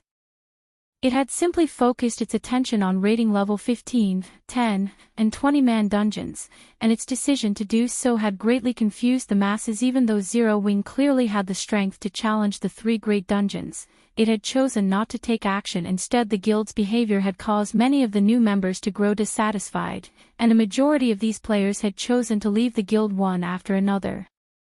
Very quickly, Zero Wing's member count that had originally exceeded 8,000 had quickly dwindled down to just slightly more than 6,000. This situation had panicked Aqua Rose somewhat. In reply to Aqua Rose's panic, Shifeng had simply said, "If they wish to leave, then let them leave. You don't need to stop them. The guild is too bloated right now, so this is a good chance to rid ourselves of those that joined solely with the intention of taking advantage of us. The guild would become much purer after those players are gone." Hearing Shifeng saying so, Aqua Rose had no choice but to turn a blind eye to all the players withdrawing from the guild. However, she did make sure to record the names of those who left. In the future, they would no longer be welcomed into the guild. Meanwhile, the players that withdrew from the guild simply reacted with contempt at Aqua Rose's actions. They had even made a mockery of Zero Wing, declaring that they would never rejoin a lousy guild like Zero Wing. Moreover, as if to rub salt into the wound, Dark Star had also been secretly killing many players from Zero Wing, causing even more players to withdraw from the guild. As of this moment, there were only around 4,000 members remaining in Zero Wing. Not to mention a third-rate guild, they were not even comparable to a large unrated guild right now. Hence, Aqua Rose was in a rush to break out of this place. She wanted to quickly return and rectify the guild. "Hold on a minute," Shifeng hurriedly said when he noticed a large fireball already appearing in Aqua Rose's hand. "We don't really need to destroy it. But, how are we supposed to leave this place if we don't destroy it, then?" Aqua Rose asked. "I have my own ways."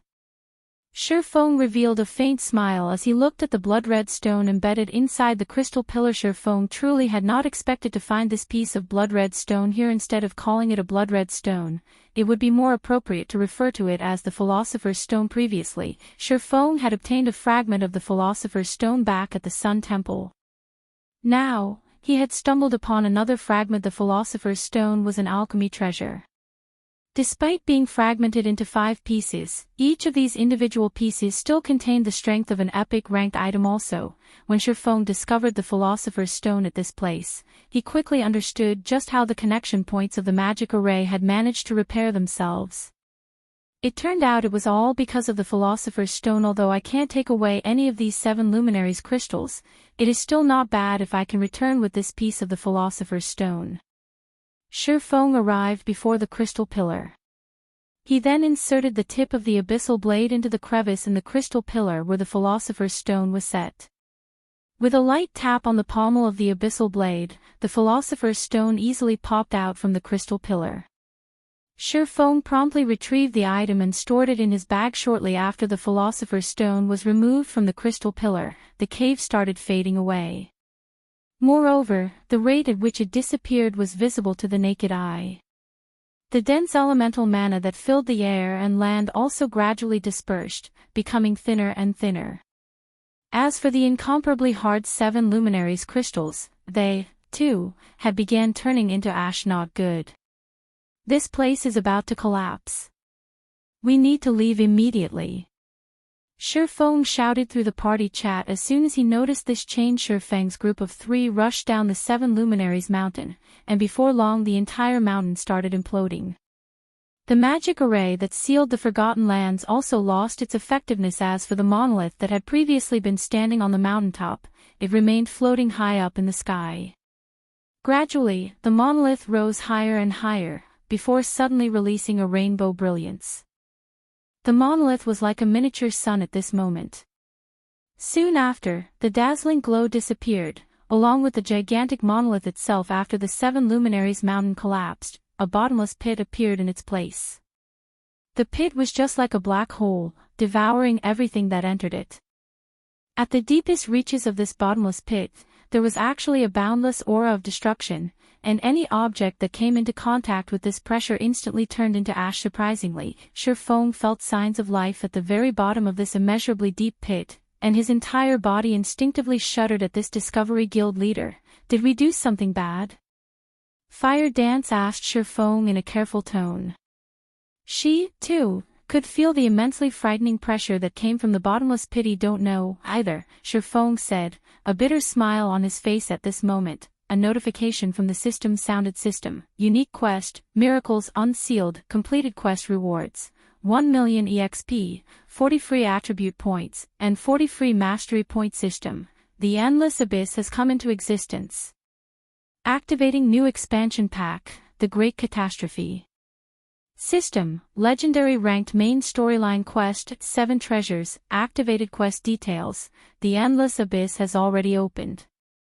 You are required to immediately notify the War God's Temple in order to have them reseal the Endless Abyss. After reading these notifications, Shifeng finally had an inkling of what was going on. Inadvertently, they had actually opened the door of taboos.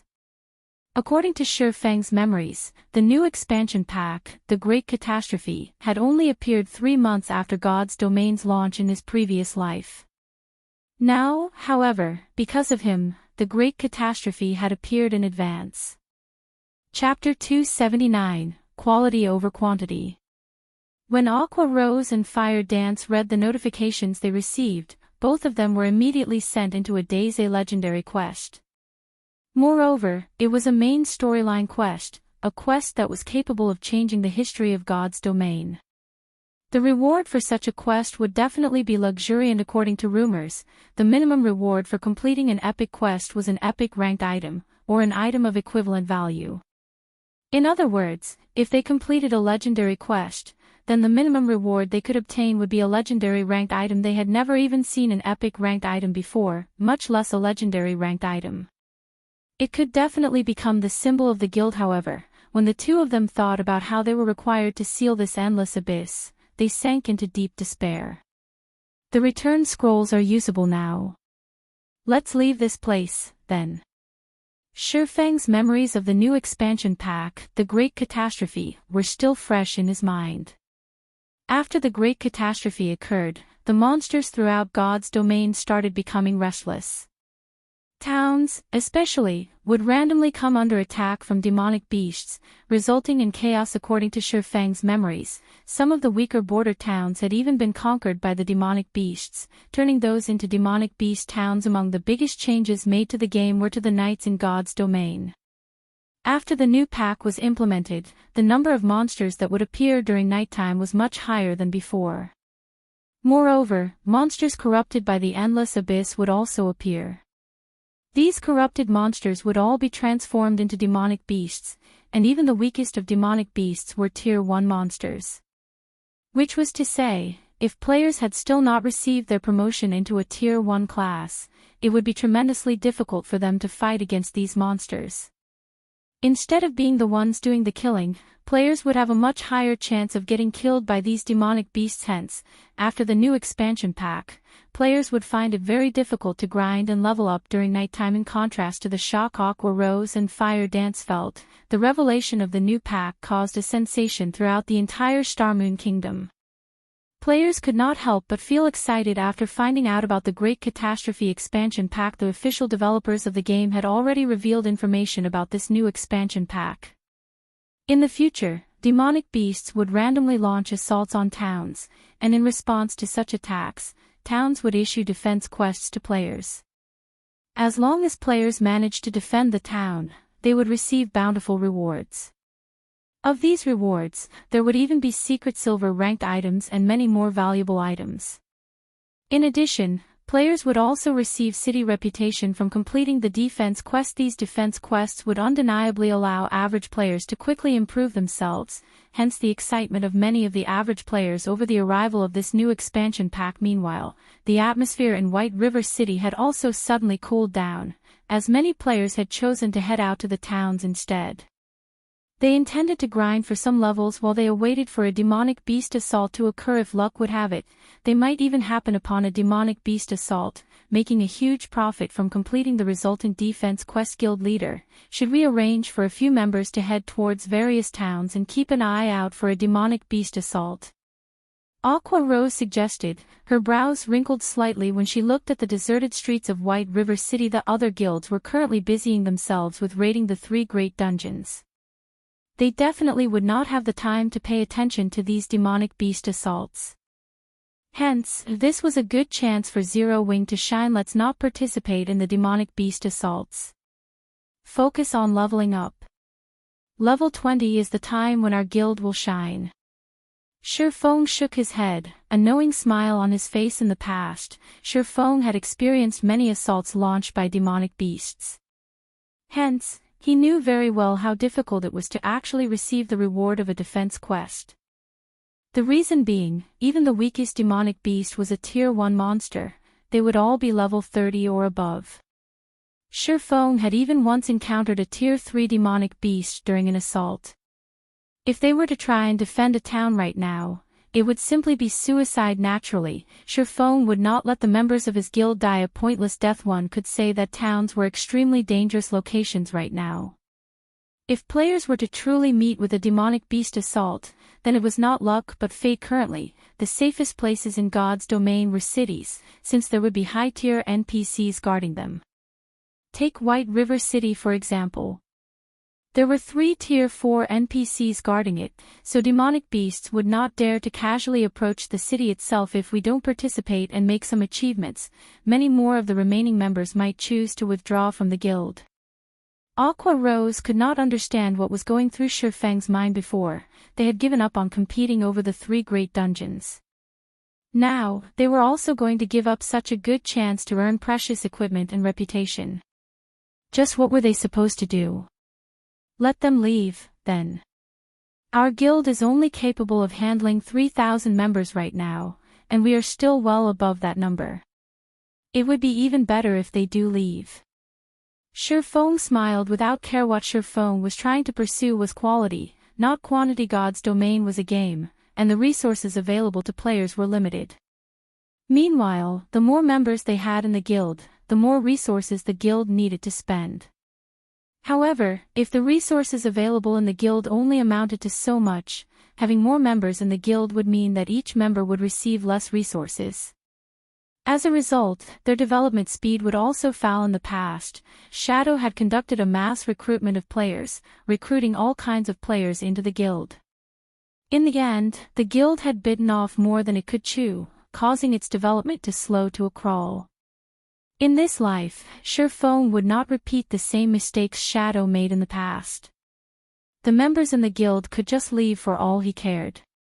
He definitely would not try to stop them from leaving. Talent was very important if one wished to become an expert in God's domain.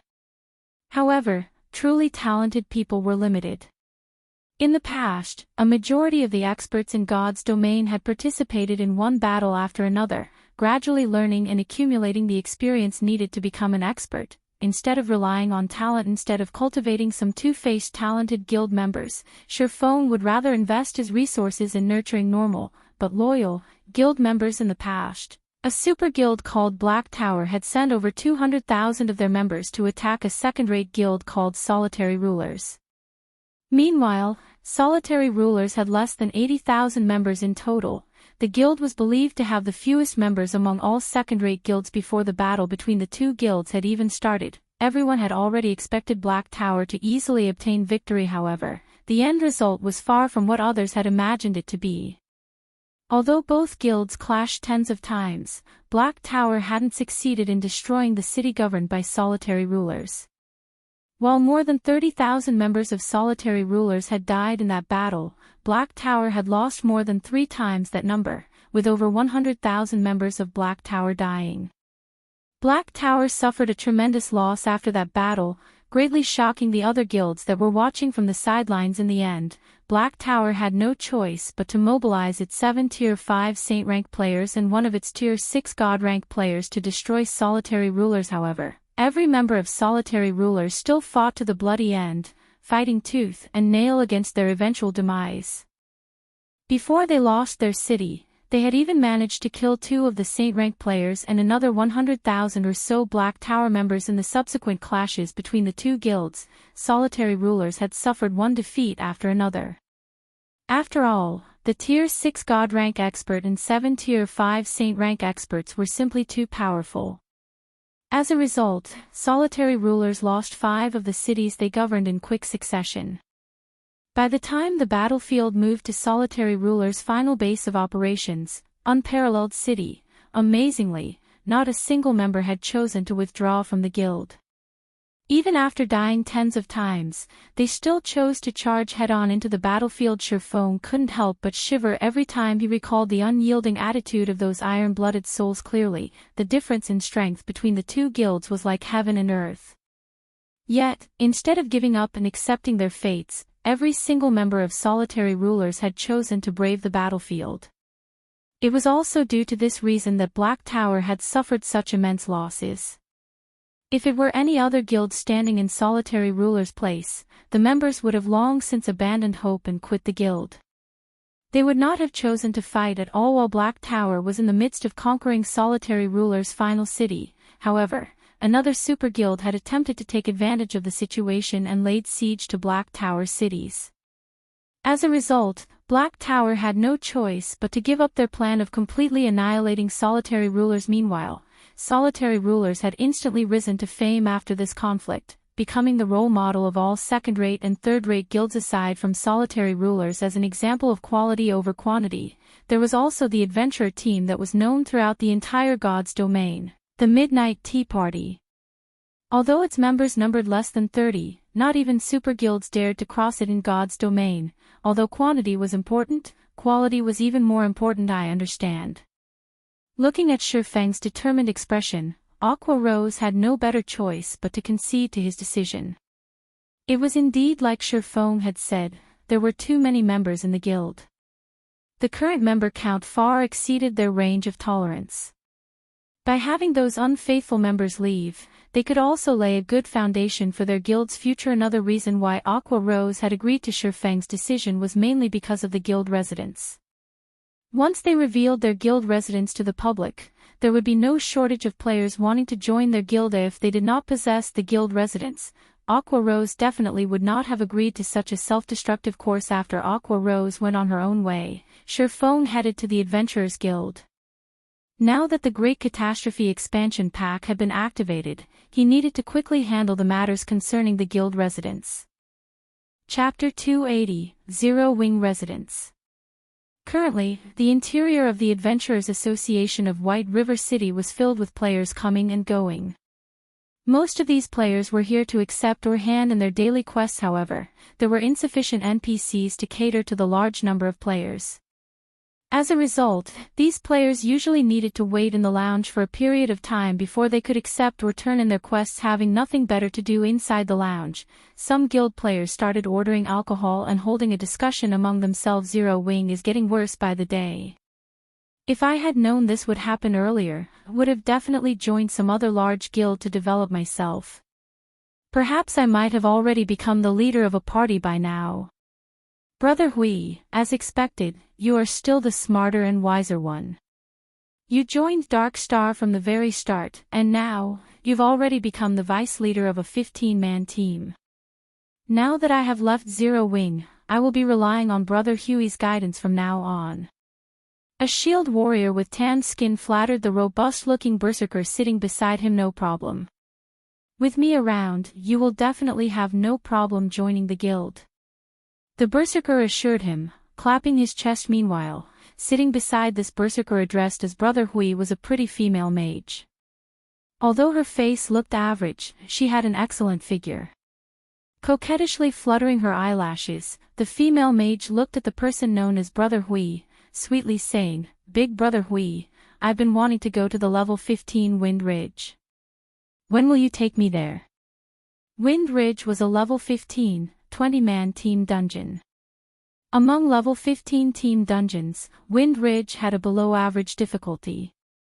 However, to average players at this stage of the game, even a level 15, 10-man team dungeon was a great challenge, not to mention a 20-man dungeon like Wind Ridge. Of course. Isn't it just Wind Ridge? You're already my woman now, how could you settle for only a meager Wind Ridge? Tomorrow, I'll call up my men and bring you to the demon's castle. The berserker wrapped his arm around the female mage's willowy waist, a nasty grin on his face. Many onlookers grew envious at this scene. They could not help but wish that they, too, could join Dark Star in getting a beauty for themselves as well. Brother Hui, I hear that the demon's castle has a very high difficulty. Don't tell me you've already managed to obtain the raid strategy from Zero Wing's main force. The tan shield warrior asked curiously. Indeed, we've managed to obtain the strategy already. However, even without it, with Dark Star's strength, we could still easily conquer the demon's castle. The main reason we haven't done so is simply because of the competition we're having with Ouroboros. Otherwise, Zero Wing would not have had the chance to take the limelight as they did before. Look, isn't Zero Wing in shambles now? They're simply a little faster in terms of leveling up. They haven't even cleared the normal mode of any of the 3 great dungeons yet. Dark Star, on the other hand, has already killed the second boss of hard mode and started trying to raid the third boss. We have already caught up with Ouroboros. It is only a matter of time before we surpass Ouroboros. I really don't know what qualifications Zero Wing possesses to be considered as one of the top 6 guilds in White River City. The berserker's loud voice was filled with disdain as he spoke of Zero Wing. Even though the guild clearly has no future, there is still more than half the original number of players remaining in it. It really makes you wonder just what is going through those people's minds. They're just fools. Brother Hui, you're right. I really regret listening to my friend's words about joining Zero Wing back then.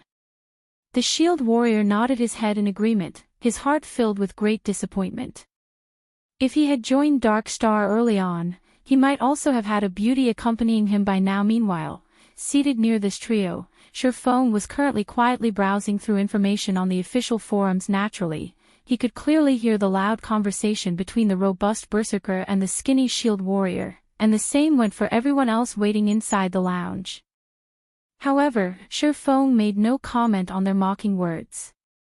After all, everyone had the freedom to make their own decisions. As for the Shield Warriors' regret at joining Zero Wing, Shifeng simply revealed a calm smile. If this Shield Warrior knew that Zero Wing was about to establish their very own guild residence, just what sort of emotions would he have? At that time, even the words earth-shattering would not be enough to describe the amount of shock he would feel. However, Shifeng really could not be blamed for this. Soon after, Shifeng headed to the counter and dealt with all the necessary procedures. After he turned his private territory into a guild residence, he also spent 3,000 gold to build an advanced guild hall in place of the Purple Sun Mansion. The advanced guild hall could fit up to 3,000 people. As for the other facilities of the guild residence, those would only be obtainable from large-scale team dungeons that were level 25 or above. Some time was needed before the construction of the advanced guild hall could be completed. After Shifeng completed all the necessary procedures, his remaining task was to head to the War God's Temple and report the matter of the Endless Abyss. Just as Shifeng was about to leave the Adventurers Association, the system notification sounded. Moreover, this wasn't just any normal notification. Instead, it was a notification sent to the entire Starmoon Kingdom. Starmoon Kingdom system announcement: congratulations to Zero Wing for becoming the first guild in Starmoon Kingdom to establish a guild residence. Rewarding 10,000 guild reputation, 10,000 guild popularity and 10 gold coins to the guild. I spent 3,000 gold, yet only got 10 gold in return. The system sure is tight-fisted. Shifeng laughed. However, Shifeng did not concern himself with such an amount of gold. The reason being, in these past few days, the Starstreak trading firm was already making a daily profit of over 1,700 gold. It was all thanks to the popularity it gained from selling the Arclight shield, as well as the basic mana armor kits. During this period of time, the forging genius, Cream Cocoa, had also been continuously producing gemstone buckles, advanced whetstones, and many more forging products. Moreover, the number of forging players Melancholic Smile recruited was also rising. Not only did the combination of these new forgers and the various forging designs provided by Zero Wing increase the number of products sold by the Starstreak trading firm, it also expanded the company's product selection. As a result, the daily profits of the Starstreak trading firm continuously rose. Currently, the Starstreak trading firm already controlled over half of the market for forging products in White River City. Moreover, such a situation wasn't limited to just White River City, it extended to the 7 surrounding cities. Hence, Shifeng was not lacking in money at all. Compared to having spent 3,000 gold coins, Shifeng was more interested in the 10,000 guild popularity points. This was a feature that would only become available to a guild after it established a guild residence. The higher the guild popularity, the more famous a guild would become among NPCs. With 10,000 guild popularity, Zero Wing could be considered relatively famous among the NPC populace. Compared to starting from scratch, having this 10,000 guild popularity made things much simpler for him. It should be known that, when a guild member completed a quest commissioned by an NPC, the guild would normally receive only 1 to 3 guild popularity. Only quests with high difficulty would reward 5 to 10 points. In other words, a guild needed to complete thousands of guild quests in order to accumulate 10,000 guild popularity. These bonus guild popularity points had saved the guild plenty of development time. Meanwhile, inside the lounge of the Adventurers Association, the tan shield warrior that had just recently left Zero Wing no longer felt joyful about joining Dark Star. On the contrary, his face was as pale as a sheet of paper. Inside the Land of Death, one of the 3 great dungeons, Dark Star's main team was currently battling against a white-boned giant elephant, which was over 20 meters in height at this time. The MT of the team, Lone Tyrant, was enduring the attacks from this white-boned giant elephant. Every time he took an attack from the boss, he would receive over -2,000 damage. His HP constantly rose and fell, his life hanging by a thread. Just as the white-boned giant elephant in the distance was preparing to charge, Lone Tyrant suddenly received a system notification. Lone Tyrant was momentarily stunned by what he saw. How did Zero Wing obtain a guild residence so quickly? Lone Tyrant couldn't help but yell out when he saw the description of this system notification, his eyes nearly popping out of their sockets. He even forgot to use a skill to block the incoming attack from the white-boned giant elephant before him. As a result, he was turned into a pile of meat paste by the boss's foot, losing his life instantly. What followed was what would be expected, a team wipe. Chapter 281, A Guild's Most Powerful Weapon. Tens of players were currently lining up outside a large and peaceful tomb. Everyone in this team of players was level 17 or above, and all of their equipment were at least mysterious iron rank with a few pieces of secret silver equipment mixed in. Most of the equipment the leading MT of this team had were of secret silver rank, and the crescent-shaped shield he carried was even of fine gold rank. Meanwhile, all of these well-equipped players were looking reverently at the peerless beauty standing before them, looking out through the gaps of her silver-white helmet. Her black, crystalline eyes shone with both intelligence and wisdom. Her hair, which was a midnight black, hung down to her waist, gently brushing against the silver-white armor she wore. Resting her hand on the hilt of a dark blue greatsword glowing dark blue, she exuded the indomitable aura of a goddess of war as she silently stood there. This peerless war goddess was none other than the snow goddess of Ouroboros, Gentle Snow. After undergoing the baptism of the three great dungeons, Gentle Snow was even more dazzling than before. She was like a rough stone that had been polished, instantly revealing the sparkle of an icy cold sapphire. Currently, not only was Gentle Snow fully equipped with the Snowfall set equipment, a secret silver-ranked set equipment, the great sword she wielded, albeit of indiscernible quality, was also giving off a frightening amount of energy. The Snowfall set equipment could only be obtained from the hard mode of the three great dungeons. As for the blue sky greatsword Gentle Snow wielded, she had obtained it after killing a great lord that served as a protector of a ruined temple. If Shurfeng saw this two-handed greatsword, he would definitely be shocked. The reason being, this greatsword was similar to the Abyssal Blade, since it, too, was a magic weapon. Furthermore, it was also one of the 36 famed swords of God's domain, Blue Sky. Just as Gentle Snow's team was about to raid the fourth boss of the Land of Death, the Whitebone General Jera, Gentle Snow suddenly received a system notification, and a hint of astonishment flashed through her eyes when she read its contents. How can he be so fast?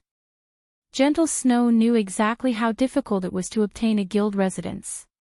Even though she had a powerful guild like Ouroboros, the #1 guild in White River City, backing her, the reputation she had collected was still far from enough to allow her to become a baroness of White River City.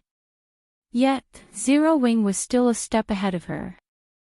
Gentle Snow's lips suddenly curled into a faint smile as she muttered, "It seems I need to congratulate him." In White River City, Ouroboros and Zero Wing were actually allies, although this matter was not known to the public.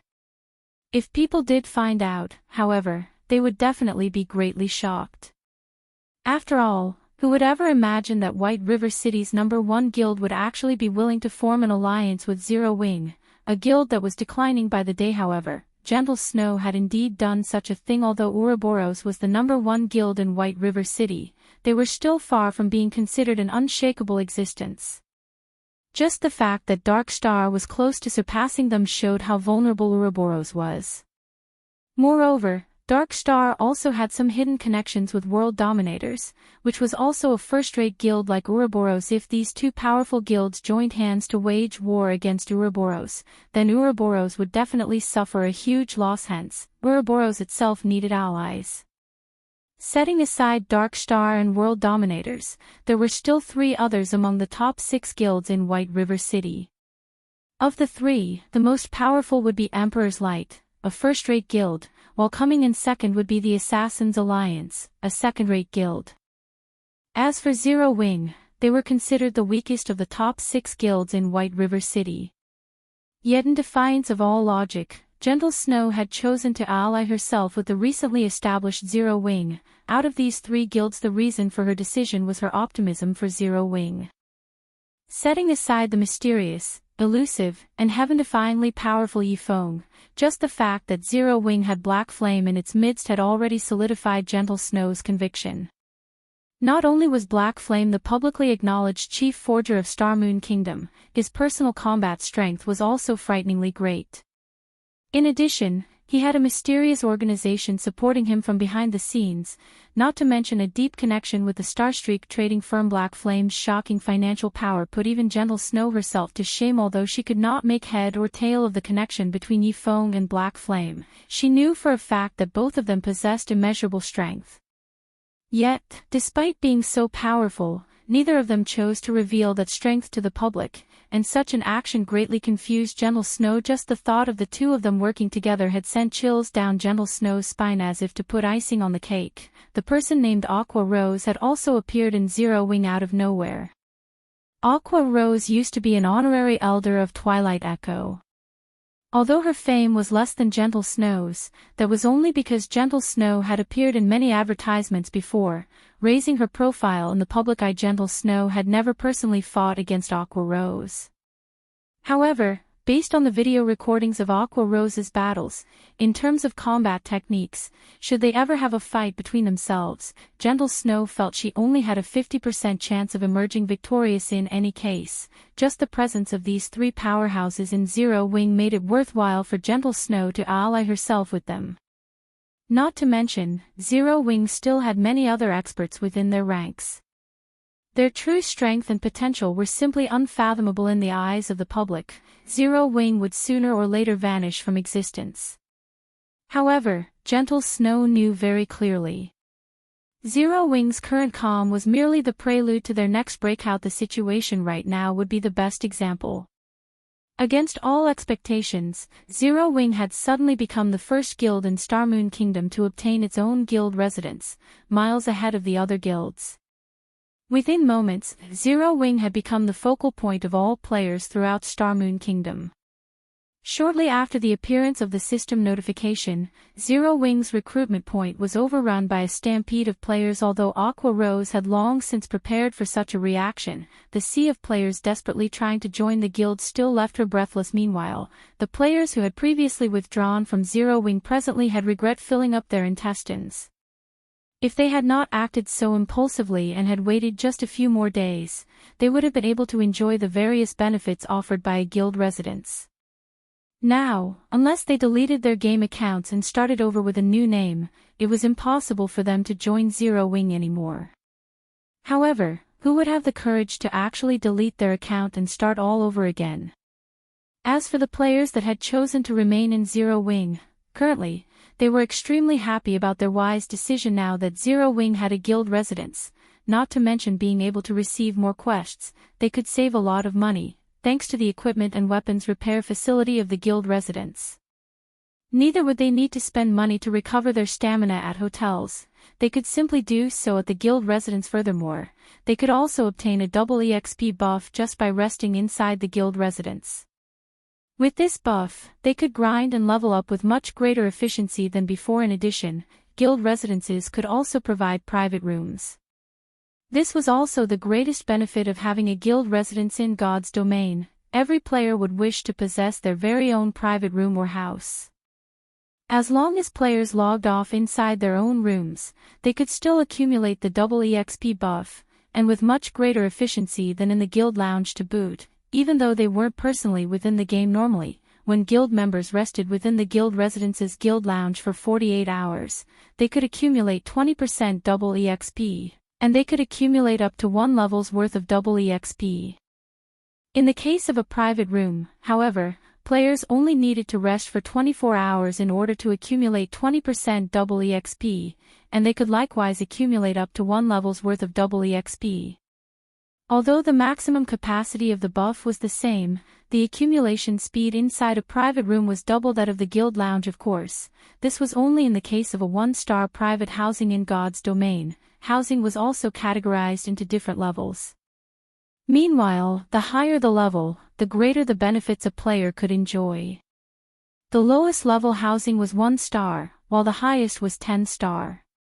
Each increase in level required a huge sum of money, and also certain special materials. It would not be easy for players to upgrade their private housings. For a 1-star private housing, every 24 hours, players could accumulate 20% double EXP, up to a maximum of 1 level's worth of double EXP. For a 2-star private housing, every 24 hours, players could accumulate 25% double EXP, up to a maximum of 1 level's worth of double EXP. For a 7-star private housing, every 24 hours, players could accumulate 50% double EXP, up to a maximum of 1 level's worth of double EXP. In addition, players would also receive a Vigor increased buff, increasing all attributes by 5% for 2 hours for a 8-star private housing. Every 24 hours, players could accumulate 50% triple EXP, up to a maximum of 1.5 levels worth of triple EXP. In addition, players would also receive a Vigor increased buff, increasing all attributes by 5% for 3 hours for a 9-star private housing. Every 24 hours, players could accumulate 50% triple EXP, up to a maximum of 2 levels worth of triple EXP. In addition, players would also receive a Vigor increased buff, increasing all attributes by 8% for 3 hours for a 10-star private housing. Every 24 hours, players could accumulate 50% triple EXP, up to a maximum of 3 levels worth of triple EXP. In addition, players would also receive a Vigor increased buff, increasing all attributes by 10% for 4 hours. However, it was simply too difficult for players to obtain their own houses in White River City. Yet, buying a house in a town would not be convenient for them. Meanwhile, guild residences could provide its members with private rooms, although not everyone could enjoy the benefits of a private room, due to limited space inside a guild residence. Normally, these private rooms would be given to members who contributed greatly to the guild and also the upper management of the guild.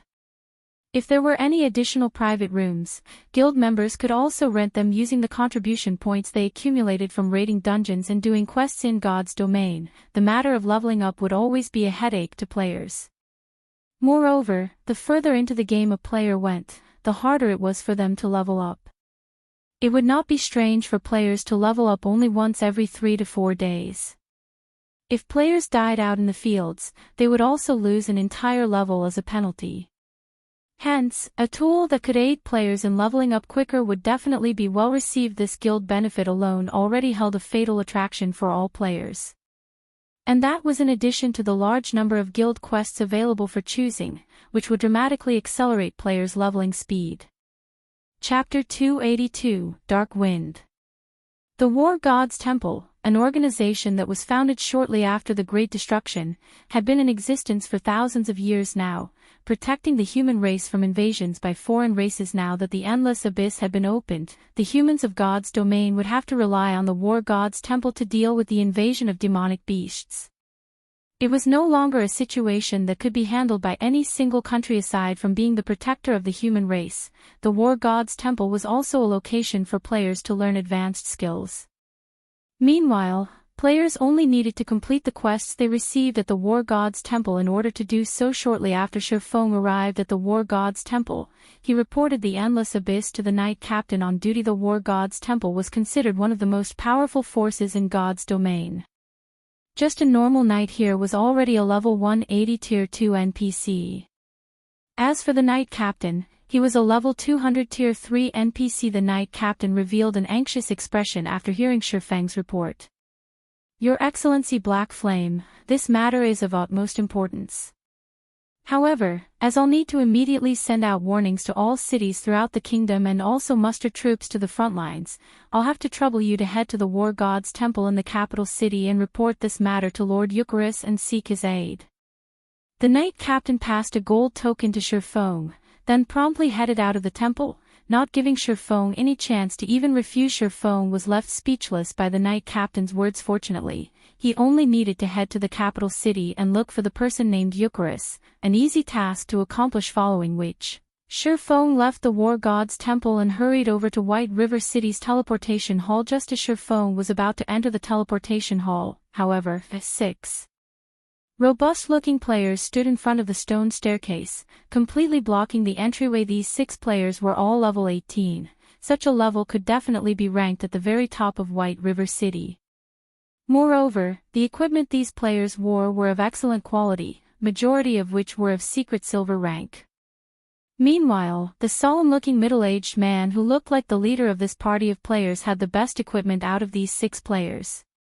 He was actually fully equipped with secret silver equipment. His gaze was like a sharp blade, and his entire body exuded such an icy-cold aura that other players unconsciously detoured as they walked past him. Although Shifeng had never fought against these 6 players before, he could clearly tell that they were very strong. There were very few parties of their caliber in White River City. Meanwhile, pinned to the chests of these players were black 6-pointed stars. This black star was none other than Dark Star's guild emblem. "What can I do for you?" Shifeng asked. "Yuri Black Flame, right? I am Ming Sha of Underworld. I am here to give you a piece of good news," the middle-aged man said in a condescending tone. Although Black Flame had been titled as the chief forger of Starmoon Kingdom, in Ming Sha's eyes, he was merely a clown prancing on the stage. Whether it was in reality or in God's domain, only strength truly mattered. A forger that only knew how to stay hidden inside a room was nothing more than a tool for strong players like them, if not for the matter of the guild residents astonishing the upper echelons of Underworld. Ming Sha would not even be here trying to make contact with Black Flame. Instead of Black Flame, the person Ming Sha was interested in was Yifeng, the player widely acclaimed a god-ranked swordsman. Ming Sha really wished to meet him. Moreover, young Master Feng had also given orders to get rid of the Yifeng and obtain the epic ranked item in Shifeng's hands. Unfortunately, Yifeng proved simply too elusive. No matter how many men Ming Sha had sent out, they still could not find a trace of that Yifeng. Ming Sha was very disappointed by such a result, as he never imagined that Yifeng would be such a coward, not having the courage to even come out and fight. "Good news? Then why do I feel that you guys are coming with bad intentions in hand?"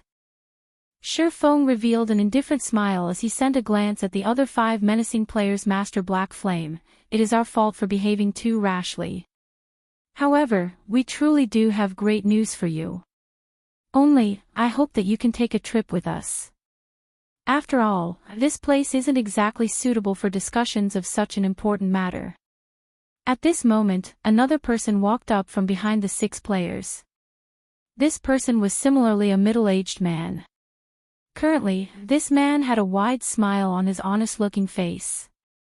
When Shifeng used observing eyes on this man, he discovered that this man was actually called South Wolf. Immediately, Shifeng came to a realization: the road for enemies truly is narrow. Shifeng inwardly chuckled. South Wolf was none other than the person that tried to threaten Shifeng into surrendering his ice-blue devil flame. After being rejected, South Wolf had even declared that he would take action against Shifeng. Originally, Shifeng had intended to take a look at just how powerful the organization known as Underworld was. Unfortunately, this matter had been quelled by gentle snow. Shifeng never thought he would meet this fellow once again today. "What if I don't want to go?"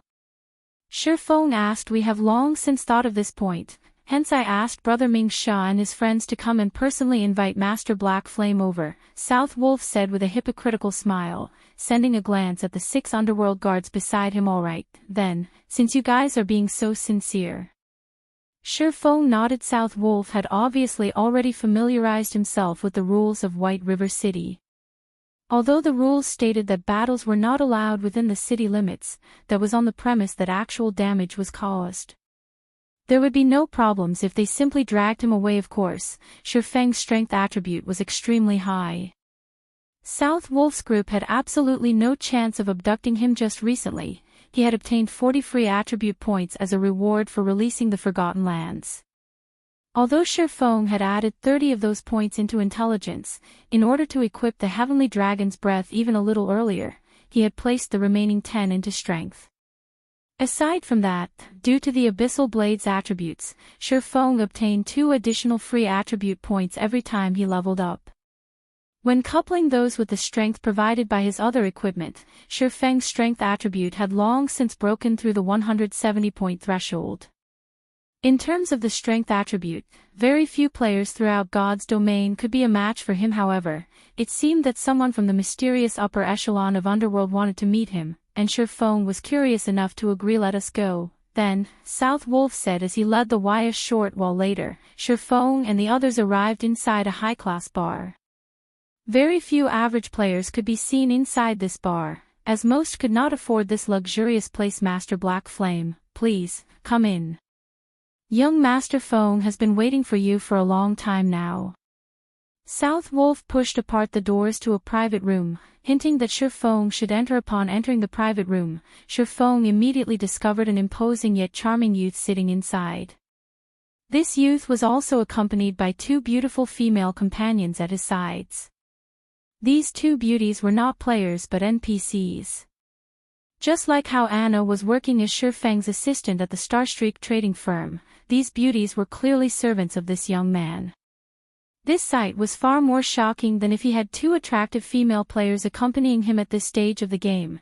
Having the ability to possess two NPC servants showed that this youth before him was definitely out of the ordinary. You are in the upper echelon of Underworld.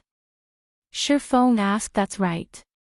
This one here is known as Feng Xianyang, the vice leader of Underworld's Star Moon Kingdom Eastern Branch. Of course, you can also call me by my character name, Dark Wind. Feng Xianyang introduced himself. I wonder, what business does Vice Leader Feng have with me? Shi Feng asked. Judging from Feng Xianyang's tone, Shi Feng had already made a rough guess as to Underworld's strength. Although he had long since deduced that Underworld had a great deal of power and that their influence covered more than just a single kingdom, Shi Feng still could not help but feel shocked after having his conclusions confirmed. It was no wonder even that Gentle Snow was wary of them. Star Moon Kingdom could be categorized into 5 separate regions: North, South, East, West, and Center. White River City was located in the east side. Meanwhile, Feng Xianyang was in charge of managing the affairs of Underworld's Star Moon Kingdom Eastern Branch. The authority he wielded was definitely great. I heard that Master Black Flame is the founder of Zero Wing. You have even managed to elevate Zero Wing to its current position. We at Underworld feel very optimistic about Zero Wing's future, hence we wish to invest in some shares. Feng Xianyang then pointed towards Ming Sha, who was currently standing by the door, saying, "You've already seen for yourself the strength of Underworld. Because of us, even the previously insignificant third-rate guild Dark Star has instantly become a powerhouse in White River City. If Master Black Flame is willing, Underworld can similarly make Zero Wing grow rapidly. Not only could you become the overlord of White River City, you could even become the #1 guild in the entire eastern region of Star Moon Kingdom. I wonder if Master Black Flame might be interested." Chapter 283, Arrogance. Feng Xianyang's words dripped with temptation. Just the prestige of being the #1 guild in the entire eastern region of Star Moon Kingdom would cause many to fight over it. These exact same words might have been used to attract Lone Tyrant into cooperating with Underworld back then under the banner of the #1 player on the ranking list. In addition to Underworld's covert support, Dark Star had managed to rocket to fame, becoming a guild capable of rivaling even the powerful Ouroboros. So that's how it is. Shi Feng suddenly came to a realization. He finally understood why Dark Star could become so amazing, just like that, with experts appearing in the guild out of nowhere. Its abrupt rise was all because of Underworld helping it in secret. However, now that Zero Wing had established a guild residence, Underworld couldn't help but reconsider its original plans. Hence its interest in investing in Zero Wing. Shi Feng couldn't help but acknowledge that Underworld was indeed amazing. They were willing to support an entirely different guild even at the cost of sacrificing all their previous investments. From an outsider's perspective, such an action was plain foolish. However, Shi Feng knew that Underworld's decision was, in fact, very wise. It was obvious at first glance how great an influence a guild residence would have towards a guild success. If it were up to him, he, too, would choose to take such an action. Master Black Flame, you should know that there are over 20 cities just in Star Moon Kingdom's eastern region alone. If Master Black Flame agrees to our proposition, in the future, you will become the absolute overlord of these 20+ cities. Moreover, even though Underworld will be investing in Zero Wing, we will not interfere directly in the management of the guild itself. Rather, we will provide you with a large sum in funding and manpower, Feng Xianyang slowly said in a tempting tone. We at Underworld have already decided that, as long as Master Black Flame agrees, we will immediately inject 1 billion credits into Zero Wing, and also provide the guild with 100 gold coins every week. In addition, we will also provide 100 experts, and also 1 team of underworld guards for you, Master Black Flame, to command as you see fit. If Zero Wing develops well, Underworld will invest even more into the guild and the future Master Black Flame. What do you think? Feng Xianyang had taken Shi Feng's previous silence for hesitation, thinking that Shi Feng was definitely considering his proposition, hence he sweetened the deal. In God's domain, wasn't the main purpose one established a guild earning money and gaining status? For a newly established guild, 1 billion credits was definitely an astronomical sum. Even a major corporation in a city couldn't easily take out 1 billion credits. Recently, due to God's domain's raging popularity, the number of corporations investing in the game had been continuously increasing. The value of guilds in God's domain had similarly shot up abruptly. Yet, even so, a third-rate guild with a member count of 20 to 30,000 would, at most, be worth 2 to 300 million credits. Meanwhile, Zero Wing merely had several thousand members in its ranks. Although it had both fame and experts, its value was still not worth 1 billion credits. After taking into account the value of a guild residence, Zero Wing would at most be worth 500 million credits. Hence, it would be completely illogical for Shi Feng to refuse the offer of 1 billion credits. I wonder how much shares young Master Feng is intending to purchase. Shi Feng asked, an indifferent smile on his face. Not much, just 50%. In exchange for 50% of Zero Wing's shares, you can obtain 1 billion credits, in addition to having many experts to assist you. I believe that no other corporation will be willing to offer such a high price, Feng Xianyang said confidently. Shi Feng propped up his chin with his hand, entering into a deep contemplation. Shortly after, he slowly said, although your offer is indeed attractive, 50% of the guild's shares is simply too much. I am willing to sell 10% at most. Although Feng Xianyang's offer of 50% seemed as if both sides would be wielding half of the guild's shares, it was simply a trick to make Shi Feng drop his guard. In reality, wielding 50% of Zero Wing's shares was already tantamount to full control of the guild. After all, when Shi Feng established his guild, he hadn't claimed the full 100% shares of the guild. He had given a small portion to Aqua Rose. If Feng Xianyang purchased 1% of Zero Wing's shares from Aqua Rose, then he would have 51% of the guild's shares. At that time, Feng Xianyang's words would become law in Zero Wing, while Shi Feng would sooner or later end up in a situation like the one in his previous life. Shi Feng had sworn to never let something like that happen again in this life. 10%. Feng Xianyang did not dare believe his own ears. He was going to spend 1 billion credits on Zero Wing, yet, all he would get in return was 10% of its shares. Did Shi Feng really take Zero Wing for the #1 guild in Star Moon Kingdom? Vice Leader Feng, you must think that the amount I'm offering is too low, right? Shi Feng asked, his indifferent smile still on his face. It's only normal that you would think so. However, what I'm trying to say is that 1 billion credits really isn't a big sum of money. I'm already giving young Master Feng a lot of face by offering you 10% of Zero Wing's shares. If it were anyone else here today, I would only offer them 1% at most. In fact, Shi Feng was not speaking conceited nonsense at all. Just the gold coins he had on hand right now already exceeded 10,000. If he converted them into credits, they would be worth at least 200 million credits. His daily income was also continuously rising day after day. Just the benefits he could obtain from the Starstreak trading firm had already far exceeded 1 billion credits.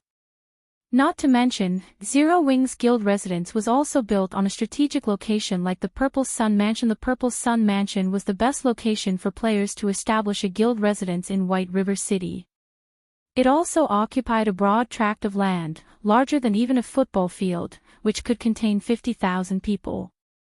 Not to mention the current state of White River City, where every square inch of land was worth its inch in gold. Even after a decade passed since God's Domain's official launch, the land of the Purple Sun Mansion would still be worth more than 10 billion credits. Although 1 billion credits was indeed an astronomical sum, it was truly not worth 10% of Zero Wing's shares. Even 1% was an overestimation, not to mention 10%.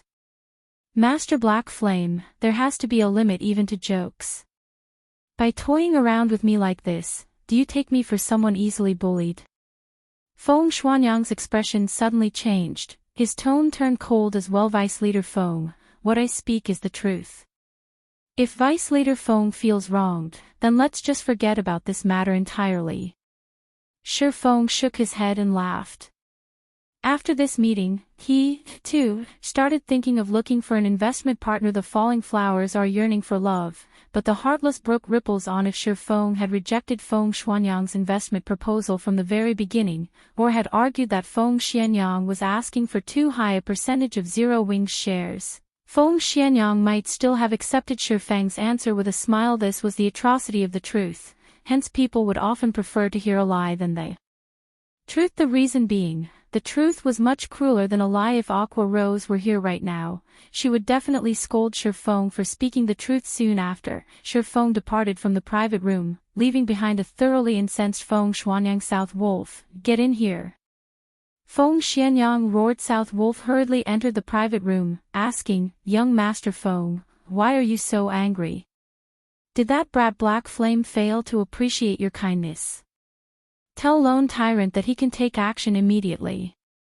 I don't wish to see the guild called Zero Wing in White River City anymore. Feng Xianyang no longer had his elegant appearance from before. Instead, he revealed his sinister nature, saying, since he isn't willing to cooperate with Underworld, then we will just remove him, one way or another. White River City does not need a guild that Underworld cannot control. Yes, I'll notify Lone Tyrant immediately, South Wolf said with excitement as he licked his lips. After Shi Feng departed from the high-class bar, he immediately headed towards the teleportation hole.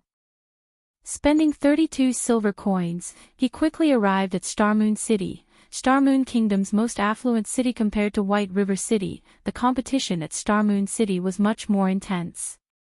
Just the number of first-rate guilds present in the city already surpassed 5. The second- and third-rate guilds were even more numerous.